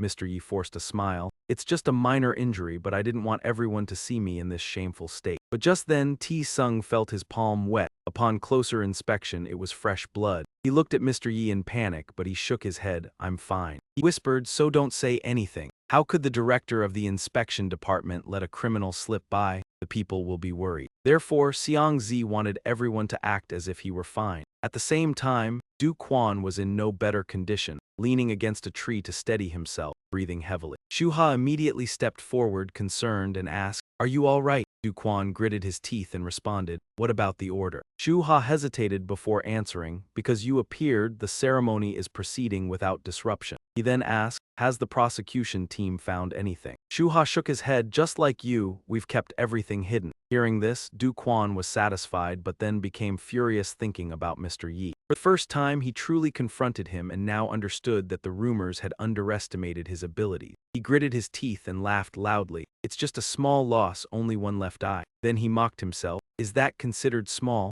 Is this old man turning into a one-eyed boss? Over on this side, Sieg opened the door to welcome guests. This time it was the three sisters of Dyaku. Dyaku squinted at the two children and ordered, quick, greet the adults. The two children politely bowed. Hello. Sieg smiled. Welcome everyone, come on in. After saying that, he led the three sisters of Dyaku into the house. The two little ones, seeing such a large house for the first time, stood there staring. Their eyes wide, mouths agape, they were in awe. Dyak Hyan happily exclaimed, Sister, can we live in a house like this? Dyak Wu awkwardly didn't know how to respond. Meanwhile, Dyak Xian irritably asked, do you even know how much a house like this costs? Dyak Hyan, confused, asked, how much? Then tried to sound mature, probably around 1,000,000 won. Hearing this, Dyak Hyan gasped, 1,000,000 won could only buy 1 or 2 fried chickens. Big brother, are you a millionaire? Dyak Gu, noticing the two children's constant questions, hurriedly reminded them, what are you two talking about? She quickly apologized to Sieg, but he didn't mind. He waved his hand and smiled, it's fine. Then he looked outside as if he remembered everyone should be about to arrive but wasn't sure if the girl would come. He turned to speak to the group. Sieg spoke up, everyone has arrived, let's go inside. They chatted happily as they walked, the atmosphere lively, but just then, Sieg's phone buzzed with a notification. Dyak Xian asked suspiciously, didn't everyone already arrive? Sieg was equally puzzled. Elsewhere, Bachchan sat on a sofa in a room, coldly asking. Bachchan asked, "Is there someone at his house? Anyone there?" His subordinate immediately replied, "It seems like he invited a few acquaintances over, but I'm not sure exactly who." Hearing this, he sneered with contempt, truly unaware of his own situation. The subordinate asked, "If something goes wrong, what should we do?" Bachchan pursed his lips and smiled coldly. "What else? Wipe them all out." Immediately after, he ordered his men to get ready to act. Meanwhile, Sieg had no idea that he was the target. Sieg was still wondering who the last person to arrive at his house was. A little later, when most of the group had gathered, Sieg invited everyone to sit at the table, but the atmosphere turned a bit tense. Everyone was awkward, unsure of what to say since they were all strangers. No one knew each other. At that moment, COA lined in and whispered to Sieg, "You better do something to lighten the mood." Sieg nodded immediately. He looked at everyone and said, "Let's introduce ourselves briefly. I'll go first." Then he introduced himself. COA cheerfully said, "I'm COA, Sieg's sister." She also shared about her two cousins. Ahyun also spoke up, "I'm Ahyun. I used to be the daughter of this household." The two COA sisters quickly introduced themselves, urging each other, "What are you waiting for?" After they finished, Deok-gu hesitated, "I'm Deok-gu, editor for the Crafting Workers channel." Then she pointed to the two little ones sitting next to her. "These are my younger siblings." Duke Xian and Duke Ahyun politely greeted everyone. This time Min Young came along too and seriously checked in with each person. "Anything else to complain about? I think everyone here already knows her." Sieg looked at the two sitting properly across the table, feeling a bit helpless. The invitation was meant to be polite, but both Chi Jin and Min Young showed up. At that moment, COA smiled brightly and said, "Don't be like that, everyone, try the food." Adults were shy, but the kids were not. The two kids at the table were drooling with desire, impatiently asking to eat immediately, which made Duke-gu panic and intervene. But Sieg said, "It's fine. The food was prepared for everyone to enjoy, just eat." So everyone started eating. The new house still smelled of paint, but the atmosphere was lively. After a while, So Yoon suddenly remembered and said, "By the way, we should probably give a housewarming gift now, right?" Hearing that, Waijun immediately brought out a box placed nearby. Inside was a monster snail tendon. Seeing this, Sheeg's face lit up with joy. Sheeg excitedly said, "Perfect timing, So Yoon. The new house is finished and I was just about to start crafting equipment." Thinking of that, he smiled even more brightly. "But isn't a housewarming gift like this a bit too much? I heard this costs 1 billion gu." So Yoon squinted and smiled. "That's true. But actually this isn't just a housewarming gift." Sieg looked a bit embarrassed. "What do you mean?" Ijin slowly explained. "This is a thank you for saving me last time, a small repayment for your kindness." Even so, Sieg still felt the gift was a bit over the top. So Yoon told him to just accept it. At that moment, Ahyun also took out her gift and said, "Now my gift looks so insignificant. I only have a set of graduation exam papers and entrance exam materials for talents. COA should start preparing for university too. These materials would help COA prepare well for the exams." COA happily accepted them. After seeing everyone's gifts, Duke-gu hesitated a little and then took out a camcorder. Sieg was slightly surprised. She slowly explained it was because he often complained about his camcorder breaking. Sieg was truly amazed. She remembered all the things he had mumbled in videos, even though her situation probably wasn't very comfortable. He was grateful and smiled. "Thank you, from now on I'll only use this to record videos." After saying that, Sieg turned to Ijun. He reminded him, "You absolutely must not break this, understood?" He immediately responded, "I'll treat this as a sacred mission and protect it with my life." While everyone was still happy, a guilty voice sounded. "It's Min Young, I'm really sorry. This is my first time attending a housewarming, so I didn't know I needed to prepare a gift." Seeing her upset, Sieg immediately comforted her. "It's fine without a gift, just having everyone here makes me very grateful." Nin Dung bowed her head and sat silently, apologizing in a low voice. While Chi Jin wondered, wasn't a gift for the family meant for the family? Sieg awkwardly didn't know what to say. Mentioning family made her uncomfortable, so she handed the phone to him. He took it and was stunned. A caravan sofa. So Yoon exclaimed in surprise, "Is it a caravan sofa?" Sieg nodded slightly, confirming. Seeing the confirmation, So Yoon got even more excited, rushing over to take a look, and after a while shouted, "It's really a caravan sofa and even a Harry Watu wardrobe." Sieg asked in surprise, "Is it very expensive?" She immediately nodded, "Yes, each item costs tens of billions." The amount left Sieg stunned. So Yoon slowly explained that the item was rare, hard to buy, a limited edition, and there were very few in the world. It's only sold to Vivip customers at the SH flagship store. Hearing this, Sieg felt his house was too small to hold 2 Buddha statues. Jin bluntly stated that the SH Deputy Director Mina personally selected them. Upon hearing that, So Yoon and Sieg discussed choosing an item, either the sofa or the wardrobe. Jin was stunned. These are all gifts. Everyone at the dining table was speechless. Even Min Young was astonished at the generosity. Sieg stared at Jin and asked, all of these items, like the wardrobe, sofa, table, and vacuum robot, are gifts for you. Jin confirmed all of them are gifts. The atmosphere fell silent again. After a while, everyone finished eating and Sieg bought some desserts. He was still amazed by Mina's generosity. Indeed, SH Corporation wasn't exaggerating, gifting so many items just for a housewarming. The world of the rich is so different, someone like him couldn't understand it. At that moment, Sieg realized the shock. It couldn't be a wedding gift, could it? Did Mina think that he and Jin were dating? He sighed helplessly, knowing that misunderstandings would be hard to correct. He decided to ignore it, thinking it was just their misunderstanding. On the way home, he discovered someone had infiltrated his neighborhood. Sieg was stunned, wondering if it was Pa Wang or his aunt. At that moment, a danger alert rang out. In front of Sieg, everything went dark, and at the same time, a loud explosion erupted from his house. A few minutes earlier, a group of strangers stood in front of Sieg's house. The leader, Bachan, looked at the mansion and exclaimed, "This guy lives in such a good house, men Shi." Bachan ordered his subordinates to break down the door. A big man stepped forward, punched the door, but it didn't budge, his hand trembling. Bachan suspiciously asked, "What the hell is going on?" The subordinate hesitated, not responding. Bachan angrily cursed, "Damn it, you lowlifes are part of the chaos sect." He grabbed his spear. He shouted, "Get out of here!" Knowing that attracting attention could call the inspector, Bachan decided to deal with the Sigu group first. He struck immediately, creating a loud explosion. Thinking the door had been broken, Bachan ordered to finish quickly. The subordinates hesitated, nervously calling out, "Boss." Bachan, losing patience, asked, "What?" Looking back, the door was still intact. Bachan was stunned, unable to believe his eyes. At that moment, Min Young stepped out of the smoke and coldly said, "You're openly committing a crime in this residential area." Bachan's subordinates recognized her. Bachan questioned, his subordinates explained, "That's the infamous butcher inspector of Seoul." He asked, "Why is she here?" Nin Dung coldly replied, "Ordinary criminals wouldn't dare to be so brazen." She continued, "You must have some purpose for coming here. You are from the Chaos sect, right?" The question was a sharp affirmation. Ijin stepped forward and asked, "What's going on outside? Do you have guests?" Not only him, Jin also appeared behind, causing Bachan to be puzzled. He knew she was from SH, but why was she here? A subordinate nervously asked, "What should we do?" They all understood SH's power, causing trouble here was not wise. Bachan knew they couldn't retreat and ordered, except for Han Jin, kill them all. Immediately, the subordinates rushed forward. Jin looked at the robbers in front of him, stunned. "What's going on?" A thug lunged at him, but Min Young stepped in front and slashed with her sword. She explained, "These are criminals from the Chaos sect." Ijin was stunned. "What? The Chaos sect? Why are the criminals from that organization here?" She shook her head, replying, "No time to explain," before charging forward with her sword. Her legs moved swiftly and the Chaos sect members couldn't react in time. Min Young leaped, striking with perfect form, her sword precise, each strike downing a person.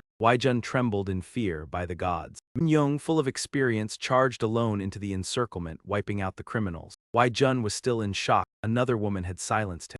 Jin, sitting elegantly at the dining table, now moved like a female ghost, her sword dancing in the air. Everywhere she passed, someone fell. Bachan's subordinates kept falling, making him uneasy. He smirked, "It's been a while since I've had to fight." A spark flew toward Min Young and she didn't dare be careless, blocking it, but was forced back a few steps. Bachan snorted, "Can you block this?" He stepped back to gain momentum and yelled, "Let's see if you can block this." He quickly attacked, forcing Min Young to struggle to defend. Bachan laughed harder, "Is it too much? Are you at your limit?" Min Young remained silent, using all her strength to resist, blood seeping from her wounds. Bachan snorted a command. "Make it more fun," he said, and continued his assault, energy flaring constantly around him. Outside, Ijin stood there, confused by what was happening. The criminals tried to storm Shig's house while Jin struggled to fend them off. If Jun had brought a shield, he would have regretted it now. At that moment, the boy suddenly remembered something. He rushed into the house and began clearing the food from the table. Ijun intended to use the table Shig had made as a shield, since materials from the monster's body were still usable. The boy was about to go outside when he thought of that. Seeing Yijun hurry, So-won asked, "What's happening outside?" Yijun looked at everyone and warned, "Do not go outside under any circumstances." Outside, Jin continued fiercely slashing through the gang. Yijun ran out, charging toward Bachan. Hearing the noise, he turned and swung at Yijun, eyes blazing as he lunged at the boy. He was far too strong for Yijun, pushing him back and making him spit blood. Suddenly, Bachan appeared in front of Yijun, forcing the boy to dodge to the side. But he was too fast. Yijun couldn't evade in time and Bachan severed his left arm. Yijun's expression immediately turned grave. Bachchan gritted his teeth and snarled, how reckless. He kicked Yijun in the stomach, sending him flying, and aimed to finish him with the spear's tip. A sudden flame appeared, blocking his path. A figure stood before him. The clash of steel rang sharply. When Bachchan looked back, Chi-jin was catching his spear. He asked, "You can stop this," and praised, "Not bad skills and a fine sword too." Bachchan still felt insufficiently challenged, sneering. Immediately, he activated his S-class acceleration skill, a power that elevated him to freighter-level enforcer of the gang, enhancing his body speed and vision through discipline. The skill also accelerated his thinking and cognition. At its peak, he could exceed the speed of sound while moving normally. Everything around him except Bachchan moved as slow as a snail. The only movement was him.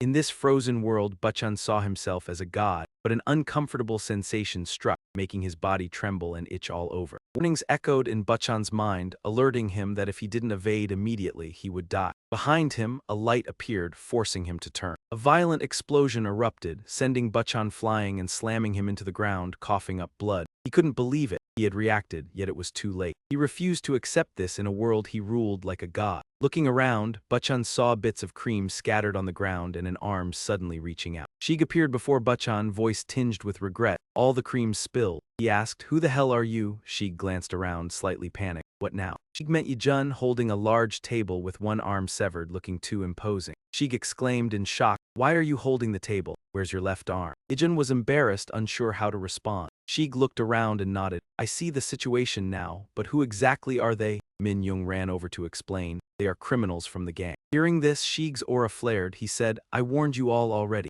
Bachchan couldn't understand why he didn't hold back. Sheik coldly glared at him and reminded, "I warned you, don't act recklessly around me." Frightened by Sheik's power, Bachchan was stunned, realizing this was undoubtedly Meng Shi. He recalled Du Gun's words, "Bachchan won't stand a chance against him." Seeing Mayang Jaiwang defeated, Bachchan stood up, growling, "The moment I saw Mayang Jaiwang fall, I knew you weren't weak." He spat blood and sneered, "You'll regret not killing him from the start." Bachchan's aura shifted. In his super-speed world, where time barely passed for him alone as god, he believed he could win. He didn't expect a lightning-fast punch to strike him. Sheik's speed and strength made Bachchan choke on blood, leaving no chance to retaliate. Sheik moved incredibly fast, appearing behind Bachchan, startling him. In panic, Bachchan couldn't believe he could move in his world. Bachchan guessed, "Could he tear through my super-speed world to enter?" But he was furious and denied the reality. Impossible. He couldn't believe Sheik could do it. He growled, gripping his spear tightly, attacking Sheik. Their energies collided. Bachchan was pushed back, coughing up fresh blood. He couldn't believe it. He had clearly blocked the spear. Sheik advanced calmly, anger radiating, his entire body emanating dense aura. Sheik drew closer and Bachchan recoiled in terror. "No way. His world can't keep up with your speed." Despite Bachchan's panic, Sheik approached like a death god. Every step Sheik took signaled imminent death. Bachchan's face was filled with dread. Sheik's energy was not only fast but strong. At that moment, he threw a punch at him. Bachchan's face turned pale, realizing Du Gun was right. Sheik had overwhelming power. He could not resist. Feeling death close, he had to escape immediately, biting his lip with a determined gaze. Immediately, Buktron let out a scream, but Sieg did not hesitate and charged forward at an extremely fast speed, almost invisible to the naked eye. Outside, Cheyenne witnessed this and could not stop being amazed. Minzun also did not expect this to happen. Even Ijin, who always followed Sashig, could not believe the power he displayed. At this moment, his eyes could not keep up with Sieg's speed. What could this battle be called? No, this was clearly a one-sided display by Sieg. He continuously pushed Buktron backward to the point where his body was covered in wounds and fresh blood kept spilling out. Buktron felt like he was facing a monster, unable to understand how Sieg had become so powerful. His speed limit was about to be reached. He had to fight with all his might. With no way out, if he did not fight, he would suffer an even more humiliating defeat. Thinking this, Buktron immediately boosted his aura. At the same time, Sieg did not stand still. He lunged forward like a lightning bolt, passing through Buktron's army. He was like a death god charging into the encirclement. Sieg frowned, wondering why he was fleeing without caring about his subordinates. With that thought, Sieg couldn't help but sneer. Soon after, a powerful wave of magic surrounded Sieg. His eyes turned bloodshot as if he had lost control. Seeing this, the three people outside couldn't help but worry.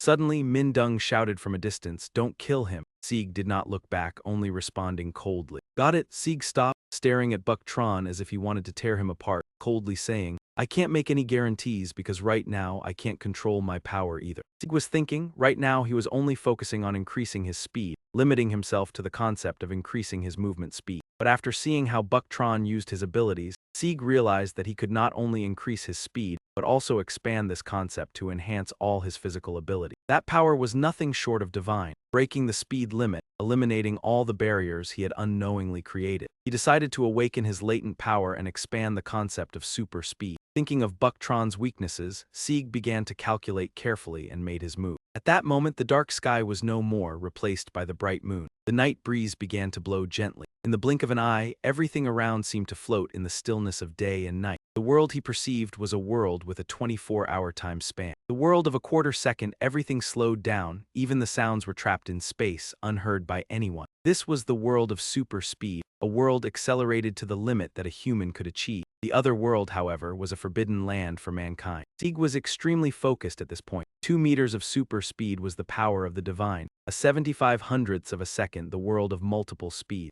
Sieg had already spotted Buck Tron's figure fleeing. Without hesitation, he charged forward. Buck Tron, while fleeing, suddenly sensed something coming towards him. When he realized it, Sieg had appeared right behind him. Buck Tron's expression froze in an instant. He trembled, muttering, "This monster." As the words left his mouth, a powerful energy surged toward him. A blood-curdling scream echoed as Sieg landed safely on the ground. He gently rubbed his fist. At this moment, he looked like a god. After the battle ended, he returned to his normal state. Sieg took out his phone and looked at it, then spoke happily. "I increased by 8.9% in just one go." Reflecting on the battle, Sieg thought, "Could it be that I reached the world of Satna? That means I can now control super speed a little. Probably, and it's less damaging to those around me." Having reached only 10% of his maximum speed, it had already reached this level. Sieg recalled the saying about Hermes that if you want to run, even Hercules can't catch you. He now understood why that saying existed. Still, Sieg decided to use his skill to treat Buck Tron. Although he didn't want to, he still saved the nearly dead Buck Tron. Seeing the needles piercing Buck Tron's acupoints, Min Dung couldn't help but feel a chill and stammered, "Thank you for your hard work," seeing the corpses scattered around. Sieg subtly responded, "That should be said to Minjung, not me. Thank you for protecting everyone when I wasn't here." Sieg thought, Minjung must have gone through situations like this before. "No problem." Suddenly remembering that Izun was injured, Sieg turned and asked, "Are you all right?" Izun replied, "Yes, I'm fine." Hearing this, Sieg sighed in relief, "Looks like you are. Your hand must be healed by now, right?" With that, Sieg turned to look at Cheyenne, wondering if she was all right. Although she seemed fine on the outside, perhaps this was the first time she had gone through such a situation. Sieg thought wrong. He saw the worry in her eyes, and the shock was clearly not small. Her arm kept trembling. Slaying monsters and killing people were two different psychological challenges. This was her first time, so her fear was understandable. Cheyenne, despite being called a rare genius and always seeming cold, could not escape this confusion. No one realized that she was still very young, just newly grown. Sieg saw the worry in everyone's eyes and felt awkward. Coming for a housewarming and ending up like this, how embarrassing. Suddenly, Sieg softly said, "Thank you, Cheyenne." She immediately blushed in embarrassment. Sieg looked at her playfully and said, "Why do you look like a little deer? So cute." She didn't respond, and Sieg continued, "If it weren't for you, Cheyenne, everyone would have been badly hurt." Suddenly, Sieg stepped forward, gently took her hand, and softly said, "If we face chaos again, things like this will happen again and again. If you feel you can't take it, you can turn away." Cheyenne would understand what he meant. Sieg continued, "Running away is also a choice." At this moment, he was extremely serious and patient. "Fighting to overcome everything is great, but sometimes not fighting is the path to victory," Sieg quoted Confucius. "When we decide to do something, let's not forget that it's not about giving up or resigning, but a choice toward another possibility. The growth of a true gentleman doesn't necessarily come from doing more. Don't try to win everything, don't let emotions overwhelm yourself." Sieg continued, to Cheyenne's astonishment, "No matter what happens, Cheyenne will always be the most important." Cheyenne went silent as Sieg still held her hand tightly. As if sensing the sincerity in his words, she felt touched, her cheeks flushed, and she whispered, "Thank you." Sieg smiled in satisfaction. She just hasn't been forged in the fire of experience yet. As long as she doesn't collapse under the challenges, one day she will definitely become a great hunter, Sieg thought. When that time comes, ensuring her safe growth will be my responsibility. He was even receiving 10 billion every month for this job. Sieg started to smile cunningly, so I should be the one thanking her. Soon after, the inspectors from the Hunter Association arrived, and the housewarming was hurriedly wrapped up. Fortunately, all the guests returned home safely, and no one was injured. The mob couldn't break through the door, and thanks to Minzung, Chejin, and Izun holding them back, if not,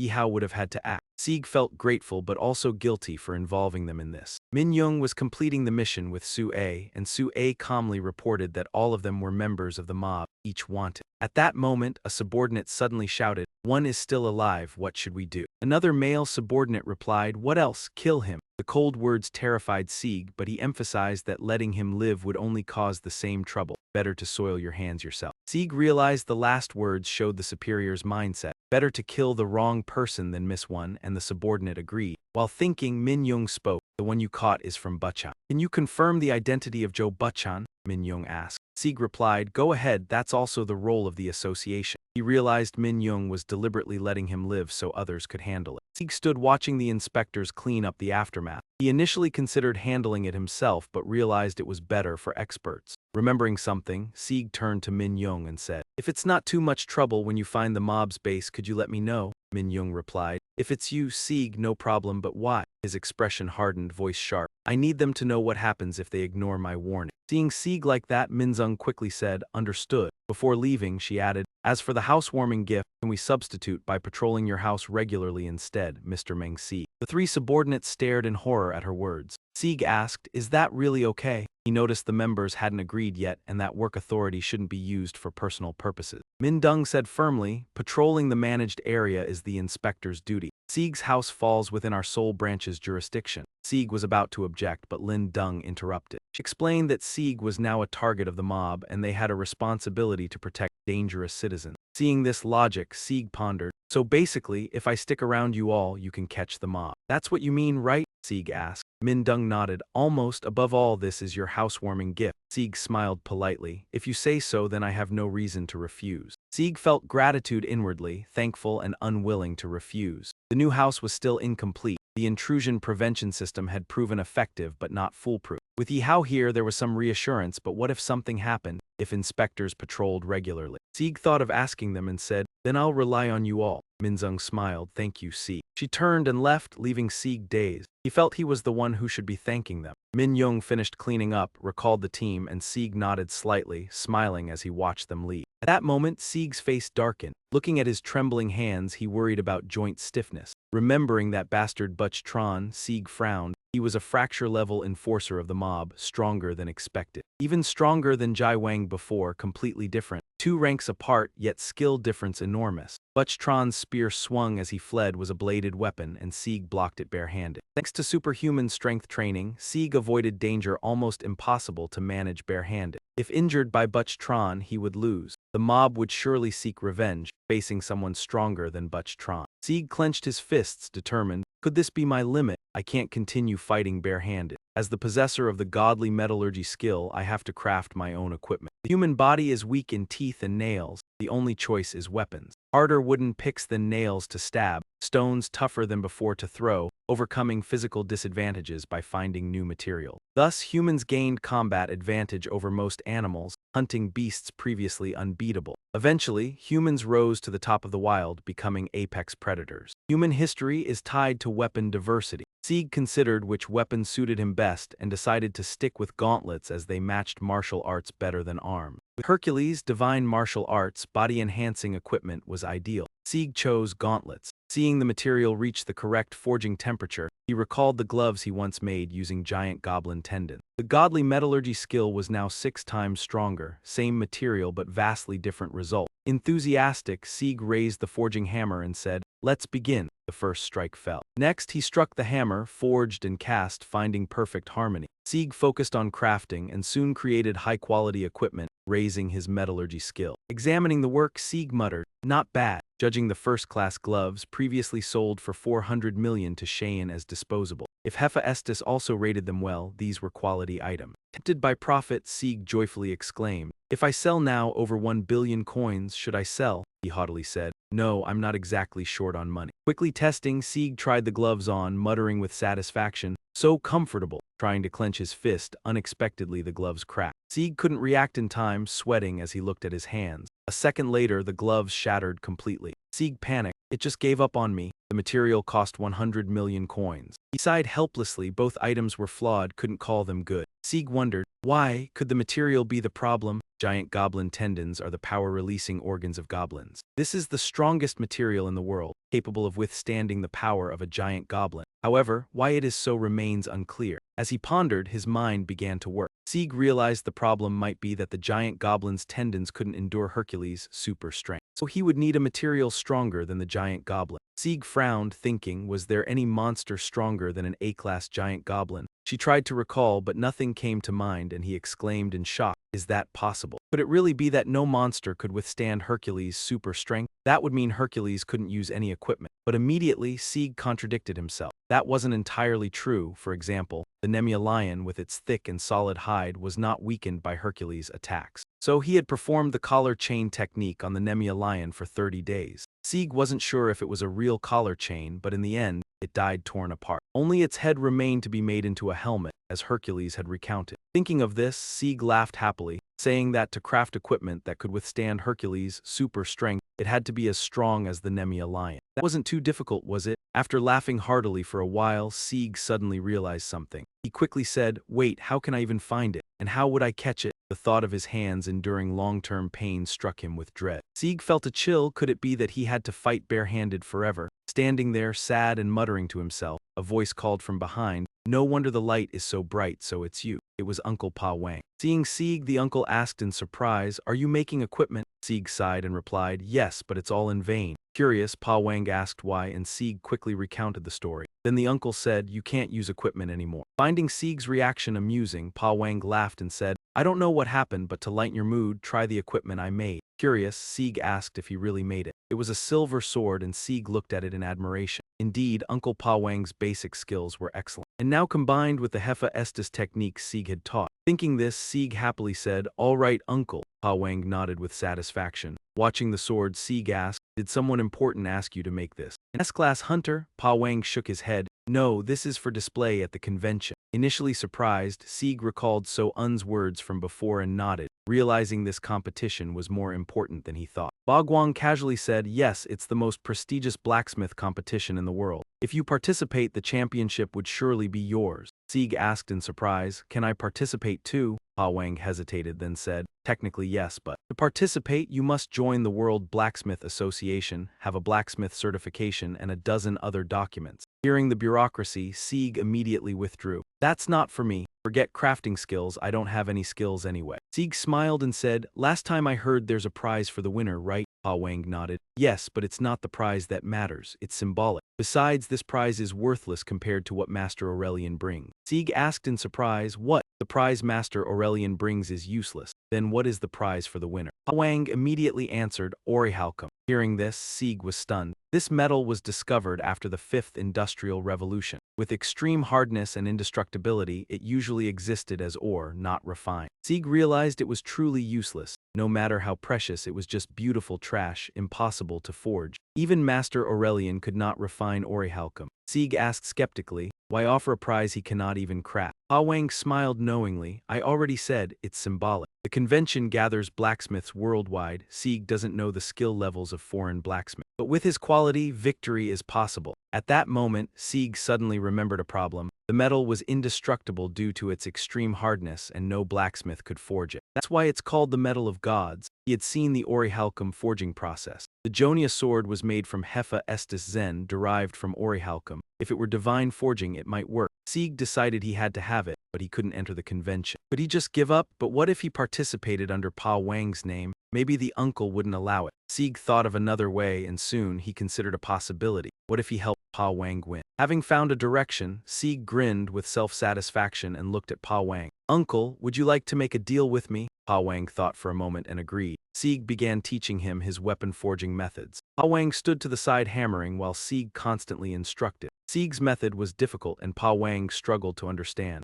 Yet under Sieg's enthusiastic guidance, he began hammering. Sieg groaned, holding his head. Uncle, the grain is completely misaligned. Pa Wang asked, here. Sieg pointed to the wrong spot. Don't push it inward a bit. Can't you see? Pa Wang vaguely replied, no. Sieg sighed helplessly, explaining that the uncle was only looking with his eyes. He didn't quite understand. Pa Wang scratched his face. Then what should I use to see? Sieg explained. Feel it. You must read the metal's grain with your senses. Sieg's instructions were highly advanced and Pa Wang listened attentively but understood nothing. Sieg had to explain multiple times. When explanations failed, he decided to demonstrate with his hands. Thus, the forge echoed with Sieg's strong voice, accompanied by Pa Wang's stunned silence. Sieg patiently guided him and then with a bang the forge erupted. Pa Wang shouted in frustration, "How am I supposed to do that?" Sieg hurriedly patted his shoulder. "Don't worry, you'll get it. Try again." Pa Wang hesitated but finally decided to try. This time he applied force with the hammer, yet the hammer was still off target. Sieg wiped sweat from his brow, sighed helplessly, patted Pa Wang and said, "Put the hammer down, let's start with training first." He still didn't understand. Pa Wang asked suspiciously, "Training? Why suddenly like this?"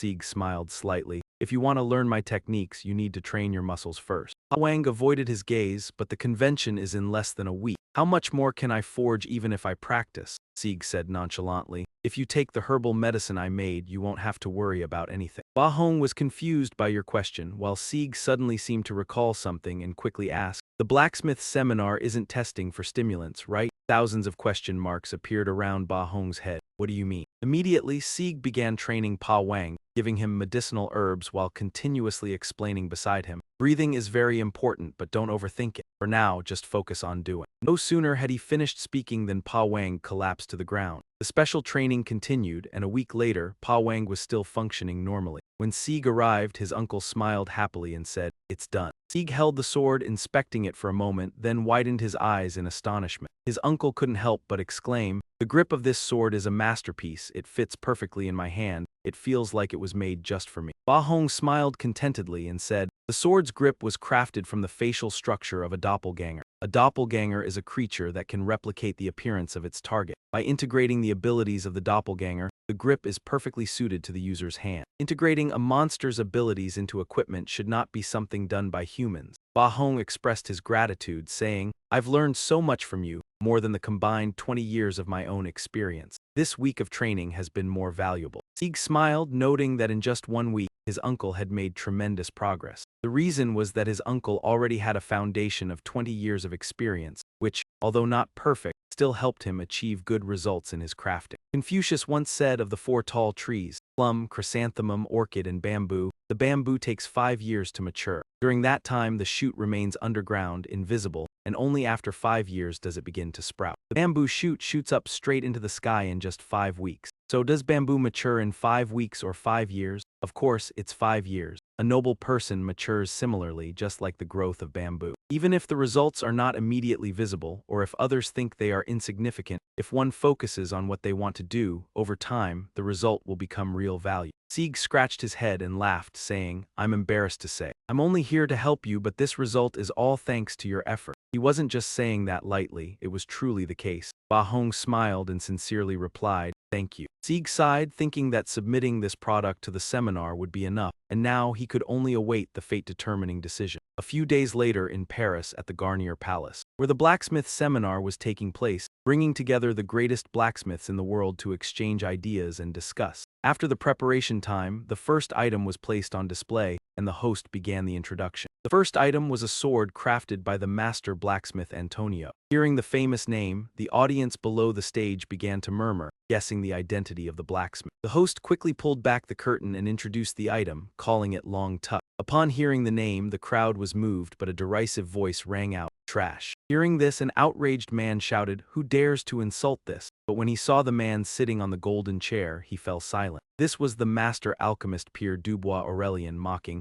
"Is this supposed to be a masterpiece?" The man, unsatisfied, said, "Isn't calling it trash too much? Even Master Antonio wouldn't insult someone else's work." Before he could finish speaking, Aurelian coldly interrupted. The sword's surface was coated with a red pigment, a paint that easily faded, compromising the brittleness, leaving only some flexibility. With that, the sword would break after only a few swings. If they wanted a real red color, they should have used the bones of the Zich Gyu dragon or the Zich a dragon. Obtaining such a sword was not difficult, so if they didn't choose that, their technique was too weak to refine such material. Aurelian pointed at the sword, his voice sharp. "What's the point of this meaningless design? Does the grip serve any purpose? Is it actually meant for use or just for show? If it's just for display, then I guess it can be called a work of art." His words earned respect from many, but no one dared to argue. Aurelian began inspecting the item, starting to discard those that didn't meet his standards. Anything he passed was immediately discarded. Finally, something was deemed acceptable and he smirked. At least this one could be used as a one-time tool. The host followed him, sweating profusely. The man was so blunt, yet he was a master and no one dared oppose him. The host could only continue to introduce the next item, crafted by the Korean blacksmith Seo Pa Wang. He spoke quietly. At this point, he hesitated a bit, looking at Aurelian. It has no name, just called an unnamed piece of equipment. Upon hearing that, the crowd fell silent. When it was revealed, the entire room froze.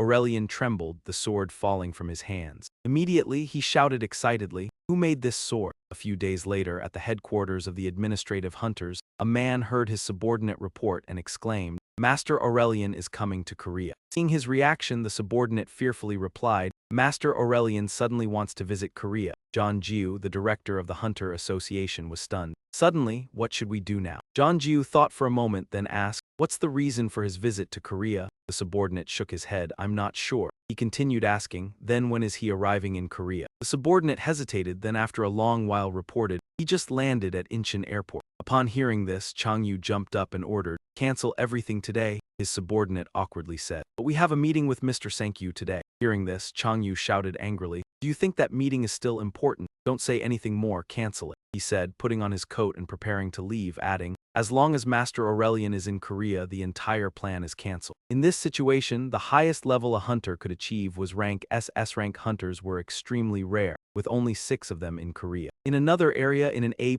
dungeon, a hunter faces off against a massive monster. The monster roars fiercely, but the hunter in front of it remains calm, a sphere appearing in his hand. In the blink of an eye, thousands of lightning bolts strike down on the monster's body, causing it immense pain. When the lightning dissipates, the monster is charred black. The hunter, named Lee Si-jun, rank S2, smiles proudly after defeating the monster. He laughs. "Who said Oxford isn't affected by lightning magic?" But at that moment, the charred monster suddenly stands up and charges at him. He is startled. Does it really have lightning resistance? Despite this, begins to cast magic. In an instant, a fireball appears and flies toward the monster, engulfing its body in flames. When the flames fade, the giant body of the monster falls to the ground. Shizun speaks in a low voice, "I guess it's not resistant to magic, just that the damage wasn't high enough." Another voice from behind says, "Do you really need to go that far? You know you won't get anything from a corpse like that, right?" The speaker is Lee Harin, another S-rank hunter. Hearing this, Si-jun turns to look at the dismembered corpse. He laughs. "As expected, you're amazing, always aiming for the head."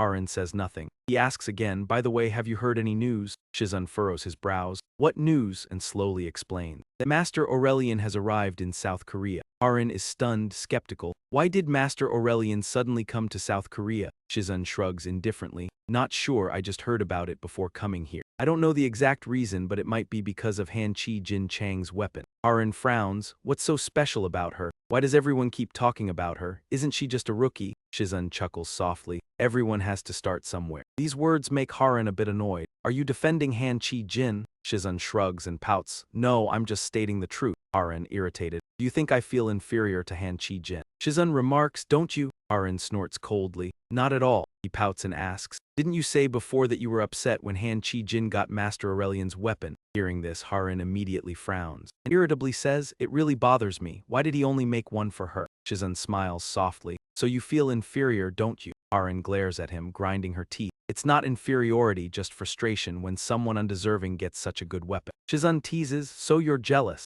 Harin, angered. "This is why I hate talking to mages." Immediately she remembers something, smirks. "So, are you jealous of you, Hannah? Everyone always compares the two of you since you're both mages." Shizun laughs softly. "I really think Hannah is better than me. Is that jealousy?" Harin's anger dissipates like punching air. Talking to mages is really not fun. She turns and walks away. Shizun asks doubtfully, "Where are you going?" She waves her hand, snorting, "You don't need to know." Finally, only Shizun remains, looking at the pile of corpses on the ground and sighing helplessly. Did she really leave the monster she just hunted? He wonders, is she really going to meet Master Aurelian? Thinking this, he smiles faintly. "I wonder if any other S-rank hunters will show up. Should I go check it out?" Elsewhere at the SH Hunter Guild headquarters, Sieg and Chi-jin are practicing swordsmanship, fighting fiercely. Chi-jin steps back, gains momentum, and slashes directly at Sieg. Her strike is fast, catching Sieg by surprise, but he still manages to dodge. Immediately, Sieg uses Tai Kai to shift his strength and counterattack. His speed is very fast, but Qi Jin still manages to react and delivers a decisive strike. Sieg is startled, quickly dodges to the side and strikes with immense power. Qi Jin is unable to defend in time, is sent flying backwards, slamming into the wall, creating a large hole. Sieg anxiously asks, "Are you okay?" Qi Jin grabs his hand, sits up and shakes her head. "I'm fine." Sieg apologetically says, "I'm sorry, I didn't mean for things to turn out like this." Qi Jin's shoulder aches from the last blow. Although Sieg had controlled his strength, it still hurts. Bixigu looks worried, but Qi Jin reassures her. "I'm fine, I was just fighting with you, I wasn't trying to hurt you." Hearing this, Sieg sighs in helplessness. The way he had struck earlier made her believe that no matter how hard she tried, she couldn't defeat him. Was this trust a bit too much? Sieg speaks quickly, stands still for a moment, then begins to heal Qi Jin. 10 billion soldiers a month, that's the job, it has to be done. Qi Jin listens and stands still, and in an instant, a surge of energy surrounds her. She smiles softly. This is interesting. While waiting for recovery, Sieg checks his attributes. To his surprise, his skills increased by 3.1% in just one go, as if he had applied his hand to Izun 1627 times. Maybe it's because Qi Jin has a friendly physique. The human body is a miniature version of the universe, with each person carrying their own universe. As such, they have unique structures called physical traits. Some natural exceptions exist, such as polar bodies, weird bodies, master bodies, and more. Among them is the friendly physique, capable of harmonizing with all universal energy and withstanding Tai Kai's force. It's no surprise that Qi Jin controls Tai Kai's power so well. It turns out she was born with a friendly physique. Sieg realizes that healing Qi Jin is healing the celestial martial body, considering it a learning experience. He then removes the acupuncture needle and advises, "It's good to work hard, but don't overdo it." Qi Jin nods, "I'll keep that in mind." Sieg smiles and asks, "When will you undergo your S-rank hunter evaluation?" Qi Jin answers straightforwardly, 1 month. Sieg thinks to himself, she will be under a lot of pressure in this month because the hottest topic in South Korea right now is the S-rank evaluation of SH's young lady, Han Qi Jin. Worried for her, Sieg advises, "By then, don't get hurt and take care of yourself." Qi Jin nods without hesitation. Sieg knows she won't listen but doesn't press the issue, saying, "That's it for today's lesson." Qi Jin hesitates, follows Sieg's figure, then asks softly, "Do you want to come with me?" Sieg is startled, confused. "Where are we going together?" Qi Jin slowly explains,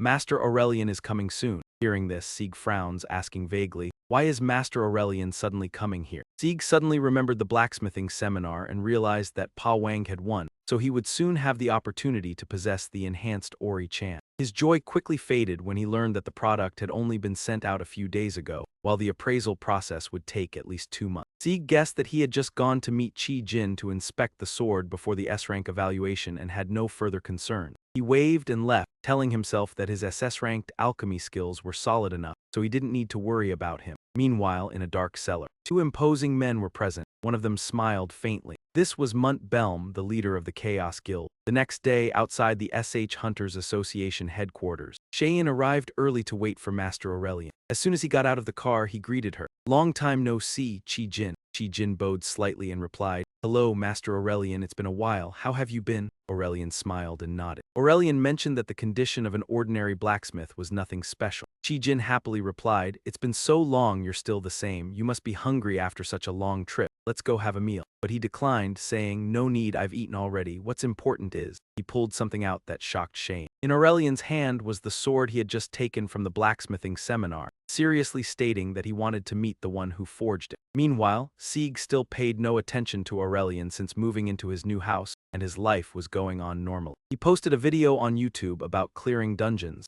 crafting gear from materials he had gathered, and doing Hercules training, which was far from ordinary. Thanks to this schedule, Sieg's YouTube channel had gained 170,000 subscribers. After posting a strategy video that reached level A within a month, he became famous, but there were still many doubts. The video was posted right after he became a Baker-level hunter. The number of dungeons Sieg had cleared was truly unexpected, and Dyaku still managed to make some adjustments. Sieg thought that it was probably for money and sighed, telling himself that he should reward Dyaku handsomely. Nudup had been doing well in business and was about to become an A-level hunter. The Hercules training was also going smoothly. Right now, Sieg needed to forge equipment for himself. Pa Wang had to win. If it was his uncle's work, there was still a chance, but he could lose too. It was already 4 p.m. and he doubted that his uncle would come to correct the work. Thinking about the training, Sieg sighed, guessing that his uncle might have already left. If he came, he would check on him. For now, he hadn't decided whether to continue practicing alchemy techniques and needed to review the materials he had collected. Sieg realized that gathering materials was much harder than clearing dungeons.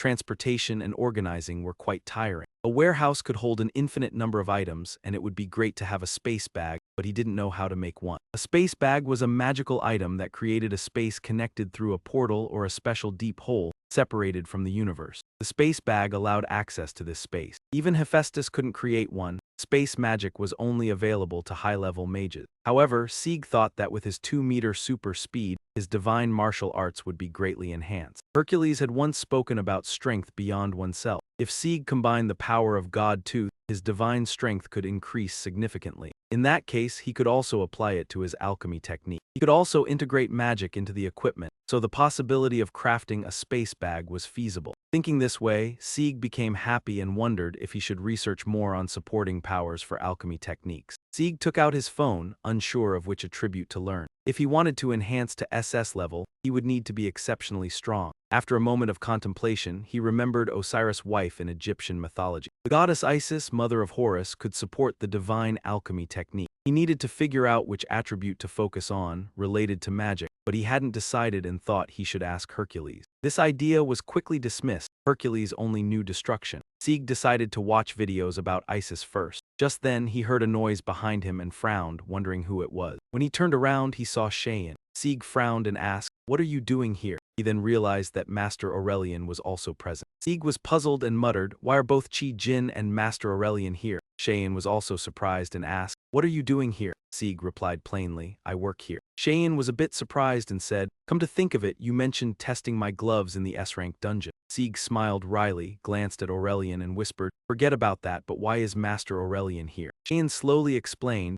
"Master Aurelian said he wanted to meet Master Xiao Pa Wang." Sieg was surprised. "Why would he suddenly want to meet my uncle?" Qi Jin continued to explain, "The one who forged this sword, he said it was Master Xiao Pa Wang." Sieg looked at the sword in Aurelian's hand, squinting, and realized he was the judge at the blacksmithing seminar. This meant Aurelian had come to South Korea specifically to visit Pa Wang and brought the work from the seminar. Ori Chalan had now come into his hands, and Pa Wang had won the competition. Sieg immediately felt elated. He could finally forge equipment. Sieg scratched his head and smiled awkwardly since his uncle wasn't there. Cheyenne translated for Aurelian, who frowned and asked Cheyenne something. Cheyenne translated back to Sieg. He asked if there was a way to meet his uncle. Sieg thought his uncle was well, so he should rest. But what about the enhanced Ori-chan? After some consideration, he decided to call him. A moment later, Sieg told Qi Jin that Pa Wang would be coming right away. Qi Jin translated for Aurelian and he nodded. "Thank you." Aurelian's sword cloud finally relaxed a little. After that, Sieg returned to Lozan, feeling very happy. Once he got the enhanced Ori-chan, he would begin forging equipment. While waiting for Pa Wang, Sieg watched a video from Isis, choosing the one titled "Restore It, It's Not Hard." He frowned, "Restore it." Immediately, a fresh voice sounded from the video. "Hello everyone, are you having trouble with physiological functions?" Sieg's face immediately darkened when he heard this. He truly wanted to curse. Does everyone have strange videos like this? What is the topic anyway?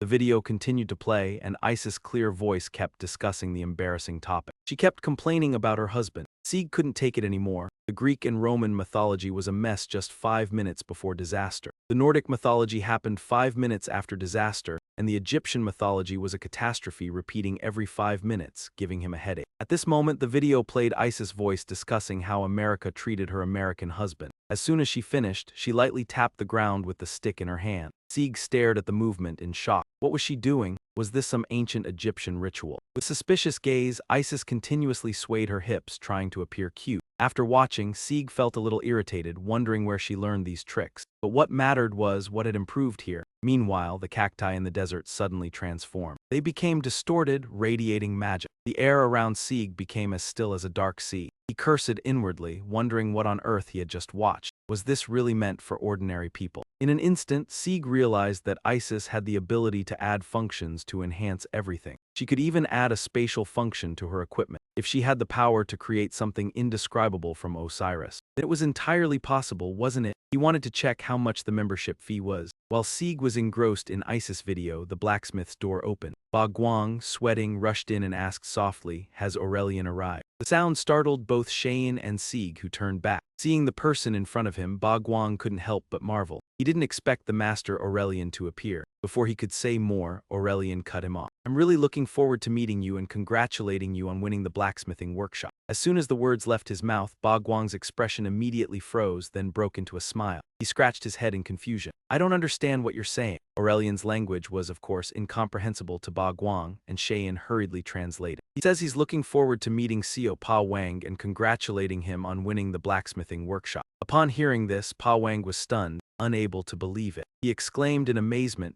I won the workshop. At the same time, Sieg smiled to himself. So they really had won. He hesitated whether he should return to his previous task, then decided to check his phone. The membership fee was 4 billion won. Sieg couldn't believe his eyes. The number left him dumbfounded. The registration fee for the Zhang Sanfeng channel was only 2 billion, and this was double. Was this correct? He only had 8 billion to manage his current income and expenses. First, his income included 10 billion won from tutoring Shayan, about 300 million from equipment production, and 8 million from YouTube, totaling 10.308 billion. His total expenses amounted to around 3.5 billion. That left a net profit of over 6 billion won, enough to cover the registration fee. Shayan's tutoring money was great. With this thought, Sieg began registering for ISIS channel, but the greedy demon inside him reared its head. That 4 billion was really annoying. If the living expenses for a family of 4 were 3 million won, that would last 111 years. Yet, he had spent it all with just one click. If you added other membership costs, the total came to 7.1 billion every month. While Sieg was lamenting his empty wallet, the registration success notification sounded. This confirmed that 4 billion had been drained from his account, truly heartbreaking. Something unexpected happened. The skill Sieg received after registering for ISIS channel was reality manipulation at the SSS level. He couldn't believe it. Not only had he gained a special ability, reality manipulation allowed for changes to the surrounding environment on a small scale and could alter greater cosmic laws, warping reality according to the user's will. What was even more surprising was the SSS level. Given Isis' reputation, it made sense. Though less well-known, she was the most influential goddess in the ancient world. Putting aside the surprise, Sieg thought he should increase his proficiency. There were 2 ways: watch related videos about the attributes. He also needed to study magic in depth. The cosmic nightmare extended far beyond imagination. This could not be accepted, not even for a second of consideration. If he wasn't careful, Sieg's mind would be destroyed, along with his gentleman's mind skill. Therefore, there was only one final method. Sieg decided to use it himself, first by experimenting. He tried to create the space bag as intended. With this thought, he closed his eyes and focused his mind. The space principle was to extend a hand into the void and pull out objects. There was no need to integrate it into equipment. If Sieg bent reality to create space, that would suffice. He opened his eyes, but nothing changed. With a helpless sigh, it seemed that wanting something didn't guarantee it, based on his level of reality manipulation. The power increased exponentially due to the inverse effect from the universe. In severe cases, the user could collapse and disappear completely. Sieg thought he should shape it like a bag to get used to the concept of object storage. He looked at his phone. This was his first time sewing this thing, so he wondered if he should check other channel.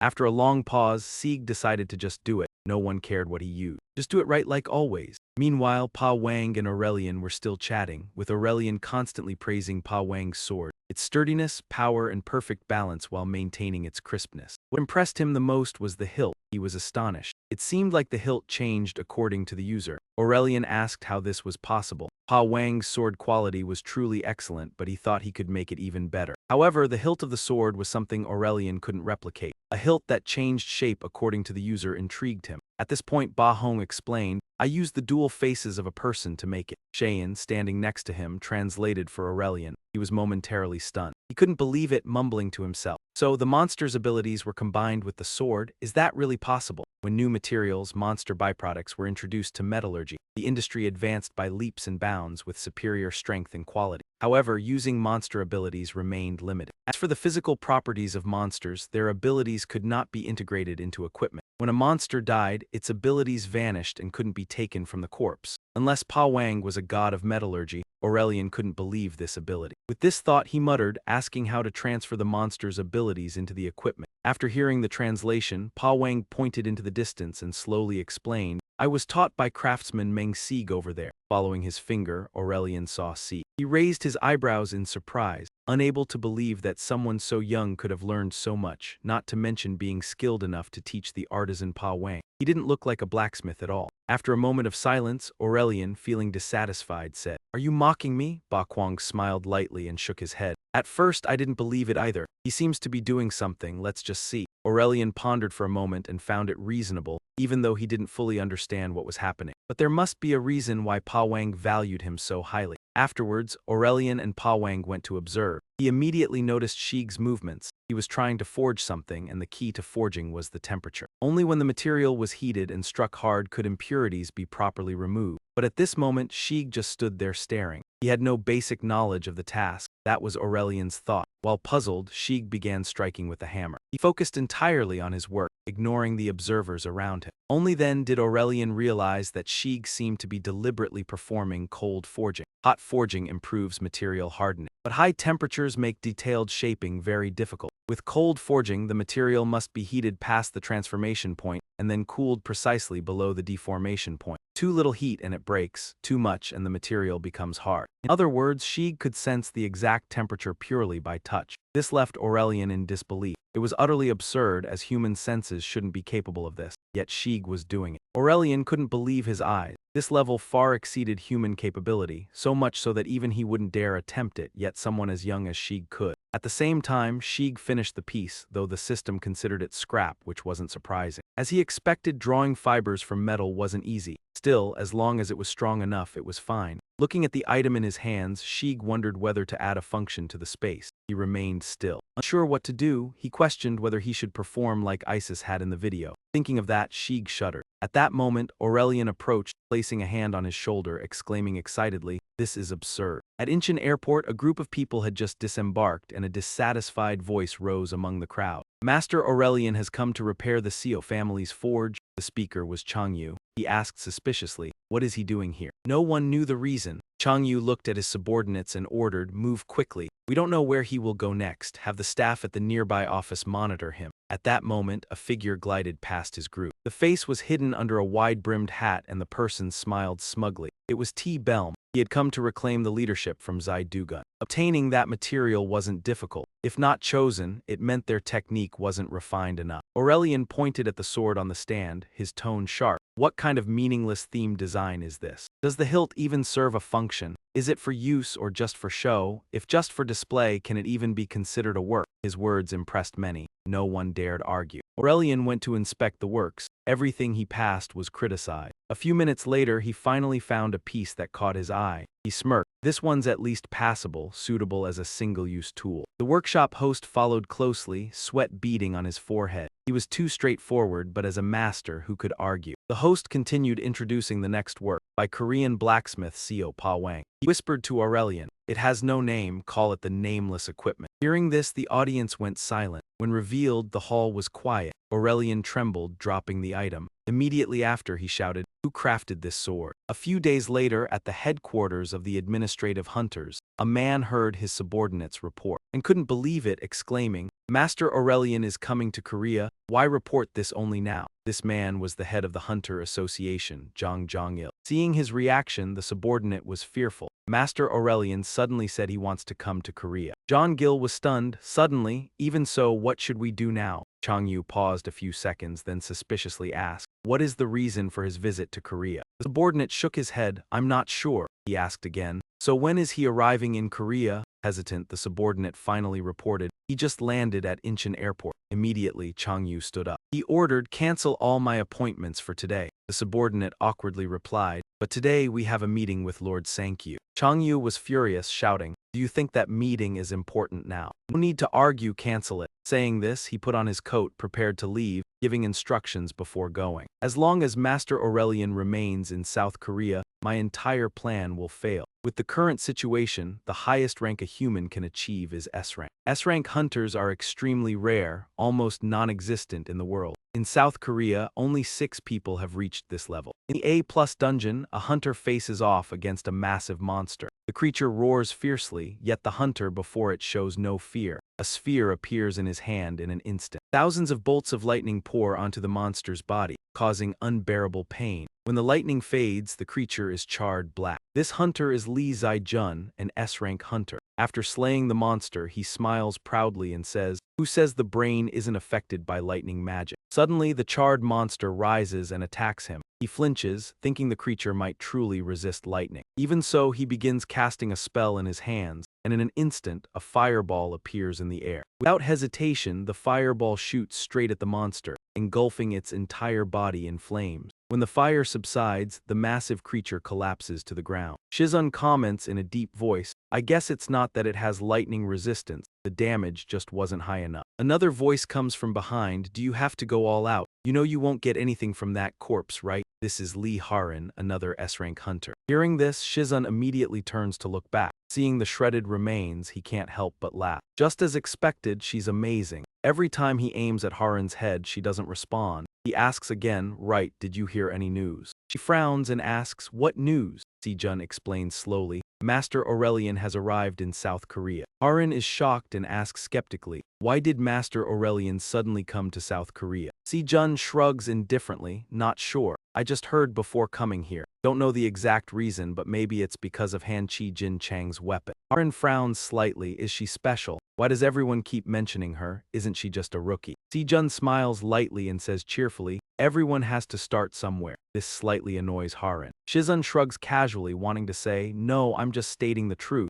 Harin feels disadvantaged. Harin snorts, annoyed, "Me and Han Chi-jin. Do you think I feel inferior?" Shizun asks, "Not really." Harin replies coldly, "Not at all." He continues, "Didn't you say before that it annoyed you when Han Ki-jin got Master Aurelian's weapon?" Harin immediately frowns and after a moment angrily says, "It really was annoying. Why did he make just one for her?" Shizun hears this and chuckles lightly, "So you do feel inferior?" Harin looks at him. Nguyen Jiang says, "Not inferior, just annoyed that someone undeserving got such a fine weapon." Shizun teases, "So you're jealous, aren't you?" Harin gets angry. Harin says irritably, "This is why I hate talking to mages." Then she suddenly remembers something, smiling, "So, are you jealous of Yuhana? People always compare them since both are mages." Shizun smiles lightly, "I really think Hana is more amazing than me. Is that a kind of jealousy?" Harin's anger seems to flare in the air. Talking to mages really isn't fun. Then she turns and leaves. Shizun asks suspiciously, "Where are you going?" She waves her hand coldly, "You don't need to know." Finally, only Shizun remains, looking at the corpses on the ground and sighing reluctantly. She leaves the hunted monster behind.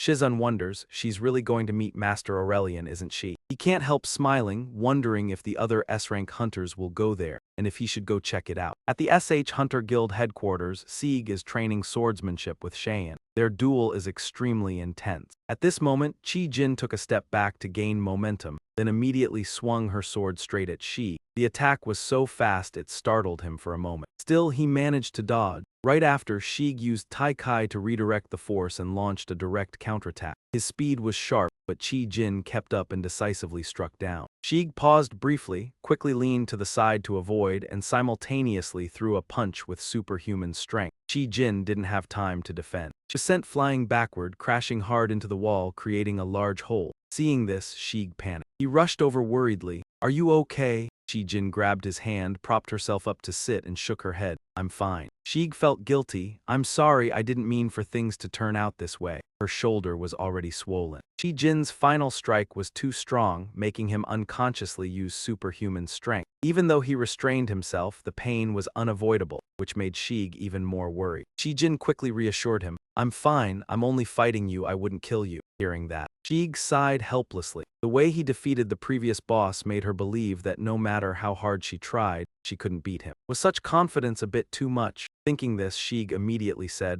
"Stay still for a moment." Then he began treating Chi-jin. 10 billion won a month, you know, that's the job, you have to do it. Chi-jin obeyed and stood still, and in a blink, a stream of energy surrounded her. She couldn't help but smile softly. Interesting. While waiting for her to recover, Shig checked his attributes. He was amazed at first glance. A single use increased his skill by 3.1%. It felt as if he had touched Izun 1,627 times. It was unclear whether it was because Chi-jin had a friendly constitution. The human body is like a miniature universe. Each person carries a universe within, so the structures differ. These differences are called physical traits. Among them are some congenital exceptions like extreme yin body, extreme yang body, triple ear bonding, and main body. There are many exceptions, and one type is called a friendly body. This is a body that can harmonize with all cosmic energies and withstand the force of Tai Kai. So it's no wonder Qi Jin controls Tai Kai power so well. It turns out she was born with a friendly body. Shig understood that treating Qi Jin also meant healing her martial body, serving as a learning experience. Thinking this, he removed the acupuncture needle and advised, "Trying hard is good, but don't overdo it." Qi Jin nodded slightly. "I will remember that." He smiled in satisfaction, then asked suspiciously, "When will you evaluate S-rank hunters?" Qi Jin calmly replied, "In a month." Shig thought that the next month would be very stressful for her, because the hottest topic among Korean hunters right now was the SAMT promotion evaluation of SH Group's heiress, Han Qi Jin. Thinking of what she had to bear, Shig couldn't help but advise,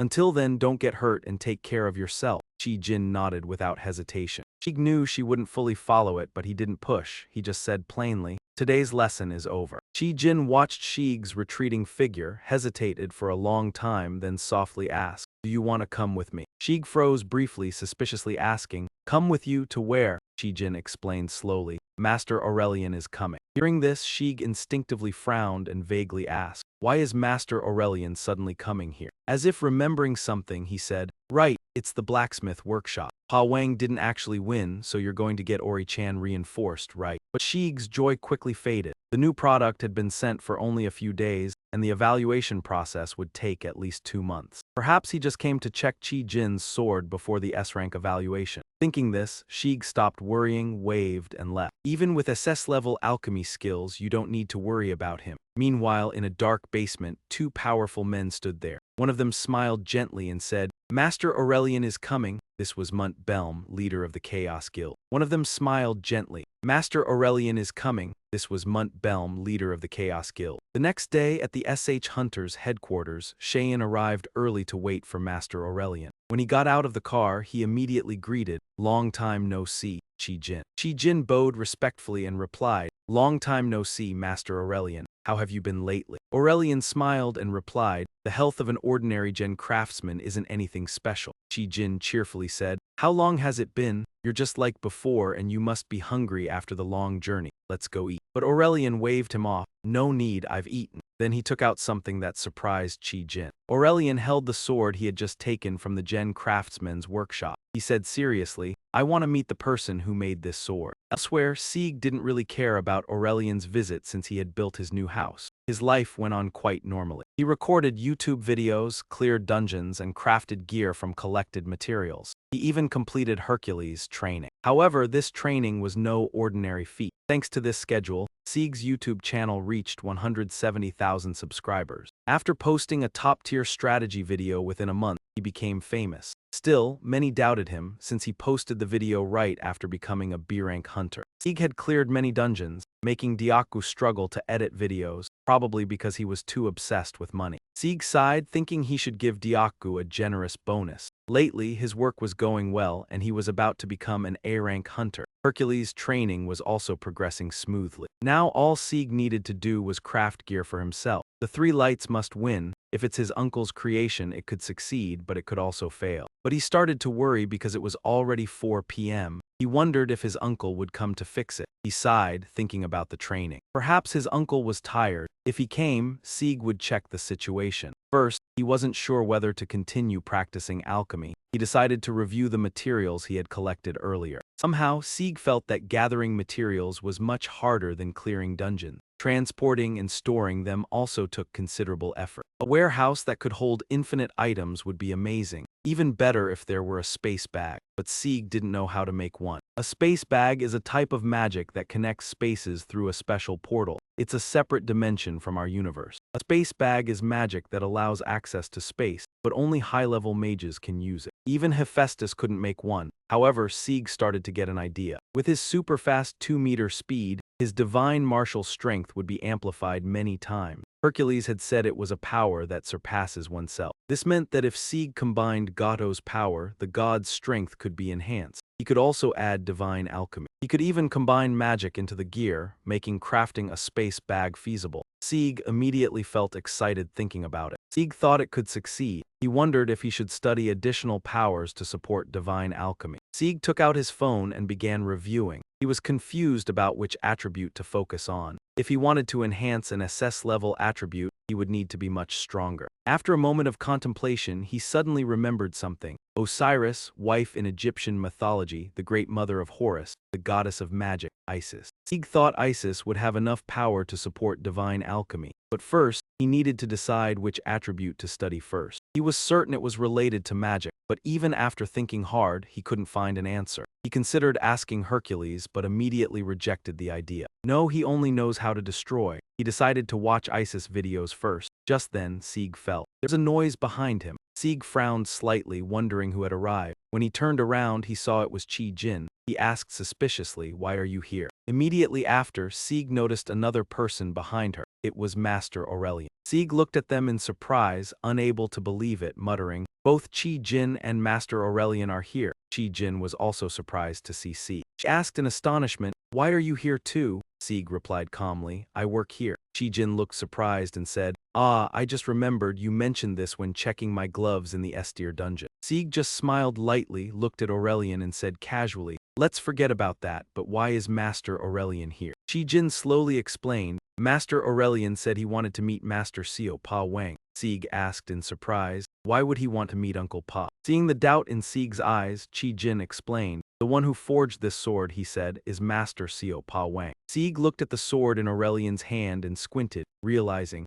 so he was the judge for that blacksmith seminar. So that means he came to Korea just to visit Pa Wang and bring back the work from the seminar. Then Ori Chalan is already in your hands. Uncle Pa Wang must have won the competition. Sieg felt excited at the thought. Finally, he could start crafting new tools. Thinking of this, Sieg scratched his head and smiled sheepishly. "Uncle's not here today," Chi Jin translated for Aurelian. Aurelian furrowed his brow slightly, slowly asking Chi Jin something. She translated to Sieg, "He's asking if there's a way to meet him." Sieg thought for a moment and replied, "Uncle isn't feeling well, maybe we should let him rest. But what about Ori Chalan?" After some thought, Sieg decided to call Uncle. A moment later, he informed Chi Jin that Pa Wang would arrive immediately. Chi Jin translated for Aurelian. Aurelian nodded and said thank you. His expression relaxed slightly. Sieg then moved on with the two of them. Sieg turned back toward Lozan, feeling very happy. Once he had Ori Chalan, he would start crafting tools immediately. While waiting for Pa Wang, Sieg watched Isis's video.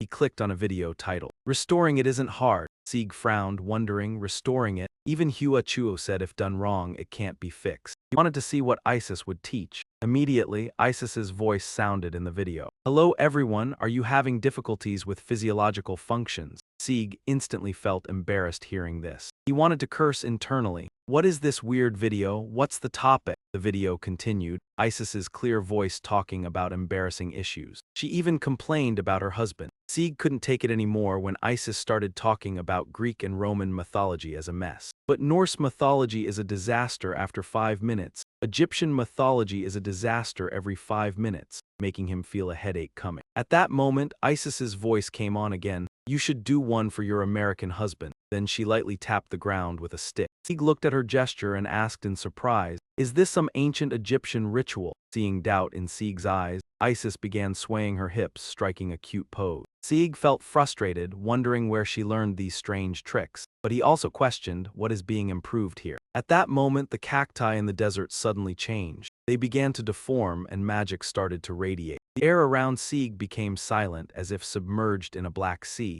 He muttered in annoyance, "What did I just watch? Is this really something normal people should watch?" But in a brief moment, Sieg realized Isis could add enhancement functions to everything. She might even add spatial functions to equipment. If she could create that unspeakable thing from Osiris, then it was completely possible. He began to wonder how much the membership fee was while immersed in Isis's video. The forge door swung wide open and Ba Kwang, drenched in sweat, rushed forward and asked softly, "Has Aurelian arrived?" The noise made Chi Jin and Din turn around in surprise. Seeing the figure standing right in front of him, Ba Kwang couldn't contain his emotions. "I never expected Master Aurelian to be here." He hadn't even finished speaking. Aurelian interrupted, "I've been eager to meet you and congratulate you on winning the blacksmith seminar." As soon as he spoke, Ba Kwang's expression. Ba Kwang immediately froze. He scratched his head awkwardly. I don't understand what you're saying. Of course, Ba Wang didn't understand Aurelian's language, so Qi Jin quickly translated. He said he's been looking forward to meeting you, Mr. CEO Ba Wang, and he congratulates you on winning the blacksmith seminar.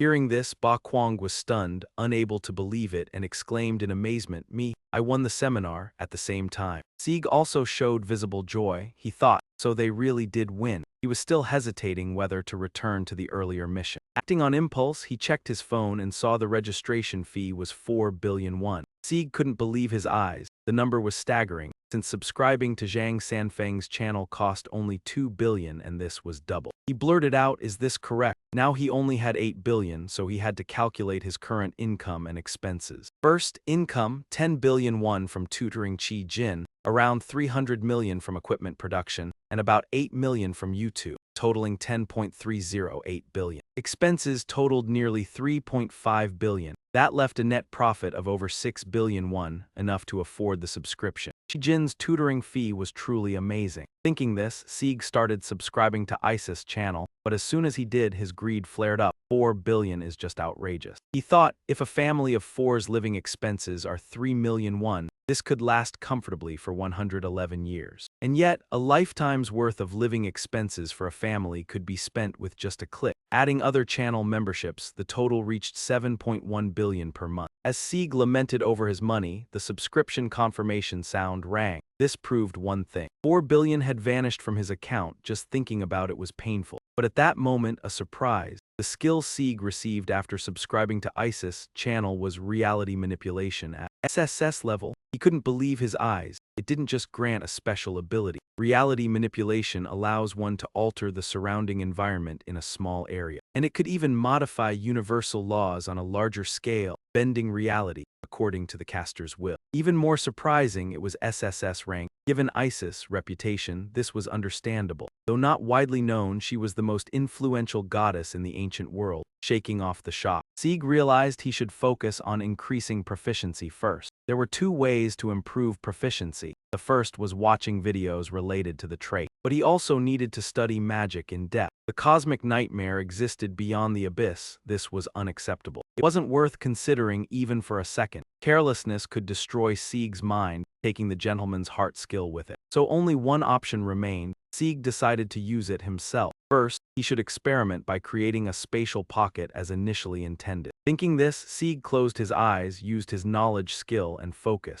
The principle of space is reaching into nothingness and pulling out an object. No device needed, Sieg just needed to bend reality to create a space. With this in mind, he opened his eyes, but nothing had changed. He sighed reluctantly. It seemed it wasn't as simple as willing it, given the level of reality manipulation. Power increases exponentially due to cosmic backlash. In severe cases, the caster's existence could collapse and vanish completely. Sieg thought he needed to create a bag-like shape to familiarize himself with the concept of storing something. He stared at his phone for a while. This was his first attempt at crafting such a thing, so he considered whether to reference other channels. After a long pause, Sieg decided to just do it. Nobody cared what he used as long as it worked like always. Meanwhile, Pa Wang and Aurelian continued talking. Aurelian kept praising Pa Wang's sword. He said, the solidity, power, and balance of this sword are perfect while maintaining its crispness. Above all, what impresses me most is the hilt. Every time he saw that object, he was amazed. The shape of the handle seemed to change depending on the user.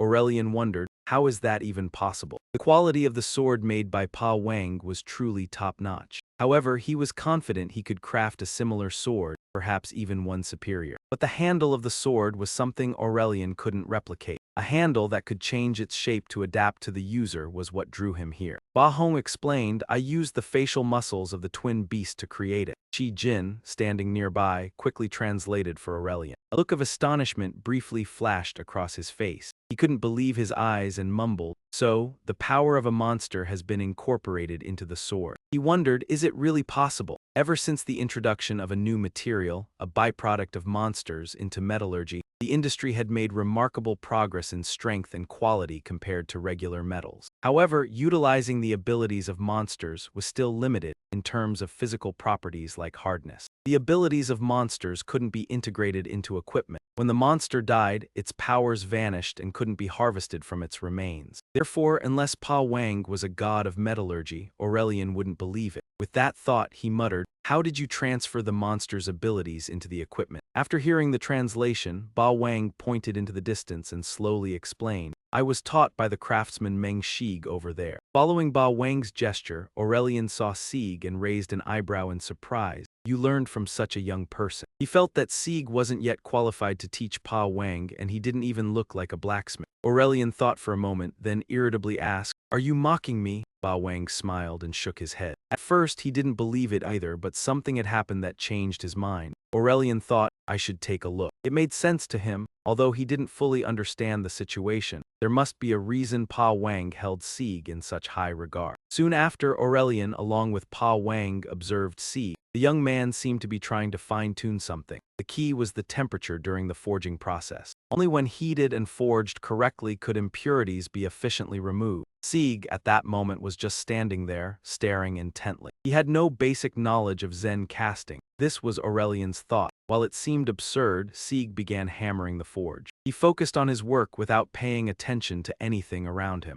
At this point, Aurelian realized that Sieg seemed to be deliberately cold forging. Cold forging is a method to improve material hardness, making it easier to process complex detail. But due to the high temperature, precision in shaping was extremely difficult. In cold forging, the material must be heated past its transformation point, then cooled precisely below that point. If the temperature is off, the material either cracks or becomes too hard. Sieg was able to sense the exact temperature point through touch, which astonished Aurelian. It seemed impossible for a human sense, yet Sieg was doing it. Aurelian couldn't believe his eyes. The level was beyond human ability. Even he wouldn't dare try it. A young man like that could do it. At the same time, Sieg produced something but considered it scrap, which was not surprising. Sieg said, "Just as you think, pulling metal strands isn't easy, but as long as it's sturdy enough, it's fine." Sieg was contemplating whether to add functionality to the space but still remain still. He thought, "You're standing there not knowing what to do. Are you just going to jump around like Isis in the video?" Sieg muttered to himself. At that moment, Aurelian walked up and placed his hand on his shoulder, excitedly shouting, "This is unbelievable." At Incheon Airport, a group of people had just disembarked from a plane, and a disgruntled voice was heard.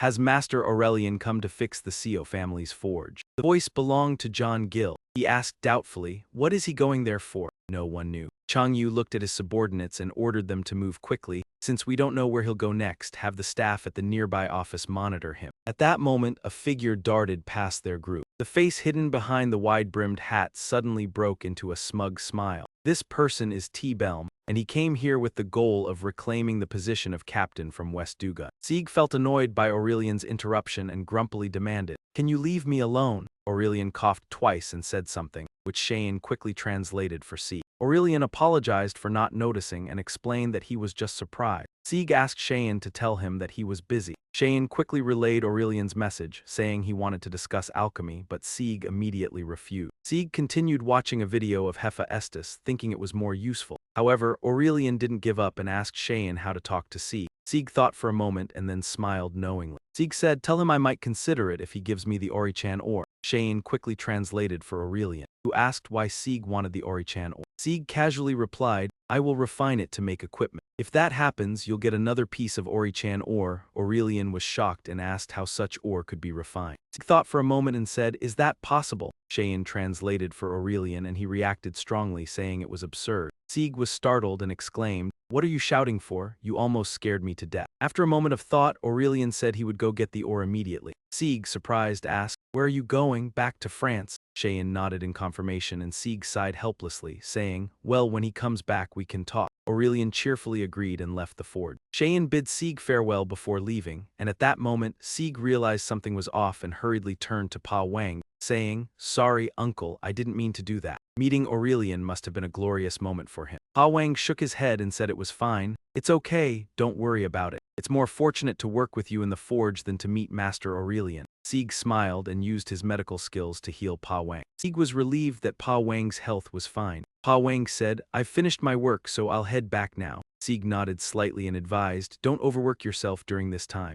Pa Wang replied that he would be careful and left the forge. Sieg was left alone in the workshop. He sighed in relief and tried to refocus. He began to manipulate the space to create a dimensional field, Space was the fundamental law of the world where matter existed and phenomena occurred. Sieg expanded the space and a powerful magical aura surrounded his body. He immediately opened his eyes, his face showing astonishment as he felt the reverse impact from the universe. It felt like Sieg was being pulled in and he tightened his lips, struggling to resist the force. Two streams of magical power collided fiercely and gradually weakened. The spatial pouch fell to the ground and Sieg was weak and trembling. He sighed and remarked, "This is even harder than Hercules' training session." Sieg picked up the spatial pouch, looked at it, and muttered, "On the outside, it doesn't look any different." He opened the pouch and upon looking inside, Sieg was astonished. He happily exclaimed, "It looks like it's as big as a football field. All the effort I put in was really worth it." The door to the forge suddenly opened, startling Sieg. He angrily shouted, "Who is it this time?" It was John Ju's group. Shizun, seeing Sieg, was also surprised and exclaimed, "What the hell is this?"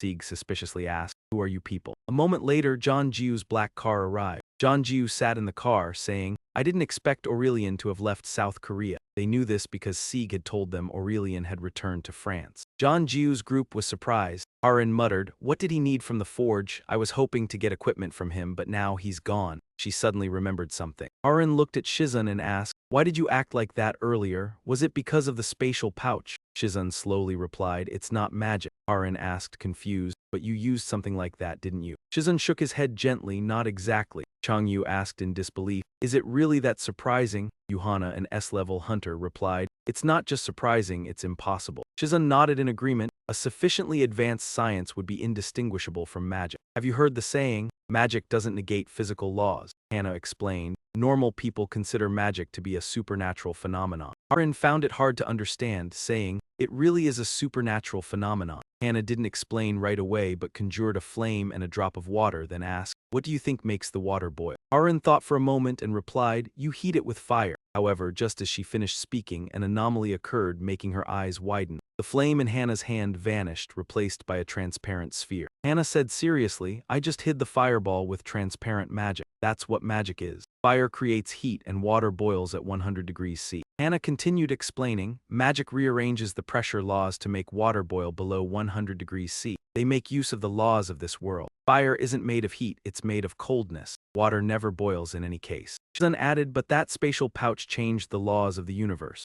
Arin asked, "But you said it was impossible, didn't you?" Hannah nodded. "Yes, even if it were possible, the world would reject its existence. Only a god could achieve such a thing." Arin glanced at John Ju and asked, "Do you understand?" He shook his head, "Not exactly." Hannah fell into deep thought, feeling very familiar with Sieg, wondering if he was the person from YouTube. John Ju received a message through his earpiece and asked in confusion, "What's going on?" A panicked voice came from the other side, "Sir, Master Aurelian just." John Ju's face immediately tensed up. In a tall building, a tall man stood in the shadows and spoke. "The treatment is complete, but his eyes cannot recover, I'm sorry." Ju quickly furrowed his brows and asked, "What happened to the goat car?" The man shook his head, "Nothing special, but the hunter inspection room has stopped all activities." Ju ordered, "Send the command to all members in the chaos, don't draw attention." The subordinate hesitantly asked, "Do you know Aurelian just visited South Korea?" Du Jun silently thought about the one daring to cause trouble and suffering significant losses. Gritting his teeth, he asked the subordinate, who nervously replied, "It seems they have cornered him." He bit his lip, realizing that Aurelian was a globally famous figure, and if he were involved, all attention would shift to South Korea. Du Jun slowly asked, how could this happen? Breaking through Aurelian's defenses is not simple,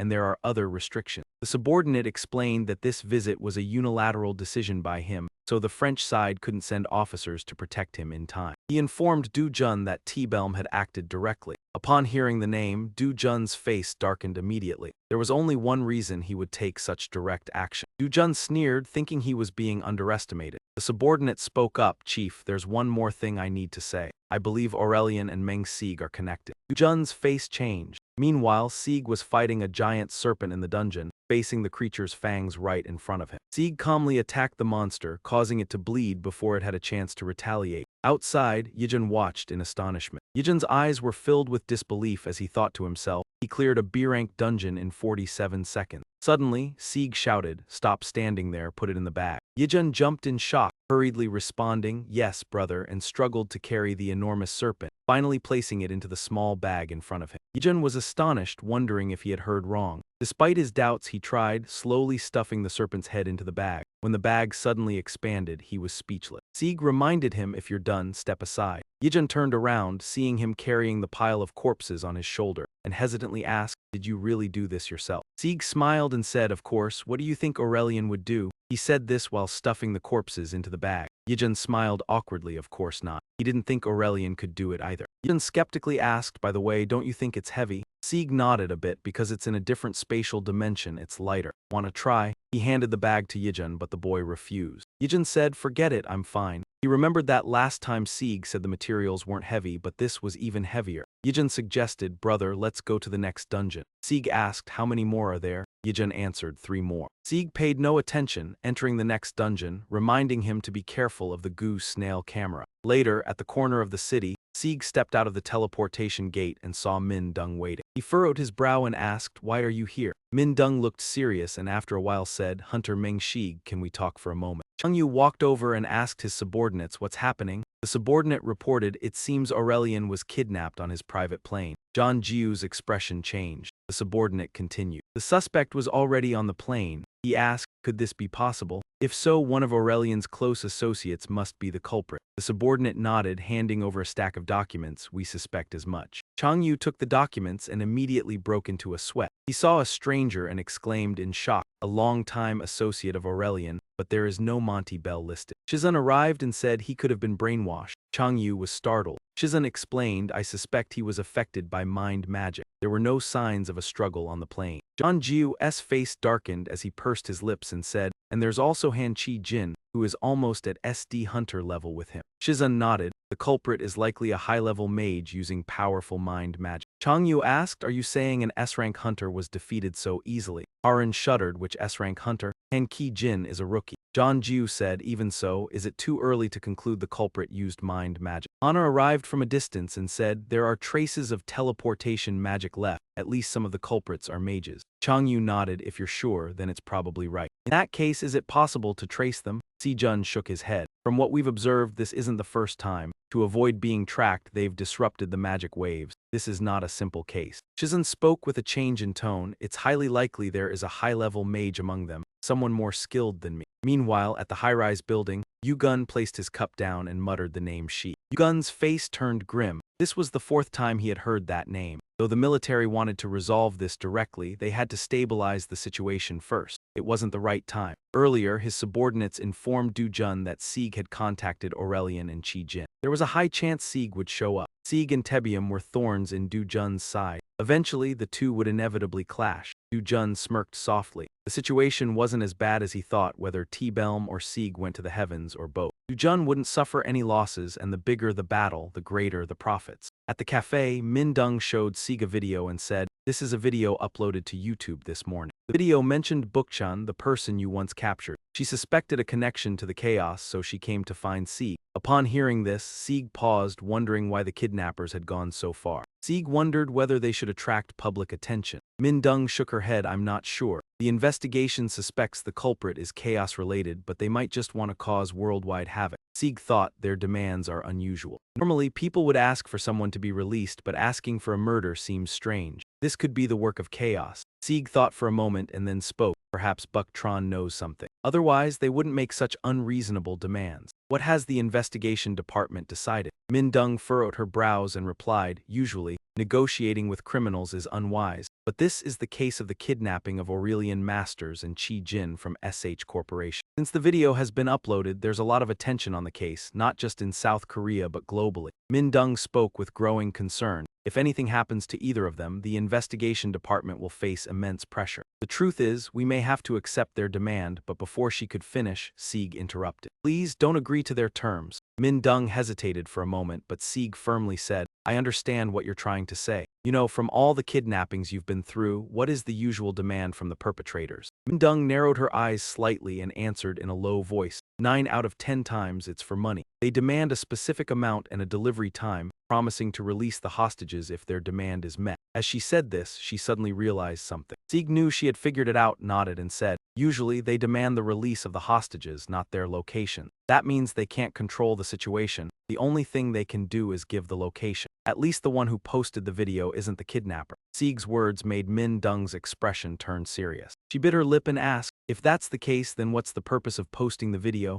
Sieg replied in a deep voice, perhaps they want to escalate the situation or gain something from it. I'm not sure who it is, but if we accept their demand, we'll fall right into their trap. However, they can't just ignore this either. Sieg stood up from his seat and smiled, saying, let's see if we can turn the tables. A little while later, at the Seoul branch of the Hunter Investigation Department, after talking with Sieg, Min Dung finally returned. Her subordinates were happy to see her, but before they could ask anything, they saw someone following her. They didn't expect Sieg to come here too. Min Dung knew what they were thinking, slowly walked over and asked, where's Buk Tran? Suo was startled for a moment. After regaining his composure, he replied, he's in the interrogation room. Hearing this, Min Dung glanced at Sieg and said, let's go. He nodded slightly to show he understood. Then she looked at her subordinates and ordered, get back to work. Sieg entered the interrogation room alone. When Buk Tran saw someone walking in, he looked up and asked, who are you? Sieg didn't answer and sat down across from him. Seeing this, Buk Tran panicked and shouted, hey, what are you going to do? Before he could understand anything, Sieg placed his hand on Buk Tran's fingers on the chair. Without any warning, he broke his hand. The scream, as if his throat was being slit, quickly echoed through the interrogation room. The scream was so loud that Sua's group was startled. What's going on? Isn't there soundproof magic in the interrogation room? There's no way a scream could get through.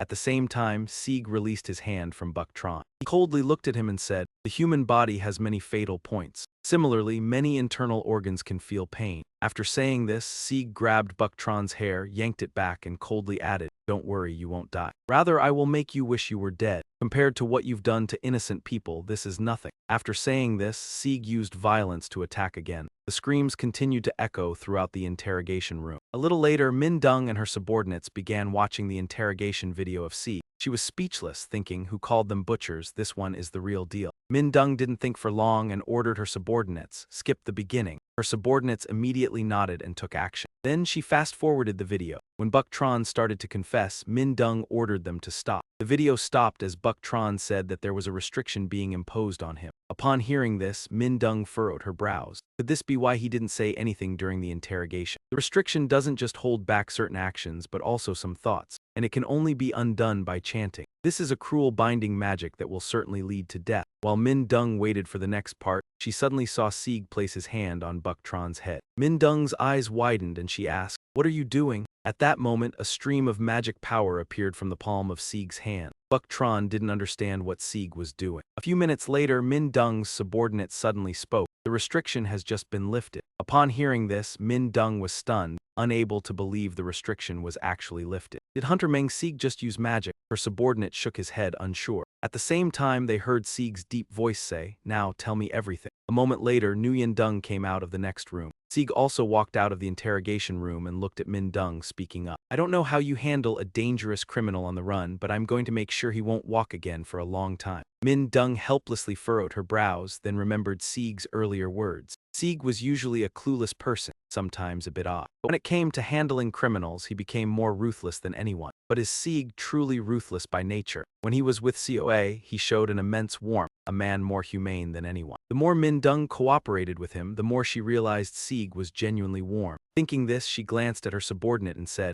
now let Buk Tran go. Over on this side, after leaving the investigation department, Sieg returned home, happily smiling and speaking. Now I've gotten all the information from Buk Tran. They'll think they've fulfilled their request, but they won't be able to guess that the restriction has been lifted. The manipulation of reality by ISIS is more useful than you think. Of course, everything has its price. Sieg's head was aching so badly he felt like it might crack open. But it was worth it. Now those chaos forces will notify the investigation department of the hostages' location. But no one can predict how things will unfold. Moreover, there's no guarantee the location they provide is real, so Sieg will have to take action himself. It will be faster, going in a direction they can't predict. With this in mind, Sieg immediately said, let's go Hut Dory. On another front, in a dark basement, Cheyenne was being held captive. A man in a robe stood before her. He grumbled, she's holding up better than I thought. Seems she's not just talented. After saying this, he summoned a stream of magic in his palm. The kidnapper of Cheyenne was actually T-Belm, who smirked and said, "Even so, it won't be long now." At the same time, in Cheyenne's subconscious, she remembered her childhood when her parents passed away. She stood before their memorial, just a little girl. Only a few of her parents' subordinates stayed by her side. The man had tricked her, saying they had just gone to a very far place. At that time, she was too young to understand what very far meant. Later, Cheyenne was taken to the Han family. Since then, she never saw her parents again. Yet she did not shed a tear. She had been told to be stronger so her parents could return. But as a child, Chi-Jin had witnessed the cruel schemes within her family. One day, she saw the nanny being scolded by her grandfather's subordinate. From that day on, the nanny never appeared again, and Chi-Jin blamed herself. She decided not to act like a spoiled child so as not to trouble others. Only then would people not abandon her. Yet there were moments of joy in her childhood, like eating buns. She ran happily into the kitchen to eat buns, only to find the chef collapsed on the floor, trembling and clutching his neck. At that moment, Chi-Jin saw his eyes filled with a desperate plea for help. The cause of death was determined to be poisoning, with the toxin found in the buns the chef had eaten. From then on, Chi-Jin never saw him again. Every time she felt joy, people abandoned her. Her parents, the nanny, and even the chef disappeared, leaving Chi-Jin feeling utterly alone. Then, a warm voice spoke. "From now on, you will live with me, even if Chairman Han seems frightening." She followed him home, feeling forced to do so at only 6 years old. Back in the present, T-Belm's voice echoed, "I hear you come from a wealthy family, but in reality, we are not so different." T-Belm was very pleased, knowing he had easily provoked Chi-Jin. He was confident he could easily dominate her spirit, for she was just a child. Aurelian, standing nearby, could no longer contain himself. "Let Chi-Jin go, she is innocent." T-Belm snorted and replied, "With your reputation in the hunter world, you could resist me, but only that much." Aurelian frowned and whispered, "Aren't you my target?" Indeed, T-Belm sneered. He turned to Chi-Jin with a triumphant smile, though now she was more valuable than him. Hearing this, Aurelian asked in surprise, "Do you want money? If it's money, I'll give you as much as you want." T-Belm laughed coldly. "You think I need that?" he whispered into Aurelian's ear. "You don't understand me." At that moment, someone rushed in to announce, "The inspector's guards are storming this place." T-Belm's face immediately changed. He did not expect the guards to find this place, as he had erased all traces. He could not understand how they had tracked him down. T-Belm was confused, unsure where he had slipped up. Suddenly, his subordinate reported, "It seems Oduguan leaked information." T-Belm sneered and cursed, "That damn dog." Moreover, an S-level hunter team from Korea, including director Lee Harin, Yuhana, and Lee Shijun, was also approaching. Hearing these 4 names, T-Belm panicked, unable to believe it.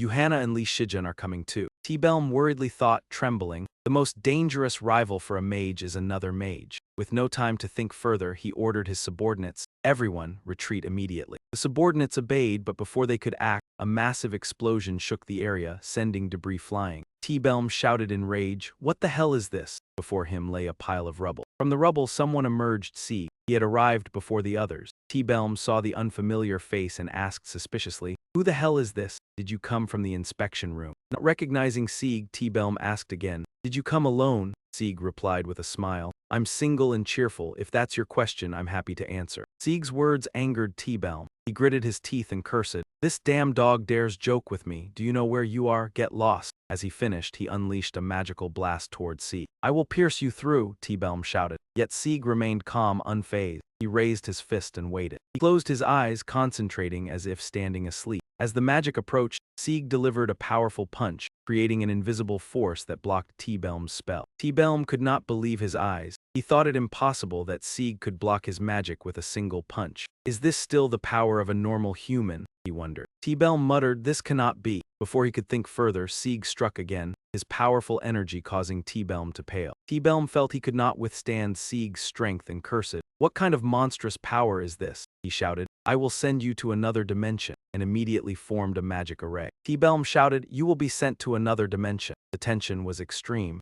Sieg remained fearless, calmly waiting for T-Belm's magic. Sieg recalled Hercules' advice, "If you cannot befriend a mage, end them immediately." He continued preparing for battle. Sieg clenched both fists and, without warning, unleashed the Heavenly Annihilation Fist, a divine technique of Hercules capable of bending the laws of nature. The attack's power could manipulate reality, turning imagined possibilities into reality. Destruction and manipulation are 2 entirely different forces, difficult to compare in strength. Sieg believed Isis's reality-manipulating power was extremely strong, but faced with absolute power, all else became meaningless. T-Belm was experiencing this clearly. T-Belm's arm trembled uncontrollably against Sieg's power. The ground beneath Sieg was punched into a massive trench, large enough to hold water. T-Belm could not believe Sieg's strength and thought, how can this power be so great? He tried to stay calm but could not stop trembling. Sieg walked steadily forward, smiling and saying that Hercules was not called the strongest in the world for nothing. In contrast, T-Belm lay among the ruins, his body trembling as he tried to stand up. He clenched his lips, wanting to say something. He couldn't believe that this kind of power existed in the world. If he had been a moment slower, had chosen to block the blow, he would have been finished. Luckily, T-Belm wasn't stupid. He knew right away that he couldn't withstand Sieg's strength. He had used his destructive magic in close range, pouring all his strength into it, but still couldn't avoid injury from the shockwave of energy. If T-Belm had still been confident in his own power at that moment, the result would certainly have been him lying lifeless. He extended his hand forward and began casting a spell, fortunate to still have a trump card. This was the silver lining in his bad luck. Two magic circles appeared right in front of Cheyenne and Aurelian, clearly a warning to Sieg. Seeing this, he sneered and said, "Holding hostages is a bit much, don't you think?" T-Belm, enraged, shouted, "Shut up," but Sieg ignored him, laughing and continuing. "I expected dealing with you is going to be difficult." The screen flickered and Hercules said, "You should engage with mages as little as possible."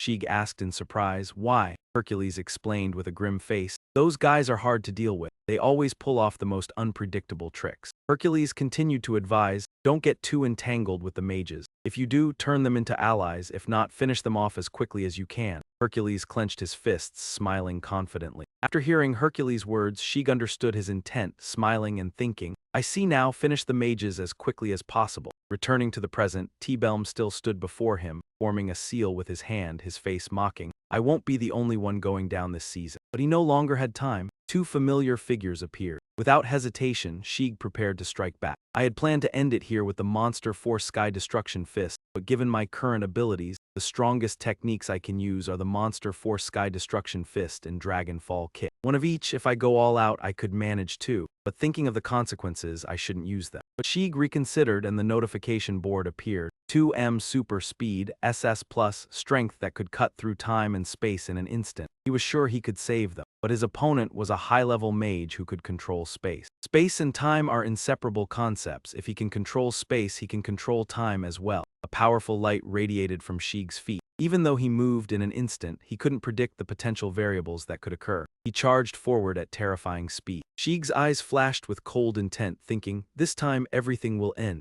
T-Belm remained calm, laughing and saying, "Heh, I don't know who you are or how you use such power." He stared at Sieg, his eyes glowing ominously, saying, "But this is the end." Immediately, he extended his hand toward Sieg and used his mind suppression skill. He thought to himself, "My ability, Mind Suppression S, will turn anyone within range into a target." T-Belm was certain that victory was in his hand. "No matter how superior your strength is, you will not escape my mind suppression." Suddenly, everything around T-Belm turned pitch black. He was bewildered, wondering, is this his mind? It's not like the others I've encountered. A person's mind is usually chaotic and erratic, so why is there nothing here? T-Belm still couldn't understand. Suddenly, he heard the sound of heavy breathing behind him and turned around. It turned out to be Hercules, standing and lifting weights with his massive form. The immense pressure on T-Belm's chest made it hard for him to breathe. His face turned pale and he gasped, "I can't breathe." Hercules turned around and said, "I'm training." Every word he spoke felt like boulders pressing down on T-Belm. He gritted his teeth in anger. "Don't interrupt me." Then T-Belm was blasted away by the enormous force, unable to resist, and cried out in pain. His entire body trembled as if he were about to collapse. T-Belm wondered what just happened. His mind was filled with unclear fragments as if his memories had been locked away.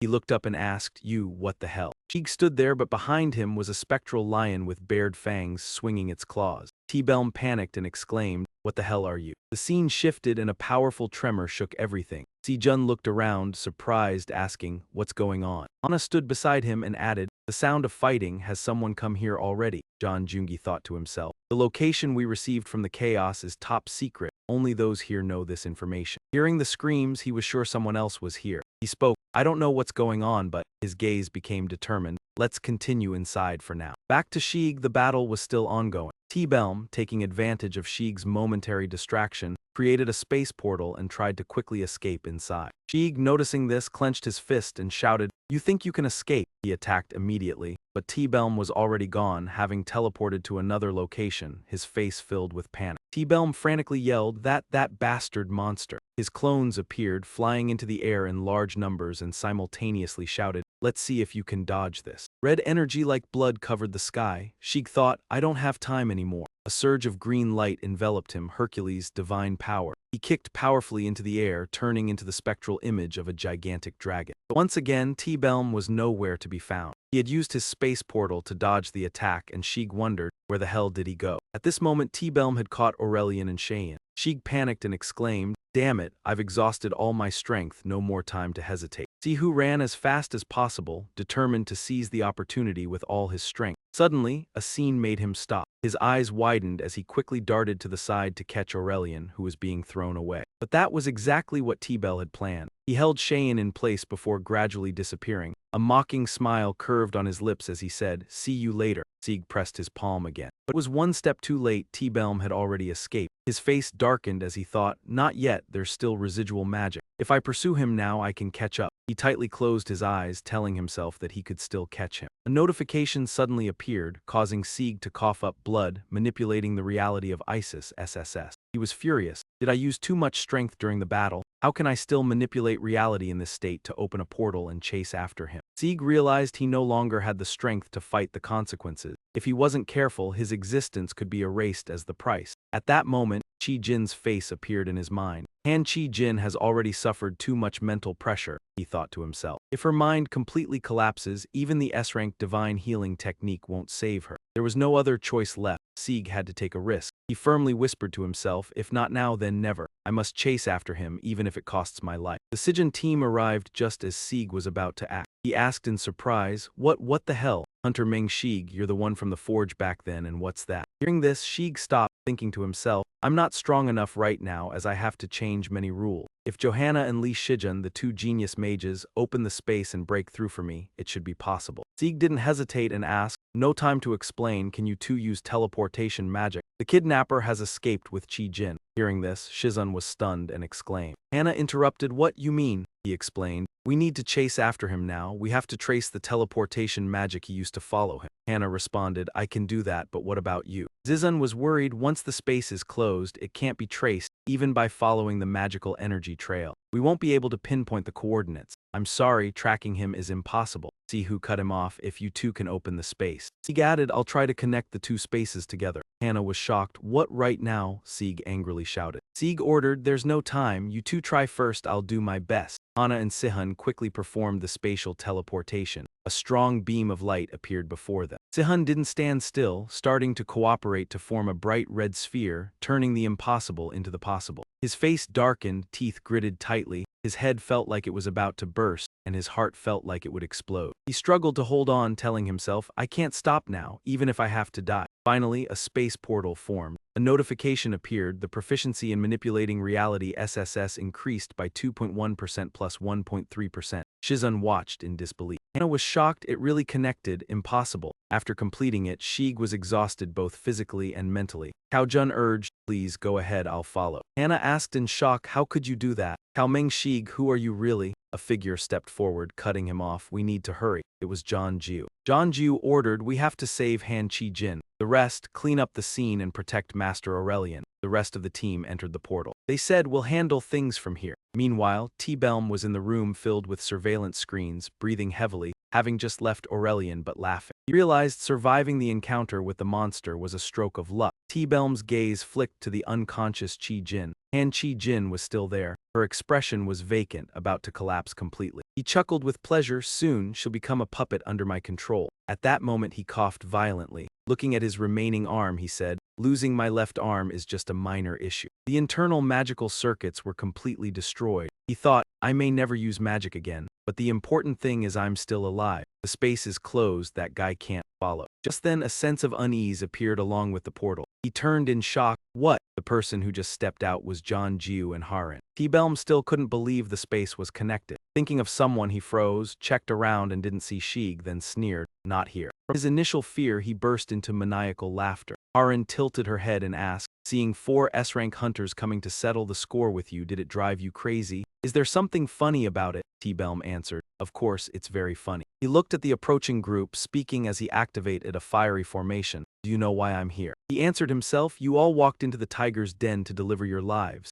Hannah was shocked. These are enhanced magic circle. Shizun was worried. The enhanced magic circle can amplify magical power several times. His magical energy enveloped the entire space. He was getting more and more excited, thinking to himself, this is my personal stage. The formation suppressed everyone, making them unable to move. Everyone's eyes were filled with horror at this power. He suppressed their spirits, raising his abilities to new heights, becoming an absolute force of control. Everything was under his command: the air currents, wind speed, space, and time. All the rules of the world were under his control. He thought, if I order you to live, you will live. If I order you to die, you will die immediately. In this domain, I am God. T-Belm laughed and said, now then. Before he could hear the rest of the sentence, a powerful strike shot through the gate and everyone witnessed it. Upon seeing the blow, he immediately recognized the person in front of him as a monster. But at this point, it didn't matter anymore, because whether it was a monster or not, it had no meaning. T-Belm's eyes blazed with fire as he swung his hand forward. Before the Lord, a monster was just a regular creature. Even as he stepped in, T-Belm suddenly felt something was off. His whole body froze, and in horror, he muttered, wait,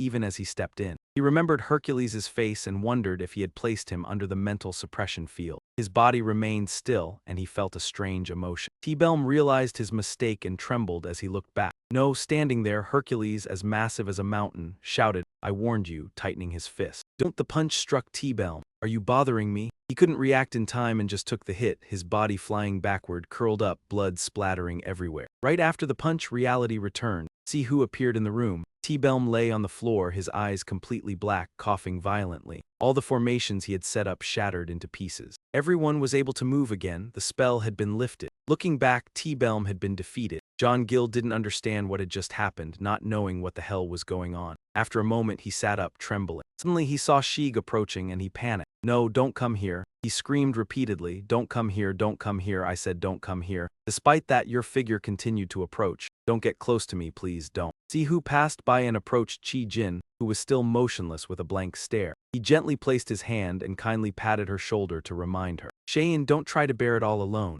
If you carry too much, you'll only end up suffering more. Sometimes you have to know when to let go and when to turn away. Hello, the youngest of SH Corporation and the leader of the Hunter Guild. The young woman carried the hopes of everyone. Sieg said, I don't know, and I can't even begin to understand the burden she carries. Thinking of this, he placed his hand on Shayin's other shoulder. He said sincerely, these worlds don't require you to make everything come true. You don't need to suffer trying to reconnect the shattered pieces of life. Those foolish pieces can be ignored. It's okay if things aren't perfect. It doesn't matter if everything falls apart. See who entered like a ray of light, dispelling the darkness. Forget about sacrifice and think about yourself first. Only then should you think about others. A notification appeared, SSS, and he smiled. Let yourself be the priority. Returning outside, see who continued to comfort. This requires courage, the willingness to be selfish and accept being hated. You don't need to be liked by everyone. After saying this, he pulled his hand back. Chi-Jin also regained consciousness. Brother Sieg, why are you here? In this situation, he sighed and smiled brightly. It's good now. Chi-Rin now see who stood up and continued. There's still work to do. Changi who stood behind, messing with his face.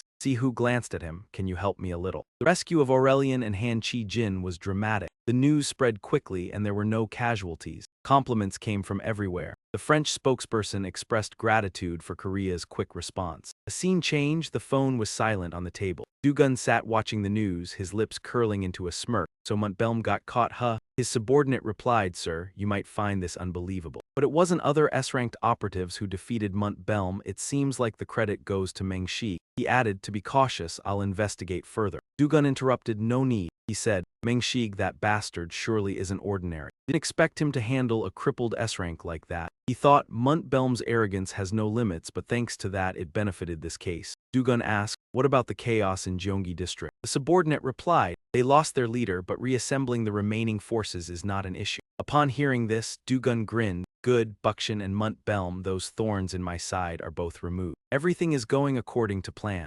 Suddenly someone pushed the door open and said loudly, "Sir, we have a problem." The chaos in Gyeonggi, the subordinate continued. "It has been completely eradicated." Dugun jumped up, shouting, "What?" The subordinate continued. According to reports, Gyeonggi, Wangju, Zugun, Paju, Bucheon, and Ansan, all the chaos in Gyeonggi has been wiped out by S-rank hunters and the inspection team. Dugun panicked and asked again, "What nonsense are you talking about? The entire Gyeonggi district was turned upside down. There's no way the inspection team found our base." The subordinate hesitated. Perhaps Munt Belm, the one in charge of Gyeonggi, revealed the location of the base. Dugun's face darkened as he wondered, didn't he have a restriction spell? Then he widened his eyes. Could the restriction spell have been lifted? Impossible, almost unthinkable. But that's the only possibility. If it's true, the restriction on Bukshin must have also been lifted because Bukshin knew what we knew. That's why I wanted to eliminate him. Thinking of this, he bit his lip and cursed. If the restriction spell was lifted, the information could have been leaked. We can't control those clever ones, and they are the puppets in their hands. Dugun angrily asked, "Which bastard lifted the restriction and fooled us?" The subordinate hesitated and pulled something out. "Who are we talking about? I still have something I want to report, but can you take a look at this first?" Dugun was surprised. "What's this?" The other man continued. "There's a video just posted on Mengshig's YouTube channel. It looks like the one we posted earlier."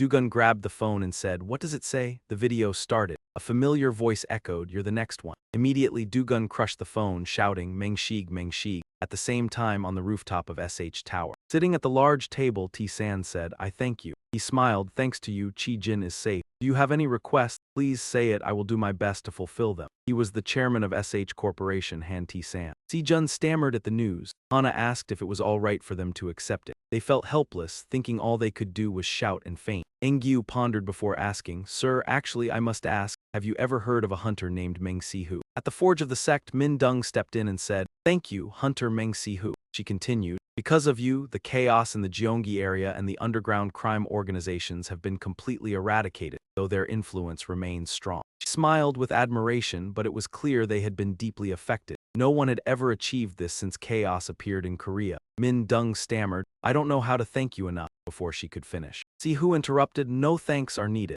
She continued, "Director of the Inspection Bureau, Big Xiangzi, also asked me to convey his gratitude to you." In his mind, he quickly pictured Big Xiangzi. Si-hu thought silently, "I did this for personal reasons. I don't want any ties to him anymore." He continued thinking, knowing it was merely the price of ignoring his own warnings, the goal simply being to protect COA and those around him. Suddenly Min Dung called out, "Hunter Meng Shi," but before finishing, someone entered. It was Aurelian. He realized the man had been here all along. Si-hu was surprised. "Sir, Aurelian has been looking for you," he said. "I didn't know how to express my gratitude, and I've come to apologize for my rudeness." Si-hu, puzzled, replied, "Apologize?" Aurelian hesitated and explained, "I used to be a genius. My awakening trait was alchemy estir. I easily achieved what others could not, dared where others wouldn't. Before I realized it, I was called the world's finest blacksmith, yet I was not satisfied. My goals were higher, a horizon beyond. Constantly pushing myself, I ran like a racehorse. Then suddenly I was blocked by a wall named divinity. I struggled, tried every way to overcome it, but all in vain." Aurelian always valued himself highly. "I once thought no one could surpass me, but the truth was, I couldn't even surpass myself. Looking back, I realized I hated alchemy." His face showed helplessness, eyes cast downward. "I loved alchemy more than anyone, but because of that, the sword I made for Han Chi-jin became my final work, as I no longer had confidence to create something superior." Si-hu silently listened. Aurelian recalled meeting Shig for the first time. "Then I met you, utterly amazed and surprised, yet also envious. That's why I wish to apologize for my prior rudeness." He spoke frankly, eyes closed tightly. "If I had known you earlier, could I have changed even a little?" He chuckled at himself. "Perhaps then I still loved alchemy.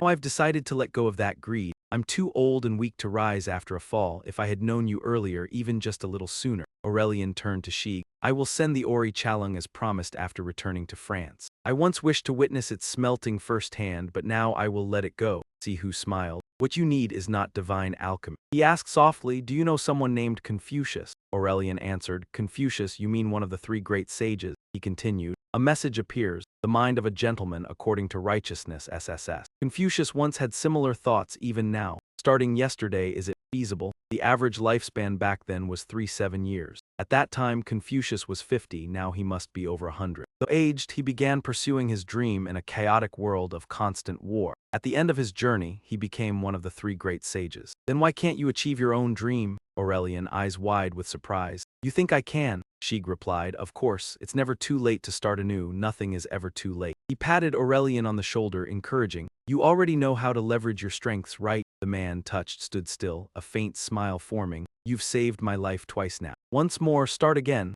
Sihu suggested. After the day you couldn't regain your senses, try crafting a sample piece. He gestured toward Min Dung standing nearby. Why not make an item for Ms. Min Young? She startled. Me, Sihu said. My timely rescue was also thanks to Min Young. She blushed, stammering. Min Dung said, no, it's all thanks to Hunter Meng Shig. The item should belong to him. But you don't need it, let this opportunity go. I'm fine working as long as you guard the house. Min Dung, I truly was helped a lot. Sihu looked at Aurelian again. Above all, she's an excellent guard of the Inspection Bureau, deserving an item made by Aurelian. He did not refuse. I've heard of the Korean Inspection Bureau guards, they always dedicate themselves. Fine, I'll make it for her. Min Young was overjoyed. Really, no time to stay here. Aurelian excused himself. First, I must return to France to deliver the Ori Chalung. Oh, and somewhat impolitely, but, he asked, may I witness and learn the Ori Chalung smelting process? Sihu laughed. But my teaching fee is quite high. Aurelian thought, then set conditions, part reward, part gratitude, part observation fee. Then 3 tales of Ori Chalung. Sihu smiled. Not very profitable, but all right. Aurelian agreed with a smile. Then, to celebrate your new beginning, I'll offer a special discount that day. I'll return in 2 weeks. Then I will craft an item for this kind lady too. No more matters here. Finally, he left, standing inside the house. Sihu grinned at the windfall. 3 tales of Ori Chalung was truly excellent. With this, I can do much more than a single glove. Min Dung was surprised. Thank you so much. He replied, you're welcome. She added, thanks to you, I can use an item crafted by Master Aurelian. Before she could finish, Sihu stepped forward, praising, this is in hopes you'll help me in the future, so please continue to watch over this place. Min Dung confidently patted her chest. I'll do my best, face flushed, turning to leave. Then I'll go ahead. He nodded in approval and said it was fine to focus on designing the equipment. Suddenly, a cheer erupted from somewhere. It was Min Young, hopping joyfully as she shouted in excitement. Sihu jumped and looked outside to see what was happening. Seeing the scene, he was also surprised and speechless. The scene shifted to the office of the SH Group chairman. A voice called from outside. Calling me, sir? Yes, enter. The chairman glanced and continued. I think I need to meet someone named Meng Si. The assistant asked, directly, sir. After speaking, he bowed and shouted, I'll prepare immediately. Inside the room, the assistant stared into the distance, muttering, Meng Si Gu. At Sieg's place, training began as usual. Final round, focus, lock your hips, keep your back straight, Hercules shouted. Squad D, don't enter a B+ dungeon unless you've lifted over 5,000 tons. Sieg trembled, his face pale. It's too heavy. Hercules reminded, you must risk your life to build muscle. Stop whining, engage your glutes. He followed the instructions, flexing his glutes and buttocks muscles. He realized this exercise was harder than fighting Moon T-Bomb, much harder. After a while, he completed it, and Hercules laughed in praise. Well done, he continued. This weak and useless guy, the remark stunned Sieg. Still, better than last time. He asked, what about the fly? Hercules explained, the other day I was training when a pesky fly buzzed around. I didn't want to deal with it, so I told it to buzz off. As he spoke confidently and naturally, Sieg was terrified. Sihu asked in bewilderment, buzz off? Really? Suddenly, he remembered something, eyes wide, the tact of Zhuge Liang, S+. The pitiful image of T-Bomb appeared in Sihu's mind. He wondered, could that be why Moon T-Bomb acted that way? At first, he was puzzled why he ended up like that. Moon T-Bomb's trait was mental suppression S back then. He was amplified hundreds of times and sent into the magic circle. He must have surpassed his own mind and entered the Heal realm. Thinking of this, he laughed helplessly. Ha ha, I wonder if the chaotic level managers broke the restriction spell. Even though the restriction wasn't lifted, he still answered questions. He revealed all information about locations in the Gyeonggi chaotic area. Hercules said, perhaps because he's a mage, even the weakest type wouldn't be this fragile. Sieg exclaimed, so Hercules completely crushed the restriction? Just thinking about it made him sweat. He wondered, could one buzz off really cause all that? Not only was his spirit shattered, but the restriction spell was destroyed. A guy he couldn't defeat escaped his body just with one sentence. He was petrified. He swore to himself, never again. The system announced the completion of Hercules' training, superhuman SS power, proficiency 30.02, 4% plus 0.002%. Reading the announcement, Sieg couldn't believe it, eyes wide. Hercules asked, what's wrong? He stammered, the proficiency increased slightly for some reason. Hercules asked again how much. See who replied 0.002%. Hercules seemed to decide the time had come. He didn't understand and asked again, time for what? He explained, I mean the moment has arrived when your development reaches a stable state. He added, with your pathetic talent, developing this far is illogical. Sieg agreed. Initially he had no traits. That's why he learned from the heel realm. Hercules said, the strength learned through the heel realm doesn't increase proficiency, but rather, proficiency only reflects your development. If you don't progress, proficiency stays around 30%. He pointed directly at him. That's your development limit. Maxi Goo stared at his phone, thinking not just superhuman SS power, but other traits will soon hit development limits as well. Hercules reassured, don't worry. If you don't give up and keep trying, you'll surpass the limits someday. He heard it and thought it made sense, progress step by step. Someday, but at 0.002% increase each time, it would take until the Congo New Year to reach 100% proficiency. Sieg had a bold thought. He realized the problem was a lack of talent, but with Zhuge Liang's S+ method, he could boost S+ spell proficiency to legendary levels, fully transforming into a divine body. He had been diligent, but recently the potions were less effective. He thought it was resistance, but perhaps the spells had reached development limits. Tired, he muttered, there are stronger potion methods. Hua's channel explains them. Herbs and poisons aren't much different. Life in nature carries poison for protection. Mastering the principles of survival allows absorption of natural energy. That's pharmacology. Still, Sieg felt uneasy. Telling someone to consume poison was extreme. Even common poisons weren't normal. Who thought of the fugu with mercury? It's like digging your own grave. Despite fear, he still wanted to try for a great future. He experimented bit by bit to survive. The method was time-consuming, so the only choice was to eat together and test the secret meat recipe from his own head, creating explosive immortal meat through his knowledge. Hercules curiously asked, why suddenly bring up Hydra? He explained, nine-headed serpent Hydra. The central head has immortality. Others can regrow multiple times even if severed. He continued, it reminds me of the old days. I heard he harmed himself, then sold it like pork on the street, edible. Hercules laughed, or should we go try it sometime? Hearing this, Sieg was frozen, confused. He severed his own head to sell the meat. Then he remembered the main issue and asked, why are you watching that kid's channel now? He answered, I was thinking about finding a way to resist the poison. Hercules asked again, resistance to poison? Sieg smiled and explained that among Hydra's abilities, the greatest power was a poison that could kill even gods. It was so potent that even he had to acknowledge it. In fact, Lord Karen had once been poisoned by Hydra and ultimately took his own life. Hydra's poison, also known as the divine slaying toxin, was the reason it could kill even immortal beings, due to the excruciating pain it caused and the fact that it was incurable. After being poisoned, Karen had turned to rest and abandoned his immortality in order to die. Sieg thought of this and grinned, amused. That's why it's called the divine slaying toxin. It can kill gods, or more precisely, it makes anyone want to die. Despite the extreme danger of Hydra's poison, Hydra itself was immune to it. Is that right? In other words, Hydra can resist poison better than even gods. Therefore, Sieg decided that if he could obtain Hydra's resistance to poison, he would subscribe to the Hydra channel. Help me gain resistance to poison too. Hercules, hearing this, paused to think and said, actually, that sounds plausible. Sieg thought to himself that if he could acquire Hydra's resistance to poison,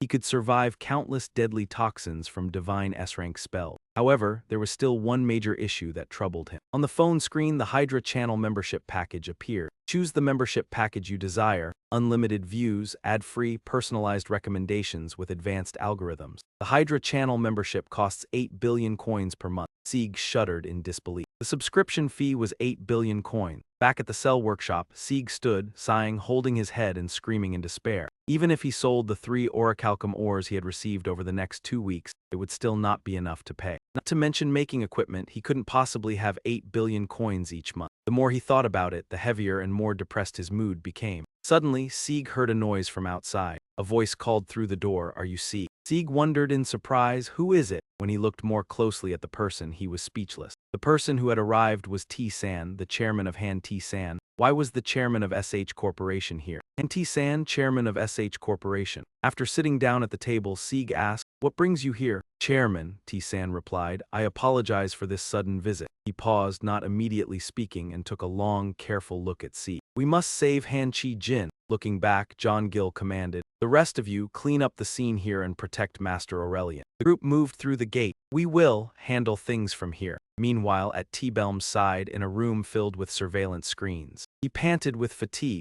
Leaving Aurelian behind was regrettable, but he chuckled as he spoke. Just surviving the encounter with that horrific monster was lucky enough. Set Belm glanced at the unconscious Chi Jin, and most importantly, Han Chi Jin was still here. Her face was hollow, empty. Seeing that, she was on the brink of a complete mental collapse. He smiled gleefully. Soon, she will become a puppet I control. At that moment, he suddenly bent over, coughing violently. Looking at his remaining arm, he said, "Losing the left arm is nothing. My innate magic circuits have been completely destroyed. In this situation, I might never be able to use magic again." Yet T-Belm felt relieved, telling himself, "The important thing is that I'm still alive. The space has fully closed. That guy can't follow me here." As he finished, a sudden sense of danger arose and a gate appeared. He panicked, spinning around. What? Emerging from the gate were John Gill and Haran. Even now, T-Belm couldn't believe it. The space connected. Then, remembering someone, he froze, glancing around to check. No way, he's here too. After thoroughly checking and not seeing Sheik, he grinned. Not here.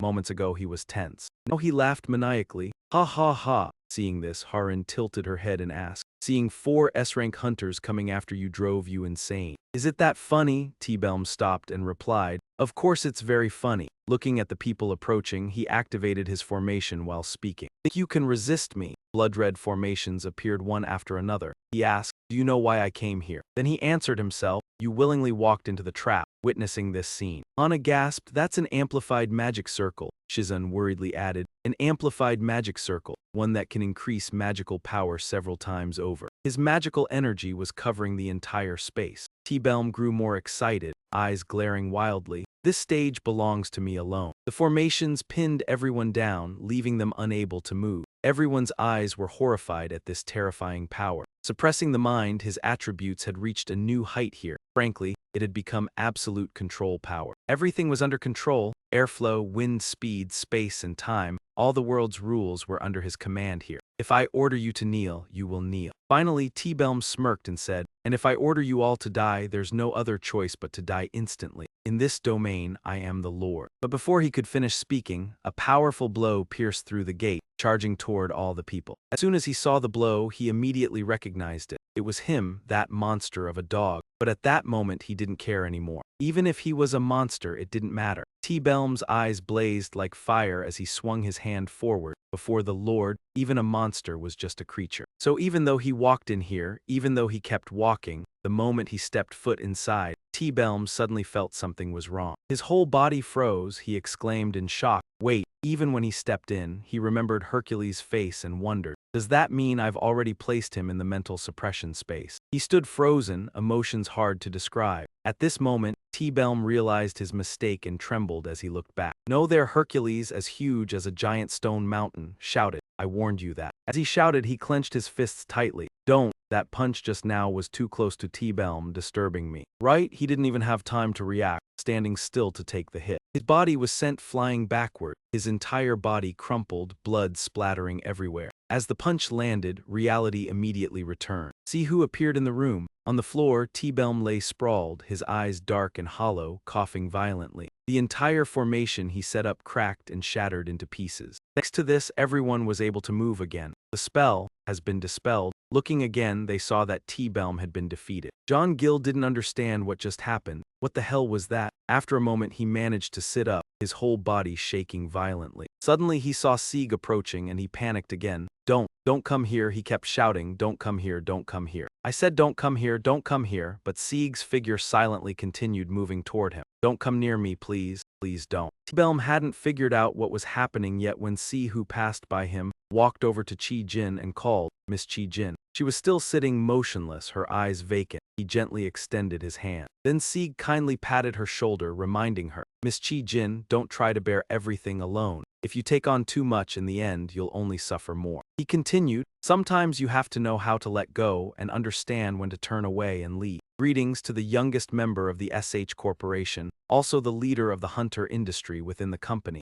the young lady who carries the expectations of everyone. Who softly said, "I don't know and I have no way of knowing how heavy the responsibility she bears truly is." Thinking this, he placed his hand on Chi Jin's other shoulder, speaking sincerely, "But the way the world sees you, it doesn't have to be your reality. There's no need to painfully piece together the fragments of life. That foolish fragment of life, you can just throw it aside. Even if everything is incomplete, it's okay. If everything falls apart, it's fine. Sihu entered like a ray of light dispelling the darkness. Forget about sacrificing and think of yourself first, only then can you think of others. A notification popped up, a gentleman's heart like the meaning of profit, SSS. He smiled and said, put yourself as your first priority. Turning to the outside, Sihu continued in a gentle tone, that takes courage to be selfish and brave enough to be hated. You don't need to be loved by everyone. Finishing his words, he slowly withdrew his hand. At the same time, Chi-jin also regained consciousness. Mr. Sieg, why are you here? Seeing this, he finally let out a sigh of relief. That's great. He smiled brightly as he spoke. Miss Chi-jin. Now then, Sihu stood up and continued. There's still one more thing to do. Behind him, John Gill was still frozen, embarrassed. You all can't. Sihu glanced back and asked, help me a little, won't you? The rescue of Aurelian and Han Chi-jin was filled with drama. That news quickly hit the headlines at an astonishing speed. No casualties, and praises were pouring in from all over the world. The French spokesperson expressed gratitude for South Korea's quick response. The scene shifted elsewhere. The phone lay still on the table. Dugun had seen the news. A smirk appeared on his face as he asked, so Muntbell is cornered now. His subordinate replied, you might find this hard to believe, but it wasn't the S-rank operatives who defeated Muntebel. It seemed to be the work of Meng Shi. He added, to be safe, I will investigate further. Dugun interrupted. No need, he exclaimed. Meng Shi, that bastard is definitely no ordinary man. I never expected him to handle a low-level executioner so skillfully. He thought to himself that Muntbelm's arrogance knew no bounds, yet it had benefited this situation. Dugun pondered and asked further, what about the chaos in the Gyeonggi area? The subordinate answered, since they had lost their leader. Taking control of the remaining forces should be no problem. Hearing this, he laughed with satisfaction. Good, Bukshin and Muntbelm, the thorns in my side, have both been eliminated. Everything was going according to plan. Suddenly, someone opened the door and shouted, Sir, we have a problem. The chaos in Gyeonggi, the subordinate said, has been completely annihilated. Dugun jolted and yelled, what? The subordinate continued. Accordingly, Gyeonggi, Wangju, Sugun, Paju, Bucheon, and Ansan, all the chaos in Gyeonggi, has been destroyed by S-rank hunters and personnel from the inspection department. He panicked and asked again, what nonsense are you talking about? The entire Gyeonggi area was turned upside down. There's no way those inspection bastards could have found our base there. The subordinate stammered. Perhaps Muntbelm, who controlled the Gyeonggi area, revealed the base's location. Dugun's expression darkened. He wondered, didn't he have a restriction spell? Eyes wide, he questioned whether the spell had been nullified. There was no way the restriction could be bypassed. It was almost impossible, but it was the only possibility. If true, Bukshin's restriction spell would also be nullified since Bukshin knew what he knew, and he wanted to remove him. Thinking this, he bit his lip and swore, and if the restriction spell is lifted, the information may already have been compromised. We cannot control those bastards, they are like puppets in their hands. Dugun, furious, asked, which dog lifted the restriction spell? Haven't they all converged on us? The subordinate nervously pulled something out and said, Sir, I have one more thing to report, but could you take a look at this? He asked in surprise, what is it? The other continued. On Meng Shi's YouTube channel, a video was just uploaded. It looks very similar to the one we posted before. Without hesitation, he grabbed the phone. He asked, what does it say? The video started, a familiar voice sounded, you are next. Dugun, furious, smashed the phone and shouted, Meng Shi, Meng Shi. Meanwhile, on the rooftop of SH Corporation, T sat at a large table and said, I thank you. He smiled and continued, thanks to you our empire is safe. Do you have any requests? Please feel free to speak, I will fulfill anything within my power. He was the chairman of SH Corporation. Han Tai-san, hearing this, Si-jun stammered. Regarding that, is it okay if we accept something like this? They felt powerless, thinking all we do is shout and faint. After a moment, John Gill said consecutively, Sir, actually, if you're serious, have you ever heard of a hunter named Mansi Hu? At the Zeo Forge, Min Dung entered and said, Thank you, Hunter Meng Shi. She continued, Thanks to you, the chaos in Gyeonggi and the underground crime organization have been eradicated, though their forces are still strong. She smiled in praise, but they have surely taken a huge hit. Since the chaos appeared in South Korea, no one has managed to do this. Min Dung stammered, I don't know how to thank you enough. Before she could finish, Sihu interrupted, No need to thank me, she continued. Inspector Big Seong Yi also asked me to convey his thanks to you. In his mind, he quickly recalled the image of Big Xiang Yi. Well, I did this for personal reasons. I don't want to be involved with that person anymore. Sihu thought silently, this is just the cost of ignoring my warning. I only wanted to protect Coa and those around her. Suddenly Min Deng called for the hunter Meng Shi, but before he could finish, someone entered through the door. The person who appeared was none other than Aurelian. So you're here. Seeing him, Sihu stepped forward in surprise. Master Aurelian is looking for you. He continued, I don't know how to express my gratitude, and I came to apologize for my rudeness. Hearing this, he replied, puzzled, apologize? Aurelian hesitated and explained, I used to be a prodigy. He said his awakening trait was alchemy, which allowed him to easily achieve what others couldn't, dare to do what others wouldn't, and always charge forward. Before long, he was called the best blacksmith in the world, but he wasn't satisfied. He wanted a higher goal, a loftier horizon. He pushed himself constantly, charging like a racehorse, until he was suddenly stopped by a wall called the Divine. He struggled, tried every way to overcome it, but ultimately in vain.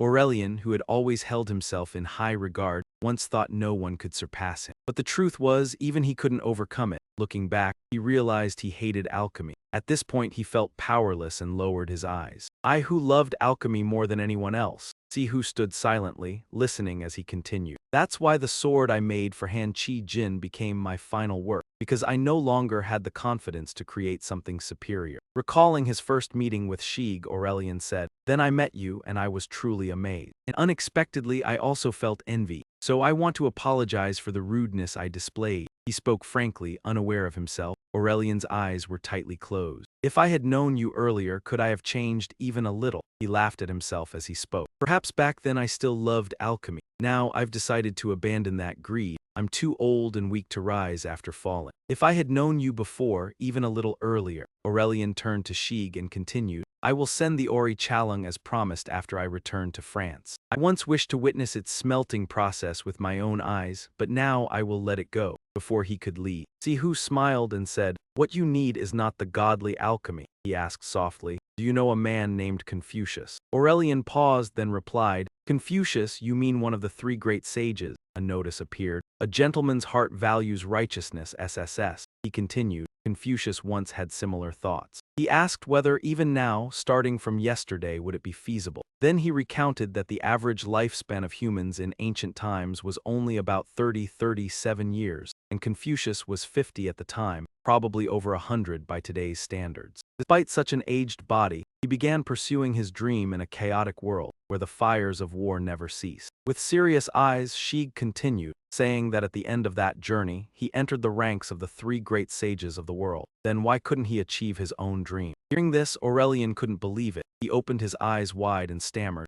You think I can do it? Shig replied immediately, Of course, it's not too late to start again now. Nothing in life is ever too late. As he spoke, he patted Aurelian's shoulder encouragingly, showing that he already knew where to leverage his strength. Right, the more he listened, the more moved he became, frozen in place. A smile suddenly appeared on his lips. Aurelian said, You've saved my life twice already, he exclaimed again. Start over once more. Not stopping there, Sihu suggested that after regaining his senses, he try crafting a sample equipment. Then he pointed to Min Deng standing nearby and said, Why not try making a piece of equipment for Miss Min Deng as well? She startled and asked, Excuse me, Sihu added. The fact that I could save you in time was also thanks to Miss Min Deng. She blushed, embarrassed and stammering. No, it's all thanks to Hunter Meng Shig that the equipment belongs to him. But you don't need to give up this opportunity. I can work at ease now. Thanks for watching the house for me. I got a lot of support, Ming Deng, that's the truth. Ming Deng immediately interrupted. Not at all, back to the main topic. Sieg looked at Aurelian. Besides, she is an outstanding inspector guard. She fully deserves to use equipment crafted by Aurelian. Of course, he immediately agreed. I've heard a lot about Korean inspection guards. They always strive to contribute to the world. All right, I'll make it for you. As soon as he finished, Ming Deng couldn't help but exclaim, Really? No more time to waste here. Aurelian also excused himself. First, I need to return to France to deliver the reinforced Ori blanket to you. Oh, though slightly impolite, he asked if I could witness and learn the process of melting reinforced Ori blankets. Sihu happily replied, But my teaching fee is quite high. After a moment, Aurelian made a condition. Part as a reward from the workshop, part because you saved my life and part as an observation fee. So 3 reinforced ori ores. Hearing that, Sihu laughed, not very profitable, but he still accepted, smiling brightly. Well then, to celebrate your new beginning, I'll offer a special discount for that day, Sihu added. I'll return in 2 weeks, then I'll craft equipment for this kind lady again. Everything here is finally settled. He left, while Sihu, standing inside, laughed in delight at the windfall. 3 reinforced ori ores, top tier. With this, I can craft more than just gloves. What equipment should I make? Suddenly, Mingdong cautiously spoke. Thank you so much. You're welcome, Sihu replied. Mingdong continued. Thanks to you, I can use equipment personally crafted by Master Aurelian. Before she finished, Sihu stepped forward to praise. I did it hoping you'll help me in the future. So please continue to take care of this place for me. Hearing this, Mingdong confidently patted her chest. I'll do my best. Her face flushed as she turned to leave. Then I'll head out first. Sihu said with satisfaction. All right, now I just need to think about the design for the equipment. Suddenly, a loud shout came from somewhere. Amazing, amazing. Sihu was startled and looked outside. It was Mingdong. She was skipping and cheering excitedly. Incredible. Seeing that, he was speechless. Scene change. At the SH Corporation headquarters office, a voice echoed from outside the door. Did you call me, sir? Yes, sir, Tisan replied. He ordered, come in. Then he glanced back and continued. I think I need to meet someone named Meng Shi. The assistant asked, directly, sir. After speaking, he bowed and said loudly, I'll prepare immediately. The room was left with only the chairman. His gaze drifted afar, softly saying, Meng Shi, huh? Back with Sieg as usual, training began. This is the final round, focus. Lock your hips, keep your back straight. Hercules roared at Squad D. Hey, don't even dare enter a B+ dungeon if you haven't lifted over 5,000 tons. Sihu trembled, his face pale. It's too heavy. Hercules reminded, if you want to build muscles, you have to risk it all. Stop complaining, tighten your glutes, brace, inhale. Hearing that, he gritted his teeth and tightened his glutes. Why is this exercise harder than fighting Muntebum? I mean, way harder. Way harder. After a while, the exercise was finally done. Seeing that, Hercules laughed and praised, well done. He continued, to this weak, useless guy. That made Sieg stunned. Still, he was better than the fly last time. Sieg asked, the fly? Hercules explained. The other day while training, an annoying fly kept buzzing around. I didn't want to bother with it, so I told it to scram. The more he told, the prouder he got. It got so scared it dropped its pants. Looking back, I was pretty cool. Sihu blinked, dropped its pants, really? Just then, he suddenly remembered something. Eyes wide, Dao cut Liang's knowledge S+.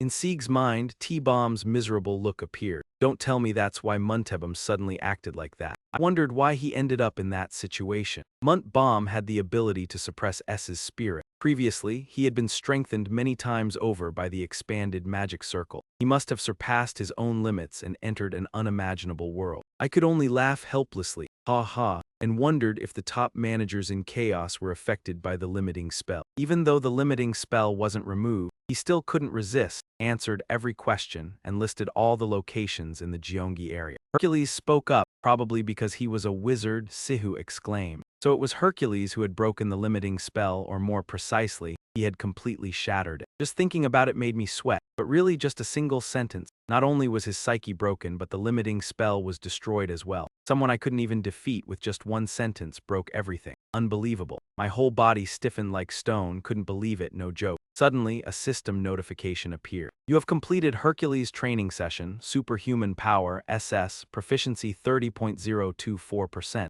bonus 0.002%. Reading that, Sieg couldn't believe it. His eyes wide, Hercules looked at him puzzled and asked, what's wrong? He stammered. For some reason, proficiency increased slightly. Hercules asked again, by how much? Sihu replied, 0.002%. Then after a moment's thought, Hercules decided, it seems. The time has come, Hercules said. He still didn't understand, asking again, time for what? He explained. I mean the moment has arrived when your development has reached a stable point. He continued, with your talent, reaching this level of development is unimaginable. Sihu agreed and replied, yes, initially I had no traits at all, which is why I could learn from GODTube. Hercules said, the powers of the gods you learn through GODTube aren't about increasing proficiency, but rather, proficiency is just a number reflecting your growth. If you don't grow, proficiency won't increase. And if it stops around 30%, he said, pointing directly at him, that is your development limit. Sieg looked at his phone, thinking. So that means not only superhuman power SS, but other traits will soon hit their development limits too, right? Hercules reassured him, But don't worry, if you don't give up and keep trying, you will surpass that limit one day. Hearing that, he found it reasonable. Right, if I persist step by step, one day there will be results, but each increase is only 0.002%. It might take until the Congo New Year to finish. Superhuman power SS, proficiency 100%, but then Sieg had a bold thought. The main issue is my lack of talent, but with this method, knowledge cutter, S+. If I increase S-level magic proficiency to reach the legendary stage, it will fully transform into divine form. I had started practicing regularly, but recently the medicine isn't as strong as before. I think it's because I've built resistance. But perhaps magic has also reached its development limit for me. He sighed, well, there are still ways to make stronger medicine. Yua's channel even teaches that. Herbs and poisons aren't that different. In nature, creatures carry toxins to protect themselves by mastering survival theory and absorbing natural energy. That's pharmacology. Sieg thought for a moment, feeling something was still off. But being told to consume poison is a bit much. If it were ordinary poison, maybe, but like this, even that isn't normal. The pufferfish poison and mercury. Who on earth thought of this? It's like being told to dig my own grave. He felt extreme fear, but for a great future, he still wanted to try. Of course, I still want to try. A horrifying vision appeared in his mind. And then, I almost died because of it. I could survive by drinking it bit by bit, but that method takes too long, so the only option left is to drink it all at once. Testing the secret meat formula from my own head to make immortal meat, exploding thanks to my head. Subscribe to another channel. Hercules curiously asked, why suddenly mention Hydra? How does a 9-headed serpent work? The middle head of the serpent is immortal. Its heads can regrow countless times, even when severed. He continued, I remember back in the day, I heard he made a living by harming himself and selling it like pork in the market. He barely earned a little money. Then that day, he was caught selling himself like meat in the market. It was truly a tragic story. Rumor has it you only know how good it is after trying. Hercules laughed and asked, how about we try it once? Hearing this, Sieg just froze, his face stiff as if he might collapse. He wondered if the man was carrying his own head to sell for meat. Truly, it would take madness to do that. But then he remembered the important question he wanted to ask. Why are you watching Hydra's channel now? Sieg replied, I thought I might find a way to become toxin-resistant. Hercules asked in surprise, toxin-resistant? Sieg smiled and explained, among Hydra's powers, there is a poison so strong it can kill even deity. Hercules couldn't argue with that. Yes, Mr. Karen was once poisoned by Hydra and eventually took his own life. Hydra's poison, also known as Godkiller toxin, can kill all living beings, even immortals, because it causes unbearable pain that cannot be cured. After being poisoned, Chiron sought out a way to give up his immortality to die. Thinking of this, Sieg smiled with delight. That's why it's called Godkiller toxin. It can kill any deity, in fact, it makes anyone wish for death. The poison inside Hydra's body is extremely dangerous, yet Hydra is unaffected by it, right? In other words, it has a toxin resistance even stronger than a deity. Because of this, Sieg decided he would find a way to become toxin resistant like Hydra,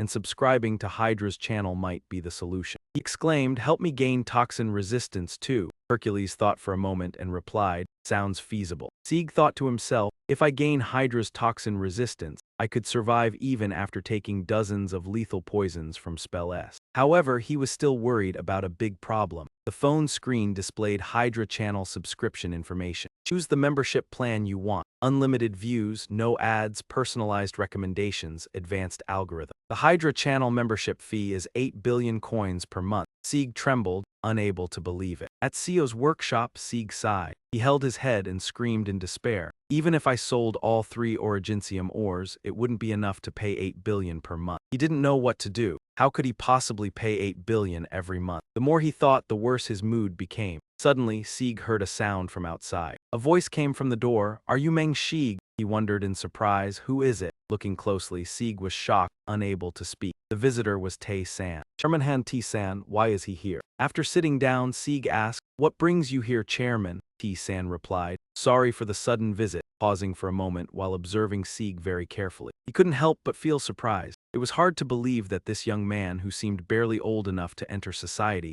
was the one who had saved Aurelian and Kizan. Yet, as people often say, seeing is not always believing. After all, he had witnessed many such unexpected events before. T-san reminded himself not to judge others by their appearances. Those who seemed unremarkable could accomplish extraordinary feats. so he decided to stop judging people superficially. After thinking for a moment, he spoke, "I've heard about it, you saved our Chi-jin. As Chi-jin's grandfather, I sincerely thank you." Sihu smiled and replied, "Haha, it's nothing, the credit isn't mine alone." He interrupted, "But I still want to repay your kindness." Sihu hesitated, stammering, unsure of what to say. "Repay me, like how?" T-san's gaze was unwavering. "Anything, I'm willing to reward you with whatever is within my ability." He thought to himself that for hunters of a certain level, money was trivial, at least for the hunters he had met. For such powerful people, what they valued most was self-growth, not money. What they wanted often couldn't be solved with money. However, contrary to his thoughts, Sihu smiled faintly and said, "Well, maybe." T-san urged, "Go ahead, I'm curious what you'll ask for." Sihu looked down, embarrassed, and replied, "Then, could I raise my tutoring fee a little?" He froze, eyes wide. "Tutoring fee? Wait, are you asking for money?" Sihu blushed, slightly embarrassed. "About 500 million guan. 500 million per month seems a bit steep. How about 400 million or 300 million?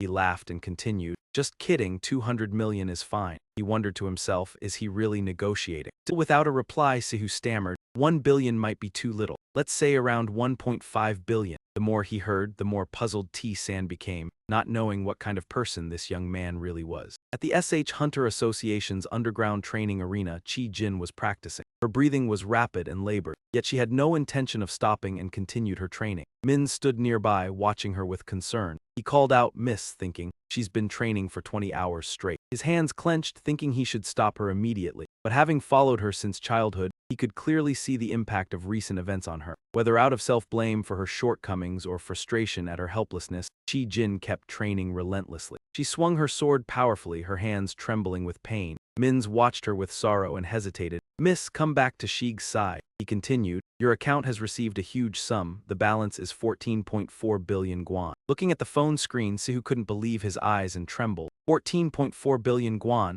Mins added joyfully. "The money has been transferred. This is the SH Corporation for you." Sihu recalled their earlier conversation and wondered, can 10 billion guan really be transferred immediately like that? Sihu exclaimed, "Chairman of SH Corporation Han-san is truly extraordinary." He remembered why he needed the money and thought, "Thanks to this, I can directly register for the Hydra channel and surely earn 20 billion guan per month." Sihu smiled inwardly, "I can pay 15.1 billion guan for the membership fee each month." A sense of regret arose. "It's painful to lose 15.1 billion guan monthly, but I have no choice but to register." He knew he had to do it to surpass his limits. Finally, the phone screen displayed 8 billion guan per month. Notification: "You have subscribed to the Hydra channel membership and received SS0 poison." Sihu happily exclaimed, "The trait is surprisingly simple." "Actually, I was expecting something like divine serpent poison," Sihu thought. He looked at his body and wondered, but what has changed? He reflected, "So my blood has become poisonous." Sihu examined his body, questioning, "Is Hydra poison supposed to be like this?" He still couldn't feel any obvious change. He wondered, what exactly has Hydra poison done to my body? In a B+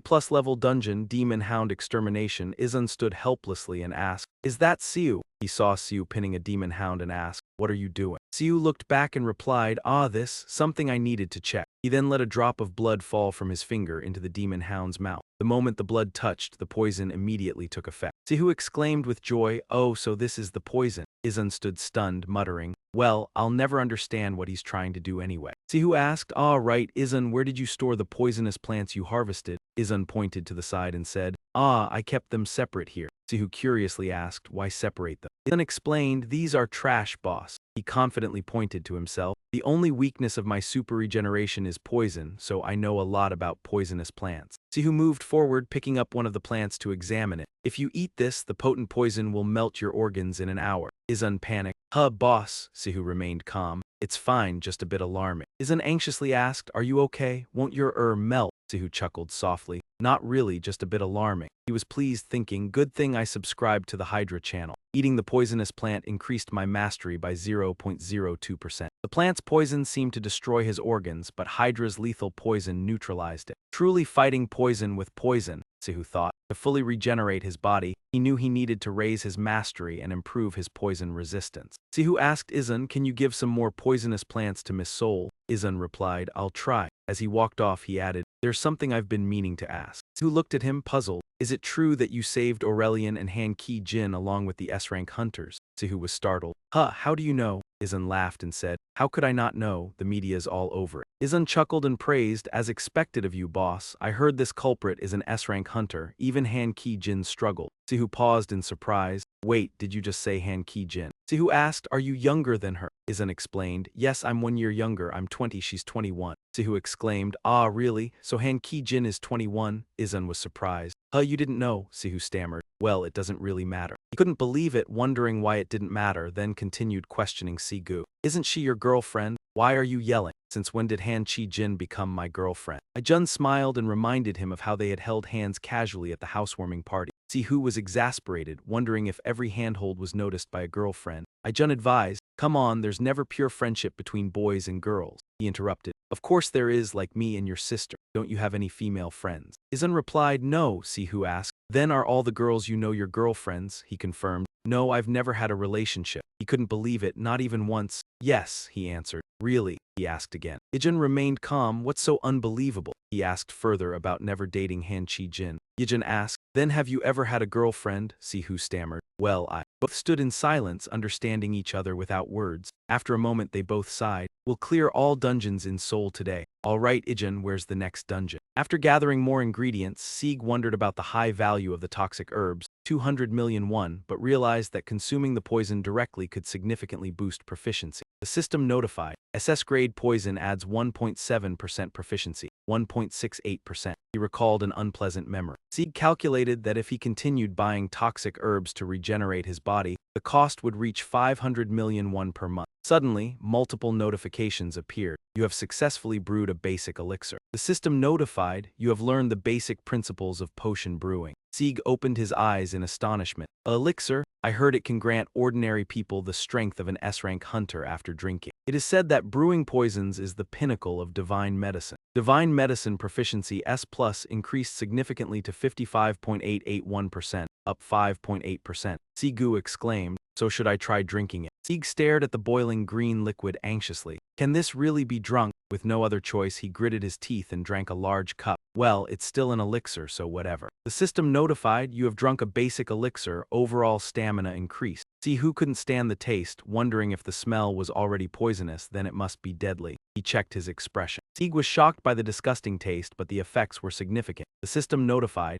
SS-grade poison plus 22%, 0.5%, superhuman strength plus 3144%, 0.12%. Sihu exclaimed, super strength proficiency has increased. He realized he had surpassed his attribute limits. Another notification appeared. Kai Technique S plus 6295%, 0.05%. Sigu was amazed. Kai Technique increased too. Did my brain just reach a new level because of this elixir? Sieg couldn't believe it, staring at the green cup, thinking he had to keep drinking to continue surpassing limits. He wondered why something beneficial for the body tasted so awful. He thought it must be a universal law. Eyes wide. Universal law, doesn't this mean I could use ISIS SSS reality manipulation to change the taste? Sieg realized that using reality manipulation could make it taste better while increasing proficiency. He quickly decided, 2 birds with 1 stone, right? He wondered, should I try it now? System notified, ISIS SSS reality manipulation. SHU focused muttering, this is coca, this is sweet coca.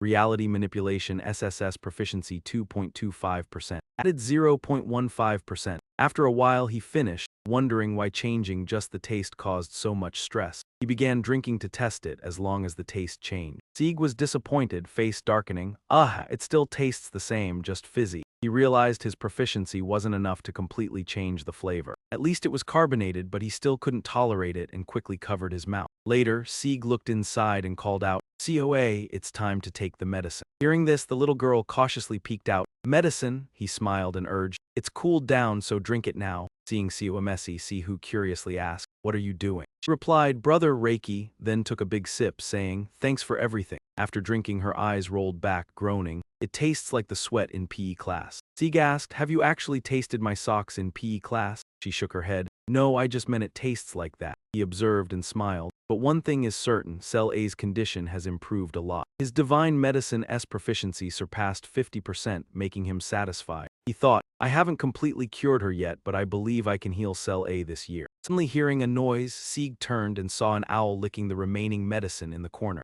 a red notification appeared. An unauthorized presence is approaching. Sieg was surprised. Who is it? Immediately, a voice outside the door said, "Please excuse the intrusion." The visitor was Min's, introducing himself. "I'm Miss Chi Jin's secretary. My name is Kim Min." A while later, inside Sieg's house, Min said, "I heard Mr. Aurelian has returned to France." Sieg thought and replied, "He said he'll be back in Korea in about 2 weeks, so he might arrive today or tomorrow." Min's exclaimed. Sihu curiously asked, "But may I ask why you came here?" Min's expression became awkward, stammering, "Well, actually," after a moment he spoke up. Min's asked, "Could you assist Our Lady?" He explained that she had borne everything herself since childhood, growing up in a world where people constantly attacked her, revealing her pain. Sihu listened and understood. He continued, "So she became obsessed with becoming stronger. She believes that if she is strong, the people around her won't abandon her." Sieg thought that perhaps this was why Han Chi Jin rarely showed her emotions. Recalling what Min's had said earlier, and maybe because of that kidnapping incident, she had started training over 20 hours a day. Hearing this, he felt concerned. This was beyond normal training. It was no longer practice, just pushing her body, which would cause harm and slow her growth. After a moment of silence, Sieg stood up and said, "Sioha, I'm going to see Chi Jin for a bit." The girl smiled brightly. "Go ahead, and tell her that if I visit next time, I won't be treating her to anything special." With no time to linger, Sieg urged, "All right then, let's go." Switching to Chi Jin, she continued training in the SH Hunter's underground hall, the sound of countless sword strikes ringing out. Chi Jin's strength was drained, her breathing labored, hands smeared with blood. She told herself she couldn't stop and had to be stronger. Only then could she protect everyone. She reminded herself that if she were strong enough, no one would abandon her. Thinking this, Chi Jin lost consciousness, but before hitting the ground, Sieg caught her in time. Opening her eyes wide, Chi Jin asked, "Sieg." Seeing her like this, he was at a loss for words. Memories of Tisan returned to Chi Jin when he had said that starting tomorrow, she would live on her own. Upon hearing that, Mingji anxiously said, "Chairman, perhaps I am overstepping, but the young lady still needs protection." He interrupted, "As long as Chi Jin carries the Shada bloodline, she will face many dangers." He continued, "If she can't handle this, Chi Jin won't survive the trials ahead." Chi Jin was 13 then, and he decided that starting tomorrow, she would leave the mansion. She neither cried nor objected but agreed. She didn't yet understand much about the vast world outside. Remembering this, Chi Jin's eyes opened slightly when she heard a voice, "You're awake." The voice belonged to Sieg. She asked in surprise, "Sieg, why are you here?" He replied, "How are you feeling? Better now?" Chi Jin's expression was troubled and she hesitated but seemed thoughtful. She clenched her legs and said, "Yes, I'm fine." Hearing this, Sieg smiled, "That's a relief." "Then shall we start training right now?" she asked in surprise. "Training now?" He answered, "You said you're fine, so I think we can start immediately. Or are you still not fully recovered? If so, we can postpone."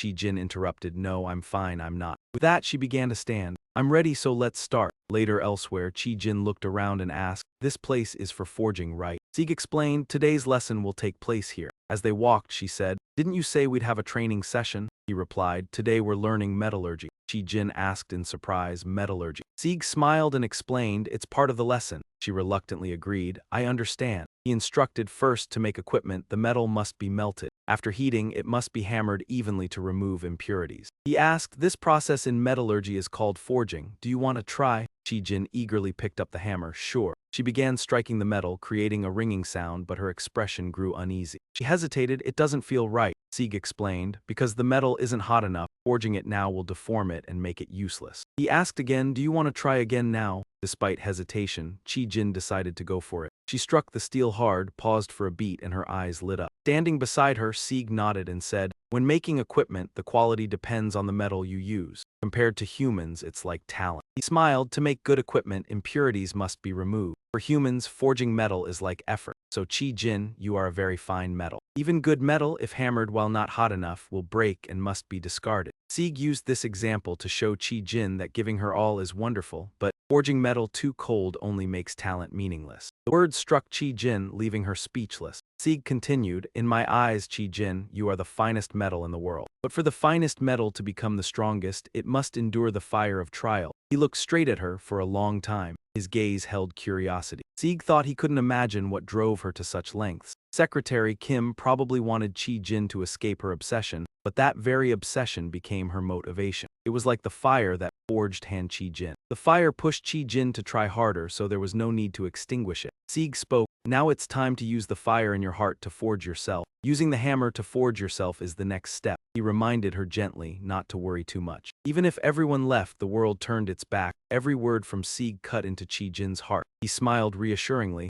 "I will definitely stay by your side." In his mind, he thought that he still needed 20 billion guan each month in extra lessons from her. Hearing this, Chi-jin beamed, "Thank you, Sieg." Suddenly, Sieg held her hand. "Today's special lesson ends here." "Oh, and wait a moment." She blushed and stammered, I'm sorry." He handed Chi-jin a simple bracelet. "This is a gift from today's special lesson for you." She took it and examined it carefully. He urged, "Try wearing it." She replied, "Thank you, I'll always wear it. Thank you so much, Sieg." Hearing her thanks, Sieg thought the bracelet was a bit simple as a gift, but it was too late to change now. He called, "Shazy." Scratching his head awkwardly, he smiled, "Can you give me your hand again?" Shazy didn't fully understand and answered hesitantly. Then Sieg began using his ability to manipulate the SSS reality of Isis, and it seemed possible. Just like how I utilized Joe Bookchin's characteristics to discover a new way to use SS plus super speed, or how Belm optimized his strength with magical circle. If I apply all of this, do you understand the concept of exaggeration now? The ring in Chi-jin's hand has already changed significantly from when it first started. There's something noticeably different. The system notified that the proficiency in manipulating SSS reality has increased sharply to 7.55%, with an additional 5.3%. Sieg wondered if it had succeeded, though he still wasn't sure of the extent of its amplification. Chi-jin looked at the ring and said, "Brother Sieg, I'll never forget the lesson today. I think I should go back to the hospital. Maybe I should rest for another day or two. It depends on my condition." You wholeheartedly agreed with that idea.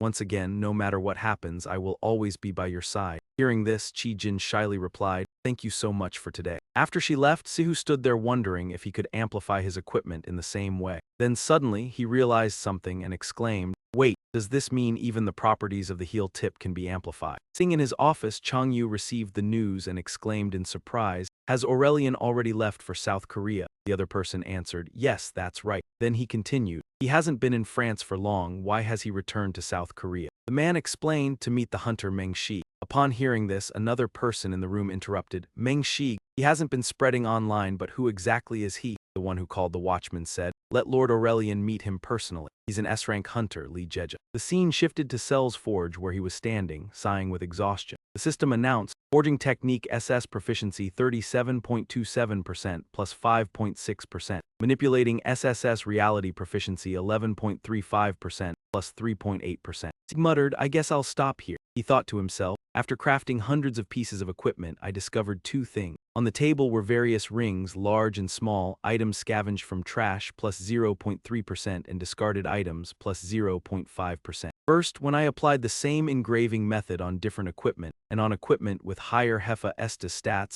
the high-quality equipment exhibited a stronger influence. This means that if I want to increase proficiency in divine array techniques, I just need to gradually improve the quality of my equipment." The more he thought about it, the more Sihu felt a headache coming on. He sighed, but more importantly, the second discovery, the engraving effect doesn't stack. Thinking this, he felt like crying and thought, maybe I should just sell all of this. I'll put them aside and give them to Soul later. Also, with the amount of Ori-chan Kwang that Aurelian is bringing, I can craft high-quality equipment. I'll try again when that happens. With that, he opened his phone screen. "I guess I'll watch the video on Ori-chan Kwang refining." Inside was an article, not about financial therapy, but this time about equipment therapy. What if you have to craft equipment from Ori-chan Kwang for a very angry blacksmith? Though angrily shouted, "Bring it out before I blow this entire forge sky high." A series of bright lightning bolts lit up the space. "You dare mix my Johnny?" A bearded man scratched his head and said, "Come on, I'm sorry. You don't think I got Johnny that easily, do you?" Though exclaimed, "What?" The bearded man smiled and continued, "But to make it up to you, I'll craft you some equipment." Hearing this, though paused for a moment, then asked, "Oh, really?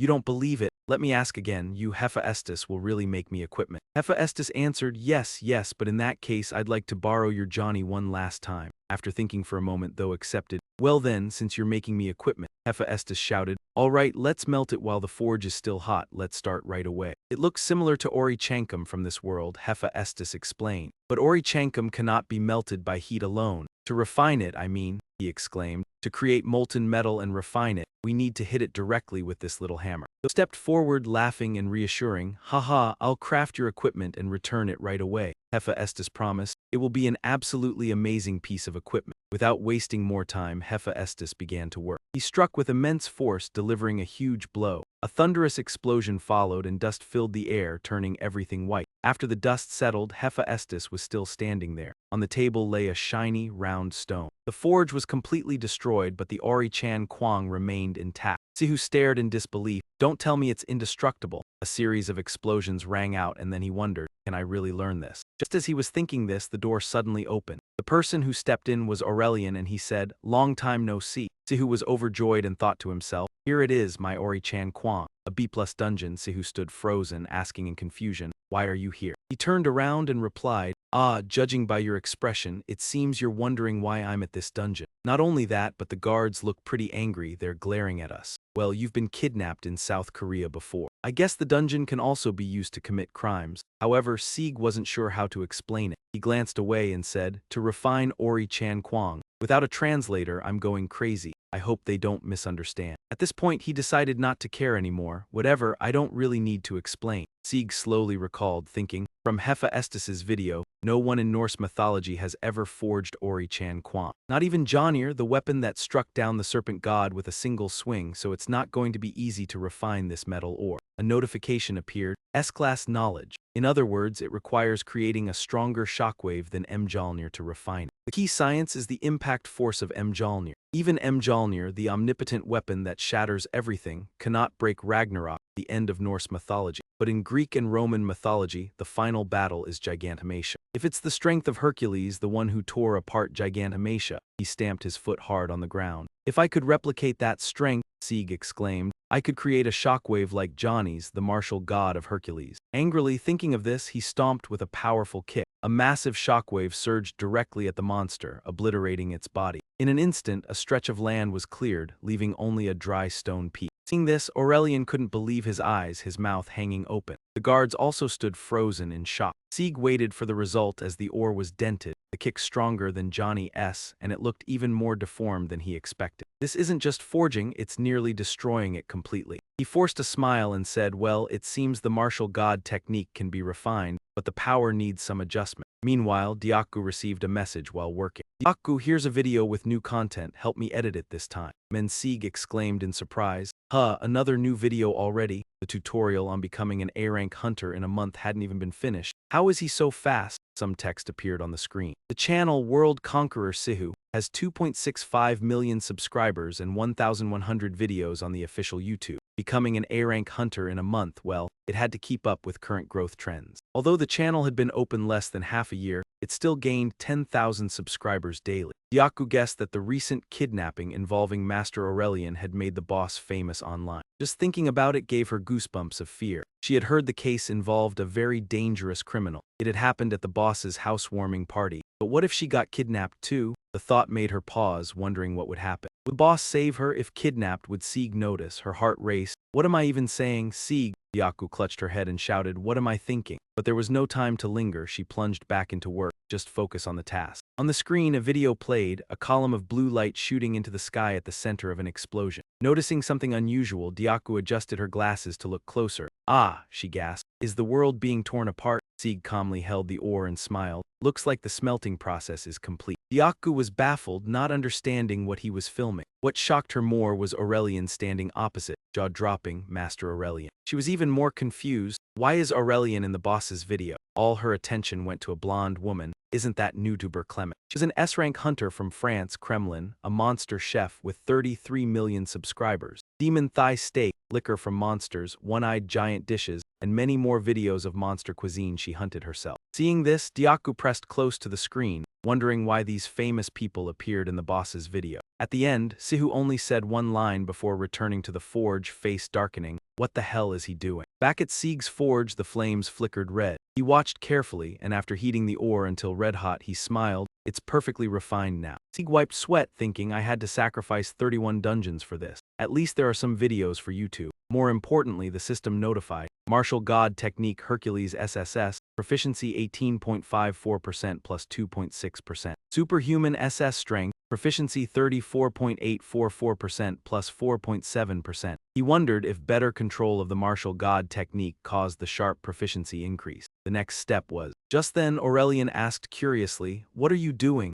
Sihulik looked up, replied, he continued, preparing for serious forging. Now I just need to craft equipment from Ori Changquang. No time to wait, he clenched his fist and raised it high. Seeing this, Aurelian pointed, the forging hammer is over there. Before he could finish, Sihu interrupted with a laugh, I must become the divine hammer Johnny. Hearing this, Aurelian was stunned, Johnny. Immediately, Sihu slammed down with a powerful punch, accompanied by a bright golden explosion as if to tear everything apart, smoke billowing. Inside, Aurelian's eyes widened in disbelief. In front of him, Sihu still hammered furiously. Something was off with Sieg, strangely. Am I imagining this? The ore on the table didn't change, metallurgy was ineffective, impossible. The more he thought, the more confused Sieg became. I need to apply extra force to heat it. Superhuman SS strength should have been enough. He wondered, wait, does that mean the temperature is too low? Did Ori Changquang not get hot enough? The notification appeared, Technique S+, SS Forging Technique. He realized the flame only enveloped the surface, not the interior. The heat didn't penetrate. The furnace's heat had no effect. The maximum temperature was 3,500 degrees, extremely high, yet Sihu realized, I need double the heat, no, maybe triple, to forge it through. A metal had reached its peak in strength and heat resistance. Using Ori Changquang to craft it could create divine equipment. Yet he quickly dismissed the thought, still not enough. Where can I get that much heat now? I thought finishing the Johnny issue would be enough. The first idea was to use magic, but manipulating reality SSS is different from magic. Cannot use the network to generate heat. Sihu sighed in exhaustion. What now? No matter how hard I try, nothing goes smoothly. His eyes suddenly widened, realizing something. Cut to another scene. Hannah's group was thinking. Haran turned and asked, do you two realize how your faces have been for how many days now? Both Hana and Shizun looked disappointed and shocked. She stepped forward. Some bastard named Muntbelm got himself taken down. I know he's not a low-rank hunter. Before Haran could finish, Hana interrupted. That teleportation wasn't low rank, it surpassed its own level. Haran asked in surprise, you mean that teleport gate? Was it some insanely powerful magic? She hesitated. Very powerful magic. Hannah explained, it can't even be defined as magic anymore. Space connection is a theoretical concept of a wormhole.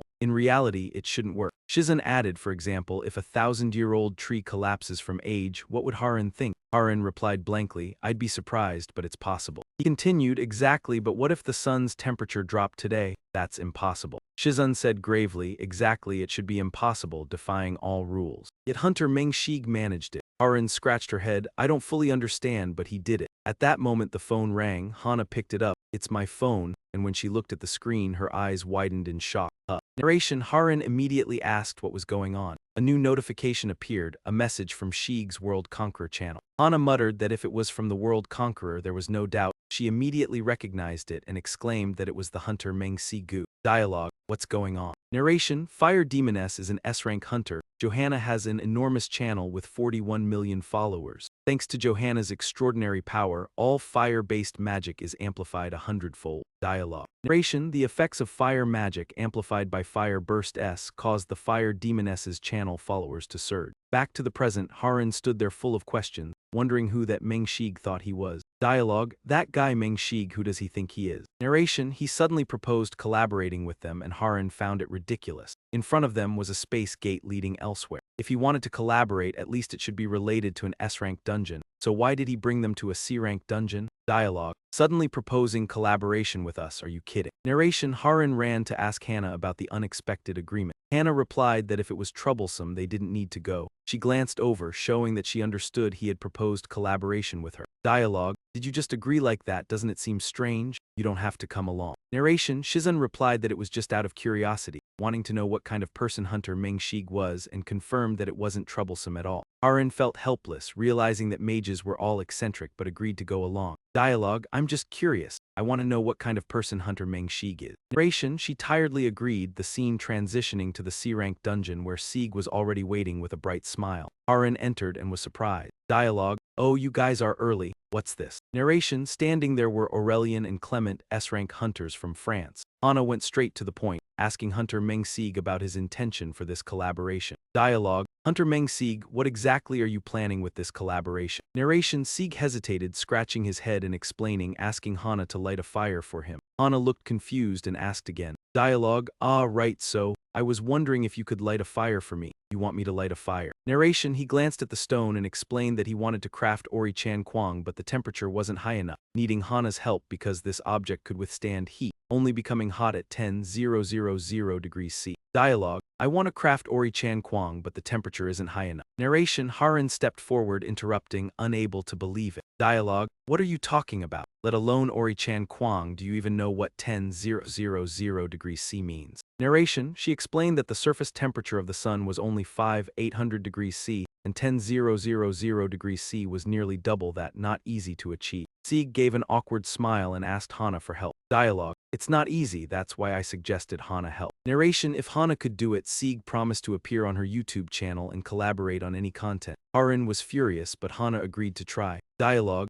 I'll appear on your YouTube channel to collaborate on any type of content you want. Ah, who would care about that? I'll give it a try. Narration: Harin was stunned, not understanding why Hana agreed to increase the firepower to 10,000 degrees C for a content collaboration. Hana explained her reason. Dialogue: What? You can really raise the firepower to 10,000 degrees C? Even if you can, why would you do that? Because he said he'd collaborate on any content afterward. Narration: Hana began to perform, closing her eyes, raising her hand, then opening it wide and exclaiming as the towering flame appeared, the heat intense. Dialogue: Let's get started then. Advanced fire magic. Fire burst. Narration: The ground around them cracked, steam rising, the flames growing more intense. Dialogue: Infernal flame slash. Narration: Harin was stunned. Sieg smiled, rushing forward and signaling for Hana to step back, then using Hercules' divine martial technique, long fall kick, the final stone fragment took shape. Dialogue: What the hell is that? Oh, I think this time it might actually work. Narration: Sieg, excited, delivered the final blow, the shockwave spreading and shattering the ground, smoke billowing. The second berserk punch of Hercules' divine martial technique. Dialogue: All right, now if I can just complete the final step. Narration: Hana and Aurelian were stunned, and Harin was also anxious, having previously underestimated Sieg. Dialogue. Narration: A notification appeared. You have crafted a magical equipment piece.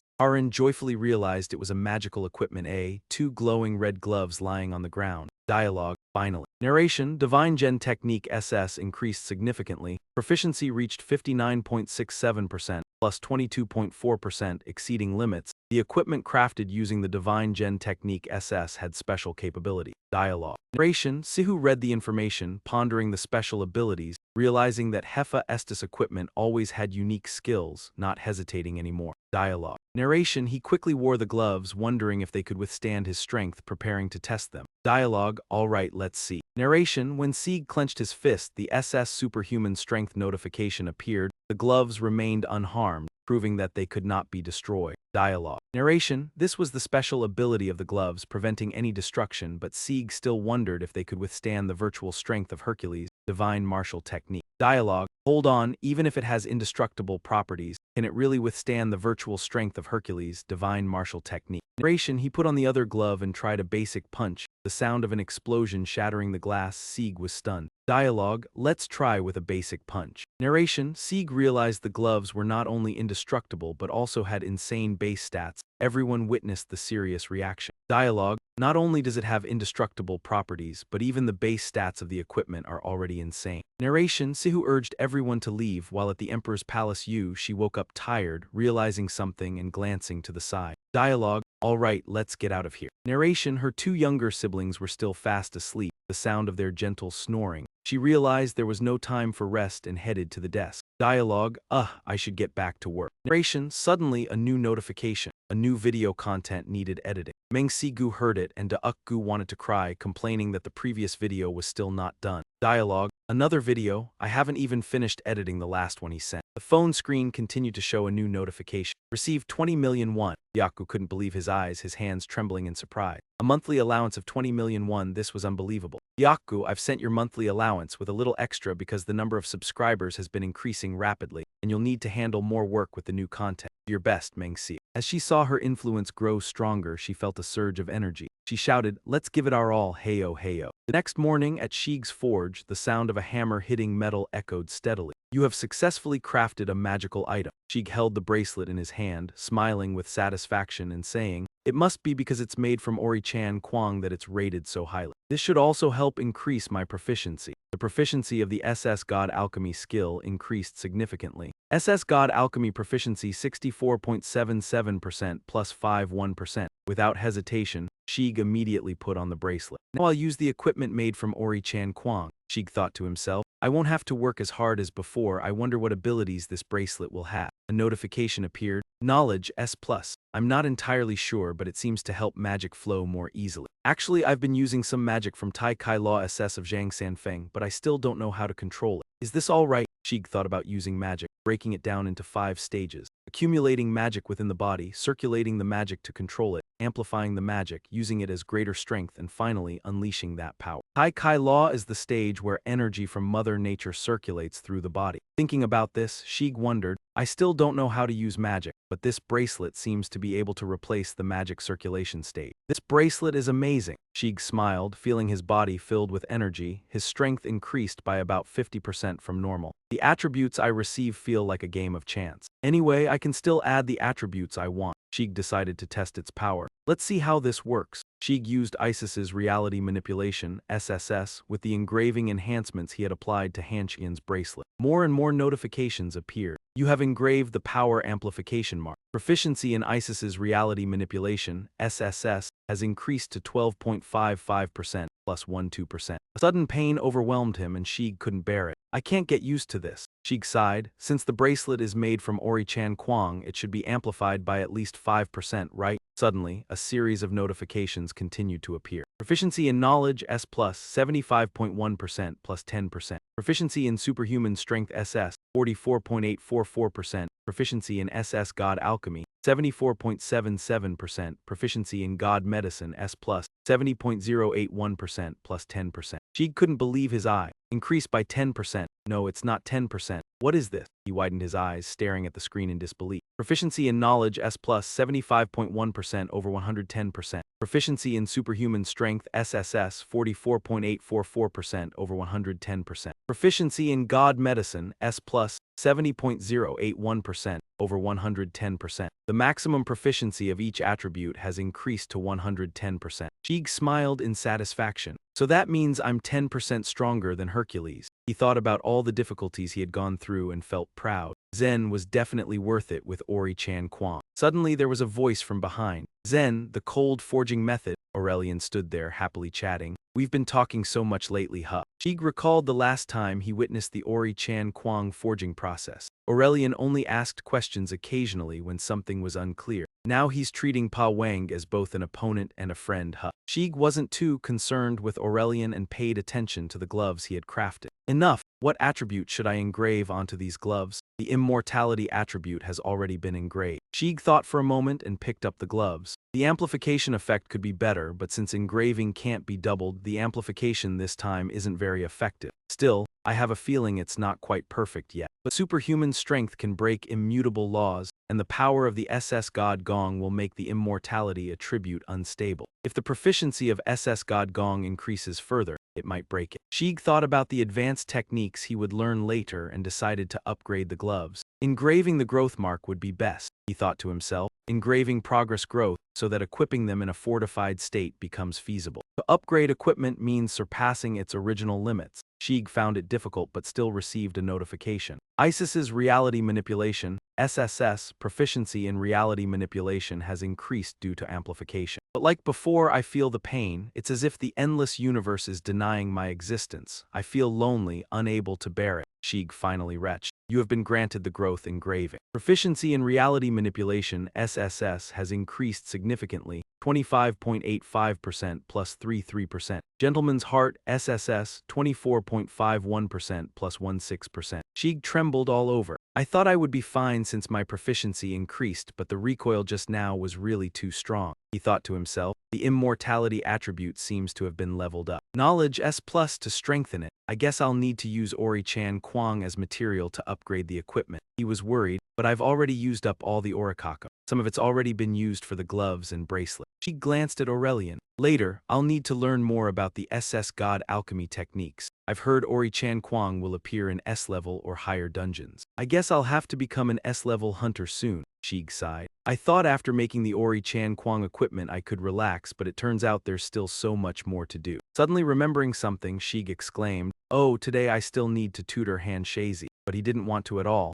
I'm so busy. Does Godu teach how to split oneself? At the Lee Jejun Association headquarters, Jejun sat in the room looking at his phone and saying, Meng Shig, the information says, welcome to the channel of the World Conqueror. World Conqueror Shig, 2.65 million subscribers, 1,100 videos, official YouTube channel. Alright, say something that makes more sense. The more he observed, the more he grew disdainful of Sieg. It seemed he wasn't a complete novice, but then something struck him. Zezun paused, eyeing the equipment the man was wearing. A sly smile appeared on his lips. You're clearing dungeons with brute force alone? That's absurd, of course, it can't be. It seemed that the equipment held some special power. He reassured himself, what was someone like him even doing worthy of wielding Aurelian's gear? At this thought, Zezun stood up abruptly. Nothing was more unsettling than seeing someone wear something that didn't belong to them. Then he had an audacious thought. Treasures must belong to their rightful owners. In the training room, Sihu and Qi Jin were fiercely clashing swords. He smiled, thinking to himself that it seemed the recent special training had paid off. The three core elements of martial arts, mind, energy, and body. Han Qi Jin's energy was enhanced by Tai Kai, while her body was supported by the martial arts divine body. However, her mind was still unstable. Until now, it couldn't be fully controlled. But with unwavering determination, her energy and body began to show true strength. Her strikes became more powerful, and Sieg could feel the danger. It won't do, he had decided many times. He was sweating, thinking of ways to boost her confidence, but there was no way he could fight her with just a sword. Sieg was satisfied, thinking at this moment, Han Qi Jin wasn't the weak woman or the youngest member of the SH group, but a martial arts expert. Thus, he decided to fight seriously against Qi Jin. When facing someone striving for martial arts excellence, leniency was unacceptable. In an instant, Sieg's demeanor changed completely, and she was taken aback, her eyes widening. With quick reflexes, Qi Jin broke the sword and Sieg's figure vanished. She realized too late his fist had been beside her the whole time. The air stilled, the wind swirling in a vortex. Seeing this, Qi Jin turned to say, I lost. I didn't expect you to toss away the sword like that. Sihu smiled and replied, you always need to be prepared for anything because in real combat you can't predict what will happen. She smiled and added, I thought I was finally close to reaching your level, but my journey is still long. Even though the training session ended, he was very pleased with Qi Jin's progress. That was enough for today. However, unlike before, it seemed she was now better at controlling the fire within her. Suddenly, Minzai entered from outside and said, sorry, you have a guest. He continued, the guest isn't here to see you. She continued, leaving Sieg stunned but to see Lord Siu. He asked again me. It turned out the one who had come was Zezun. He laughed loudly, you're Meng Sieg, right? Sieg and Qi Jin stared in confusion. Have we met before? You're an S-rank hunter. She recognized him, and Li Jun continued, Meng Sieg, let's cut to the chase. Where's the equipment you're using? Upon hearing this, he didn't understand what the man was talking about. Why would an S-rank hunter be looking for me? The equipment? After thinking for a moment, Sieg remembered and exclaimed, oh, are you talking about this? He pulled out the gloves from his chest. Is this what you mean? Seeing this, Zezun was taken aback and exclaimed, is that a space pouch? The more he heard his tone, the more uncomfortable Sieg felt. Yeah, but why is this jerk speaking to me like that? Without hesitation, Zezun made an offer. I'll buy both the gloves and the space pouch. How much? He asked again, you want to buy these? Zezun gritted his teeth in anger, thinking to himself, this guy dares to speak to me without honorifics. Sihu didn't care, starting to analyze. If we're negotiating, let's see, 2 origin or plus labor costs. After a moment, he said, about 30 billion. Hearing this number, Zezun was furious and asked, are you joking with me? Then he made an offer. I'll give you 3 billion, that's all I can offer. Sihu felt speechless, thinking to himself, who does he think he is, bargaining with me? He replied irritably, what if I don't sell them? Zezun continued, then, a strange energy aura began to emanate from him. There's no other choice. His expression darkened, his fists clenching as he continued. Only when you have enough strength to hold on to it, a treasure truly becomes a treasure. To the useless, it's just a disaster. The more he listened, the more confused Sieg became. What nonsense is he saying? Is this jerk really going to rob me right here? Is he high or something? After saying that, Zezun urged, show me, prove that you deserve to use those items. Sieg, already fed up with this shameless man, thought to himself, is he trying to rob me and then act like a victim? Before Sieg could speak, Qi Jin interrupted, how rude. However, Zezun didn't care, almost shouting in madness, the rudeness of the strong isn't rudeness, it's justice. Sieg curled his lips, wondering, how many kilos of stones has this idiot consumed? What kind of criminal mindset is that? Without thinking, Qi Jin decided to challenge him, then show me you're strong first. Seeing the situation growing more dangerous, Sihu thought, you don't need to step in. And Qi Jin interrupted, it's because he was rude to you first, see. Hearing this, he was stunned, thinking to himself, is she angry? He was confused, wondering why she would be angry. Qi Jin continued, if I win, please apologize to C. Standing there, Zezun sighed wearily, well, do you really think that's possible? With that, they both stood facing each other, preparing to fight. Sieg wondered, what is going on here? Qi Jin fearlessly said, since you're an S-rank hunter, I'll give it my all. Zezan sneered. How funny, you think just going all out will beat me. He continued, it seems you're overestimating yourself. People always call you the genius of the century or something. I heard about the kidnapping incident. Those words cut into her heart like a knife. She had been kidnapped by an S-rank criminal and couldn't fight back. He smirked. As expected, you're still too immature. Just by provoking her like that, she lost her composure. It was truly laughable. Zezan confidently urged, I'll show you what true strength is. I'll let you strike first. But before he could finish, the sword was already swinging towards him. Good luck, kid. Luckily, with quick reflexes, he managed to dodge, bending down. Zezan quickly stumbled backward. He couldn't believe it, thinking to himself, I couldn't even see her movement. What the hell is going on? With no other option, Zezan decided to retreat. Let's create some distance first. Thinking this, he backed up and slammed into the door. But before he could understand what happened, the sword was at his throat. Jin spoke, accept defeat. She sternly reminded him, kneel down and apologize to Sieg right now. Faced with Jin's words, Zezan still wouldn't admit defeat and interrupted. I can't accept such a cowardly strike. She, confused, asked, but you said you'd let me strike first. He replied, I said I'd let you strike first, but I don't agree with sneaky strikes. Remembering what Sieg had taught her, she responded, in real combat, anything can happen. Jin shouted angrily, and you're an S-rank hunter. Don't you know something so simple? Please kneel down and apologize to Sieg. The two stood facing each other, their eyes blazing with fury, arguing. I told you I can't accept that, he said. How ridiculous. Jin spoke. Then I'll let you strike first. Hearing this, Sieg felt uneasy, thinking to himself, her opponent is still an S-rank hunter. He worried, asking himself, should I stop them? But then he realized something. Sieg slapped his hand loudly, exclaiming, but wasn't I just a mere servant? The battle between Zezan and Jin raged on fiercely. Both launched attacks with extreme speed and determination. The whirlwind around them grew stronger by the moment, and Minze asked, should we intervene? Sihu stood still, silently thinking that she might be struggling. Although she had learned the Tai Kai Law SS from the 3rd chapter of Tam Feng, Han Jin had not yet mastered this skill. Her opponent, however, was Li Zezan, one of the top 6 S-level hunters in Korea. Notably, he was also wielding 2 different weapons. His fighting style was also unique, with a distinctive attitude and combat habits. Sihu suddenly recognized these peculiar traits. Facing Jin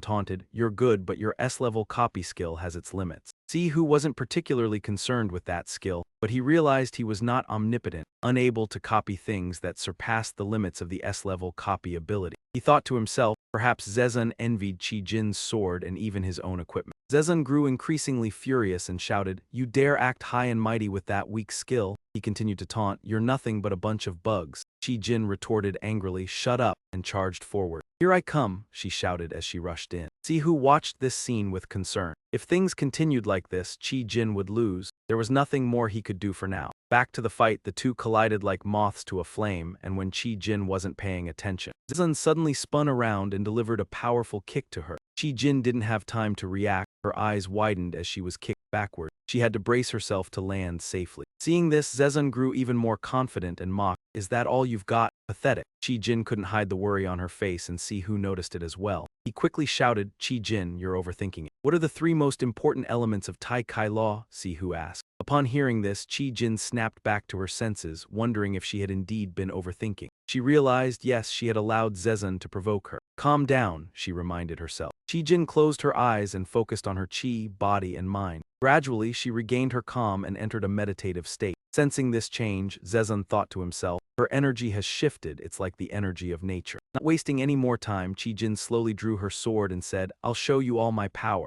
As soon as she finished speaking, she dashed forward, disappearing from her original position. In the blink of an eye, she was right in front of Zezan. You're still hiding something? Zezan wondered. But all I need to do is copy it. Before Zezan could act on his plan, Jin struck powerfully. You can't copy it now, Zezan exclaimed in surprise. You can't copy it, she replied. It's over. Despite this, Zezan continued to provoke. You're just an inferior A-level hunter. My strength is more than enough to crush you. Hearing this, Jin gritted her teeth in anger, and without hesitation, the two clashed fiercely. The sound of their weapons colliding echoed. A powerful shockwave caused Minz to stumble, and Sihu exclaimed, this is getting dangerous. All he could see now were 2 flashing lights. A massive orb appeared in the middle of the air. A thick cloud of smoke billowed up, obscuring all vision. Jin.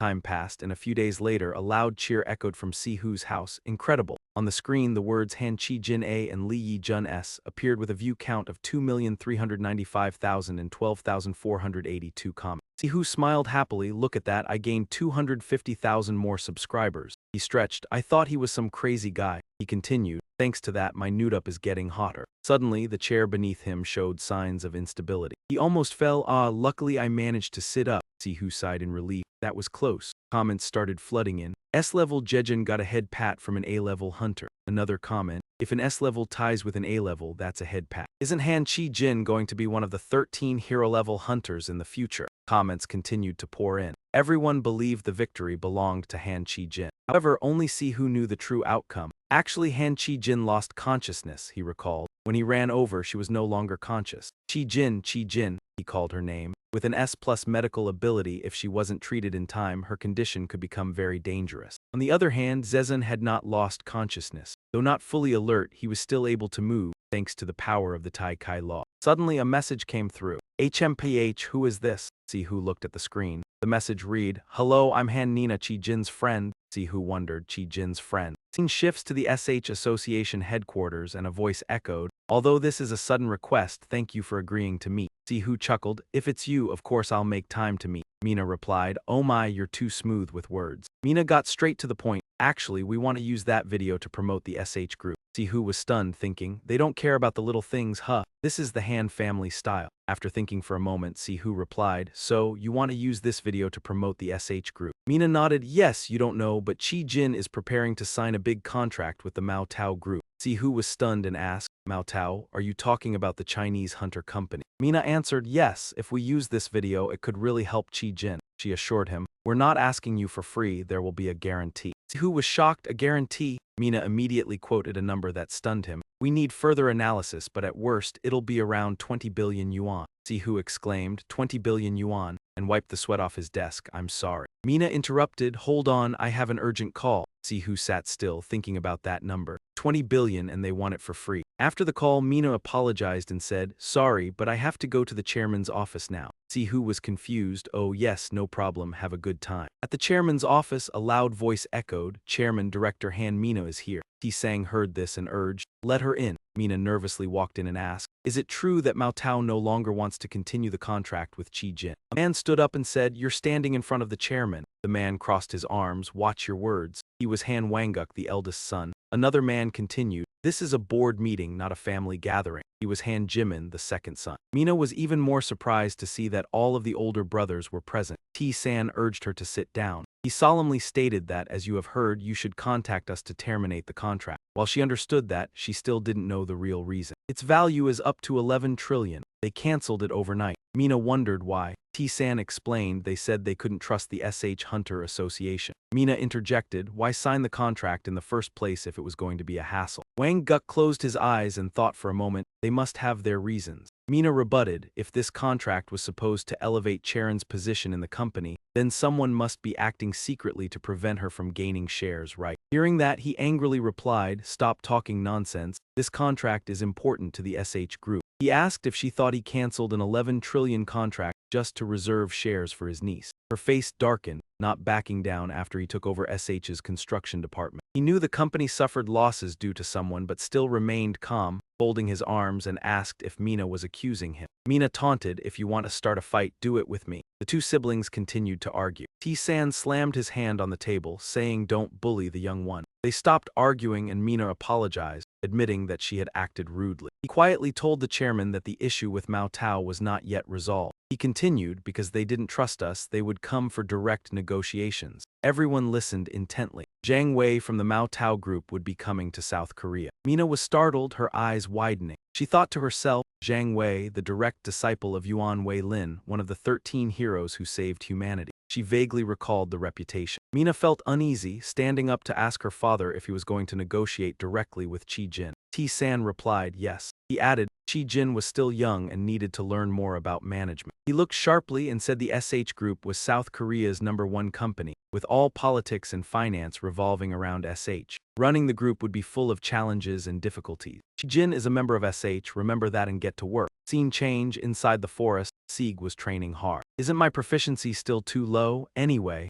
The most important thing is whether it can withstand my strength. Alright, let's see. As Sieg clenched his fist, the notification for superhuman strength SS appeared, and this time indeed it didn't break. It wasn't damaged. Super intelligence S+, he thought. It's not just surviving destruction. I think it fundamentally can't be destroyed. This must be the special ability of these amazing gloves. An attribute that prevents any destruction in any circumstance. Immortality. However, Sieg still had some doubts. Wait, even with immortality, can it really withstand the crazy power of Hercules' martial arts? To clarify, he put on the other glove and said, "Let's test it with a basic punch." After saying this, he threw a punch as fast as lightning. Immediately, a loud explosion rang out, causing the glass to shatter. Sieg couldn't believe it, hesitating for a moment before exclaiming, "Huh, not only does it have immortality, but the basic stats of the equipment are overpowered too." The experiment ended here amidst the intense reactions of those present. "Thank you, Johanna, no further words." Sihu urged everyone, "Let's get out of here." At the same time at Diakgu's house, it was still dark, and as usual she woke up tired, then suddenly realized something. Diakgu startled, glancing to the side. Her two younger siblings were still sleeping soundly, their gentle snores filling the room. Thank goodness. No more time for rest, she approached the desk and muttered to herself, "Oh no, I should get back to work." Suddenly, a notification popped up. "Diakgu, this is a video with new content. Please help me edit it." Meng Sigu hearing this. Diakgu wanted to cry, lamenting, "Another video. I still haven't finished editing the last one he sent." As soon as she finished speaking, the phone screen showed another notification. Received 20 million won. Diakgu couldn't believe it, her hands trembling. A monthly allowance of 20 million won? Diakgu, I've sent you this month's allowance. I sent a bit more because the number of subscribers has significantly increased, and you'll have to handle quite a lot of work with the new content. Keep up the good work, Meng Xiu. She had nothing left to complain about. Her spirit surged with energy and she shouted, "Let's give it our all, here we go, here we go." The next morning at Shig's forge, the rhythmic sound of hammering echoed. "You have crafted a magical equipment piece." Holding the ring in his hand, he smiled contentedly and said, "It must be because it's made from enhanced orichalcum that it's rated so highly. It seems like it also helps increase my proficiency." The alchemy skill of the SS god had improved significantly, rising from 64.77% by an additional 5.1%. Without hesitation, he put on the bracelet and said to himself, "Now I'll use equipment made from Ori reinforced." No longer needing to exert himself as before, he wondered what abilities this Ori reinforced bracelet might have. Then a notification appeared. Kai Art S+, I'm not entirely sure, but it seems to help magical energy flow more smoothly. Even while using some spells from Zhang Sanfeng's Taiji SS method, he still didn't know how to control them and worried whether it would be okay. Spellcasting is divided into 5 stages: accumulating mana in the body, circulating accumulated mana, and applying it to control more effectively. Next is amplifying the magic into greater power and finally projecting it outward. The Taiji method is the accumulation stage, allowing natural energy to flow fully in the body. Thinking this, Sieg admitted he still didn't know how to use magic, but this bracelet seemed capable of replacing stage 2. For mana circulation, he exclaimed, "This bracelet is amazing. For some reason, my body feels full of energy. I'd estimate my power has increased by 50% compared to normal." The traits received are entirely random, but he thought he could add some attributes himself to clarify its strength. Sieg tried equipping it, then let's test it. Reality manipulation of Isis SSS. He applied the amplification inscriptions onto Han Ki Jin's bracelet and saw a series of notifications. You have engraved the amplification power. Isis reality manipulation skill, SSS increased from 12.55% by 1.2%, the pain making Sieg grit his teeth. He couldn't get used to this because the Ori reinforced bracelet had to be amplified by at least 5%. Suddenly, a flood of notifications came. Kai Art S plus proficiency 75.1% plus 10%. Superhuman SS power proficiency 44.844%. SS God alchemy proficiency 74.77%. S plus divine healing proficiency 70.081% increased by 10%. All proficiencies increased by 10%. After reading, Sieg exclaimed, 10% increase, no, wait, not just 10%. His eyes widened in astonishment, feeling like a Canadian illusion. On the screen appeared, Kai Art S plus proficiency 75.1% out of 110%. Superhuman SSS power proficiency 44.844% out of 110%. S plus divine healing proficiency 70.081% out of 110%.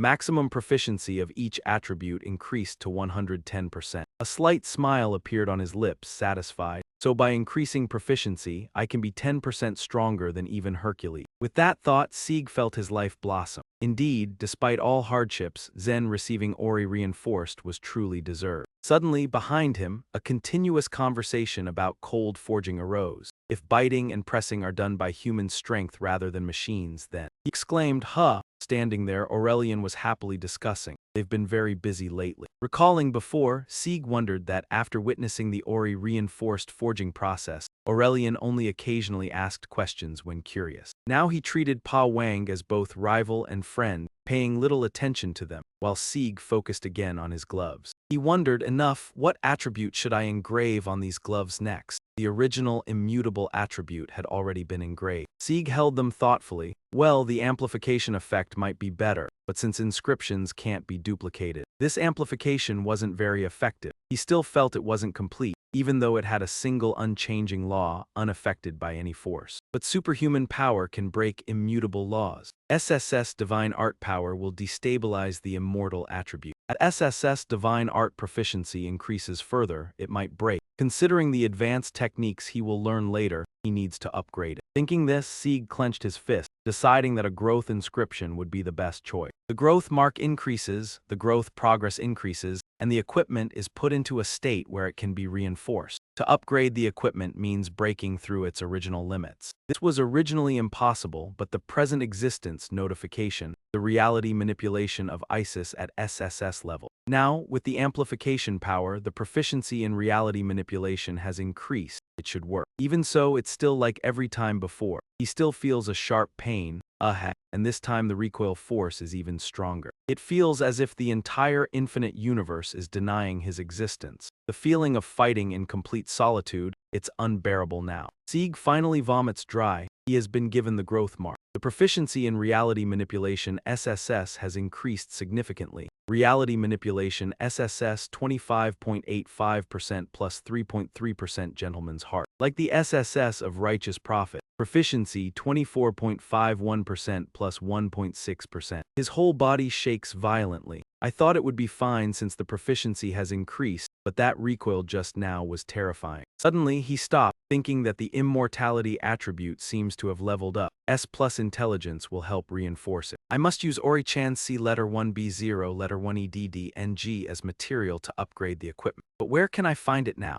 Ori-chan C letter 1B0 letter 1EDD NG from Aurelian is all used up. 2 ores made the gloves, the remaining ore made the bracelet. The more he thought, the more helpless he felt. He heard rumors that they exchanged at least tens of billions, and some even set up to 100 billion. So have I spent 300 billion already? He secretly glanced at Aurelian, who was standing there. Later, I must learn the SS-level alchemy technique. I heard that Ori-chan C letter 1B0 letter 1EDD NG occasionally appears in S-level dungeons or higher, used as guidance to become an S-rank hunter. I guess I must become an S-rank hunter soon. Sieg stood there, sighing deeply. I thought I could finally rest a bit. I thought once I finished the Ori-chan C letter 1B0 letter 1EDD NG equipment, it would be done, but there's still so much to do. Suddenly remembering something, he blurted out. I still need to tutor Hanshazi today. But Sieg didn't want to at all. I'm so busy I could die. Does Godu teach how to clone? Scene change at the association headquarters. Li Jejun sat in the room,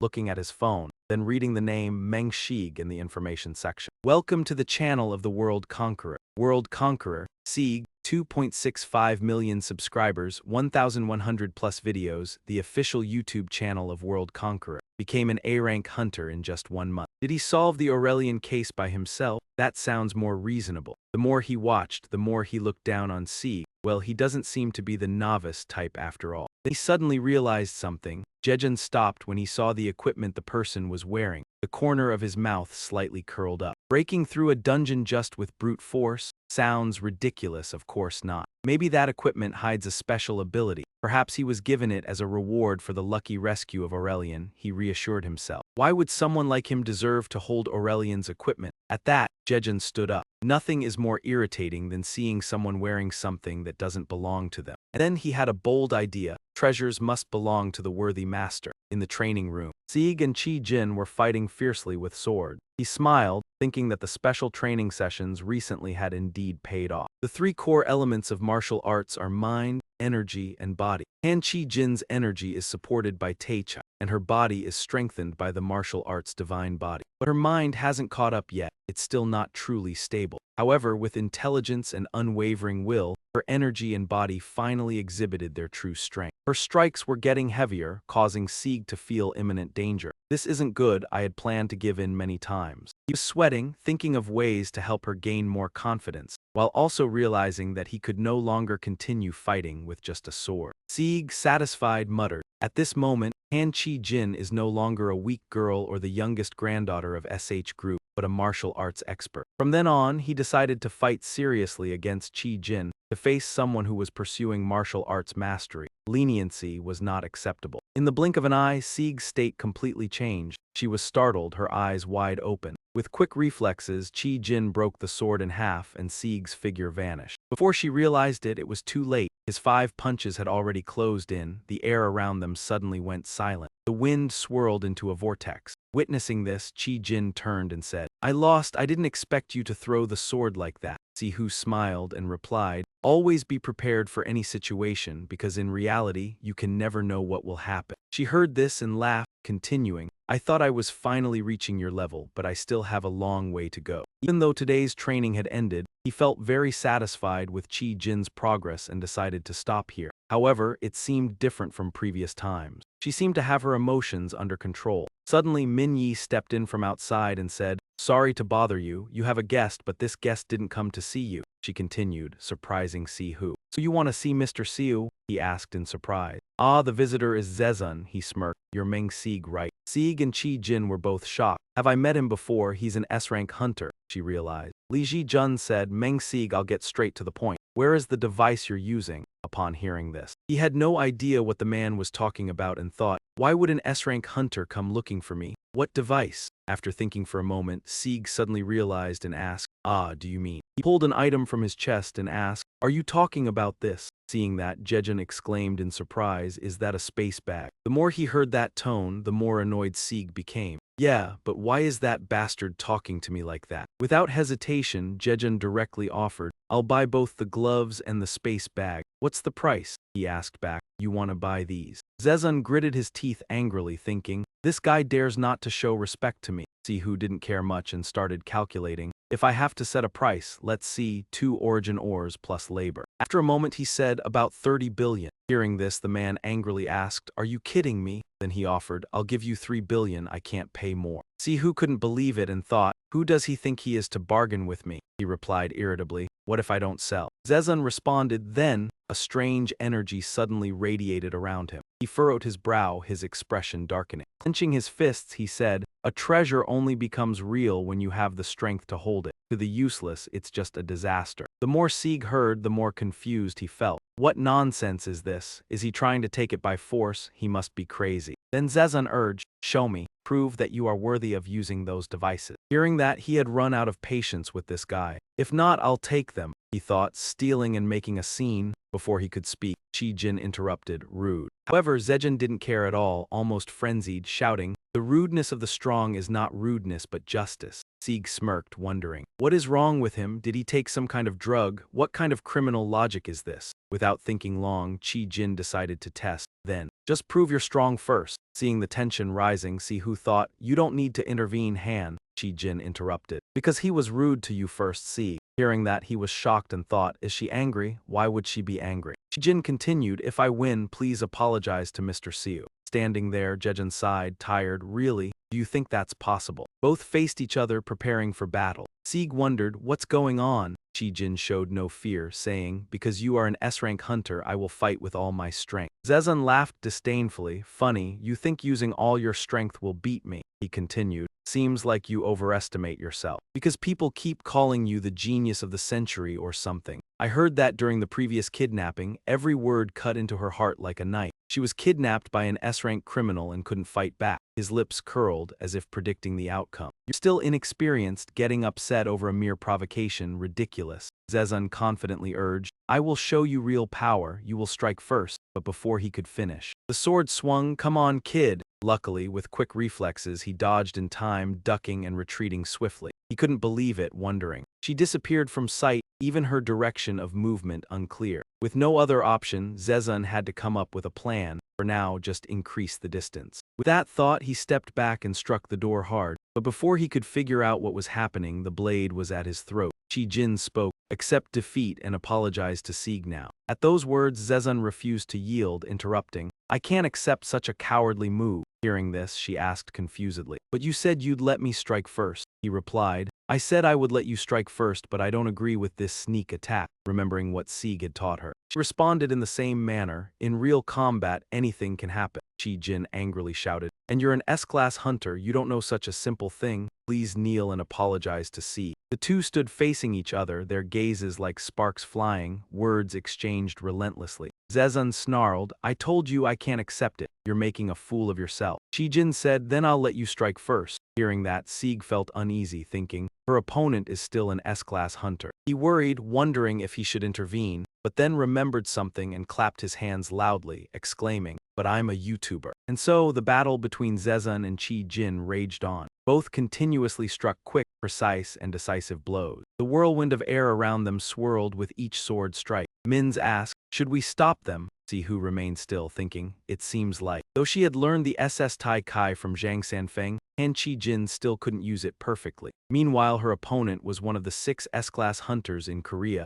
Lee Zezun. Moreover, he recognized 2 different weapons, the weapons of the opponent. And even the fighting style bore distinct marks, from habits and attitudes to the rhythm of their strikes. Sihu exclaimed, their traits are so unique. Standing opposite Chi-Jin, Zezun sneered provocatively, you're pretty good, is this an S-level copying skill? Sieg wasn't too concerned with that skill. But he's not omnipotent, he can't copy things beyond the limit of the S-level copying ability. He affirmed, he's probably jealous of Lee Zezun's sword and his gear. Zezun grew angrier, snarling, what is this, you're trying to act tough with that weak skill? He kept taunting, then finished, you're no different from insects. Chi-Jin, enraged, shouted, shut up. As she charged, she also growled, shut your mouth. Witnessing this, Sihu sensed something was wrong. If it continued like this, she would lose. It seemed like there was no other choice. Back to the battle. The two charged at each other like moths to a flame. Just as Chi-Jin made a mistake, Zezun suddenly spun around and stepped back. Immediately after, he kicked straight toward her, leaving her no time to react. Her eyes widened and Chi-Jin was sent flying backward. She had to brace herself to land safely. Seeing this, Zezun grew more confident, asking, is that all you can do? Apathetic, her face showed clear worry, even Sihu noticed it. He called out,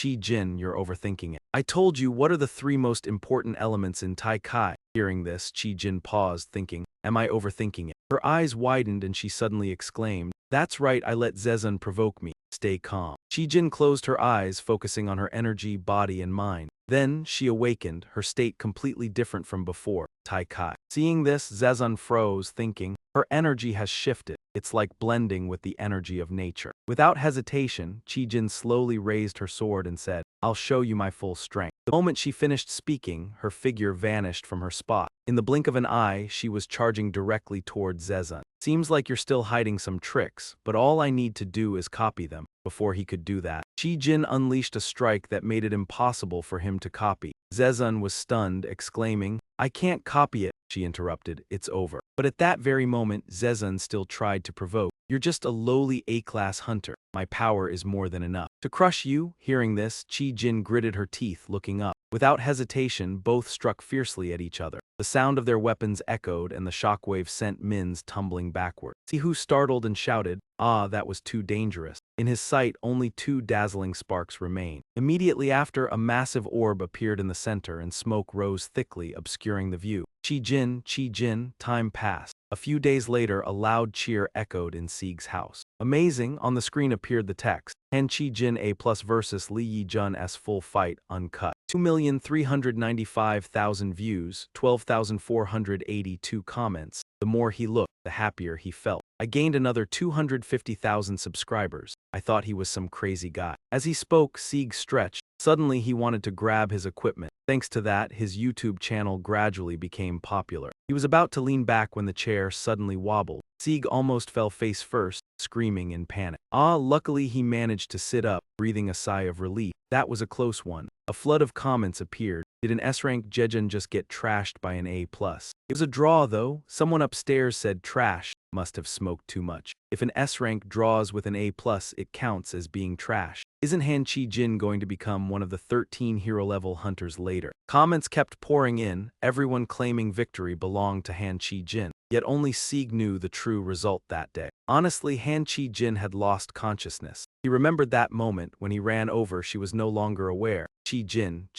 With S+ medical skills, the situation could have been critical if I hadn't treated her immediately. In contrast, Lee Yi-jun was still conscious. He remained alert. But since Lee Yi-jun was S-rank, even if not fully, it was naturally thanks to the power of Taiji technique. Back in the present, a message suddenly arrived. Who's this? The message read, "Hello, I'm Han-mina, Chi-jin's aunt. Sorry for contacting you so abruptly." Sieg wondered, Han-mina, Chi-jin's aunt. The scene switched to the SH Association headquarters. Inside, a voice said, "Though this request is sudden, thank you for agreeing to come." Sitting there, Sihu smiled brightly and said, "Of course I would make time to meet you." Mina exclaimed, "Oh my, you're quite smooth talking." Ga got straight to the point. "Actually, we want to use that video to promote the SH Corporation." Ga continued, "So both Han Chi-jin and Han Mina, S-rank hunters Chi-jun were brutally attacked by an A-rank hunter." Hearing this, he blushed, thinking, they really don't care about trivial matters. Is that the Han family style? So you want to use the video? After thinking for a moment, Sieg responded. Sieg asked, "The fight between Han Chi-jin and Lee Yi-jun to promote SH Corporation." Ga continued, "Exactly, you just didn't know, but..." Mina added, "Chi-jin is about to sign a major contract with Mao Tao Corporation." Hearing this, he froze and asked again, "Mao Tao, you mean the Chinese hunter company?" Ga replied, "Exactly, if we use this video. It could really help Chi-jin." At this point, Ga also guaranteed the deal would succeed. "However, we don't expect you to give it for free, there will be a guarantee." Sieg asked in shock, "A guarantee?" Without hesitation, Mina quoted a number that left him stunned. Mina said, "We need to analyze more thoroughly, but at worst it would be around 20 billion won." Sieg exclaimed, 20 billion won? Flustered, he wiped the table. "I'm sorry." Ga interrupted, "Wait a moment." Ga said, "I have an urgent call." Sitting inside, Sieg kept thinking, 20 billion and they expect me to just hand it over. After the call, Mina excused herself. "I'm sorry, but I have to go to the chairman's office now." He replied dazedly, Yes, no problem, have a good trip." At the same time, at the chairman's office, a loud voice announced, "Chairman Director Han Mina has arrived." T. Sang, hearing this, urged, "Go in." From outside, Mina anxiously ran in, asking, "Is it true that Mao Tao doesn't want to continue the contract with Chi-jin?" Suddenly someone spoke, "You're standing in front of the chairman." The man crossed his arms and continued, "Watch your words." He was Han Wanguk, the eldest son. Another person, clearly annoyed, added, "This is a board meeting, not a family gathering." That was Han Zemin, the second son. Hearing those words, the third son smiled and reminded Mina that, although she was the youngest, she should be more mature. He was Han Jongjin, the third son, and seeing that everyone was present made Mina even more surprised. "What's going on? Are all my brothers here?" T-san, hurry up and sit down, he said sternly. Although he knew, he still didn't understand why the contract had been suddenly terminated. It was worth 11 trillion and they cancelled it overnight. "What's the reason?" T-san asked. "They said they couldn't trust the SH Hunters Association," Ga interrupted, sounding confused. "Then why sign it in the first place?" Wang Gook closed his eyes, guessing they must have their own reason. Mina interrupted, "What reason? If this contract helps elevate Charon's position in the company, someone won't be able to take her shares." He replied angrily, "Don't talk nonsense. This contract is also very important for the SH group. Do you think I would cancel an 11 trillion contract just to secure shares for my niece?" His face darkened, unwilling to back down. After taking over SH's construction department, He knew how much damage the company had suffered from someone's actions. Wang Guk remained calm, crossing his arms and asking, "Are you accusing me? There's no evidence that I used the wrong materials." Mina taunted, "If you want to pick a fight, fight with me." The two brothers continued to argue. "Don't pick on a child, Hanana." T-san slammed his hand on the table. After hearing that, both stopped arguing and said, "I was rude, I apologize, Chairman." He quietly spoke to Mao Tao. "It's not over yet," then added, "because they don't trust us, they'll come for negotiations themselves." Everyone listened attentively as Mao Tao's representative from the Mao Tao group would be coming to South Korea. Upon hearing this, Mina was shocked, her eyes wide open. She thought to herself, Zhuang Wei, the direct disciple of Yuan Wei Lin, one of the 13 heroes who saved humanity. Jia only vaguely remembered that reputation. Mina felt uneasy inside, standing up and asking, "Father, does this mean he will negotiate directly with Qi Jin?" T-san replied, "That's right, but Qi Jin is still young. She still has a lot to learn about management." His gaze was sharp as a star. SH Group is the #1 company in South Korea. All of South Korea's politics and finances revolve around SH. Leading this company will face countless difficulties and challenges. Cheyenne is also a member of SH Group. Remember that and get to work. The scene shifts elsewhere. In Forest, Sieg was training hard. His gaze focused ahead. Immediately, Sihu launched a series of powerful punches, his fists clenched tightly as he swung them forcefully backward. His expression grew serious as he witnessed the scene. Hercules couldn't believe it, exclaiming, "Unbelievable, how did he suddenly make such remarkable progress?" Sieg's strength had improved drastically compared to before. Just a few kicks that didn't even touch the ground had made the wind surge. The training session had gone smoothly. After it ended, Hercules appeared and asked, "Can't you feel the difference?" Sihu sat on a stone, wiping his sweat as he replied, "Really, I'm not so sure either." He continued, "Your level has clearly changed." He looked at the bracelet on his wrist, wondering, could it be because of this bracelet? The information about the bracelet displayed, showing that the engraved effect increased the overall proficiency of Hercules' divine technique by 10%, reaching 28.54% SSS. Hearing this, Hercules shook his head and said, "Considering your rate of development, you're definitely a genius, but if you look closer, you're also one of the dumbest people I've ever met." Sheik stood up, dumbfounded, and asked, "Even though the skills have improved, I still can't learn the next move. Will I ever learn it?" He pondered. "Of course it's going to be very difficult because it's not a basic technique, it's a Hyang technique." Sheik was confused and asked again, "Hyang a technique?" He explained, "My divine technique is made up of basic techniques and Hyang techniques. Zich is a chain of connected basic techniques. Hyang is the way to link these chains into a continuous flow of motion. What you want to learn is not Zich but Hyang, which is why it's hard to learn." After hearing this, Sheik looked even more confused. Even the S+ level knowledge of Zhuge Liang would be helpless here. Hercules said, "Let me show you, watch closely." He carefully demonstrated each step, starting with the dragon descending kick, a chain that concentrated the essence of the kick. Similarly, the demon force apocalypse fist contained the essence of the straight punch. This was Zich. The essence gathered in both of these Zichs, blending into one. He demonstrated while explaining, throwing a series of fast punches finishing with a knee kick. Watching this, Sheik's mouth hung open in shock. He turned pale and nervously asked, "Will I ever learn it one day?" Hercules smiled and answered, "Of course." He calculated, "Maybe in about 12 years, by then you might start learning." Sheik didn't believe it and asked again, "What, 12 years?" "Ah, I've been persistently training to regenerate my body." Hercules continued his estimation. "Really? So if the body regeneration is completed, it will take about 4 years." Sheik still felt something was wrong. "4 years?" he exclaimed. But Hercules offered an alternative. "If you join my special training course, it might be different." At the same time, at Incheon Airport, a figure walked with an imposing demeanor. Upon seeing this person, reporters immediately focused their attention. "There he is," they observed closely and confirmed it was Zhang Wei. With a cold expression, Zhang Wei said, "Report." The blonde girl beside him responded, "The meeting with the SH group will take place in 2 days." He heard this and confused asked, 2 days? Is there a reason I have to wait until then?" Zhao Li lowered her head and didn't explain. "Sorry," she said, walking away, and Zhang Wei glanced to the side. Sudden explosions were heard and the reporters wondered, why did the cameras suddenly? In fact, Zhang Wei was the cause, but he didn't care and quickly left. On the street, buses continued to run busily. Sitting on the bus, Sheik repeatedly recalled Hercules' words earlier about the special training course. Although his body had improved as he gazed outside, he thought that 4 years was far too long. On the large screen it displayed, "The most difficult dungeon entry course, S-Class Special Tutor, #1 in Magical Combat Creativity, Training Hunters." If he received special training, he might learn faster. He considered another option. Sheik opened his phone to check another channel. But those courses were very expensive, with a membership fee of 16 billion military credits per month. He helplessly held his head and shouted, 16 billion credits. The registration fee right now is 15.1 billion. As he stood up and walked, he muttered,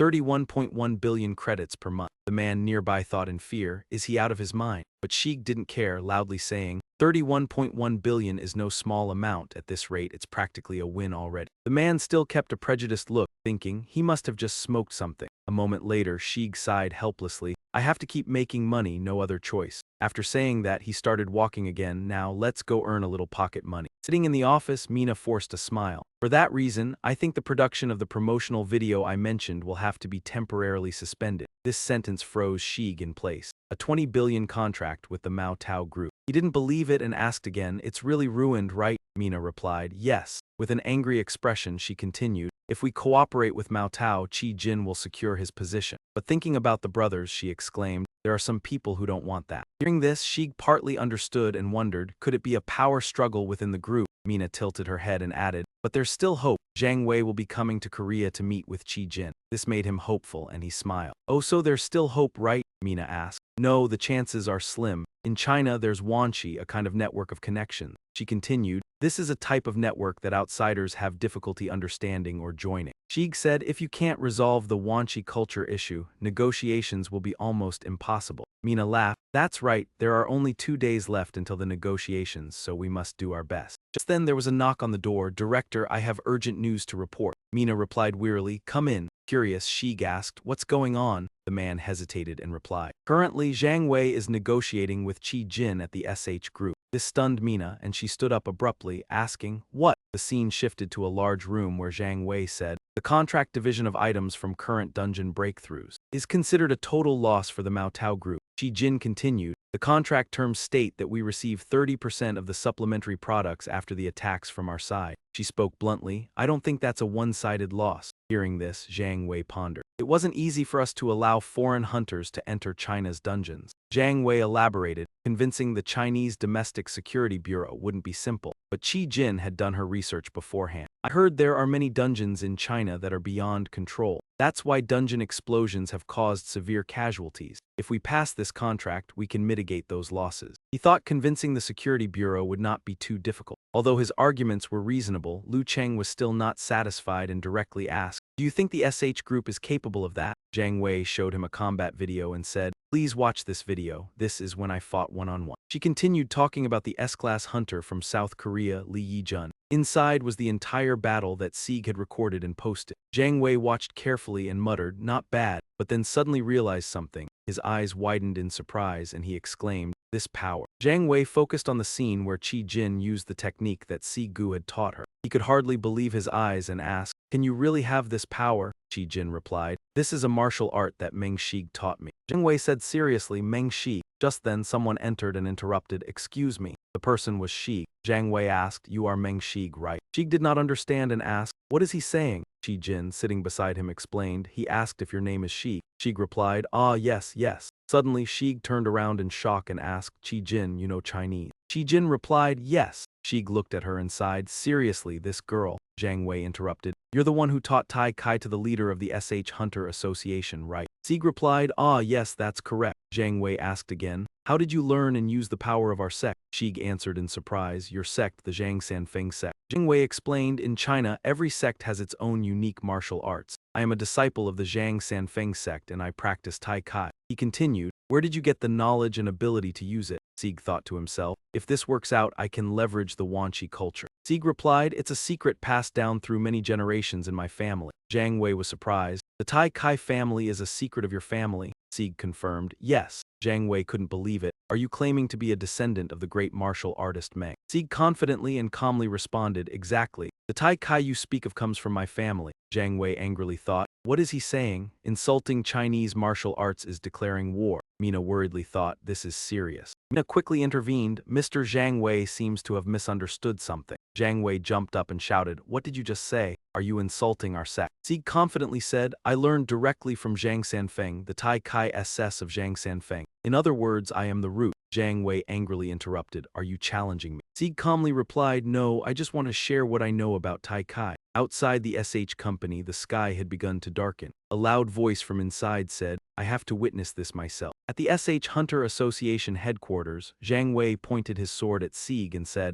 Tai Kai is the exclusive martial art of the Wudang sect since the founding of Zhang Sanfeng. This unique martial art belongs only to a specific sect or individual. Zhang Wei continued, that legacy has been passed down as an ancient, eternal power. Sieg thought to himself, I learned Tai Kai directly from Zhang Sanfeng. Zhang Wei angrily thought, even if you are a disciple of Elder Meng, martial arts here have been lost for a long time. He continued thinking, in other words, he's stealing and learning the power of Tai Kai. Zhang Wei prepared to fight, blue energy radiating around him. As a sect leader, I can't let this slide. Mina stood outside, increasingly confused. How did it come to this? Now the contract is off. Returning to the battle, Zhang Wei's eyes sharpened and he said, I'll let you strike first. Sieg replied, I won't hold back. After finishing his words, Sieg disappeared from his position, no longer visible. Suddenly, Sieg descended from above and struck with a slash. Luckily, Zhang Wei managed to block it. Zhang Wei thought, this power, it's definitely Tai Kai. He grew more suspicious. Could it be? Zhang Wei exclaimed, are you planning to test your strength right in the middle of a needle hole? The battle was incredibly tense, neither side giving an inch. Sieg said, all right, I'll show you the true power of Tai Kai.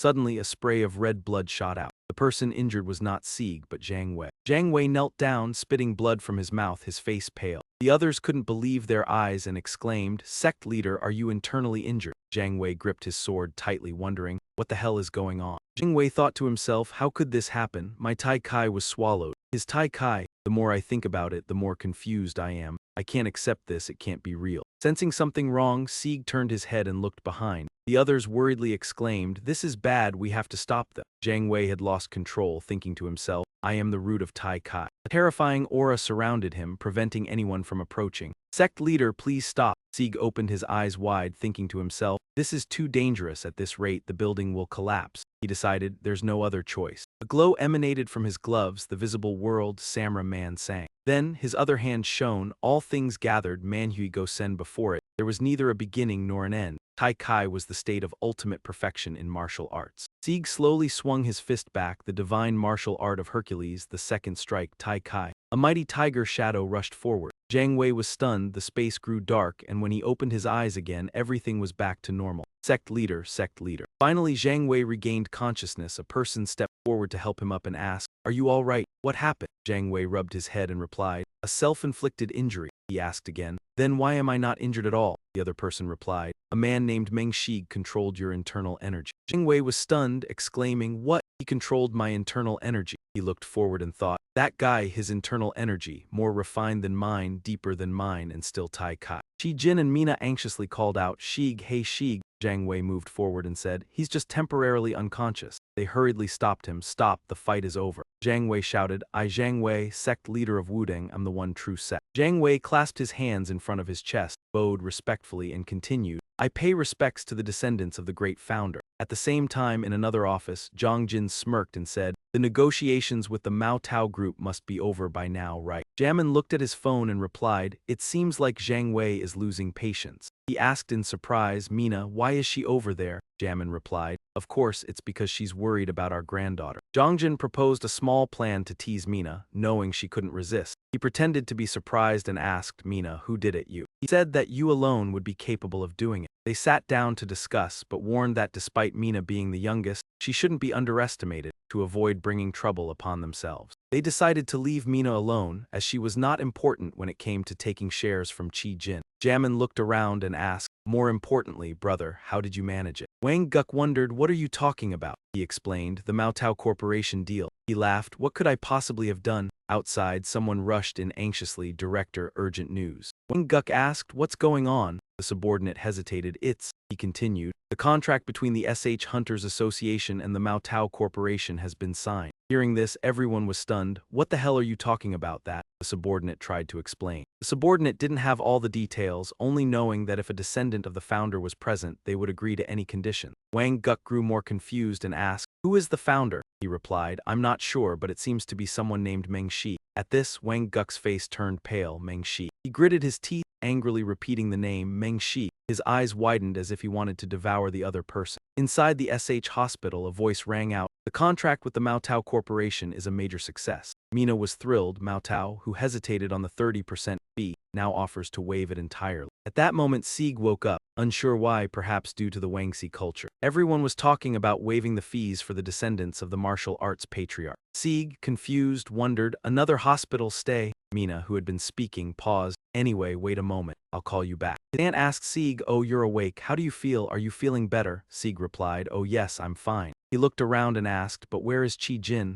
Mina was shocked. You just woke up and the first thing you do is look for Qi Jin. See who asked? The contract, his aunt explained. The SH Hunters Association and the Maotao Corporation have reached an agreement. As she stepped out, she added, and it's a groundbreaking contract. Mina's face showed clear satisfaction. His aunt praised, it's all thanks to you. Sihu, puzzled, said, me, what did I do? Mina left, but I won't explain further. When we get back to the headquarters, I'll explain everything to you. He said, I have a work call now. They reminded him, prepare and go outside. You can leave the hospital as soon as you wake up. Sihu, dazed, replied, oh, okay, I just woke up. Sitting on the hospital bed, he remembered the moment he used the final Tai Kai move. He wondered, did I pass out because I used the Kwai Luk Thien Diet Quien? Just then, a video call notification from Hercules came in. Do you accept? Sieg wondered. Who is this? He answered the call. Why is this guy calling me all of a sudden? Is it about the special training session? Hercules appeared, holding a notebook. I've prepared a special training program for you. Don't tell me you're hospitalized again. He continued, if you use superhuman strength and martial god techniques, you won't get beaten up. Sieg sighed. I wasn't beaten up, it's just that I couldn't control my strength. Hercules, confused, asked, you can't control your strength? Sieg explained. When I combined Tai Kai and the Kwai Luk Thien Diet Quien, that's what happened. Hercules was stunned. You combined Tai Kai, the method of Master Zhang Sanfeng, with the Kwai Luk Thien Diet Quien. Sieg continued, you once said that the martial god technique contains the essence of Tai Kai. Before creating the martial god technique, you also relied on the essence of Tai Kai. Hercules explained, I only said it was based on, not fused. The true essence is the uniqueness of the original existence. It cannot be denied or erased. Only Master Zhang Sanfeng used Tai Kai, only I can perform the martial god technique. He continued, if you base it on and analyze the different characteristics and then develop from what you've learned, you could create your own Tai Kai, simulating the original. But you, Sieg, don't have that characteristic, so you can absorb many different traits. He explained, you can even fuse them. Normally, this would cause conflicts between the traits. Tai Kai combined with the Kwai Luk Thien Diet Quien is an impossible ultimate skill. From that, Hercules deduced you just did the impossible. Sieg worried, so doesn't that make me a monster? He asked. Looks like I'll need to review your special training program again. Which traits are you training with? Sieg quickly checked his phone. Wait a moment. There are many traits you've developed strongly. I've made a lot of progress. Hercules interrupted, but I don't see any traits to fuse. He thought, it would be better if you signed up for a new channel. Sieg wanted to, but it wasn't easy. It costs a lot. Hercules said, first, I need to revise your training program, but before that, his eyes clearly showed he was eager for Sieg to share. He asked, is the video content good? He also set a condition. In return, I'll directly exchange with the gods to create the training course. Hercules confirmed, I'll also try my best to teach you more. Sihu agreed, all right, I'll share some interesting content. Hercules was excited, really? What kind of content? The two sat down and chatted. Listen carefully, hung. In transition, SH Corporation headquarters, the door to the room opened. Qi Jin and Zhang Wei were already waiting. You've arrived. Please offer your guidance to the descendants of the great martial arts patriarch. Sieg, feeling the formality, could only force a smile and scratch his head. Sieg replied, ah ha ha, yes, sorry. Qi Jin said, the SH Hunters Association will pay the upper portion of the commission. Sieg was surprised, thinking to himself, straight to the point, no beating around the bush. Qi Jin continued, please check the details in this contract. The contract stated the agreement to share the loot from the dungeon. Through the agreement, the SH Corporation would transfer 30% of the profits. Qi Jin confirmed, Sieg, confused, held the contract and asked, 30%. Sieg froze. When he understood, he was shocked and asked again, 30%.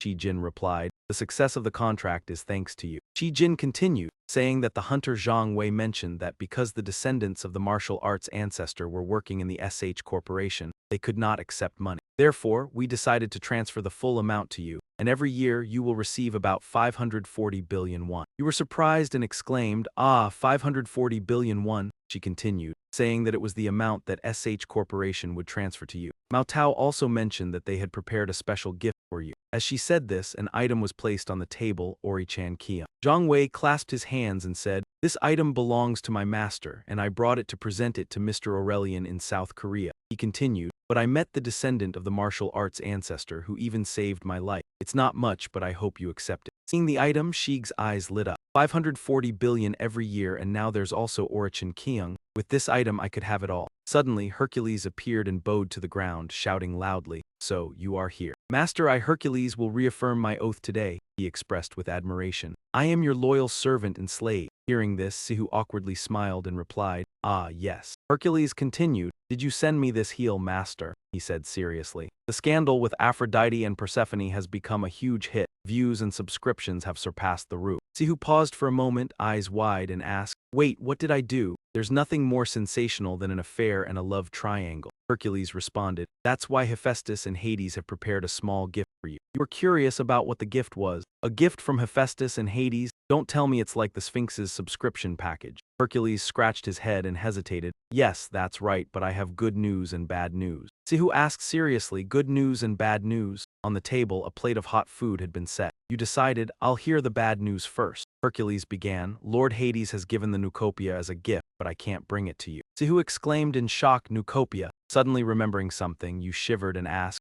"Wait, is it the thing that can create food, gold, silver, or anything?" Sihu was stunned, leaned in closely, and asked again, "Nucopia?" Hercules answered, "That's right." He continued, "Even the plate of rice you're eating, you don't need to cook it, just take it out." Sihu now only focused on that item. With it, I could have everything, whether 1 or 10 billion. Sihu joyfully thought, "Can I create endless wealth?" Without hesitation, you urged, "Give it to me right now." Hercules hesitated, "I can't get to you, master." You asked curiously, Why can't you get here? The other gods still visit my house." "Who is that?" You turned your head and pointed behind you, continuing, "And Brekkie is also living with me." Hercules' expression grew more difficult to read. "Well, the thing is, there's a way, but I don't know how to do it." He added, "Still, I will try to figure it out. There's no other choice." Sihu sighed, "Then what's the good news?" Returning to the main point, Hercules smiled and said, "Hephaestus will share the secret technique to create the Nucopia." You were taken aback and asked, "What?" "But I'm still learning Hephaestus' alchemy techniques." You added, "ATM machine, oh no, I can't create something like Nucopia." Hercules explained, "That's just Hephaestus' technique, not the core secret." She widened his eyes and asked again, "What do you mean?" He raised his muscles and said, "In short, you learned the SS superhuman strength from me, and now I'm teaching you the SSS martial arts divine technique." Sihu exclaimed, "Ah, I understand now. This secret can be discovered on my own." Hercules continued, "Exactly. The more you heard, the more intrigued you became, standing up and urging, 'Sounds great, let's do it now.'" Hercules responded, "Then I will inform Hephaestus immediately." The scene shifted to a hotel on the outskirts of Seoul. In an office, a finger continuously tapped on the table, making a sound. The person sitting there was none other than Zugun. He thought to himself, completely erased. He was an enforcer of the chaotic ban rank. Suddenly, the image of Sihu appeared in his mind, making him boil with anger. "Meng Sihu, it's all because of that damn guy." Thinking this, Zugun looked at his subordinate and asked, "What about bitch Zai Ongda?"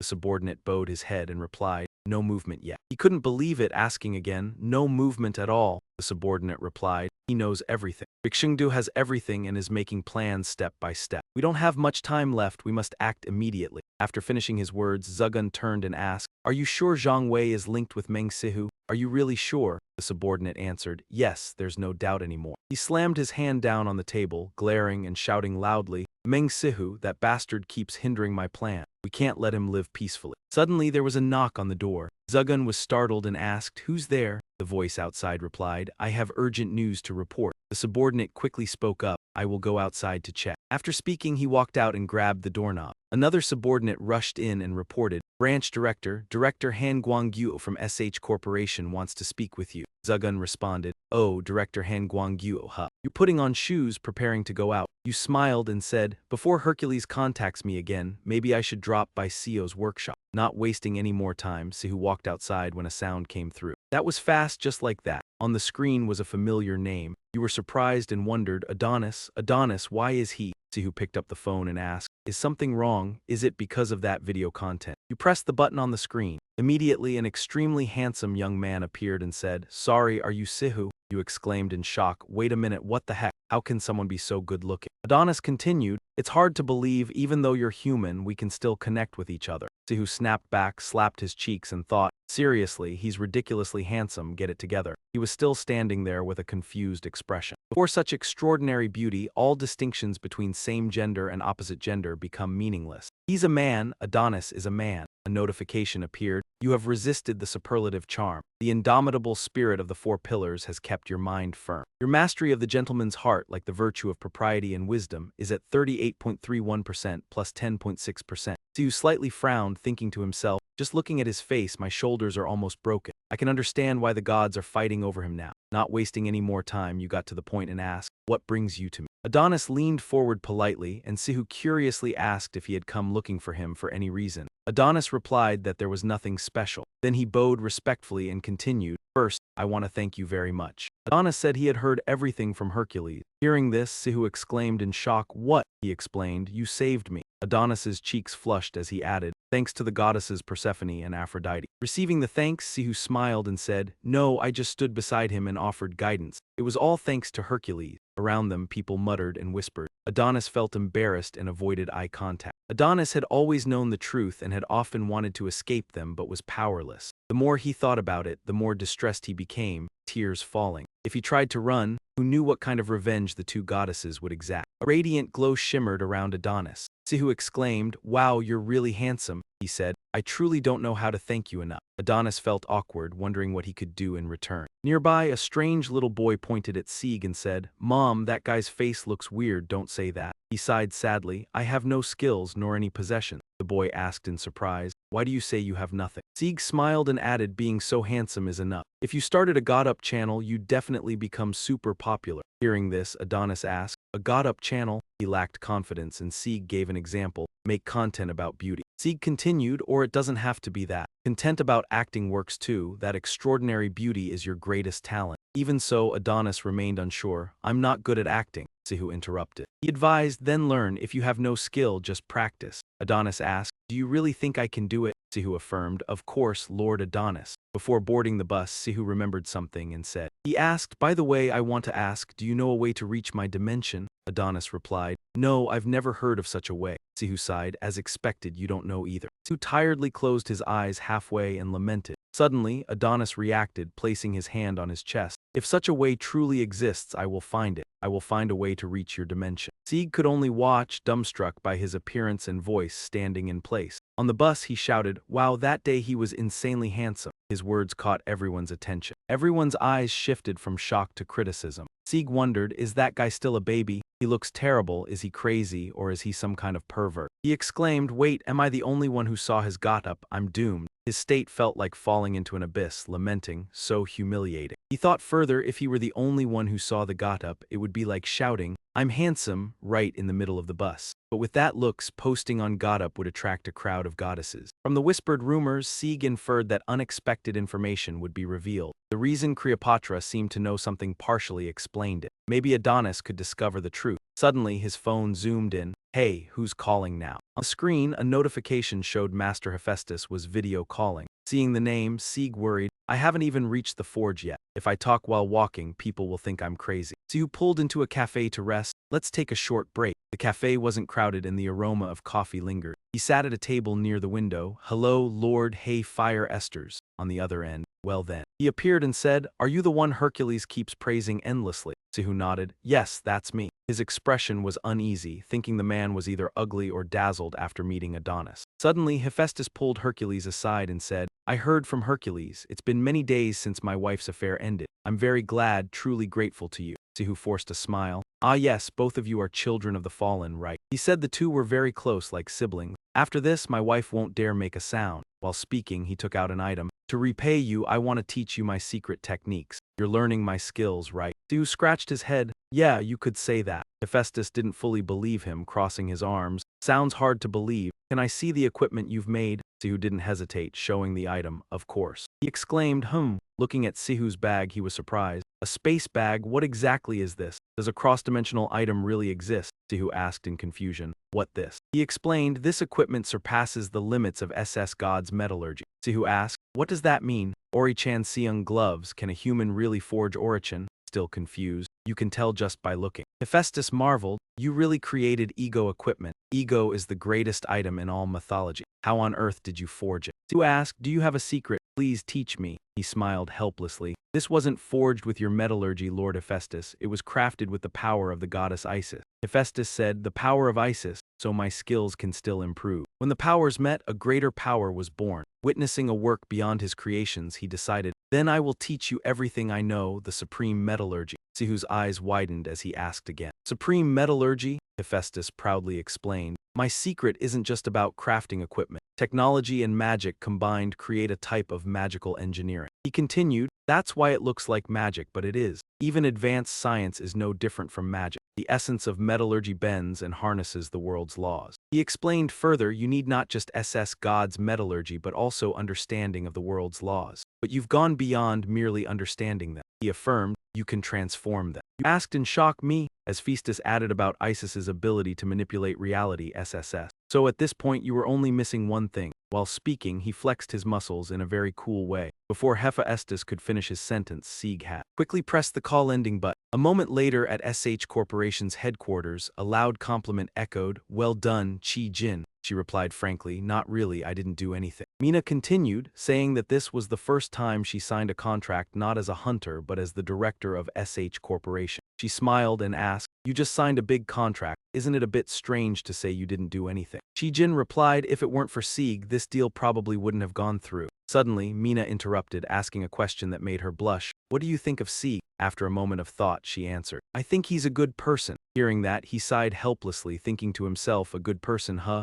Mina asked further, is that all? She responded, what do you want me to think? He listed the signs to help Chi Jin understand better, always thinking about Sieg, heart racing when meeting him, wanting to see him when he's not around, and just wanting to look at him when near him. She sat, thinking more and realized, she really does think about Sieg all the time. He exclaimed, really? Chi Jin continued, yeah, every day I imagine training and then fighting him. There were no more words, he sighed in despair, realizing the girl had never dated and didn't understand clearly. Mina reminded Chi Jin, people say half the world is men but finding a good one like him is rare. She decided, all right, let me teach you how to hold on to a man so he stays yours. She hesitantly asked, how do I do that? Mina answered clearly, make him take responsibility. Chi Jin exclaimed, take responsibility? Guy explained, yes, make him take responsibility for you. Chi Jin's eyes lit up, eager. Just then her phone rang. She wondered, who is it? Checking the phone, she saw a message from Sieg, Chi Jin, can I meet you at the forge for a bit? After reading it, Chi Jin stood up quickly, telling Mina, I have to go now, I'll see you later. Mina curiously asked, is it Sieg? Remember what I told you, make him take responsibility. Finally, Chi Jin left, the door closed, and the scene changed to the Seo family's forge.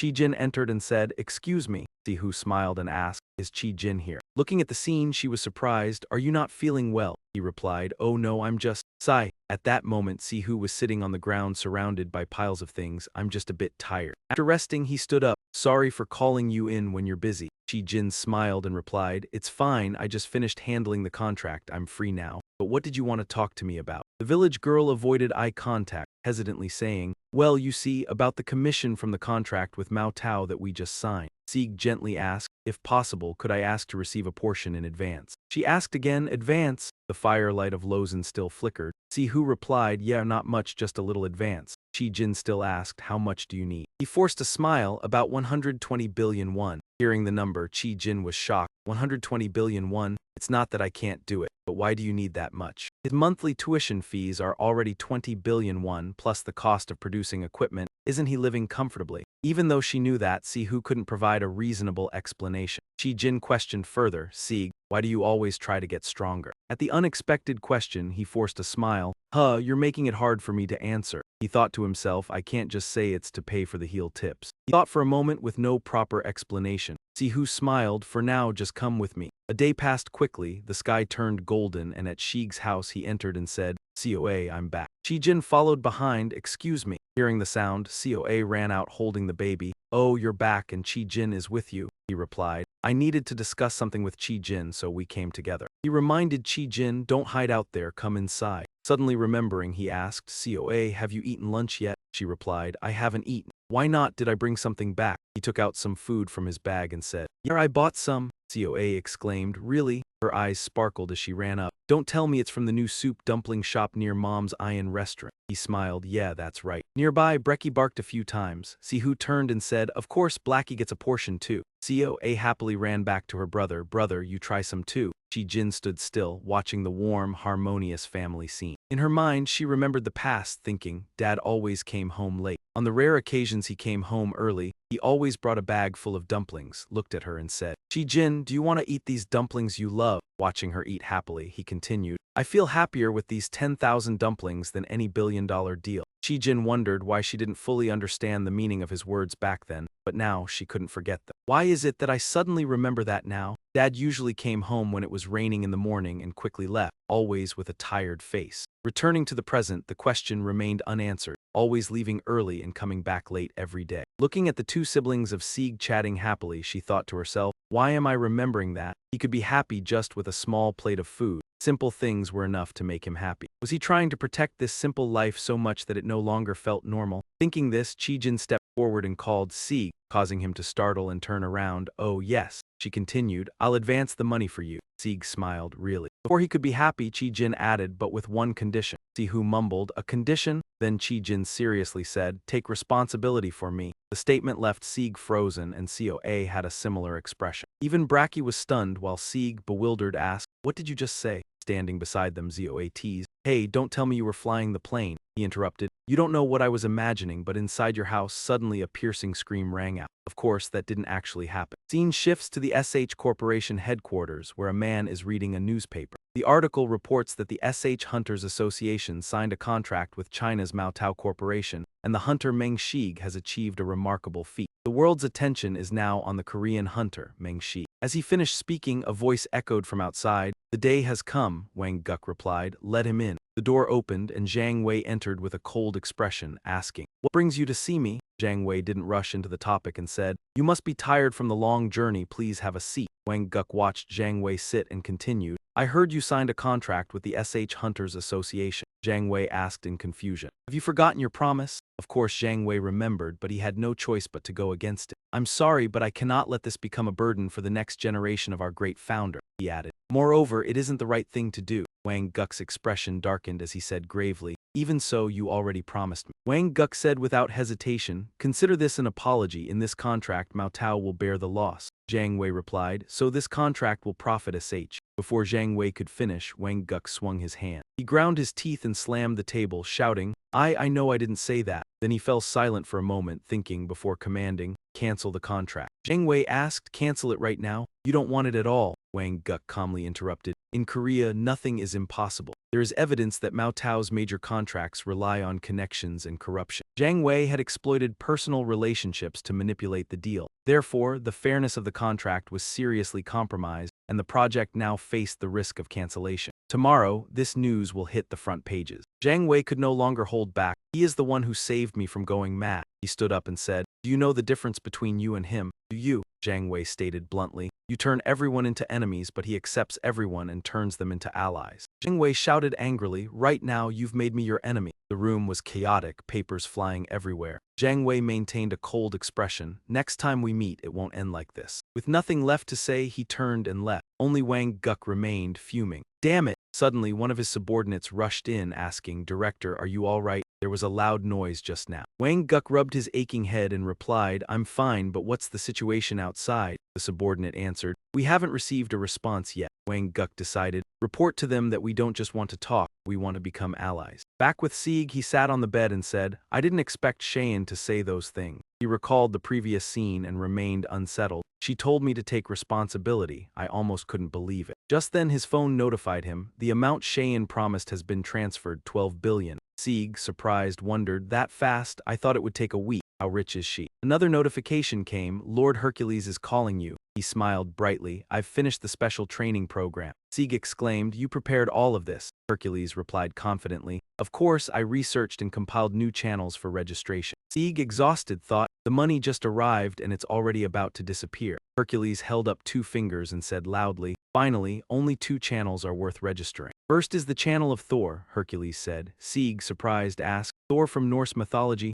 Hercules replied, "Yes, to combine the power of thunder judgment." Sieg's eyes lit up. "Which skill?" Hercules smiled, "Combining the super speed of 2m with thunder judgment power, meaning you can reach the speed of thunder judgment." Sieg asked incredulously, "Is that really possible?" Hercules confirmed, "Yes." Excited, Sieg urged, "And the second one?" Hercules continued, "The second is the channel of Azure Dragon, which I think will perfectly combine with the dragon descending kick skill." Sieg exclaimed, crazy, and asked, "Can I register as a member right now?" Hercules replied, "Yes, you should register immediately if possible." Without hesitation, the notification rang, "Thor Channel membership registration successful. You have obtained the Thunder God Domain SS Plus skill. Azure Dragon Channel membership registration successful. You have obtained the Dragon Demon Soul SS skill." Sieg sighed. 480 billion gone in 2 seconds. That night, the moon rose high above SH Corporation headquarters as Wang Guk walked down the silent corridor back to his office. Director Han Wang Guk hadn't entered his office when he saw a figure sitting on the desk. The person smiled and asked, "You are Han Wang Guk, eldest son of SH Corporation's chairman, right?" Wang Guk replied cautiously. "Who are you?" The person said. "I heard you want to cooperate with us. What's your reason?" They were targeting Sieg, and the person continued, "What's your reason? Let's discuss the details of the work." The next morning, Yijin held a certificate and called out excitedly, "Big brother, look." He ran to show Sieg, "I've reached rank hunter." Sieg said, "Oh, you're here."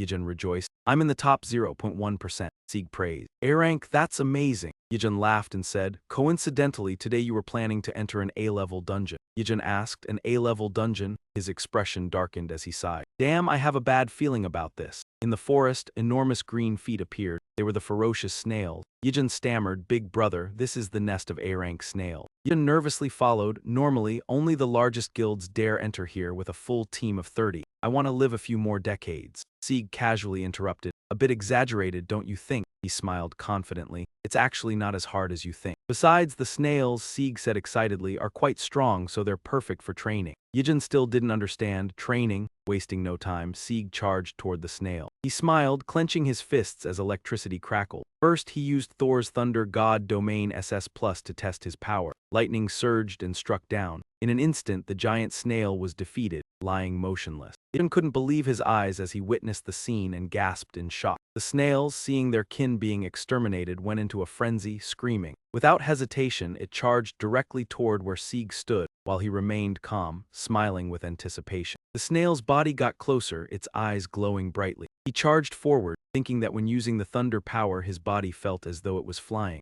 Immediately after, a loud explosion sounded, and the snail was sent flying to the side by Sieg's punch. Yijin watched in growing shock. My god, he took down those A-rank snails as easily as killing a demon. He couldn't understand what was happening, while the snails continued to charge forward in large numbers undeterred. Sihu laughed in delight, saying there were still a few left. This time a powerful energy enveloped him, ready to use the second trait of the SS rank, Dragon Soul. Azi Izun turned pale, wondering what the hell was going on. Without wasting any more time, the snails charged forward in a frenzy. Sieg's eyes widened as he shouted, "Thunder form!" Immediately, waves of power descended onto the snails, causing them to scream in agony. Yijin witnessed the scene, thinking this time things would be different, but feeling a sadness in his heart. Yijin once thought that reaching a rank as a hunter would at least put him on par with him. Standing behind the thick dust, Sihu was satisfied, praising the incredible power. Yijin sighed, realizing he was still at a level too far from Sieg's. He asked Hercules, "This is just the power before fusion, right?" Sihu was amazed by Thor's SS rank Thunder Domain and the SS rank Dragon Soul of Azure the Dragon. He smiled and said, "This power exceeds even what I imagined." The surrounding snails had been completely wiped out, and the man suggested that it was truly impressive. Hercules asked, "Really?" He responded, "Of course I have to be different." A stat screen appeared, Knowledge S+, proficiency 89.8%, Superhuman Strength, proficiency 60.114%, Divine Medicine S+, proficiency 81.055%, Alchemy of the Gods SS, proficiency 75.63%, but still requires practice to perfect. Sieg sighed, "The cost is draining my wallet." Hercules replied, "What you've learned so far, I will compress all the powers of the gods into one." He continued, "I call it ultimate compression." Yijin asked, confused, "Ultimate compression? You mean practical supercompression?" He answered, "Exactly." Sihu angrily exclaimed, "If something like that exists, why didn't you say so earlier?" Hercules smiled and replied, Who knew you could fuse two distinct traits like that, right? The skill, devastating force of heaven's destruction, an unimaginable ability. Sihu exclaimed, so this is what practical supercompression is like, he explained briefly. To make it simple, you have to compress all your power into one for the fight. The scene switched to the headquarters of the Inspection Bureau where someone knocked on the door and said, it's Director Baked Timing. The person inside replied, come in. He entered and said, my apologies, Director. Mr. D's vehicle asked, how's it going? Timing responded, after investigating the issues you mentioned. It seems that Do Kwon has started to take action. He continued, here's the report on the dungeon outbreaks over the past 3 months. During this period, the frequency of dungeon appearances has exponentially increased since the Demon King was defeated. This is the first time we've seen such data. Timing anxiously reported that aside from Seoul, the country had suffered heavy casualties. Seoul sighed, I see. Is there no issue in Seoul? Hunter Mengxiu had wiped out all the dungeons that appeared there, luckily. He added, also, Captain Lee Min-dong has received some news from Yabuk-chin, though it hasn't been confirmed. He exclaimed, chaos is manipulating a global force and Zich Ying is working with them. Timing confirmed that Do Kwon had started to take action. He continued, it seems that what Captain Lee Min-dong reported is true. Lee Min-young, captain of Branch 4 in Seoul, seriously said. He had received information from the leader of the Chaos faction, Bukshin.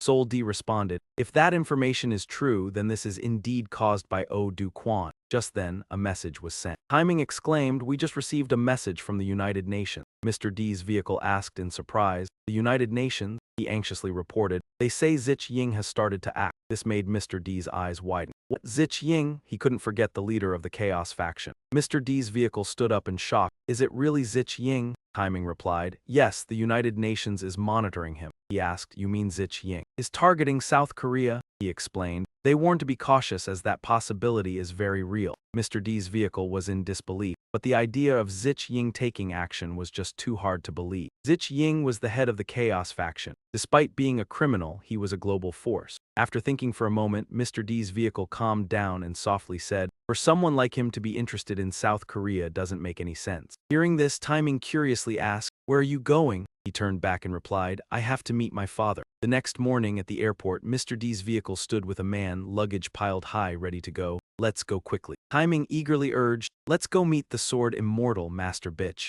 Mr. D's vehicle tiredly interrupted, Captain Park, you don't need to worry about this. You already have enough work. You don't need to follow me. But he wouldn't listen. It's my duty to support you. If others hear this, they'll think I'm like a child. As they walked, he continued, you haven't fully recovered from the injuries caused by Do Kwon. Mr. D's vehicle interrupted, it's not serious enough for me to need someone by my side all the time. Timing responded, I won't care for you like that. I'm just clearing the path, so don't bother me and hurry up. Besides, sometimes I think you. He turned back and said, you're so stubborn. Timing asked, what? Mr. D's vehicle continued, what, you were going to come without clearing the way first? He replied, are you sure the sword immortal is really at Hallison? He couldn't confirm, I'm not sure either. Timing exclaimed, what? Mr. D's vehicle brushed off some grass, I don't even know where my father is. Hearing this, Timing asked curiously, so why are we here? Mr. D's vehicle responded, I have my own reasons. This is where my father trained me when I was young. Despite walking for a while and finding nothing, it was just his memory. Mr. D's vehicle had no reason for the sword immortal to be here. He smiled. When people pass away, they live on through memories. Timing asked, do you remember the exact location?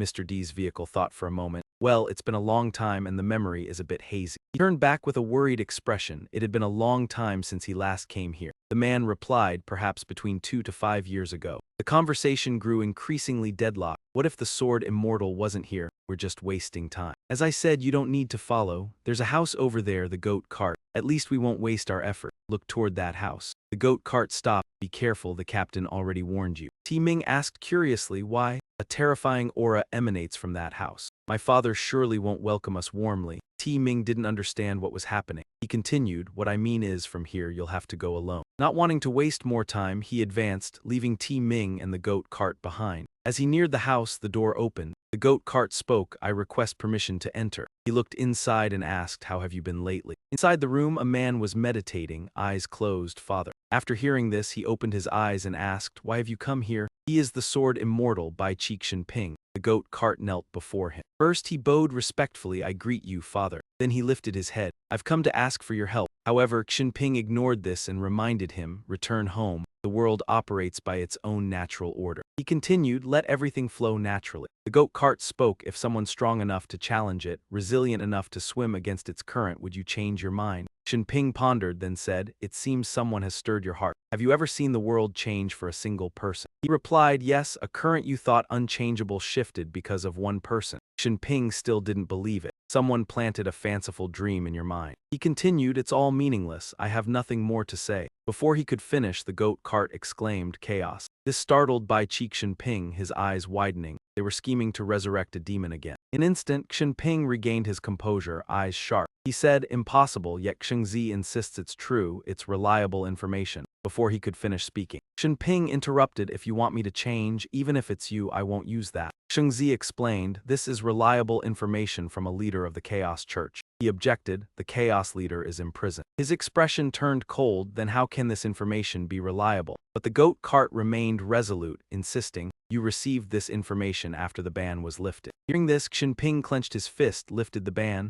A powerful force radiated around him. I warned you I will not forgive. Don't speak such nonsense again. However, Xingzi had no intention of stopping on his way to Han Guo. As soon as he finished speaking, Xinping finally paused, eyes wide open. He added, this information was sent directly by the United Nations to the Inspection Bureau. His expression grew serious. Even if the demon resurrection is false, Zich Ying's actions cannot be underestimated. After a moment's thought, Xinping closed his eyes and urged, return home. Hearing this, both were caught in conflict. Father, return home. The space was oppressively silent. The goat cart spoke, Father, can't you escape the blinding weight of your sense of justice? Once you were a pioneer fighting for this world. Weren't your own hands the ones to change what the world thought impossible? He continued, if you insist on holding your own justice and belief, Xinping interrupted, that is arrogance. The goat cart asked, can't you walk alongside me? As he spoke, his hand clenched, the noble belief you're willing to sacrifice for the world. The goat cart asked frankly, is it gone now? Xinping replied, I won't risk my life for any belief. Scene shifts to the sole branch of the Hunter administration. A helpless voice echoed again. Assistant Kim forced a smile. Do you know that by now, you've conquered the 420th dungeon? Sieg replied, that's why I want to ask, can I set about 100 at once? He added, going back and forth to change dungeons is quite troublesome. Hearing this, she hesitated, wait a moment, let me ask. Assistant Kim called the main office, asking, hello, Chief, what should I do? Regarding Mensai Gyudai's request, the chief replied, comply with his request. He continued, if he requests more, accept it. She was surprised, but Assistant Kim whispered, if we occupy the dungeon, there will be problems with other associations. Before she could respond, Chief Du interrupted, Assistant Kim, you're unusual. He recounted, didn't you hear about the monsters escaping the Wangyu branch dungeon collapse yesterday? They occupied the subway. I heard there was also a dungeon explosion on Jiangbu Highway today. Without Hunter Meng Sieg,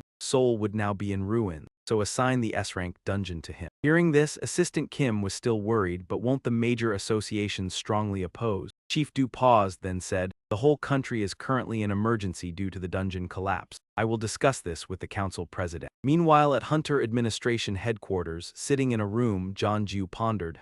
He spoke, grant Hunter Meng Sieg an S-rank upgrade as an exception. Nearby sat several others. He asked, what do you think? Hannah replied, I agree. Last time I witnessed him destroy Ori Channa. S-rank Hunter Johanna Sijun also agreed, adding, I agree as well. However, Sijun disagreed. His expression was irritated. I object. S-rank Hunter Li Ji Jun continued, since when could a hunter become S-rank by destroying only low-level dungeons? Hearing this, Jianju remained silent. Suddenly, a voice called from behind, I apologize for interfering with the administration's affairs. The one appearing was the director, speaking further about upgrading Hunter Meng Si. Zezun was surprised, thinking couldn't sense it, the sign. The goat cart smiled and asked, may I present the Inspection Bureau's perspective? Director of Inspection Bureau by Chi Goat Cart. Scene shifts to another location, a footprint pressed into the ground. Sieg was training relentlessly. Hercules urged one more, the final one. His leg muscles tensed painfully, one more, completing the exercise. Sieg panted wearily, I'm dying, I really feel like I'm about to die. Notifications kept appearing, indicating that SS superhuman power was rising, now at 73.85% and increasing by 10.06%.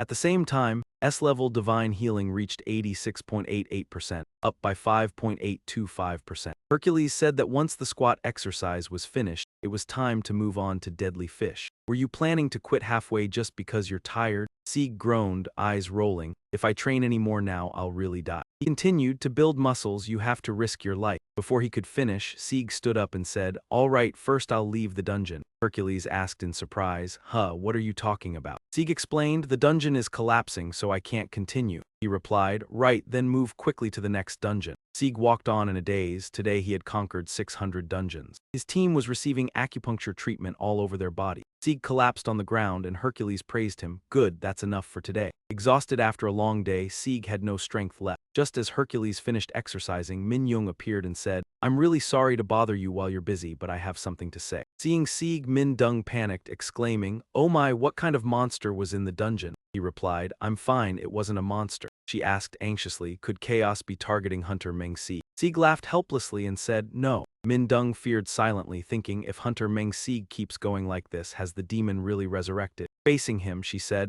that evening at the Supervision Bureau headquarters, it was really strange. As they walked, she said, are you really okay? If you feel tired, don't overdo it. Sieg forced a smile and replied, I'm really fine, I may look tired, but I can endure it. He noticed Min Dung was holding a new sword. Oh, that was the Aurelian sword she had been forged. Sihu answered, yes, not much, just a little advance. Chi Jin asked, how much do you need? Sihu forced a smile and replied, about 120 billion won. Chi Jin was taken aback and exclaimed, 120 billion won, that's not impossible for me to arrange. But why do you need so much? Your monthly teaching salary is already 20 billion won. Plus the production costs for the equipment, aren't you already living pretty comfortably? Sihu couldn't explain it well. Chi Jin continued, and what about you, Si? Chi Jin asked, why do you always try to get stronger? Sihu forced a smile and replied, you're making it hard for me. In his heart he thought, how could he explain that he needed to pay for the heal fees? How should I explain this? He wondered. Sihu felt flustered and wanted more time to think. Sihu turned around and smiled, saying, for now, just come with me. Time passed quickly, a day went by and the sky turned golden. At Sigu's house, Sihu entered, calling out, Sioha, I'm home.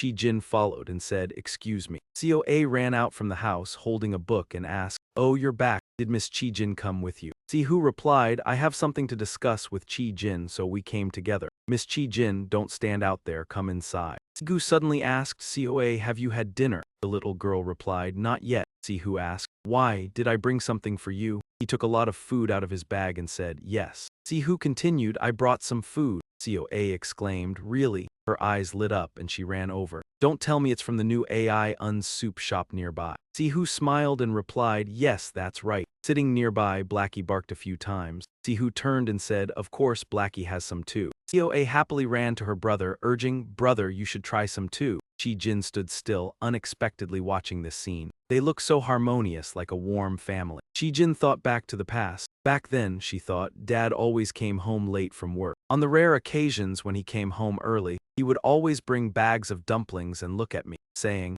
Chi Jin, do you want to eat your favorite dumplings? Chi Jin remembered during those times when she ate with gusto, her dad would say, I feel happier with these 10,001 dumplings than with multi-billion-dollar deals. Chi Jin wondered back then, I didn't understand that Dad was number one, the meaning behind those words. But why am I suddenly remembering these things? She recalled that her dad usually only came home in the early morning. Then he would hurriedly leave again, always with tired eyes. Back to the present. It was still a question without an answer, going early and returning late every day. Chi Jin looked at the two siblings happily talking to each other and thought to herself, why am I remembering that? Chi Jin wondered, could he be so happy just because of a dish? Just a few small things like this can make him happy. Is he trying to protect a simple life? Chi Jin stepped closer and called Sieg, who immediately turned and replied, ah, yes. She continued, I'll advance the money for you. Sihu laughed continuously and asked, really? Chi Jin paused for a moment and said, but there's one condition. Sihu exclaimed in surprise. A condition? She muttered for a moment, then said seriously, take responsibility for me. Her words froze Sieg, and both Coa and Bracky were surprised. Sieg asked blankly, why are you saying this all of a sudden? Coa teased from the side, hey, don't tell me you're piloting the plane. Sihu interrupted, you have no idea what I'm imagining. Suddenly from inside the house, a terrified scream rang out. Of course not. The scene switched to the SH Corporation headquarters. Inside, a man was holding a newspaper with content about a contract with China's Maotao Corporation and the hunter Meng Shi. The whole world was watching the Korean hunter, Meng Si. After he finished speaking, voices echoed from outside the door. The day had come, Wang Hook replied, let him in. The door opened and Zhang Wei entered with a cold expression, asking, "Do you have business with me?" Zhang Wei didn't get straight to the point but invited him to sit. "You must be tired from the long journey. Have a seat." Huang Guk looked at Zhang Wei sitting and continued, "I heard you signed a contract with the SH Hunter Association." Zhang Wei asked in surprise, "Did you forget what you promised me?" Huang Guk remembered clearly, but he couldn't break his promise. "Sorry about that, but I cannot pass this burden onto the descendants of the great founder," Zhang Wei explained. "Besides, it wouldn't be the right thing to do." Huang Guk's face darkened as he said gravely, "Even so, you promised me." He continued, "Consider this an apology. In this contract, Mao Tao will bear the loss. So it will bring profit to SH Corporation," Zhang Wei added. Huang Guk didn't let Zhang Wei finish, raising his hand and slamming it on the table, gritting his teeth. "You know I'm not saying this for SH Corporation's profit." After a pause, he demanded, "Cancel the contract." Zhang Wei asked in surprise, "Cancel it right now." Huang Guk replied, "I don't want to, but it's impossible otherwise. In Korea, nothing is impossible. There's evidence that Mao Tao's contracts were approved through collusion and corruption," Huang Guk affirmed. Zhang Wei exploited personal relationships to manipulate the deal, harming the fairness of the contract. As a result, the project is at risk of being cancelled. Tomorrow morning, this news will be on the front pages. Zhang Wei couldn't stand it. He's the one who saved me from total ruin. He jumped up and said, "Do you know the difference between you and him? You make enemies out of people, but he turns them into allies," his eyes wide with anger. "And Huang Guk," Zhang Wei shouted, "right now you've made me your enemy." The room descended into chaos, papers flying everywhere. Zhang Wei's expression remained unchanged. "Next time we meet, it won't end peacefully like this." After saying this, he turned and left. Only Huang Guk remained, sitting angrily. "Ha, damn it." A subordinate hurried in and asked, "Director, are you all right? There was a loud noise just now." Huang Guk rubbed his head in reply. "I'm fine. More importantly, what's the situation outside?" The subordinate replied, "We haven't received a response yet." Hearing this, Huang Guk decided, "Report back to them that we don't just want to negotiate but want to form an alliance." The scene shifted back to Sieg, who sat on the bed sighing. "I didn't expect Qi Jin to say those things, so that's why she told me to take responsibility." The previous scene still made him anxious. "Take responsibility for me," Sihu thought. "I almost believed her." Just then, his phone notified him of the promised amount, 12 billion. Sihu wondered, "Unbelievable." "You were amazed, wondering why everything was happening so fast, thinking it would at least take a week. You were also curious about her wealth." Suddenly, a notification appeared. "Mr. Hercules is calling you." He appeared with a smile and said the special training program was complete. Sihu exclaimed, asking if he had finished writing all this content. Hercules confidently replied, "Of course. First, I researched new channels to subscribe to and compiled them." "You were tired and thought to yourself that the money was already about to disappear." He raised 2 fingers, saying there were only 2 channels worth subscribing to. Hercules widened his eyes, loudly saying the first channel was that of the Thunder God. "You asked in surprise, Thor from Norse mythology." Hercules confirmed, "Yes, to harness the power of thunder." Sieg's eyes lit up as he asked about the specific skill. He smiled and explained that combining the super speed of 2M with the power of thunder meant you could reach the speed of thunder itself. You still couldn't believe it and asked, "Is that really possible?" He confirmed, "Yes, it is." Sieg was excited and urged him to continue. Hercules went on to introduce the second channel, which was that of the Azure Dragon God, and it would perfectly combine with the Dragon Kick skill. The more Sieg looked, the more he was impressed, and he exclaimed, "This is crazy." He asked, "Can I sign up right now?" He replied, "Yes, if possible, you should sign up right away." Immediately, a notification sounded. "Subscription to the Thunder God channel successful. You have unlocked the Thunder God domain SS skill." The notification continued. "Subscription to the Azure Dragon God channel successful. You have unlocked the Dragon Soul Triad SS skill." Sieg sighed in regret. 480 billion had vanished in just 2 seconds. That night, the moon rose high, and at the SH Corporation headquarters, Wang Guk walked through the quiet hallway. He returned to his office, but before the director Han Wang could let him in, he saw a figure sitting at the desk waiting. The person smiled and asked, "You are Han Wang, the eldest son of the SH Corporation president, right?" He cautiously asked, "Who are you?" The person continued, "I heard you want to collaborate with us. What's your reason?" Clearly, they were targeting Sieg. So what was the reason? They needed to discuss the details of the job. The next morning, Yijin held his certificate and called out, "Brother, look at this." He ran over to show Sieg. "Finally, I've reached a level hunter," you exclaimed. "Oh, you made it." Yijin happily said, "I'm now in the top 0.1%. Sieg praised, a level huh. The Westerner smiled and said, "Oh, that's amazing. I was planning to enter an A-level dungeon today." He asked back, "An A-level dungeon?" His face darkened and he sighed. "What the hell, I have a bad feeling about this." In the forest, a series of giant green legs appeared. They were the aggressive snail. Yijin trembled and said, "Brother, this is the lair of the A+ level snails." He nervously added, "Usually, only the big guilds dare to come here with a full team of 30. I still want to live for a few more decades." Sieg calmly interrupted, "Are you exaggerating?" He smiled confidently, "Actually, it's not as hard as you think. Also, the snails." Sihu excitedly exclaimed, "They're strong, so they're perfect for training." Yijin asked back in confusion, "Training?" Not wasting any more time, Sihu began training, charging toward the snail. Even though it was dangerous, he figured he should come to a place like this. Upon seeing him, the giant snail with fiery red eyes raised its weapon. Just as the weapon was about to strike, Sieg gently grabbed it. He smiled, holding it tightly, sending out a burst of lightning. First, the Thor Thunder Domain SS to test its power. As soon as he finished speaking, a bolt of lightning shot out. In the blink of an eye, the giant snail was struck down, lying flat. Ijin couldn't believe what he saw, exclaiming, "What the hell?" The snails, seeing their comrade fall, went mad and screamed. They jumped straight toward Sieg, but he remained calm, smiling, waiting as the snail's body got closer, its eyes glowing brightly. He rushed forward, feeling as if his body was flying while wielding the power of lightning. Immediately after, a loud explosion rang out, and the snail was blasted away by Gu's punch. The more Ijin watched, the more shocked he became, his mouth hanging open in disbelief. By the gods, he was taking down rank snails as easily as slaying goblins. The more he thought, the less he could comprehend what was happening. Yet, the snails showed no fear and continued swarming in greater numbers. Sihu chuckled with delight, saying there were still a few left. This time, a powerful energy surged around him. He was about to use his second trait, Dragon Horse Spirit. SS of the dragon god Az Izun turned pale, puzzled. What kind of monster move is this? No more delays. The frenzied snails charged, and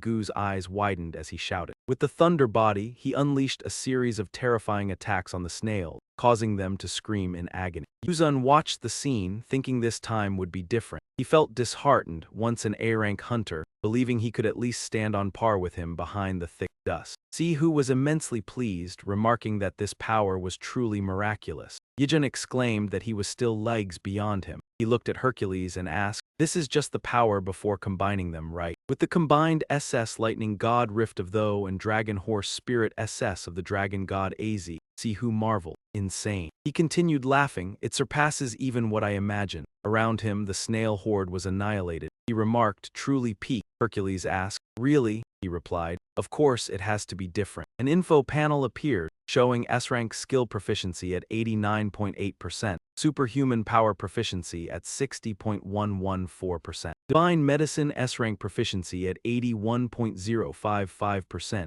alchemy of gods SS-rank proficiency at 75.63%, though still requiring much practice to master. "I can't maintain this simultaneously," Sieg complained. "The subscription fees are draining my wallet." Hercules replied, "Everything you've learned so far, I'll compress all the gods' power into one." He continued, "I call it the ultimate compression." Confused, he asked, "Ultimate compression? You mean practical ultimate compression?" He answered, "Exactly that." Sihu shouted in anger, "If such a thing exists, you should have told me sooner." Hercules laughed in reply. "Who would have guessed you could merge two separate traits like that, right? Apocalypse Fist, a skill beyond imagination." Sihu exclaimed, "So that's what practical ultimate compression is," he explained. "In short, yes, but to make it easiest to understand, you have to compress all your power into one for battle." Scene shifts to the inspectorate headquarters. Outside, someone approached and knocked, saying, "Director, it's me, Baek T Min-I." The person inside responded, "Come in." He entered, saying, "Excuse me, Director." Xiongda asked, "How are things going?" T Min replied, "From investigating the issues you mentioned, it seems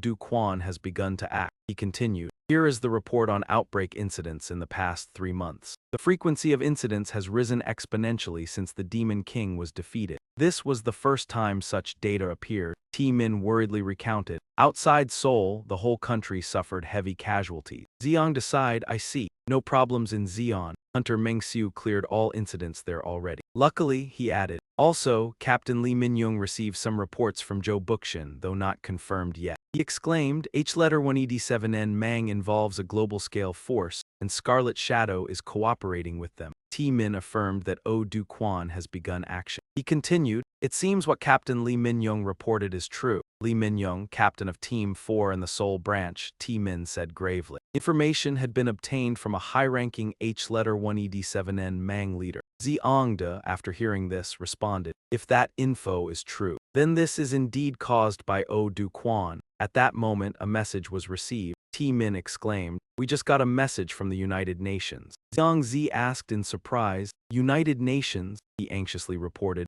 They said Scarlet Shadow has started action. His words made the director's eyes widen. What? The War Teeth incident made him unable to forget H-letter 1ED7N Mang's leader. Zhongde turned pale, jumped up, and shouted, Scarlet Shadow? T-Min replied. Exactly, the United Nations is monitoring him. The director asked. You mean Scarlet Shadow is targeting South Korea? He explained. They warned us to be cautious, that possibility is entirely real. The more he thought about it, the less he could believe it. But the fact that Xiang actually began to take action was unbelievable. Xiang was the head of the Chaos Gang. Even as a criminal, he was a global power. After a moment of thought, Mr. Deer gradually calmed down. He quietly said, someone like him worrying about a small country like Korea was truly perplexing. Hearing this, T-Min curiously asked, where are you going? He turned and replied, I must see my father. Early the next morning at the airport, Mr. Deer was standing with a man, their luggage piled high. Here we are, let's go, T-Min eagerly urged. Going to see Sword Immortal, Master Bitch, Mr. Deer sighed for him.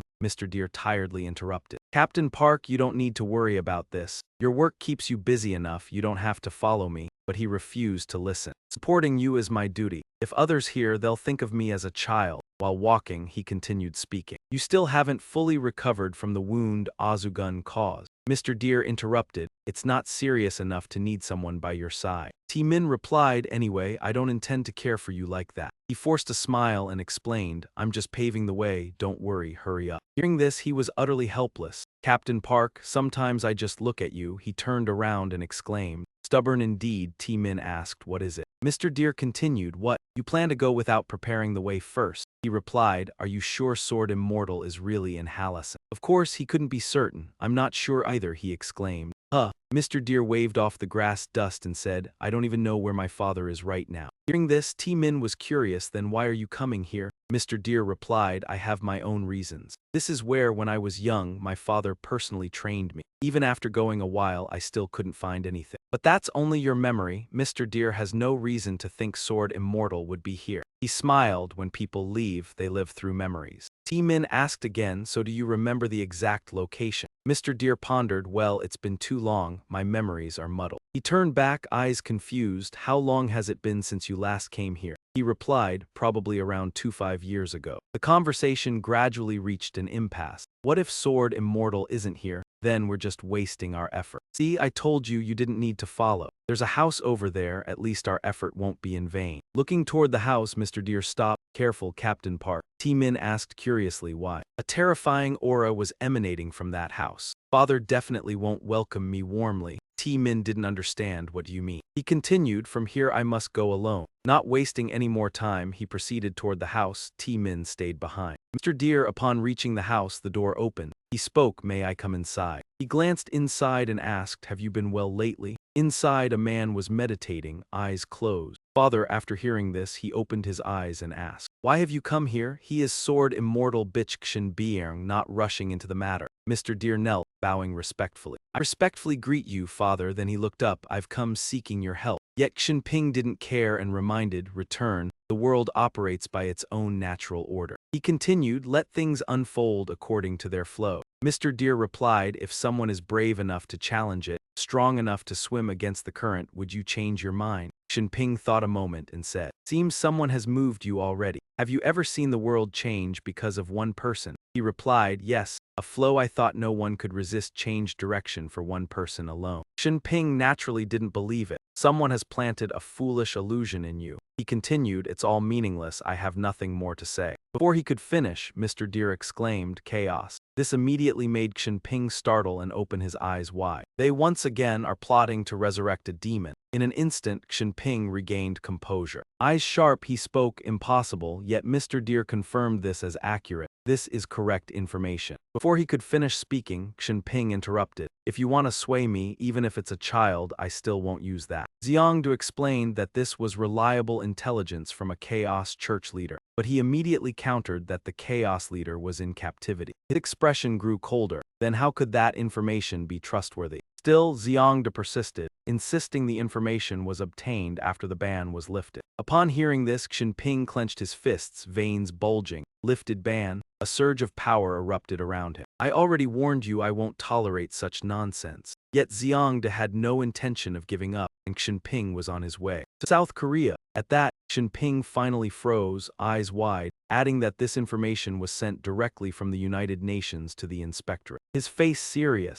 Even if the demon resurrection story is false, Xinping's actions must not be underestimated. After a moment of thought, Xinping closed his eyes and urged, "Go home." Upon hearing this, the two sank into simmering tension. "Father, go home." The silence oppressive. Xiangdu spoke. "Can't you free yourself from that righteousness binding you? You were once a pioneer, standing up to fight for this world. Weren't your own hands the ones that changed everything? Things the world once deemed impossible." He continued that if you insist on holding your own righteousness and beliefs. Xinping interrupted. "That is arrogance." Xiangdu asked, "Can't I walk alongside you?" Speaking, he clenched his noble faith for which his father would descend into hell for the world. Xiangdu asked directly, "Not anymore." Xinping replied, "I won't risk my life for any belief." Cut to the sole branch of the Hunter Management Bureau. A frustrated voice called out. Again, Assistant Kim forced a smile and continued. "You know you've conquered the 420th dungeon by now." Sieg replied, "That's why I want to ask, can I place around 100 at once?" He added that traveling back and forth to swap dungeons is annoying. Hearing this, she stammered, Wait a moment, let me ask." Assistant Kim called the main office. "Hello, Chief, what should I do?" The chief replied, "Follow his request." He continued, "If he asks for more, just accept it." She exclaimed, "Huh, but..." Assistant Kim whispered, "If you monopolize the dungeon, other guilds will have problems." Before she could finish, Chief Du interrupted. He said it was strange she hadn't heard about the monsters escaping the trauma dungeon at the Gwangju branch yesterday, occupying the subway. He said there was also a dungeon explosion today on the Yujiangbu Highway. Without Hunter Meng Shi, Seoul would now be a ruin, so just assign him the S-rank dungeon. Assistant Kim worried, "But then the major guilds will strongly oppose, won't they?" Chief Du paused to think, then replied, "The whole country is now in emergency due to trauma dungeons." He said he would discuss it with the council chairman. At the same time, at the Hunter Management Bureau headquarters, John Gill was deep in thought in his office. He spoke, request to promote Hunter Meng Shig to S-rank as an exception. A few others were present nearby. He asked, "What does everyone think?" Hannah replied, "I agree, last time I witnessed him defeat Ori and S-rank Hunter Johanna." Ashley Zizun also agreed, "I agree," but Lee Jejun disagreed, looking displeased. "I object," he continued. "Since when does a hunter only need to clear a low-rank dungeon? To become an S-rank hunter?" John Gill remained silent. Suddenly a voice from behind spoke, "I apologize for interfering in bureau affairs." The person appearing was the director. He added about promoting Hunter Meng Shi. Jejun was stunned, wondering if he didn't sense the sign. Inspector Xiongda smiled and asked, "May I present the inspectorate's viewpoint?" Inspector Xiongda cut to another scene, a foot pressed deeply into the ground. See who was training relentlessly, Hercules urged. "One more, the last one." His leg muscles tensed painfully.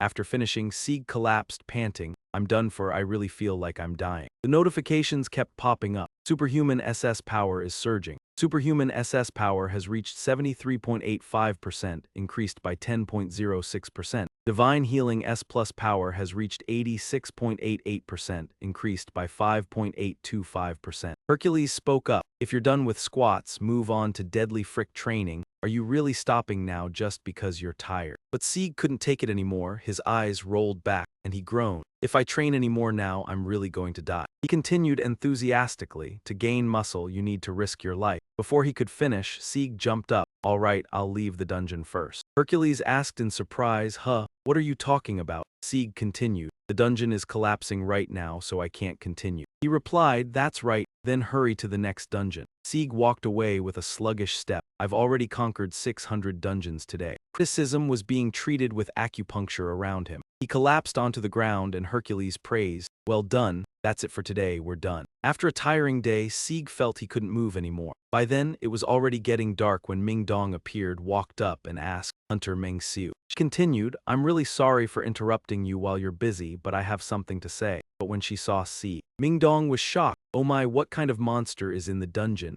He looked up and replied, I'm fine, this isn't caused by a monster. She asked with concern, is chaos targeting Hunter Meng Siu? Si gave a helpless smile. No. Ming Dong's face darkened, and in fear she thought to herself, if Hunter Meng Shi keeps like this, has the demon truly been resurrected? Standing opposite her, Jiang and Guang spoke out. That evening at the supervisory bureau, Ming Dong thought to herself, this is so strange. As she walked, she said, are you really okay? If you're tired, don't push yourself too hard. Hearing her concern, Sieg forced a smile and replied, I'm really fine, I look like this, but I can still endure. Just as he said that, he noticed that Ming Dong had a new sword. Oh, is that the sword Aurelian forged for you? She smiled and said, yes, that's right. Do you want to try? See who held the sword, examining it closely, thinking that it seemed to contain a trace of the divine SS forging technique. He thought this sword might even surpass Shazin. Min Dong asked, really? But if it's the divine SS forging technique, the forge must have been running non-stop that day. Min Dong stood in the elevator, smiling, thank you for appreciating it. She continued, this is Zhu, my #1 treasure. Si Hu was surprised and asked,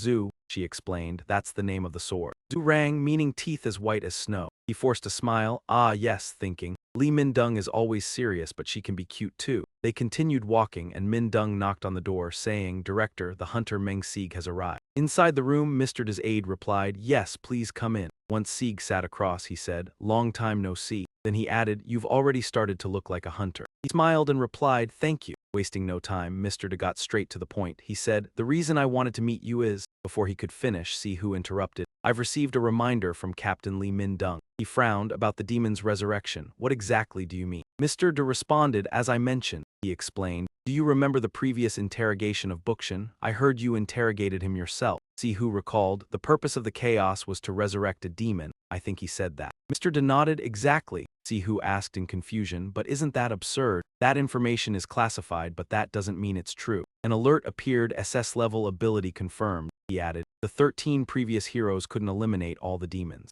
Mr. Da laughed, oh, you noticed that too? Sieg continued. Resurrecting a demon is absurd, so it can only mean a demon still exists somewhere. That's just my speculation. He continued, surprisingly, our side also suspects that a demon king may have survived. Chaos is planning the resurrection, and the Oversight Bureau judges the plan is nearly complete. Currently, there's no way to stop it. Since we cannot locate Chaos, he said seriously, I have a proposal. Could you act as bait to lure Du Gun into appearing? At the same time, in a suburban Seoul hotel, a voice echoed, our preparations complete. A subordinate replied, everything is ready. Du Gun exclaimed, I didn't expect the sacrifice to be closer than I thought. He added, the SH Corporation can take advantage of this too, perfect. Then Du Gun turned and asked, have you finished the trap plan to capture Mr. Da's bitch Z? The subordinate answered, preparations are progressing smoothly. His eyes scanned out the window, it's time to end this long-standing connection. The subordinate asked, I heard recently Mr. Da met the sword immortal. Before he could finish, Du Gun interrupted, it doesn't matter. Gata continued, the sword immortal will not act. The problem is just thinking of Shi gets my blood boiling. Only he truly irritates me. The subordinate stammered, but the branch director, Gata added, this is what I've learned from insiders at the Hunter Management Bureau. With Han Chi-jin, the evaluation for Meng Sieg's S-rank promotion seems to be under discussion. Du Gun was slightly surprised. The evaluation is reaching S-rank. Time passed quickly, and the next morning arrived. In the forest, Sieg stood before the gate and thought, so this is an S-rank dungeon. He muttered, hopefully Zugun will come to assassinate me.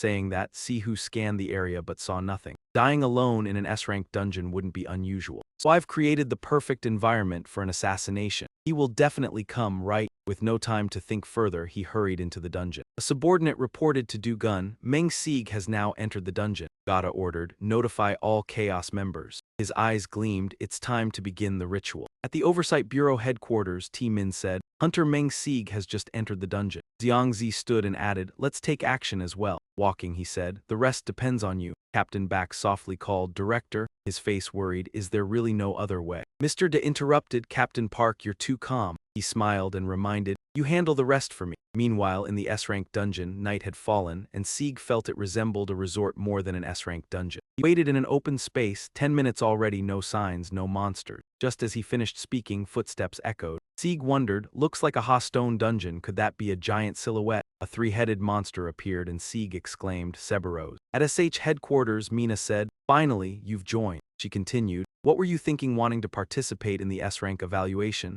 Mina pursed her lips. I can conquer an S-rank dungeon alone, but why rush? She recalled Chi Jin once saying, because you want to stand beside her. That remark startled her. Stubborn just like your father, she thought. Suddenly, a loud noise erupted. It was accompanied by a strong tremor. Mina approached the window. Is something happening outside? What is it? She opened her eyes, dark clouds out there. In the sky, a strangely shaped cloud was growing, visible to the naked eye. Mina realized, isn't that the dungeon portal? In the S-rank dungeon, Sieg looked at the monster in front of him. Why is Cerberus here? He couldn't believe it. Wasn't it supposed to appear only in the Ha stone dungeon? Before he could finish, Cerberus attacked. Luckily, Sieg dodged. He sighed, that startled me. Cerberus' power is terrifying. He was about to fight when he noticed Cerberus crouching. What's it doing? Suddenly, a gust of wind hit Sieg's face, sending shivers down his spine. Dangerous. Before he could react, a blazing red light shot at him like lightning. He dodged, but his cheek was slightly scratched. Sihu thought, without SS power, I'd be dust. Yes, I've devoted myself to special training. My skill has increased over 80%, he said calmly. This training has truly been worth it. Sieg recalled, just like in Ha Stone, I didn't know the reason. But Cerberus appearing in an S-rank dungeon, this is thrilling. Excited, he thought, this training is really worth it. Cerberus still bared its fangs, swinging and growling. His eyes blazed red. Suddenly, Sieg conjured the illusion of a mighty tiger leaping forward with a Tai Kai stance and devastating force. Outside, the strange gate in the sky widened progressively. Everyone present stared in horror, looking up and wondering what was happening. An old man shivered, realizing something, and shouted, "The great invasion of the demon realm!" Others gasped. What?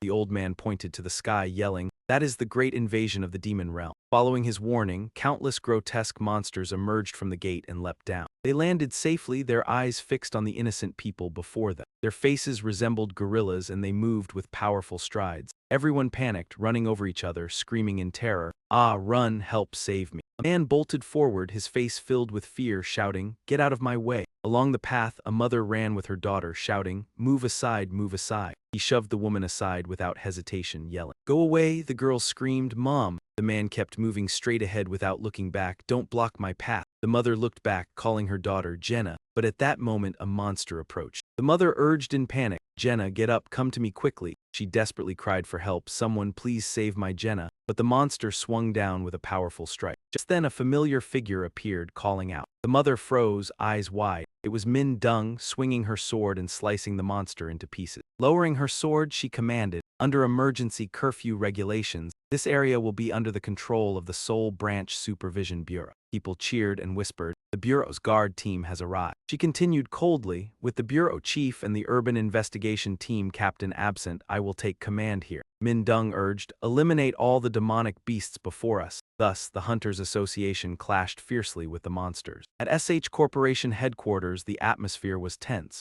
Mina froze, wondering, what's happening? Worried, she realized staying here would be dangerous and needed to escape. Stepping outside, the scene made her pause. A mysterious man grinned wickedly, saying, "I was looking for you, but you came to meet me." He quickly incapacitated all the security. Blood splattered everywhere, he said smoothly, "Hand Mina." Mina recoiled in fear, asking, Who are you?" Dugun replied, "I did not come for personal grudges, only to make a deal with you." Concerned, she asked, "Why are you causing this?" Before she could comprehend, his figure vanished from sight. He continued, eyes gleaming with menace, "I will help you leave without pain." But before he could act, a sword swung from nowhere. Mina shut her eyes, frozen. The person laughed, saying, "Lucky I arrived just in time." Dugun exclaimed in surprise. He was a scoundrel, yet he threatened a helpless woman. His eyes revealed disdain. "Do you not see you've lost all face as a level 3 executor?" Seeing the sword tremble, Zugun faltered. He leapt back. Bitch Z called, "A pity for Zugun, truly unfortunate." The man asked suspiciously, "Weren't you following Meng Shi?" He answered, "Indeed, just a lure." His thoughts turned to the gate. "You're still here because of that, right? Did you really create it? How could you possibly create it?" Dugun cut coldly, "Why should I tell you?" Bitch Z replied, "I wasn't expecting anything anyway." Before he could continue, the man asked again, "Why didn't you follow Meng Shi?" His figure vanished as he lunged forward. Bitch Z nimbly blocked with his sword. "Was he trying to lure me out?" He smiled. "Only then could you boldly show yourself like this." Before he could react, Dugun suddenly bent to strike. He swung a killing blow, but Bitch Z dodged. "I know everything." After the fight, the room was in chaos, dust and smoke swirling.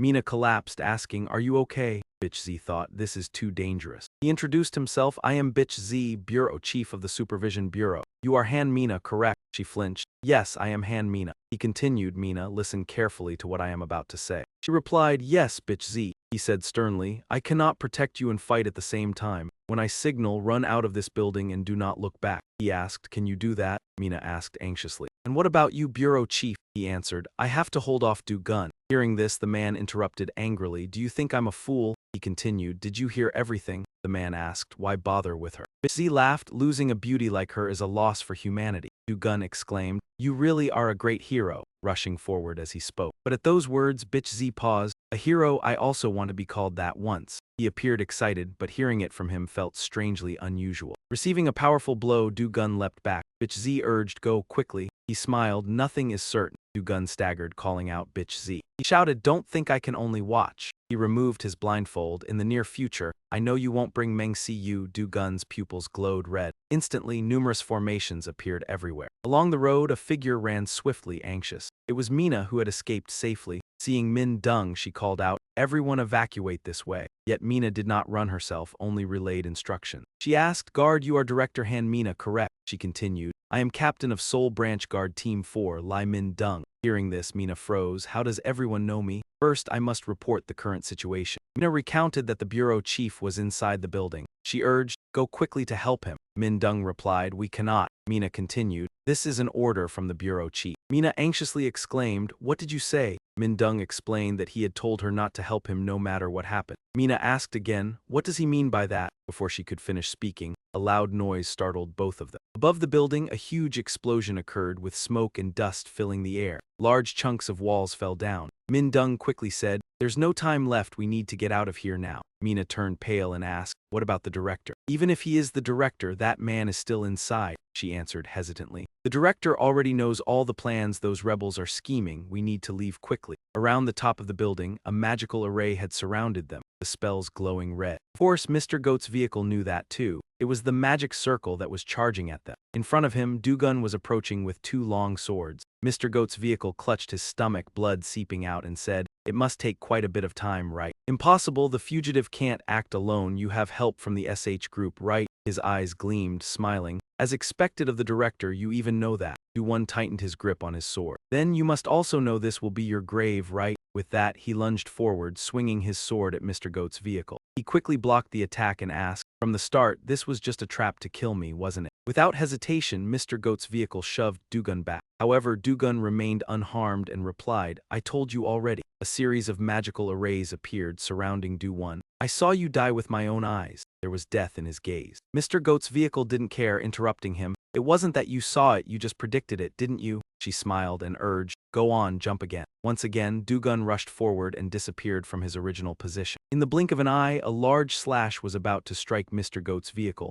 Your death is certain. Just as the words ended, a terrifying explosion sounded. A past memory of Mr. Goat's vehicle suddenly flooded his mind. On a sunny day, he was practicing swordplay with his father. Shin Ping suddenly swept his leg and said, who knows what will happen in the future? No one can predict the future. The sweep made Mr. Goat's vehicle fall, and he smiled, continuing, it's all just prediction. Hearing this, Mr. Goat's vehicle asked in confusion, predictions? Shin Ping answered, Mr. Goat's vehicle, there is an old cart and a new cart, which one do you want to take? He thought for a moment and replied, the new cart. Shin Ping asked in surprise, why? Mr. Goat's vehicle answered, because the old cart might break down. He laughed at that answer and said, so you already predicted something that hasn't happened yet. With that, Shin Ping slowly stood up. By observing actions, personality, trends, and habits, you can predict someone's next move. It's like seeing the future, that's the power of insight. Back to the present, Mr. Goat's vehicle was slumped, blood trickling from the corner of his mouth. However, he was still alive, breathing heavily, showing great perseverance. Du-Gun smiled cruelly and said, Bitch Xingzi, he remained calm and asked, don't you see this coming? Xingzi added, well, it's unfortunate. It's not about seeing the future, it's the power of insight and prediction. Du-Gun interrupted but ultimately said, you still fell into the trap. Hearing this, he asked in return, yes, but do you know something? He continued, there is someone with insight far surpassing yours. Despite the mocking tone, Du-Gun coldly replied, still pretending to the end. With that, Du-Gun tightened his sword and swung it. Without hesitation, he stabbed the sword into Mr. Goat's vehicle's chest. Taking the blow in the middle of his chest, Mr. Goat's vehicle coughed up blood, his eyes rolled back. At the same time, somewhere else the atmosphere was calm.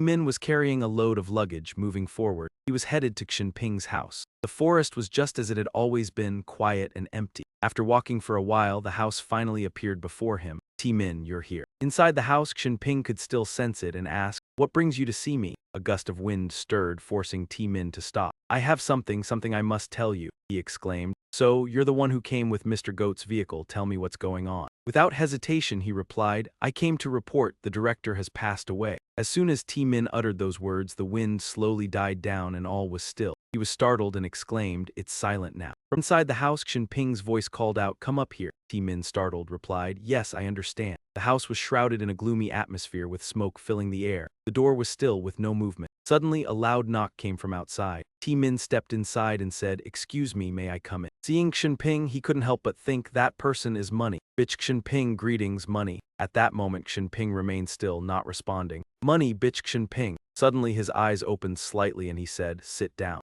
Min sat down across from him and introduced himself. "I am Park Min, assistant to director bitch Zongda." He got straight to the point. "You said you came here to report the deputy director's death." Xinping asked, "So, Xingzi is dead?" He couldn't bring himself to look directly at him and replied, "Yes." He recalled the day Xingzi had handed him a letter. "Please give this to my father." Min asked in surprise, "What is this?" Xinping calmly replied, "A card, it may end this situation." On hearing those words, Min truly couldn't understand. Did the director have to go this far? He continued, "There was no other way," and before he could finish, Mr. Goat's vehicle interrupted. The captain caught him. He smiled calmly and continued, "To save the world, this is just a small sacrifice." Min stammered, the director's concern. However, this was a decision he had made. "It all depends on you, Captain B." Min's gaze revealed clear sorrow as he spoke. The director has sacrificed himself. In an instant, Xinping slightly moved and a light breeze stirred, causing the candle flame to flicker. Outside the house, the wind gently blew, causing the leaves to stir. The animals moving nearby suddenly stopped. Xinping softly asked, "Why did Xingzi die?" Min bowed and replied, "The director fell into the trap of the chaos. They had set the trap for him." He continued, "To eliminate the director fell into the trap and Captain Dung sacrificed himself." However, this wasn't what he wanted to hear. "No, I'm not asking about that," he asked bluntly. "Why did Mr. Goat's vehicle die?" Upon hearing this question, Min fell silent, his lips pressed tightly together. His hand moved awkwardly as he stammered that. He reached into his pocket and pulled out the letter. "I don't understand your question." But Min handed over the letter. "This is the director's last will." The letter read, "Dear Father, when you read this letter, I will no longer be in this world. Looking back, I realized that everything you said was right. I respect you more than anyone else. I want to be a hero for justice like you. I believe I am fighting for the right cause. Although fighting to resist evil, they have taken countless lives, and I wonder if the end of this blood-soaked path really leads to paradise. The situation is beyond my abilities. Please, Father, keep your last promise. We promise to collect each other's bodies when we meet again. I cannot be forgiven for my unfilial deeds if I leave this world before you. Please, Father, step forward once more for the sake of everyone." As Xinping read, his hands trembled in pain. "I beg you, Father, with my life. That is all that Mr. Goat's cart desires, Father." After reading the letter, his eyes closed tightly and the candle was snuffed out. His grip on the letter tightened until it crumpled. That bastard. Scene change, he was stabbed through the chest, the pain tearing his sanity apart. Blood splattered everywhere, but despite bracing himself, he remained unfazed, his gaze cold. He coughed up blood. He struggled to speak. "Not like you at all, still have something to say." Gada calmly asked, "You know everything, you know the chaos we planned, that I won't follow Meng Shig and that you will die right." His whole body shook as he responded. "Other things I'm not sure." Mr. Goat's cart smiled slyly. "I'm certain your plan will never come to fruition." Before he could finish, Du-gun struck the wound again, about to die and still trying to act tough. His consciousness began to fade, leaving everything else to Father. "I'll help you pass peacefully." Just then, a figure appeared behind Du-gun. Mr. Goat's cart could no longer see clearly. When he thought he was dead, a miracle occurred. Several needles were driven into his wound. "How am I still alive?" Xinzi felt his body no longer hurt as before. How could this be? The more confused he became, he muttered, "Needles." A familiar figure appeared. It was Meng Xiu. Mr. Goat's cart wondered, "How are you here?" Flashback to 10 minutes ago, the cold gaze of the soldier spoke, "Still trying to act tough when you're about to die." In that moment, Sieg appeared from behind. "I'll help you pass peacefully." Without hesitation, his figure vanished from his previous position, and in the blink of an eye, Sieg's face was next to Du-gun, leaving him confused. The look in his eyes was one of panic. "Men," before Du-gun could speak, Sieg grabbed his arm tightly and without hesitation threw him backward, causing a loud explosion. Sihu glared at him angrily as though he wanted to devour him. He turned and called for the director. Sihu gently helped him sit up and asked, "Are you all right?" But Mr. Goat's cart's eyes were lifeless, no response. The director was unconscious but still alive. The wound was deep, but thankfully it didn't hit the heart. We need to treat him quickly. As Sigu removed 3 needles, he silently prayed, "Please hang in there a little longer. Director, you must survive." Sitting by the wall, Du-gun bent over and softly called, "Meng-shi." He couldn't understand, exclaiming, "Why are you still alive?" As he spoke, he picked up his sword and stood up. "You should have died in the S-level dungeon. How could you survive and come back here?" Du-gun's shout echoed angrily. Thanks to Shig's timely appearance, Mr. Goat's cart was saved. "What is going on?" He anxiously asked. "Director, are you okay?" The director stammered. "Hunter Men-shig, why are you here?" Sieg interrupted. "The wound is too deep, don't talk anymore." Looking at the needles in his body, Mr. Goat's cart was astonished. "Did you do this? The wound is healing." Among the 13 heroes, only the young Ludori had that power. But he refused to stop, saying, "I must die for the money to show face." Sieg listened, not understanding. "Director, you can live. Mr. Zugun didn't kill me." He continued because he thought eliminating the director was more important than me. Because of fear of Big Xiangzi, countless criminals are on the run. As he spoke, Sihu smiled and reminded him, "As long as the director lives, that is the way to protect everyone." These words made Mr. Goat's cart freeze, his eyes wide open. "That's why you can't die." With that, Sieg stood up. "Please stay safe." To protect everyone, and back to the main issue, he looked at Zugun. "You should rest for a while." With that, he stood and moved forward.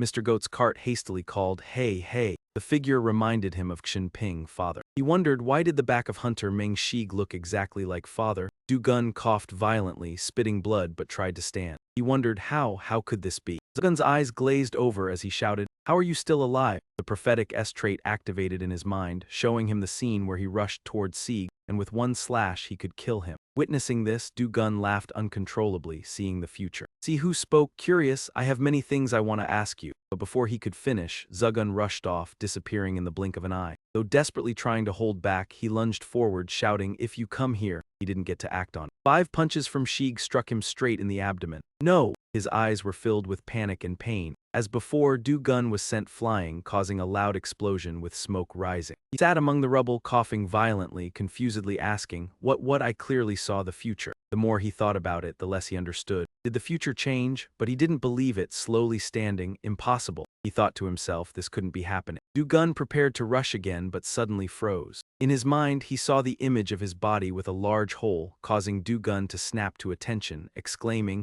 what was that, my body?" He then prepared to fight again. As before, he stood still. This time, what he saw was even more terrifying. He had died. In a state of panic, he thought, what could that be, my future death? Suddenly, Sieg spoke. "I warned you," he said seriously. "Next is you." Du-gun tensed, death still looming in front of him. A moment later, Du-gun couldn't take it anymore, screaming, "Nonsense," glaring at Sieg in anger. "Stop talking nonsense, Sieg." Calmly, Sieg adjusted his gauntlet, threatening, "You can't defeat me, Du-gun." On the outside, confident but worried inside, even as he said that. After battling Severus in the S-level dungeon with SS plus super speed from Heim, "I've been running here continuously, so my stamina is heavily depleted. I don't know if my body can handle it." He gripped his sword, ready to fight at any moment. Du-gun laughed. "Nonsense, I've seen it. Both of you will die here. I'll help both of you go to hell together," he said, charging forward like a storm. Sieg looked at him, thinking to himself, it's time. Both quickly lunged into direct combat. Zugun had no intention of self-destructing Sieg. This surprised him slightly. Could it be, he thought, eyes suspiciously fixed on the bureau chief. From the start, he had planned to target the bureau chief, and his prediction proved correct as a second later, the man deliberately struck, forcing the other to dodge aside. He charged straight at the bureau chief. As he neared, Du-gun shouted loudly, "I'll take out this old man first." Sieg smiled faintly, thinking it was too late to stop him. Before he could reach the bureau chief, he activated Hercules' divine combat technique. He slammed forcefully onto the floor. The building shook like an earthquake. The floor broke open, forming a large hole that sent both Zugun and the bureau chief falling below. The sudden event startled him, not the floor. He quickly pursued the two. Du-gun took a moment to regain his footing, then angrily shouted, "You destroyed the floor, are you out of your mind?" Sieg replied bluntly, "You ignored me to target the bureau chief. There must be a reason you left the bait for me to come here." Du-gun said nothing, instead changing the subject. "You seem tired, I'll help you relax a bit." Knowing he couldn't escape easily, Sieg closed his eyes to focus on a strategy, thinking, "My condition isn't great, but I'm holding on thanks to over 80% SS monster power.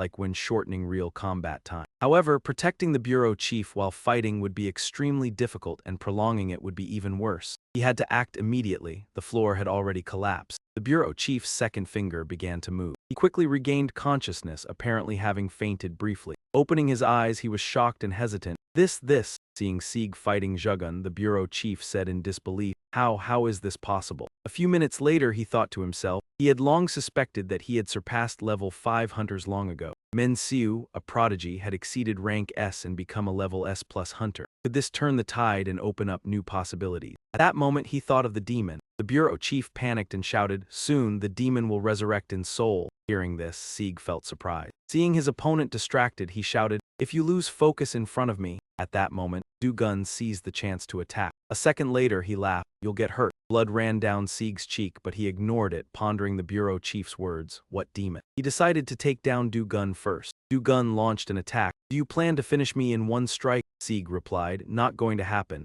as Du-gun switched to attacking with a magical circle. He remained calm. Du-gun, I have many questions for you, don't die. Immediately after, Sieg executed the unified strike. Unfazed, Du-gun mocked, Stop boasting, I'll win with amplified magic. Du-gun looked down on Sieg. A mere human like you, how could you? Sieg cut him off. This power isn't fully mastered, even I can't control it. Instantly, Sieg used Hercules' divine combat technique and charged. He continued the unified strike, summoning a spirit azure dragon. He moved incredibly fast, and in the blink of an eye, an azure dragon appeared before him. Du-gun stared in disbelief. Impossible, no human can possess such power. The aura spread rapidly from the building. After the battle, the building was filled with smoke and debris. Due to internal injuries, Sieg coughed up blood. Exhausted, he collapsed, thinking, The destructive force is unbelievable. This power isn't meant for humans. Even deities can't use 2 divine moves at once. A power even gods don't have. If SS monster power were below 80%, my body would be shattered. I still have work to do. Right now, the demon is ravaging the city. People screamed and fled. Moon-jun, injured in the leg, cried for help. Help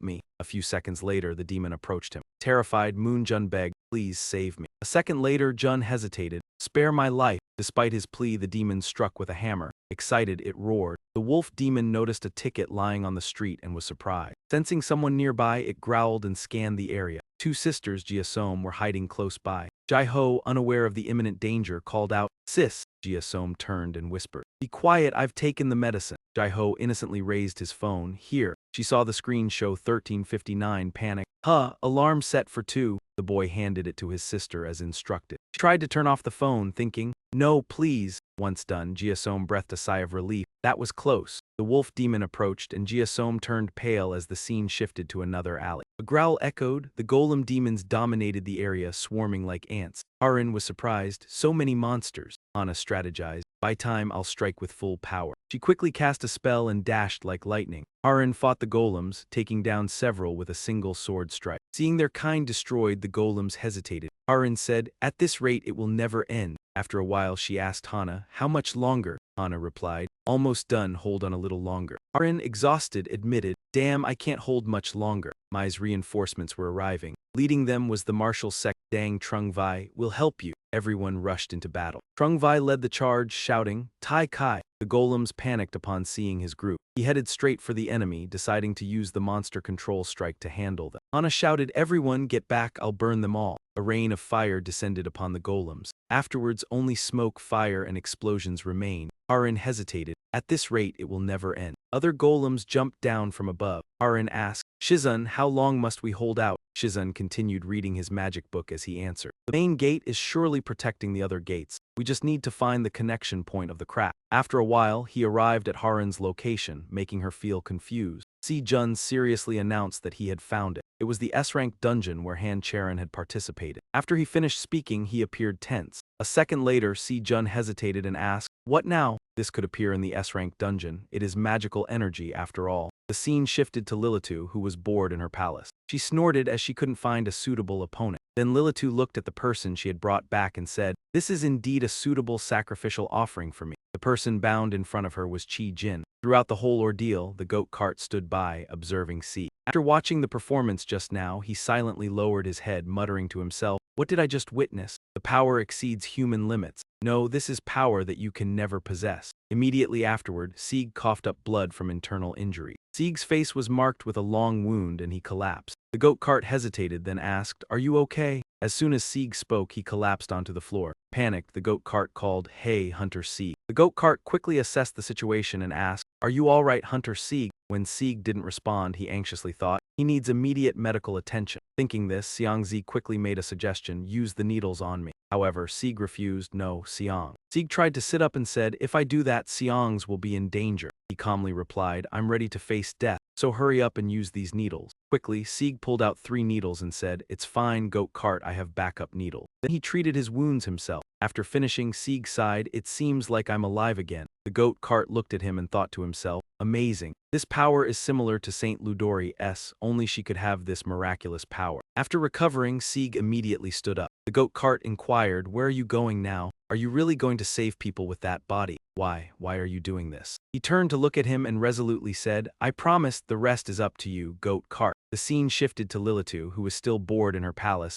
unable to find an opponent of equal strength. Lilitu looked at the person she had brought back and said, "This is indeed a fitting sacrificial offering for me. Come here, make me happy." The person holding a sword in front of her was Cheyenne. A second later, Lilitu walked while saying, "You know, I'm imprisoned here and can't leave. If I borrow your body, I might be able to escape." At that, she quickly cast a spell. Seeing this, Chi-Jin anxiously thought to herself, "I can't move or make a sound." She could feel the vast difference in power. Fear made Chi-Jin tense, her teeth gritting. Unable to hold back, she swung her sword. This action shocked Lilitu. "You dare defy my lingering thoughts?" She looked at her opponent and quietly thought to herself, "Stay calm, Chi-Jin. This woman is a monster, not a human. A monster I can't fight." She didn't believe in Chi-Jin's abilities. Panicking, she said, "This power, how can humans possess the power of the gods?" At the same time, Chi-Jin also realized something and muttered, "What this monster wants is my body." Thinking this, Chi-Jin's sword hand trembled. She foolishly considered pressing the sword against her neck and murmured in her mind, "If I die here, it will all be over." After a beat, "Oh no," she quickly stopped herself using magic. A second later, 2 cords wrapped around the hilt of Chi-Jin's sword. They forced Chi-Jin to release her sword. A second later, the second cord wrapped around her other hand. Once Lilitu had control, she loudly asked, "Are you trying to kill me? Then I'll have trouble. If you die, I won't be able to escape either." "There's nothing to fear, I'll make sure you're released quickly." Though bound, Cheyenne still encouraged herself, "No, I can't give up like this. Even if I have to use my ultimate power, I must stop this." Thinking this, Cheyenne began casting magic. Lilitu quickly retaliated, irritated, and said, "What a hassle. Even if it's the power of the gods, it's still just fake." Cheyenne's magic was immediately controlled by her. Furthermore, Lilitu mocked, "Nothing's changing," refusing to lose. From deep within, Chi-Jin firmly said, "No, I won't let you win." She closed her eyes, trying to focus her power. At that moment, Sheik broke through the barrier and charged into Lilitu's space. When he grabbed her by the neck, she angrily coughed and asked, "What?" Lilitu stared at the gap and kept grumbling in her head, "Has the space cracked? Did he break my barrier? Impossible." A moment later, Sieg spoke, "Because I promised, even if the whole world turns against you, even if everyone in the world abandons you, or even if you turn your back on yourself, I will always be by your side. That's my promise, even though it's faded from your memory." Lilitu gritted her teeth. "How can this be? How could you break my barrier?" Sieg didn't answer, only glaring at her with a look of hatred. She didn't forget to blame him, "So you taught that girl the power of the gods." As soon as she finished speaking, Lilitu quickly used magic to escape. She retreated while saying, "You're just a lowly mortal. How could you use the power of the gods?"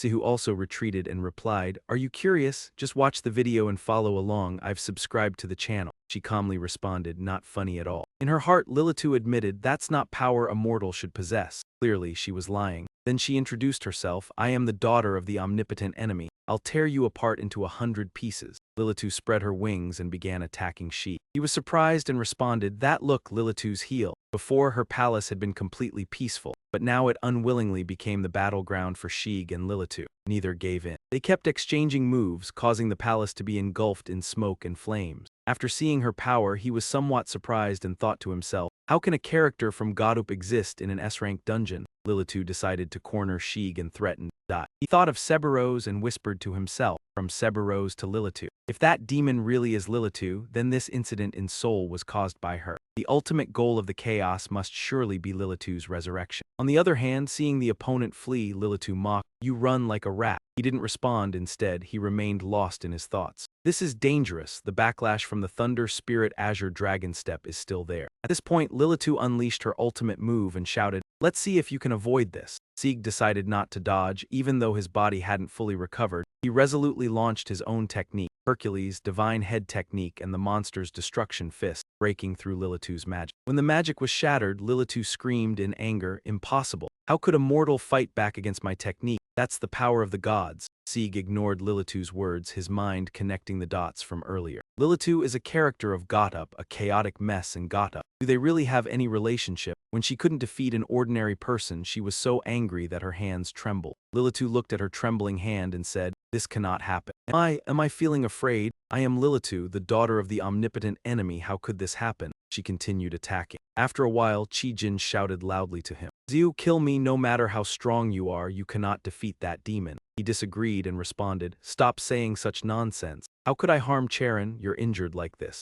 Lilitu yelled in her face, "Shut up, sacrificial pawn, stop babbling." After saying that, she punished Cheyenne. However, Sieg stepped in to take the blow instead and was injured but still shielded her. After a while, Lilitu moved in front of them and said, "Since you are an important sacrificial pawn, I do not intend to kill you. Are you going to use your body to protect her?" "Oh, I have an idea." Not wanting him to get hurt for her, Chi-Jin whispered into Sieg's ear. "Are you okay, Siu?" He quickly reassured her, "Don't worry about me, I'm fine." Then Chi-Jin suddenly bargained with him, "Sieg, this is the chance, kill me now." Sieg firmly disagreed, "Stop saying such nonsense." She quickly reasoned, "Look at your condition, Sieg. Your body is covered with wounds. How can you defeat that demon? If I can get out to the outside world, everything will be over. If I die, everything ends. Kill me and then run away." Hearing that, Sihu became angry. Chi-Jin, "Stop talking about such death nonsense. I will definitely win and we will leave here together." Chi-Jin, still worried about him, softly called his name, Sieg. Lilitu, hearing this, mocked, "So blind, how can that be?" With that, she used magic. Seeing his legs trembling, Lilitu said, "Look at how you're protecting that woman with your body. Seems like she's really important to you." As soon as she finished speaking, Chi-Jin immediately screamed in pain. With shocked expression, Sieg turned around to look at her and called out in confusion, Chi-Jin." He clenched his fist and cast magic. Sieg shouted threateningly at Lilitu, "I will kill you." Finally, his magic quickly took over the area. But just a second later, Sieg was shocked and said,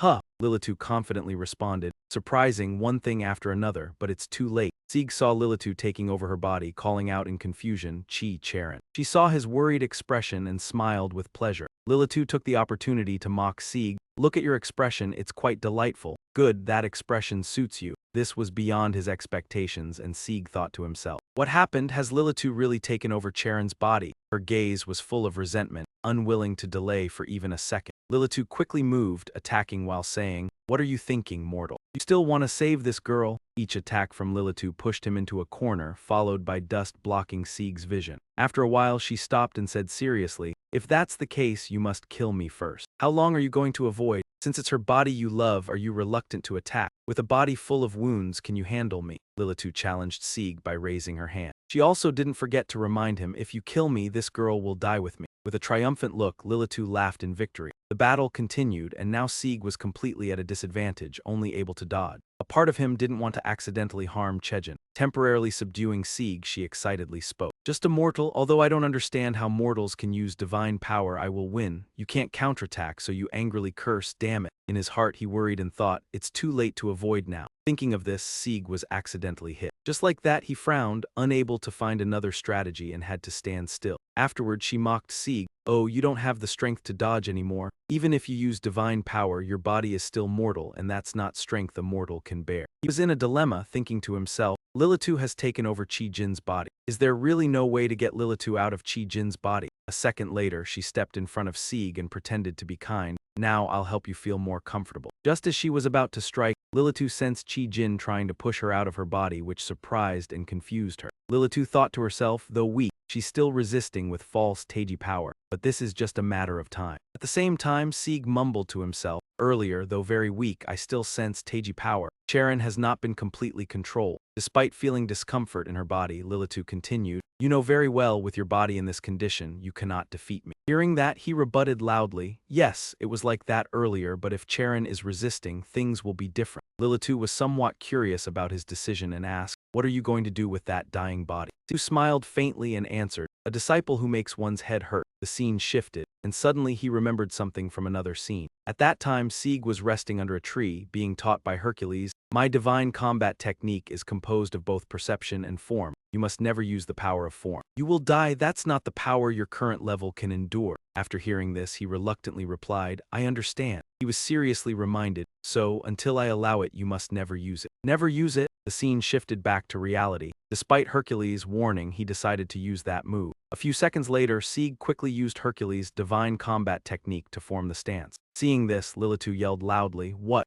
is this? In the blink of an eye, he added chaotic divine power. She immediately fell silent, and after a while Lilitu spoke in disbelief. No, how could you use that power? Impossible. After saying that, she attacked. At this point, Sieg broke her attack while replying, It's useless, I'm 10 times stronger than before. Afraid of being destroyed by him, Lilitu hurriedly said, Even if you have that power, if you kill me, this woman will die with me. In the blink of an eye, he stood behind her and said, If it's just me, then yes. When Lilitu realized Sieg knew everything, she asked nervously, When did you know? He struck her back and answered, But if Charon's consciousness is still there, I can transfer the Teiji power to Cheyenne. While Sieg transferred the power, Lilitu threatened, You bastard, do you think I will just let this go? He wasn't afraid, and instead he deliberately smiled brightly in front of her. On the other hand, Sieg seriously ordered, Leave immediately. As soon as he finished speaking, he struck Lilitu's back hard. Moreover, he added Teiji True Chi with the strike. Just like that, her soul was blasted out of Chi Jin's body. And when Lilitu spat blood due to internal injuries, Sieg shouted loudly,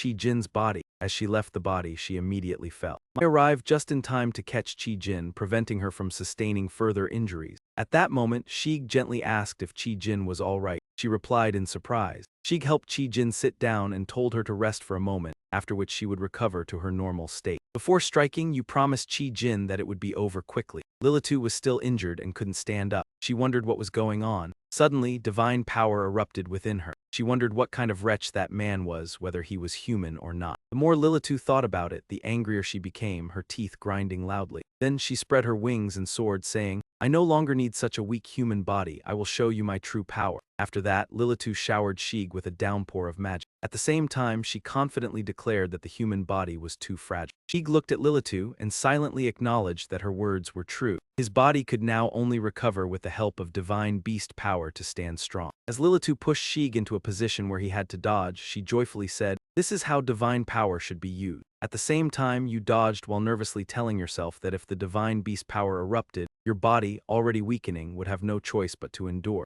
Lilitu continued to cast threatening magic. Lilitu screamed, Die! Her magic grew stronger. You struggled to resist, silently telling yourself that you couldn't dodge everything. Right now, Sieg couldn't hold up and had to kneel. Seeing you small before her magic, Lilitu mocked you. She deliberately mocked Sieg like a bug struggling to escape. His hands slowly turned black as his body weakened, while Lilitu's magic pushed him down. He gathered all his strength and screamed in fury. Lilitu's magic orb exploded after a few minutes and she casually cried out. While relishing her victory, Sieg calmly stepped out. Lilitu asked in surprise, You could actually endure this. Knowing that his body couldn't hold out much longer, Sieg silently vowed that his limit was near, and he needed a powerful strike to finish Lilitu. He focused on finding a way to strike fast and decisively. Meanwhile, Lilitu mumbled, her body would have to endure for a while longer. Lilitu said, If you can still endure this attack, I will acknowledge you. After that, she launched an even stronger attack. Sieg, with a grim expression, said, Even if you die, I will bet everything on this strike. He used the divine battle technique of Hercules. Lilitu focused on casting her magic. When she reached her full power, she shouted, This is my true power. Lilitu's true power was a raging storm. Sieg refused to give in, countering with Earth technique II fusion, then adding the immortal ultimate Tai Kai strike. His move resembled a white tiger running through the dark tunnel created by magic. Lilitu ground her teeth and said, This is unbelievable. The white tiger appeared in front of her, causing her to panic and scream, unable to accept it. The scene shifted to Seoul, where a golem was defeated. Those around shouted loudly, reporting that the captain had reached his limit. The golems were multiplying and the sky above Seoul was filled with evil power. Mi-dung arrived at the headquarters but remained silent, making him anxious as he said, Captain, make a decision quickly. Pressed, she ordered Team 4 to evacuate the civilians. T-sung agreed and Team 4 retreated. A few seconds later, he was shocked to see the actions of the enemy and called out, Captain. He asked, What are you doing? Mi-dung ignored the danger and charged at the golem. She replied, If everyone retreats, who will block this place? Hurry up and go. T-sung hesitated, seeking permission, but the golem roared angrily as someone blocked its path. As the golem advanced, Mi-dung urged the evacuation. At that moment, someone moved faster than her, surprising Mi-dung. This person fought using a sword. The person struck incredibly fast, preventing the golem from getting close. Taking the opportunity, he divided the golem into several parts. This person was Zhang Min.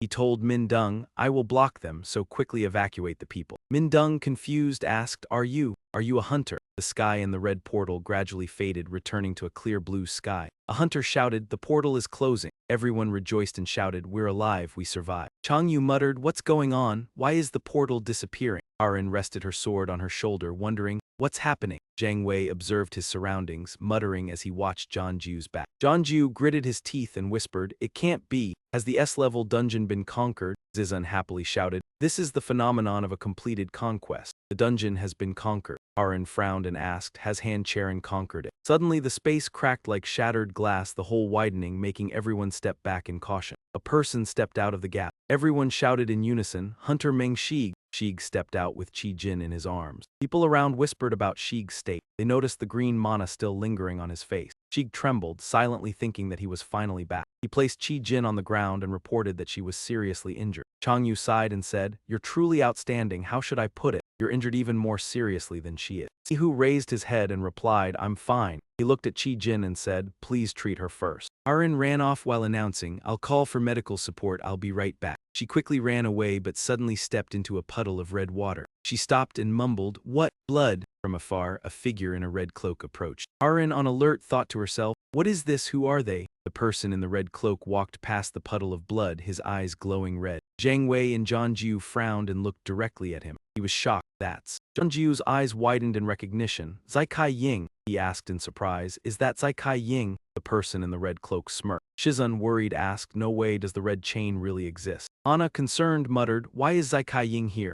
Zai Kai Ying spoke and his whole body suddenly disintegrated. Seeing him, a deathly aura enveloped the city. His voice echoed, everyone must die. Arin froze in fear as a figure lunged toward her. Shig immediately grabbed Zai Kai Ying's arm, preventing him from attacking Harin. He raised his other arm and Shig quickly blocked it. But Zai Kai Ying took advantage of the opening and escaped. They both maintained their distance, silently watching each other. Shig furrowed his brow and asked, what are you doing? You gasped for breath, pondering in your mind with your will echoing instead of speaking. You thought of Hercules, a rather familiar method. Zai Kai Ying stared at Shig and asked, how can you use that power? The red shadow appeared before Shig, smiling coldly as he said, do you want me to tell you? You killed Lily too. He continued, I only came to take the sacrifice. Suddenly, the red shadow disappeared and reappeared right behind Sieg, smiling as he said, but you must die. The red shadow swung his hand at Sieg, causing a crack to appear on the ground. He said, even though you're about to die, your reaction is quite good. Then he vanished again, reappearing right behind Sieg and throwing a powerful punch at him, but Sieg quickly dodged. Sieg clenched his fist and punched towards the red shadow. He jumped to avoid it. The red shadow frowned, realizing Sieg's strength. This is Thor's SS Lightning Spirit and Hercules' SS Divine Combat Technique. Sieg charged towards the red shadow, and the two of them grabbed each other's hands and punched. When their fists collided, a massive explosion immediately erupted. Everyone quickly raised their hands to shield their eyes.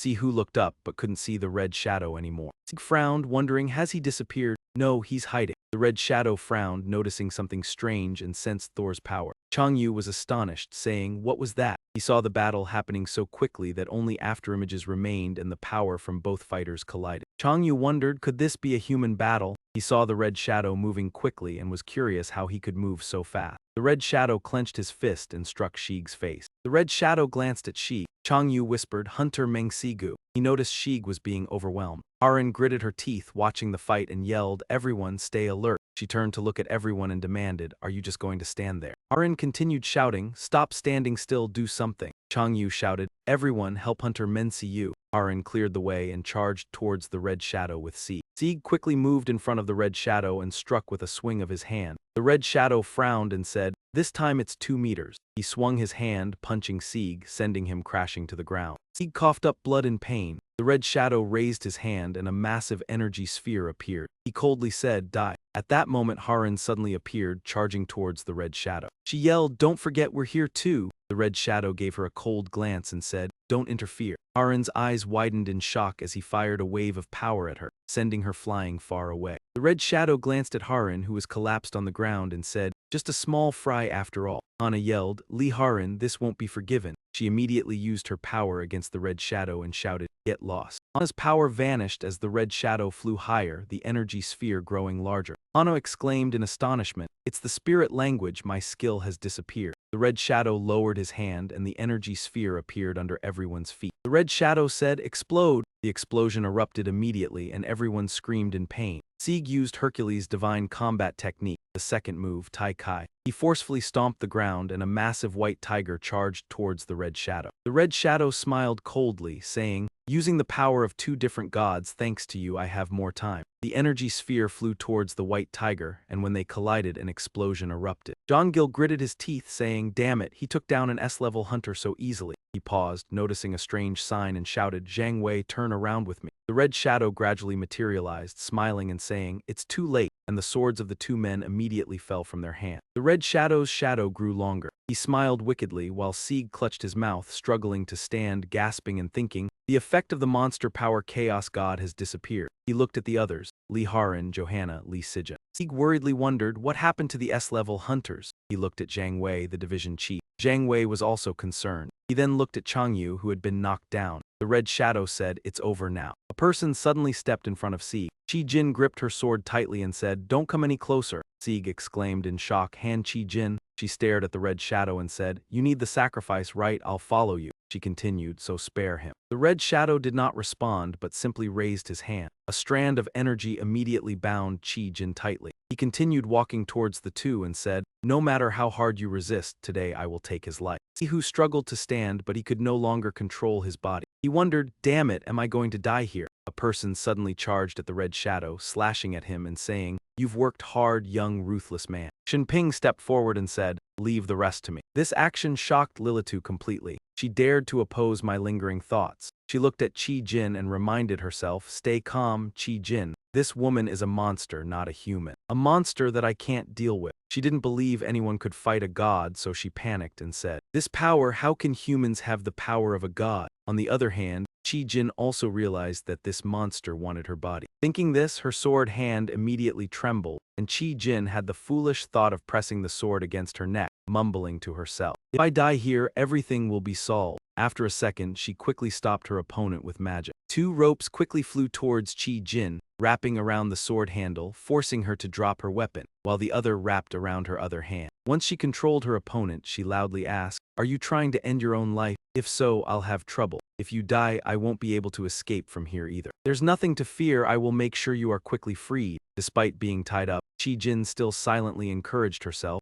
"No, I can't lose like this, even if I have to use ultimate power. This has to stop." Cheyenne immediately used magic, thinking it through. Lilitu reacted instantly, saying irritably, "So troublesome." Although it was the power of a god, it was just a fake. As a result, her magic was completely controlled by her. Lilitu sneered, "Nothing has changed." Not willing to give up, Cheyenne firmly resisted from the depths of her heart. "No, it can't be like this." She closed her eyes and tried to focus her strength. At that moment, Sheeg successfully broke the barrier and rushed into Lilitu's area. When she was strangled, she coughed angrily and asked, "What?" Lilitu looked at the hole and kept thinking in her head, "Is the space cracked? Has he broken my barrier? Impossible." A few minutes later, Sheeg spoke, "Because I promised, even if the whole world turns its back on you, even if everyone leaves you, or even if you turn your back on yourself. But I will always be by your side," Sheeg continued. "That's my promise, even if it has faded from your memory." Lilitu gritted her teeth and shouted, "How is this possible? How could you break my barrier?" Sheeg did not reply, only glaring at her with hatred. Lilitu did not forget to blame him. "So you taught that girl the power of a god." After speaking, Lilitu quickly used magic to escape. She stepped back, saying, "You are just a lowly mortal." Sheeg also stepped back and replied, "Are you curious? Just watch the video and follow along. Already subscribed to the channel." Lilitu responded plainly, "Not funny at all." In her heart, she secretly admitted, "That's not the kind of power a mortal can possess." Clearly, she was lying.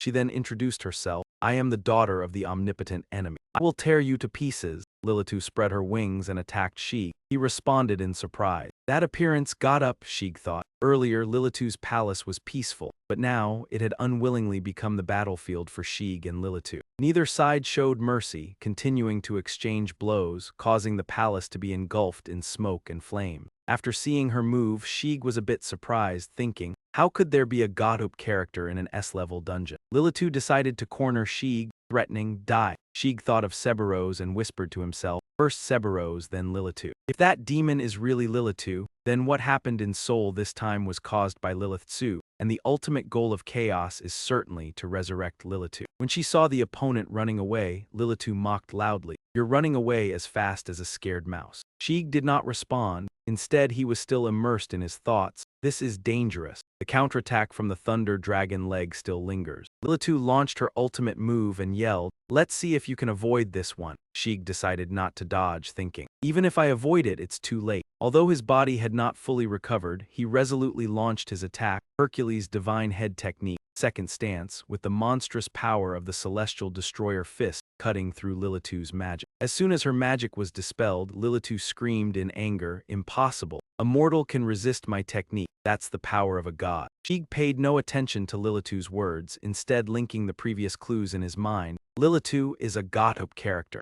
Does chaos really have something to do with GODTube? Lilitu was so furious that her hand trembled from not being able to defeat a mortal. Lilitu looked at her trembling hand and said, "This can't be happening. I feeling afraid. I am Lilitu. I am the daughter of the omnipotent enemy. How could this happen?" She launched another attack. A few minutes later, Cheyenne shouted to Sheik, "Sieg, kill me. No matter how strong you are, you can't defeat that demon." Sheik disagreed, replying, "Stop saying such nonsense. How could I harm you, Cheyenne? Your body is covered in wounds." Lilitu yelled at Cheyenne, "Shut up, sacrificial pawn. Stop talking nonsense." After saying that, she punished Cheyenne. However, Sheik stepped forward to take the blow in her place and was injured, shouting, "Even though my body is wounded, I will still be your shield." Lilitu quickly moved in front of them and said, "Since you're an important sacrificial pawn, I never intended to kill you. You're using your body to protect her. Oh, I just thought of a good idea." Not wanting Sheik to get hurt because of her, Cheyenne whispered into his ear, "Sieg, are you okay?" Sheik immediately reassured her, "Don't worry about me, I'm fine." Then Cheyenne suddenly bargained with him, "Sieg, this is the opportunity.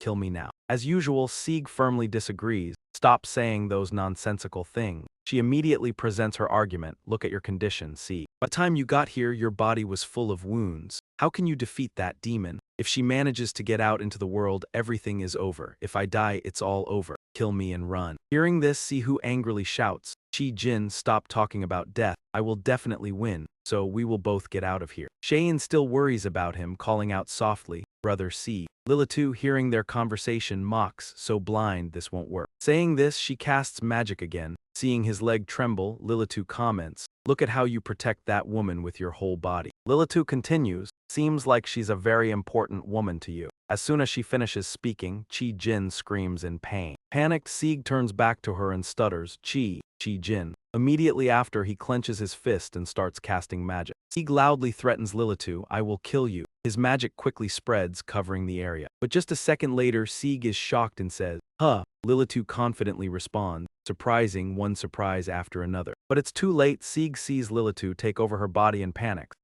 Seeing him worry, she smiles triumphantly. Lilitu takes the opportunity to tease, "Look at that expression of yours, it's perfect for you. Good, that expression suits you well. This situation is completely beyond your expectation." Sieg is confused inside. What happened? Has Lilitu taken over Charon's body? At this moment, her eyes are full of resentment, as if she doesn't want to delay even for a second. Lilitu immediately charges, striking as she says, "What are you thinking, human? Do you still want to save this girl?" Each strike from Lilitu pushes him into a corner. Smoke and dust billow up, blocking Sheik's view. After a while, she stops and speaks sternly, "Then you must kill me first. How long do you plan to avoid? Is it because this is the body of the woman you love that you can't bring yourself to attack with a body so full of wounds?" Lilitu taunts Sihu, "Do you think you can handle me?" She adds, "And if you kill me, this girl will die with me." Lilitu smiles smugly, as if victory is already certain. The battle continues, and the advantage clearly lies with her. Sieg is completely at a disadvantage, only able to dodge, partly because he's afraid of hurting Chejin. When she temporarily overpowers Sieg, she excitedly prepares to speak. "Just a mere human. Even though I don't understand how a human can use divine power, I will win." Unable to counterattack, he angrily exclaims, "Damn it." At the same time, he feels lost, telling himself it's too late to dodge. As he thinks this, Sieg accidentally takes a hit. His vision darkens, and with no other plan, he just stands there. Lilitu mocks, "Oh, you can't avoid it anymore, even with the power of the gods." But the body is still human. That's not a strength that a normal person can withstand. Sieg is in a dilemma, thinking,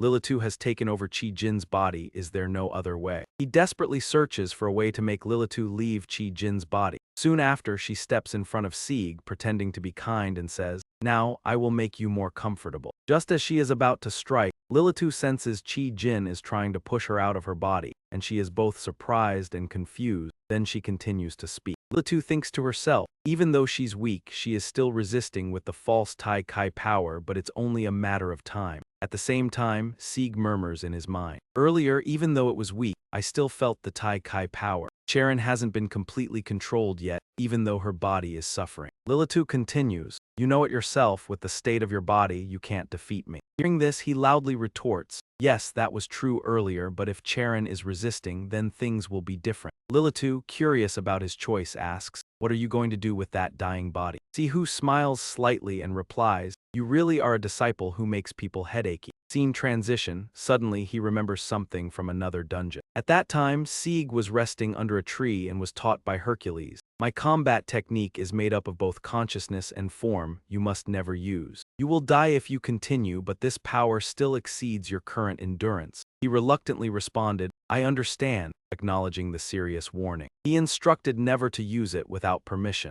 Ignoring Hercules' warning, he decided to use the technique in practice. Within seconds, Sieg quickly applied Hercules' divine combat technique to achieve the first form. At that moment, Lilitu shouted. What? A demonic aura appeared in his eyes. She froze, speechless for a moment before exclaiming in shock, No, how could you use that power? Impossible, she finished speaking and launched an attack. Sieg countered while replying, it's useless, I am 10 times stronger. Fearful of being destroyed, Lilitu hurriedly said, even if you have that power, if you kill me, this woman will die too. He appeared behind her and said, if it were only me, then yes. Knowing Sieg knew everything, Lilitu nervously asked, when did you find out? He struck her back and answered, but if Charon's consciousness remains, I can transfer the supreme energy to Cheyenne. As Sieg transferred the energy, Lilitu threatened, bastard, do you think I'll let you get away? He smiled confidently, unafraid, and firmly commanded, get out now. Then he struck Lilitu's back with force. Furthermore, he infused additional supreme energy. Her soul was expelled from Cheyenne's body. As Lilitu coughed up blood from internal injuries, Sieg shouted,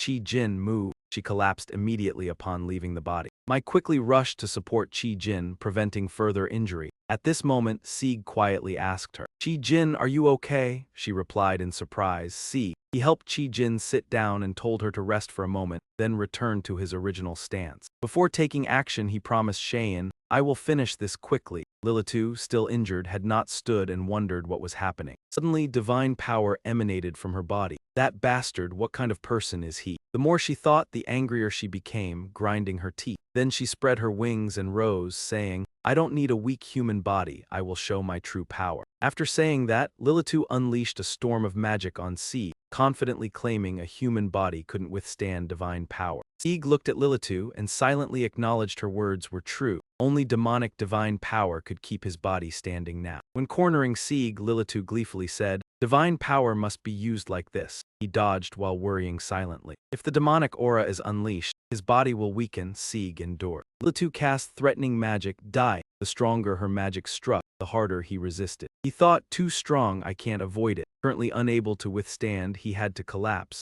Lilitu laughed, seeing him small before her magic. While Lilitu mocked, he flailed like an insect. His hands gradually blackened from weakness. Lilitu's magic pinned him down. He screamed with all his strength in anger. Minutes later, her magic sphere exploded. Lilitu gasped in shock. While reveling, Sieg calmly stepped out, surprising her. You actually survived that. Knowing his body couldn't endure long, Sieg silently decided, approaching the limit. To finish Lilitu, I need an ultimate strike. He focused on a quick victory while she muttered in frustration, his body forced to endure longer. If you can still withstand this, I'll acknowledge it. After saying that, Lilitu launched a stronger attack. Sieg firmly said, even if I die, I stake everything on this strike. For the second time, he used Hercules' divine combat technique. Lilitu was silent, concentrating on her magic. When she reached full strength, she shouted, now this is my true power. What Lilitu called true power was a raging storm. He quickly countered with the second earth form fusion. Sieg combined it with the Taiji Eternal Strike, the move resembling a white tiger charging through a pitch-dark tunnel created by magic. At the sight of the attack, Lilitu ground her teeth and exclaimed, unbelievable. The white tiger had just appeared and lunged at her, making her scream in terror. The scene shifts to Seoul. After defeating a golem,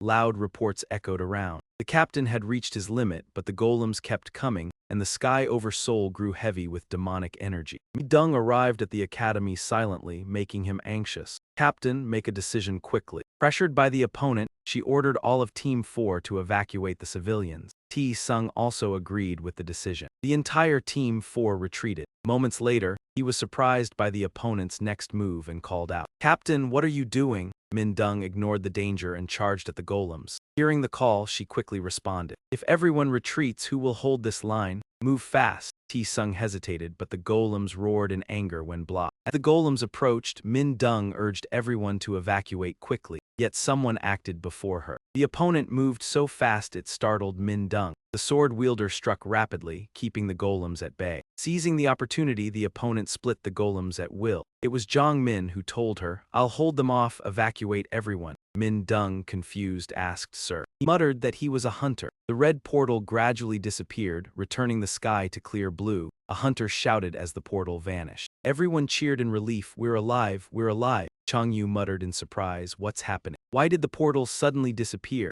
Harin rested her sword on her shoulder, asking, "What's going on?" Zhang Wei scanned the surrounding. He looked at John Jiu's back and muttered, "Impossible." John Jiu gritted his teeth, whispering, "Has the S-rank dungeon been conquered?" Si Jun cheered joyfully, "This is the completion phenomenon, the dungeon has been conquered." Harin frowned, wondering, has Han Charon completed it? Space suddenly cracked like shattered glass. The widening rift made everyone cautiously step back. Someone emerged from it. Everyone shouted together, "Hunter Meng Sieg." Sieg stepped out, Chi Jin in his arms. People around murmured about Meng Shig's condition. Look. Blue mana still lingered on Shig's face. He shivered, muttering, "Finally, I can return." Shig set Chi Jin down and announced. Chi Jin was seriously injured. Chang Jiu sighed, "You're incredible, how should I even describe it?" He worried, "You're even more injured than him." Sihu looked up, replying, "I'm fine." He glanced at Chi Jin's body, "Treat Charon first." Harin ran off while reporting, "I'll call the medical support team and return immediately." She quickly ran away. Harin suddenly stepped into a puddle of fresh blood, paused, muttering, "Blood." From afar, a figure in a red robe approached. Harin immediately became alert. "What? Who is it?" The red-robed figure calmly stepped through the blood puddle, eyes blazing red. Zhang Wei and Chang Jiu frowned at the red-robed figure. He was astonished.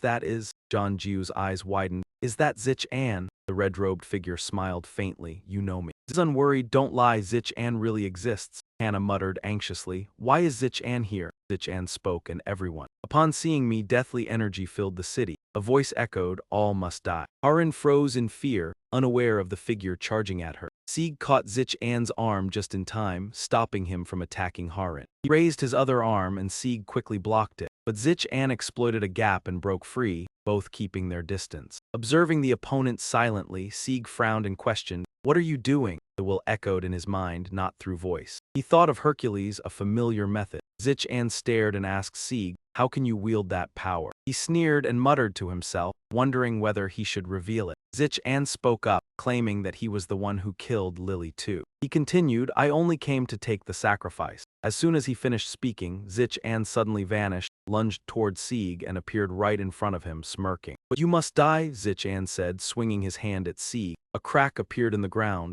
Zich An frowned. Even though he was about to die, his opponent reacted quickly. He vanished again. Zich An appeared behind Shig and threw a punch at him. Shig quickly dodged, clenched his fist, and countered. Zich An jumped high, avoiding his punch. Zich An frowned. A surge of electricity surrounded Sieg, Thor's thunder spirit, and Hercules' combat power. Sieg charged at Zich An. The man clenched his fists, muttered, their energy synchronized, and both struck each other with full force. Their punches collided, creating a massive explosion. Their powers clashed violently. Everyone quickly shielded their eyes. Shig looked up but saw no sign of Zich An. He furrowed his brow and wondered, "Gone? No, he's hidden." Zich An frowned, sensing Thor's presence, Thor's power. Chang Yu stared at the battle, puzzled. "What is that?" He saw them attacking so fast that only afterimages and the impact of their powers remained. Is this even a human fight? Jiu watched Zich An and wondered, how can he move that fast? Zich An clenched his fists, striking at Shig, his punch aimed straight at his face. Zich An glanced at Shig.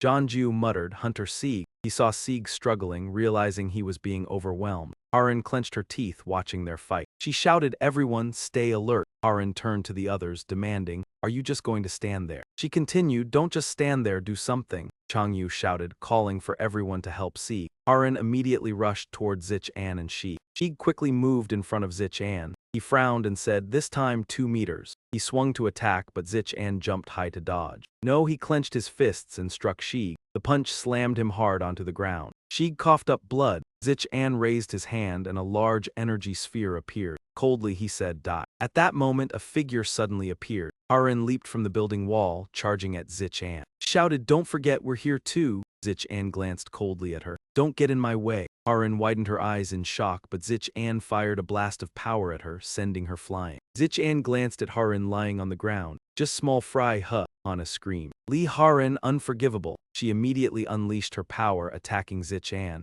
Her energy surged toward him. Zich-an smirked, disappear. Hana's power vanished and he rose high, the energy sphere growing larger. Hana muttered in shock, it's the spirit power, my skill disappeared. Zich-an lowered his hand, a sphere appeared beneath everyone. He commanded, explode. The explosion erupted instantly. Everyone screamed in pain. Shig immediately used Hercules' combat art second move Tai Kai. He stomped the ground. A giant white tiger lunged at Zich-an. He sneered. Using the power of both gods, Zich-an said, thanks to your little pests I have more time. The energy sphere flew toward the white tiger. When the two powers collided, a massive explosion occurred. Changyu gritted his teeth. Damn it, he defeated a rank S hunter that easily. Please subscribe to our channel to support us. Please subscribe to our channel to support us. The swords of both men fell to the ground. Zich-an's shadow stretched longer. He grinned wickedly. Shig covered his mouth, trying to stand, panting, realizing the chaotic godly power had disappeared. He looked at everyone, Lee Harin, Johanna, Lee Shizun worriedly. What happened to the rank S hunters? He looked at director Zhang Wei, who met his gaze. He looked at Changyu, defeated.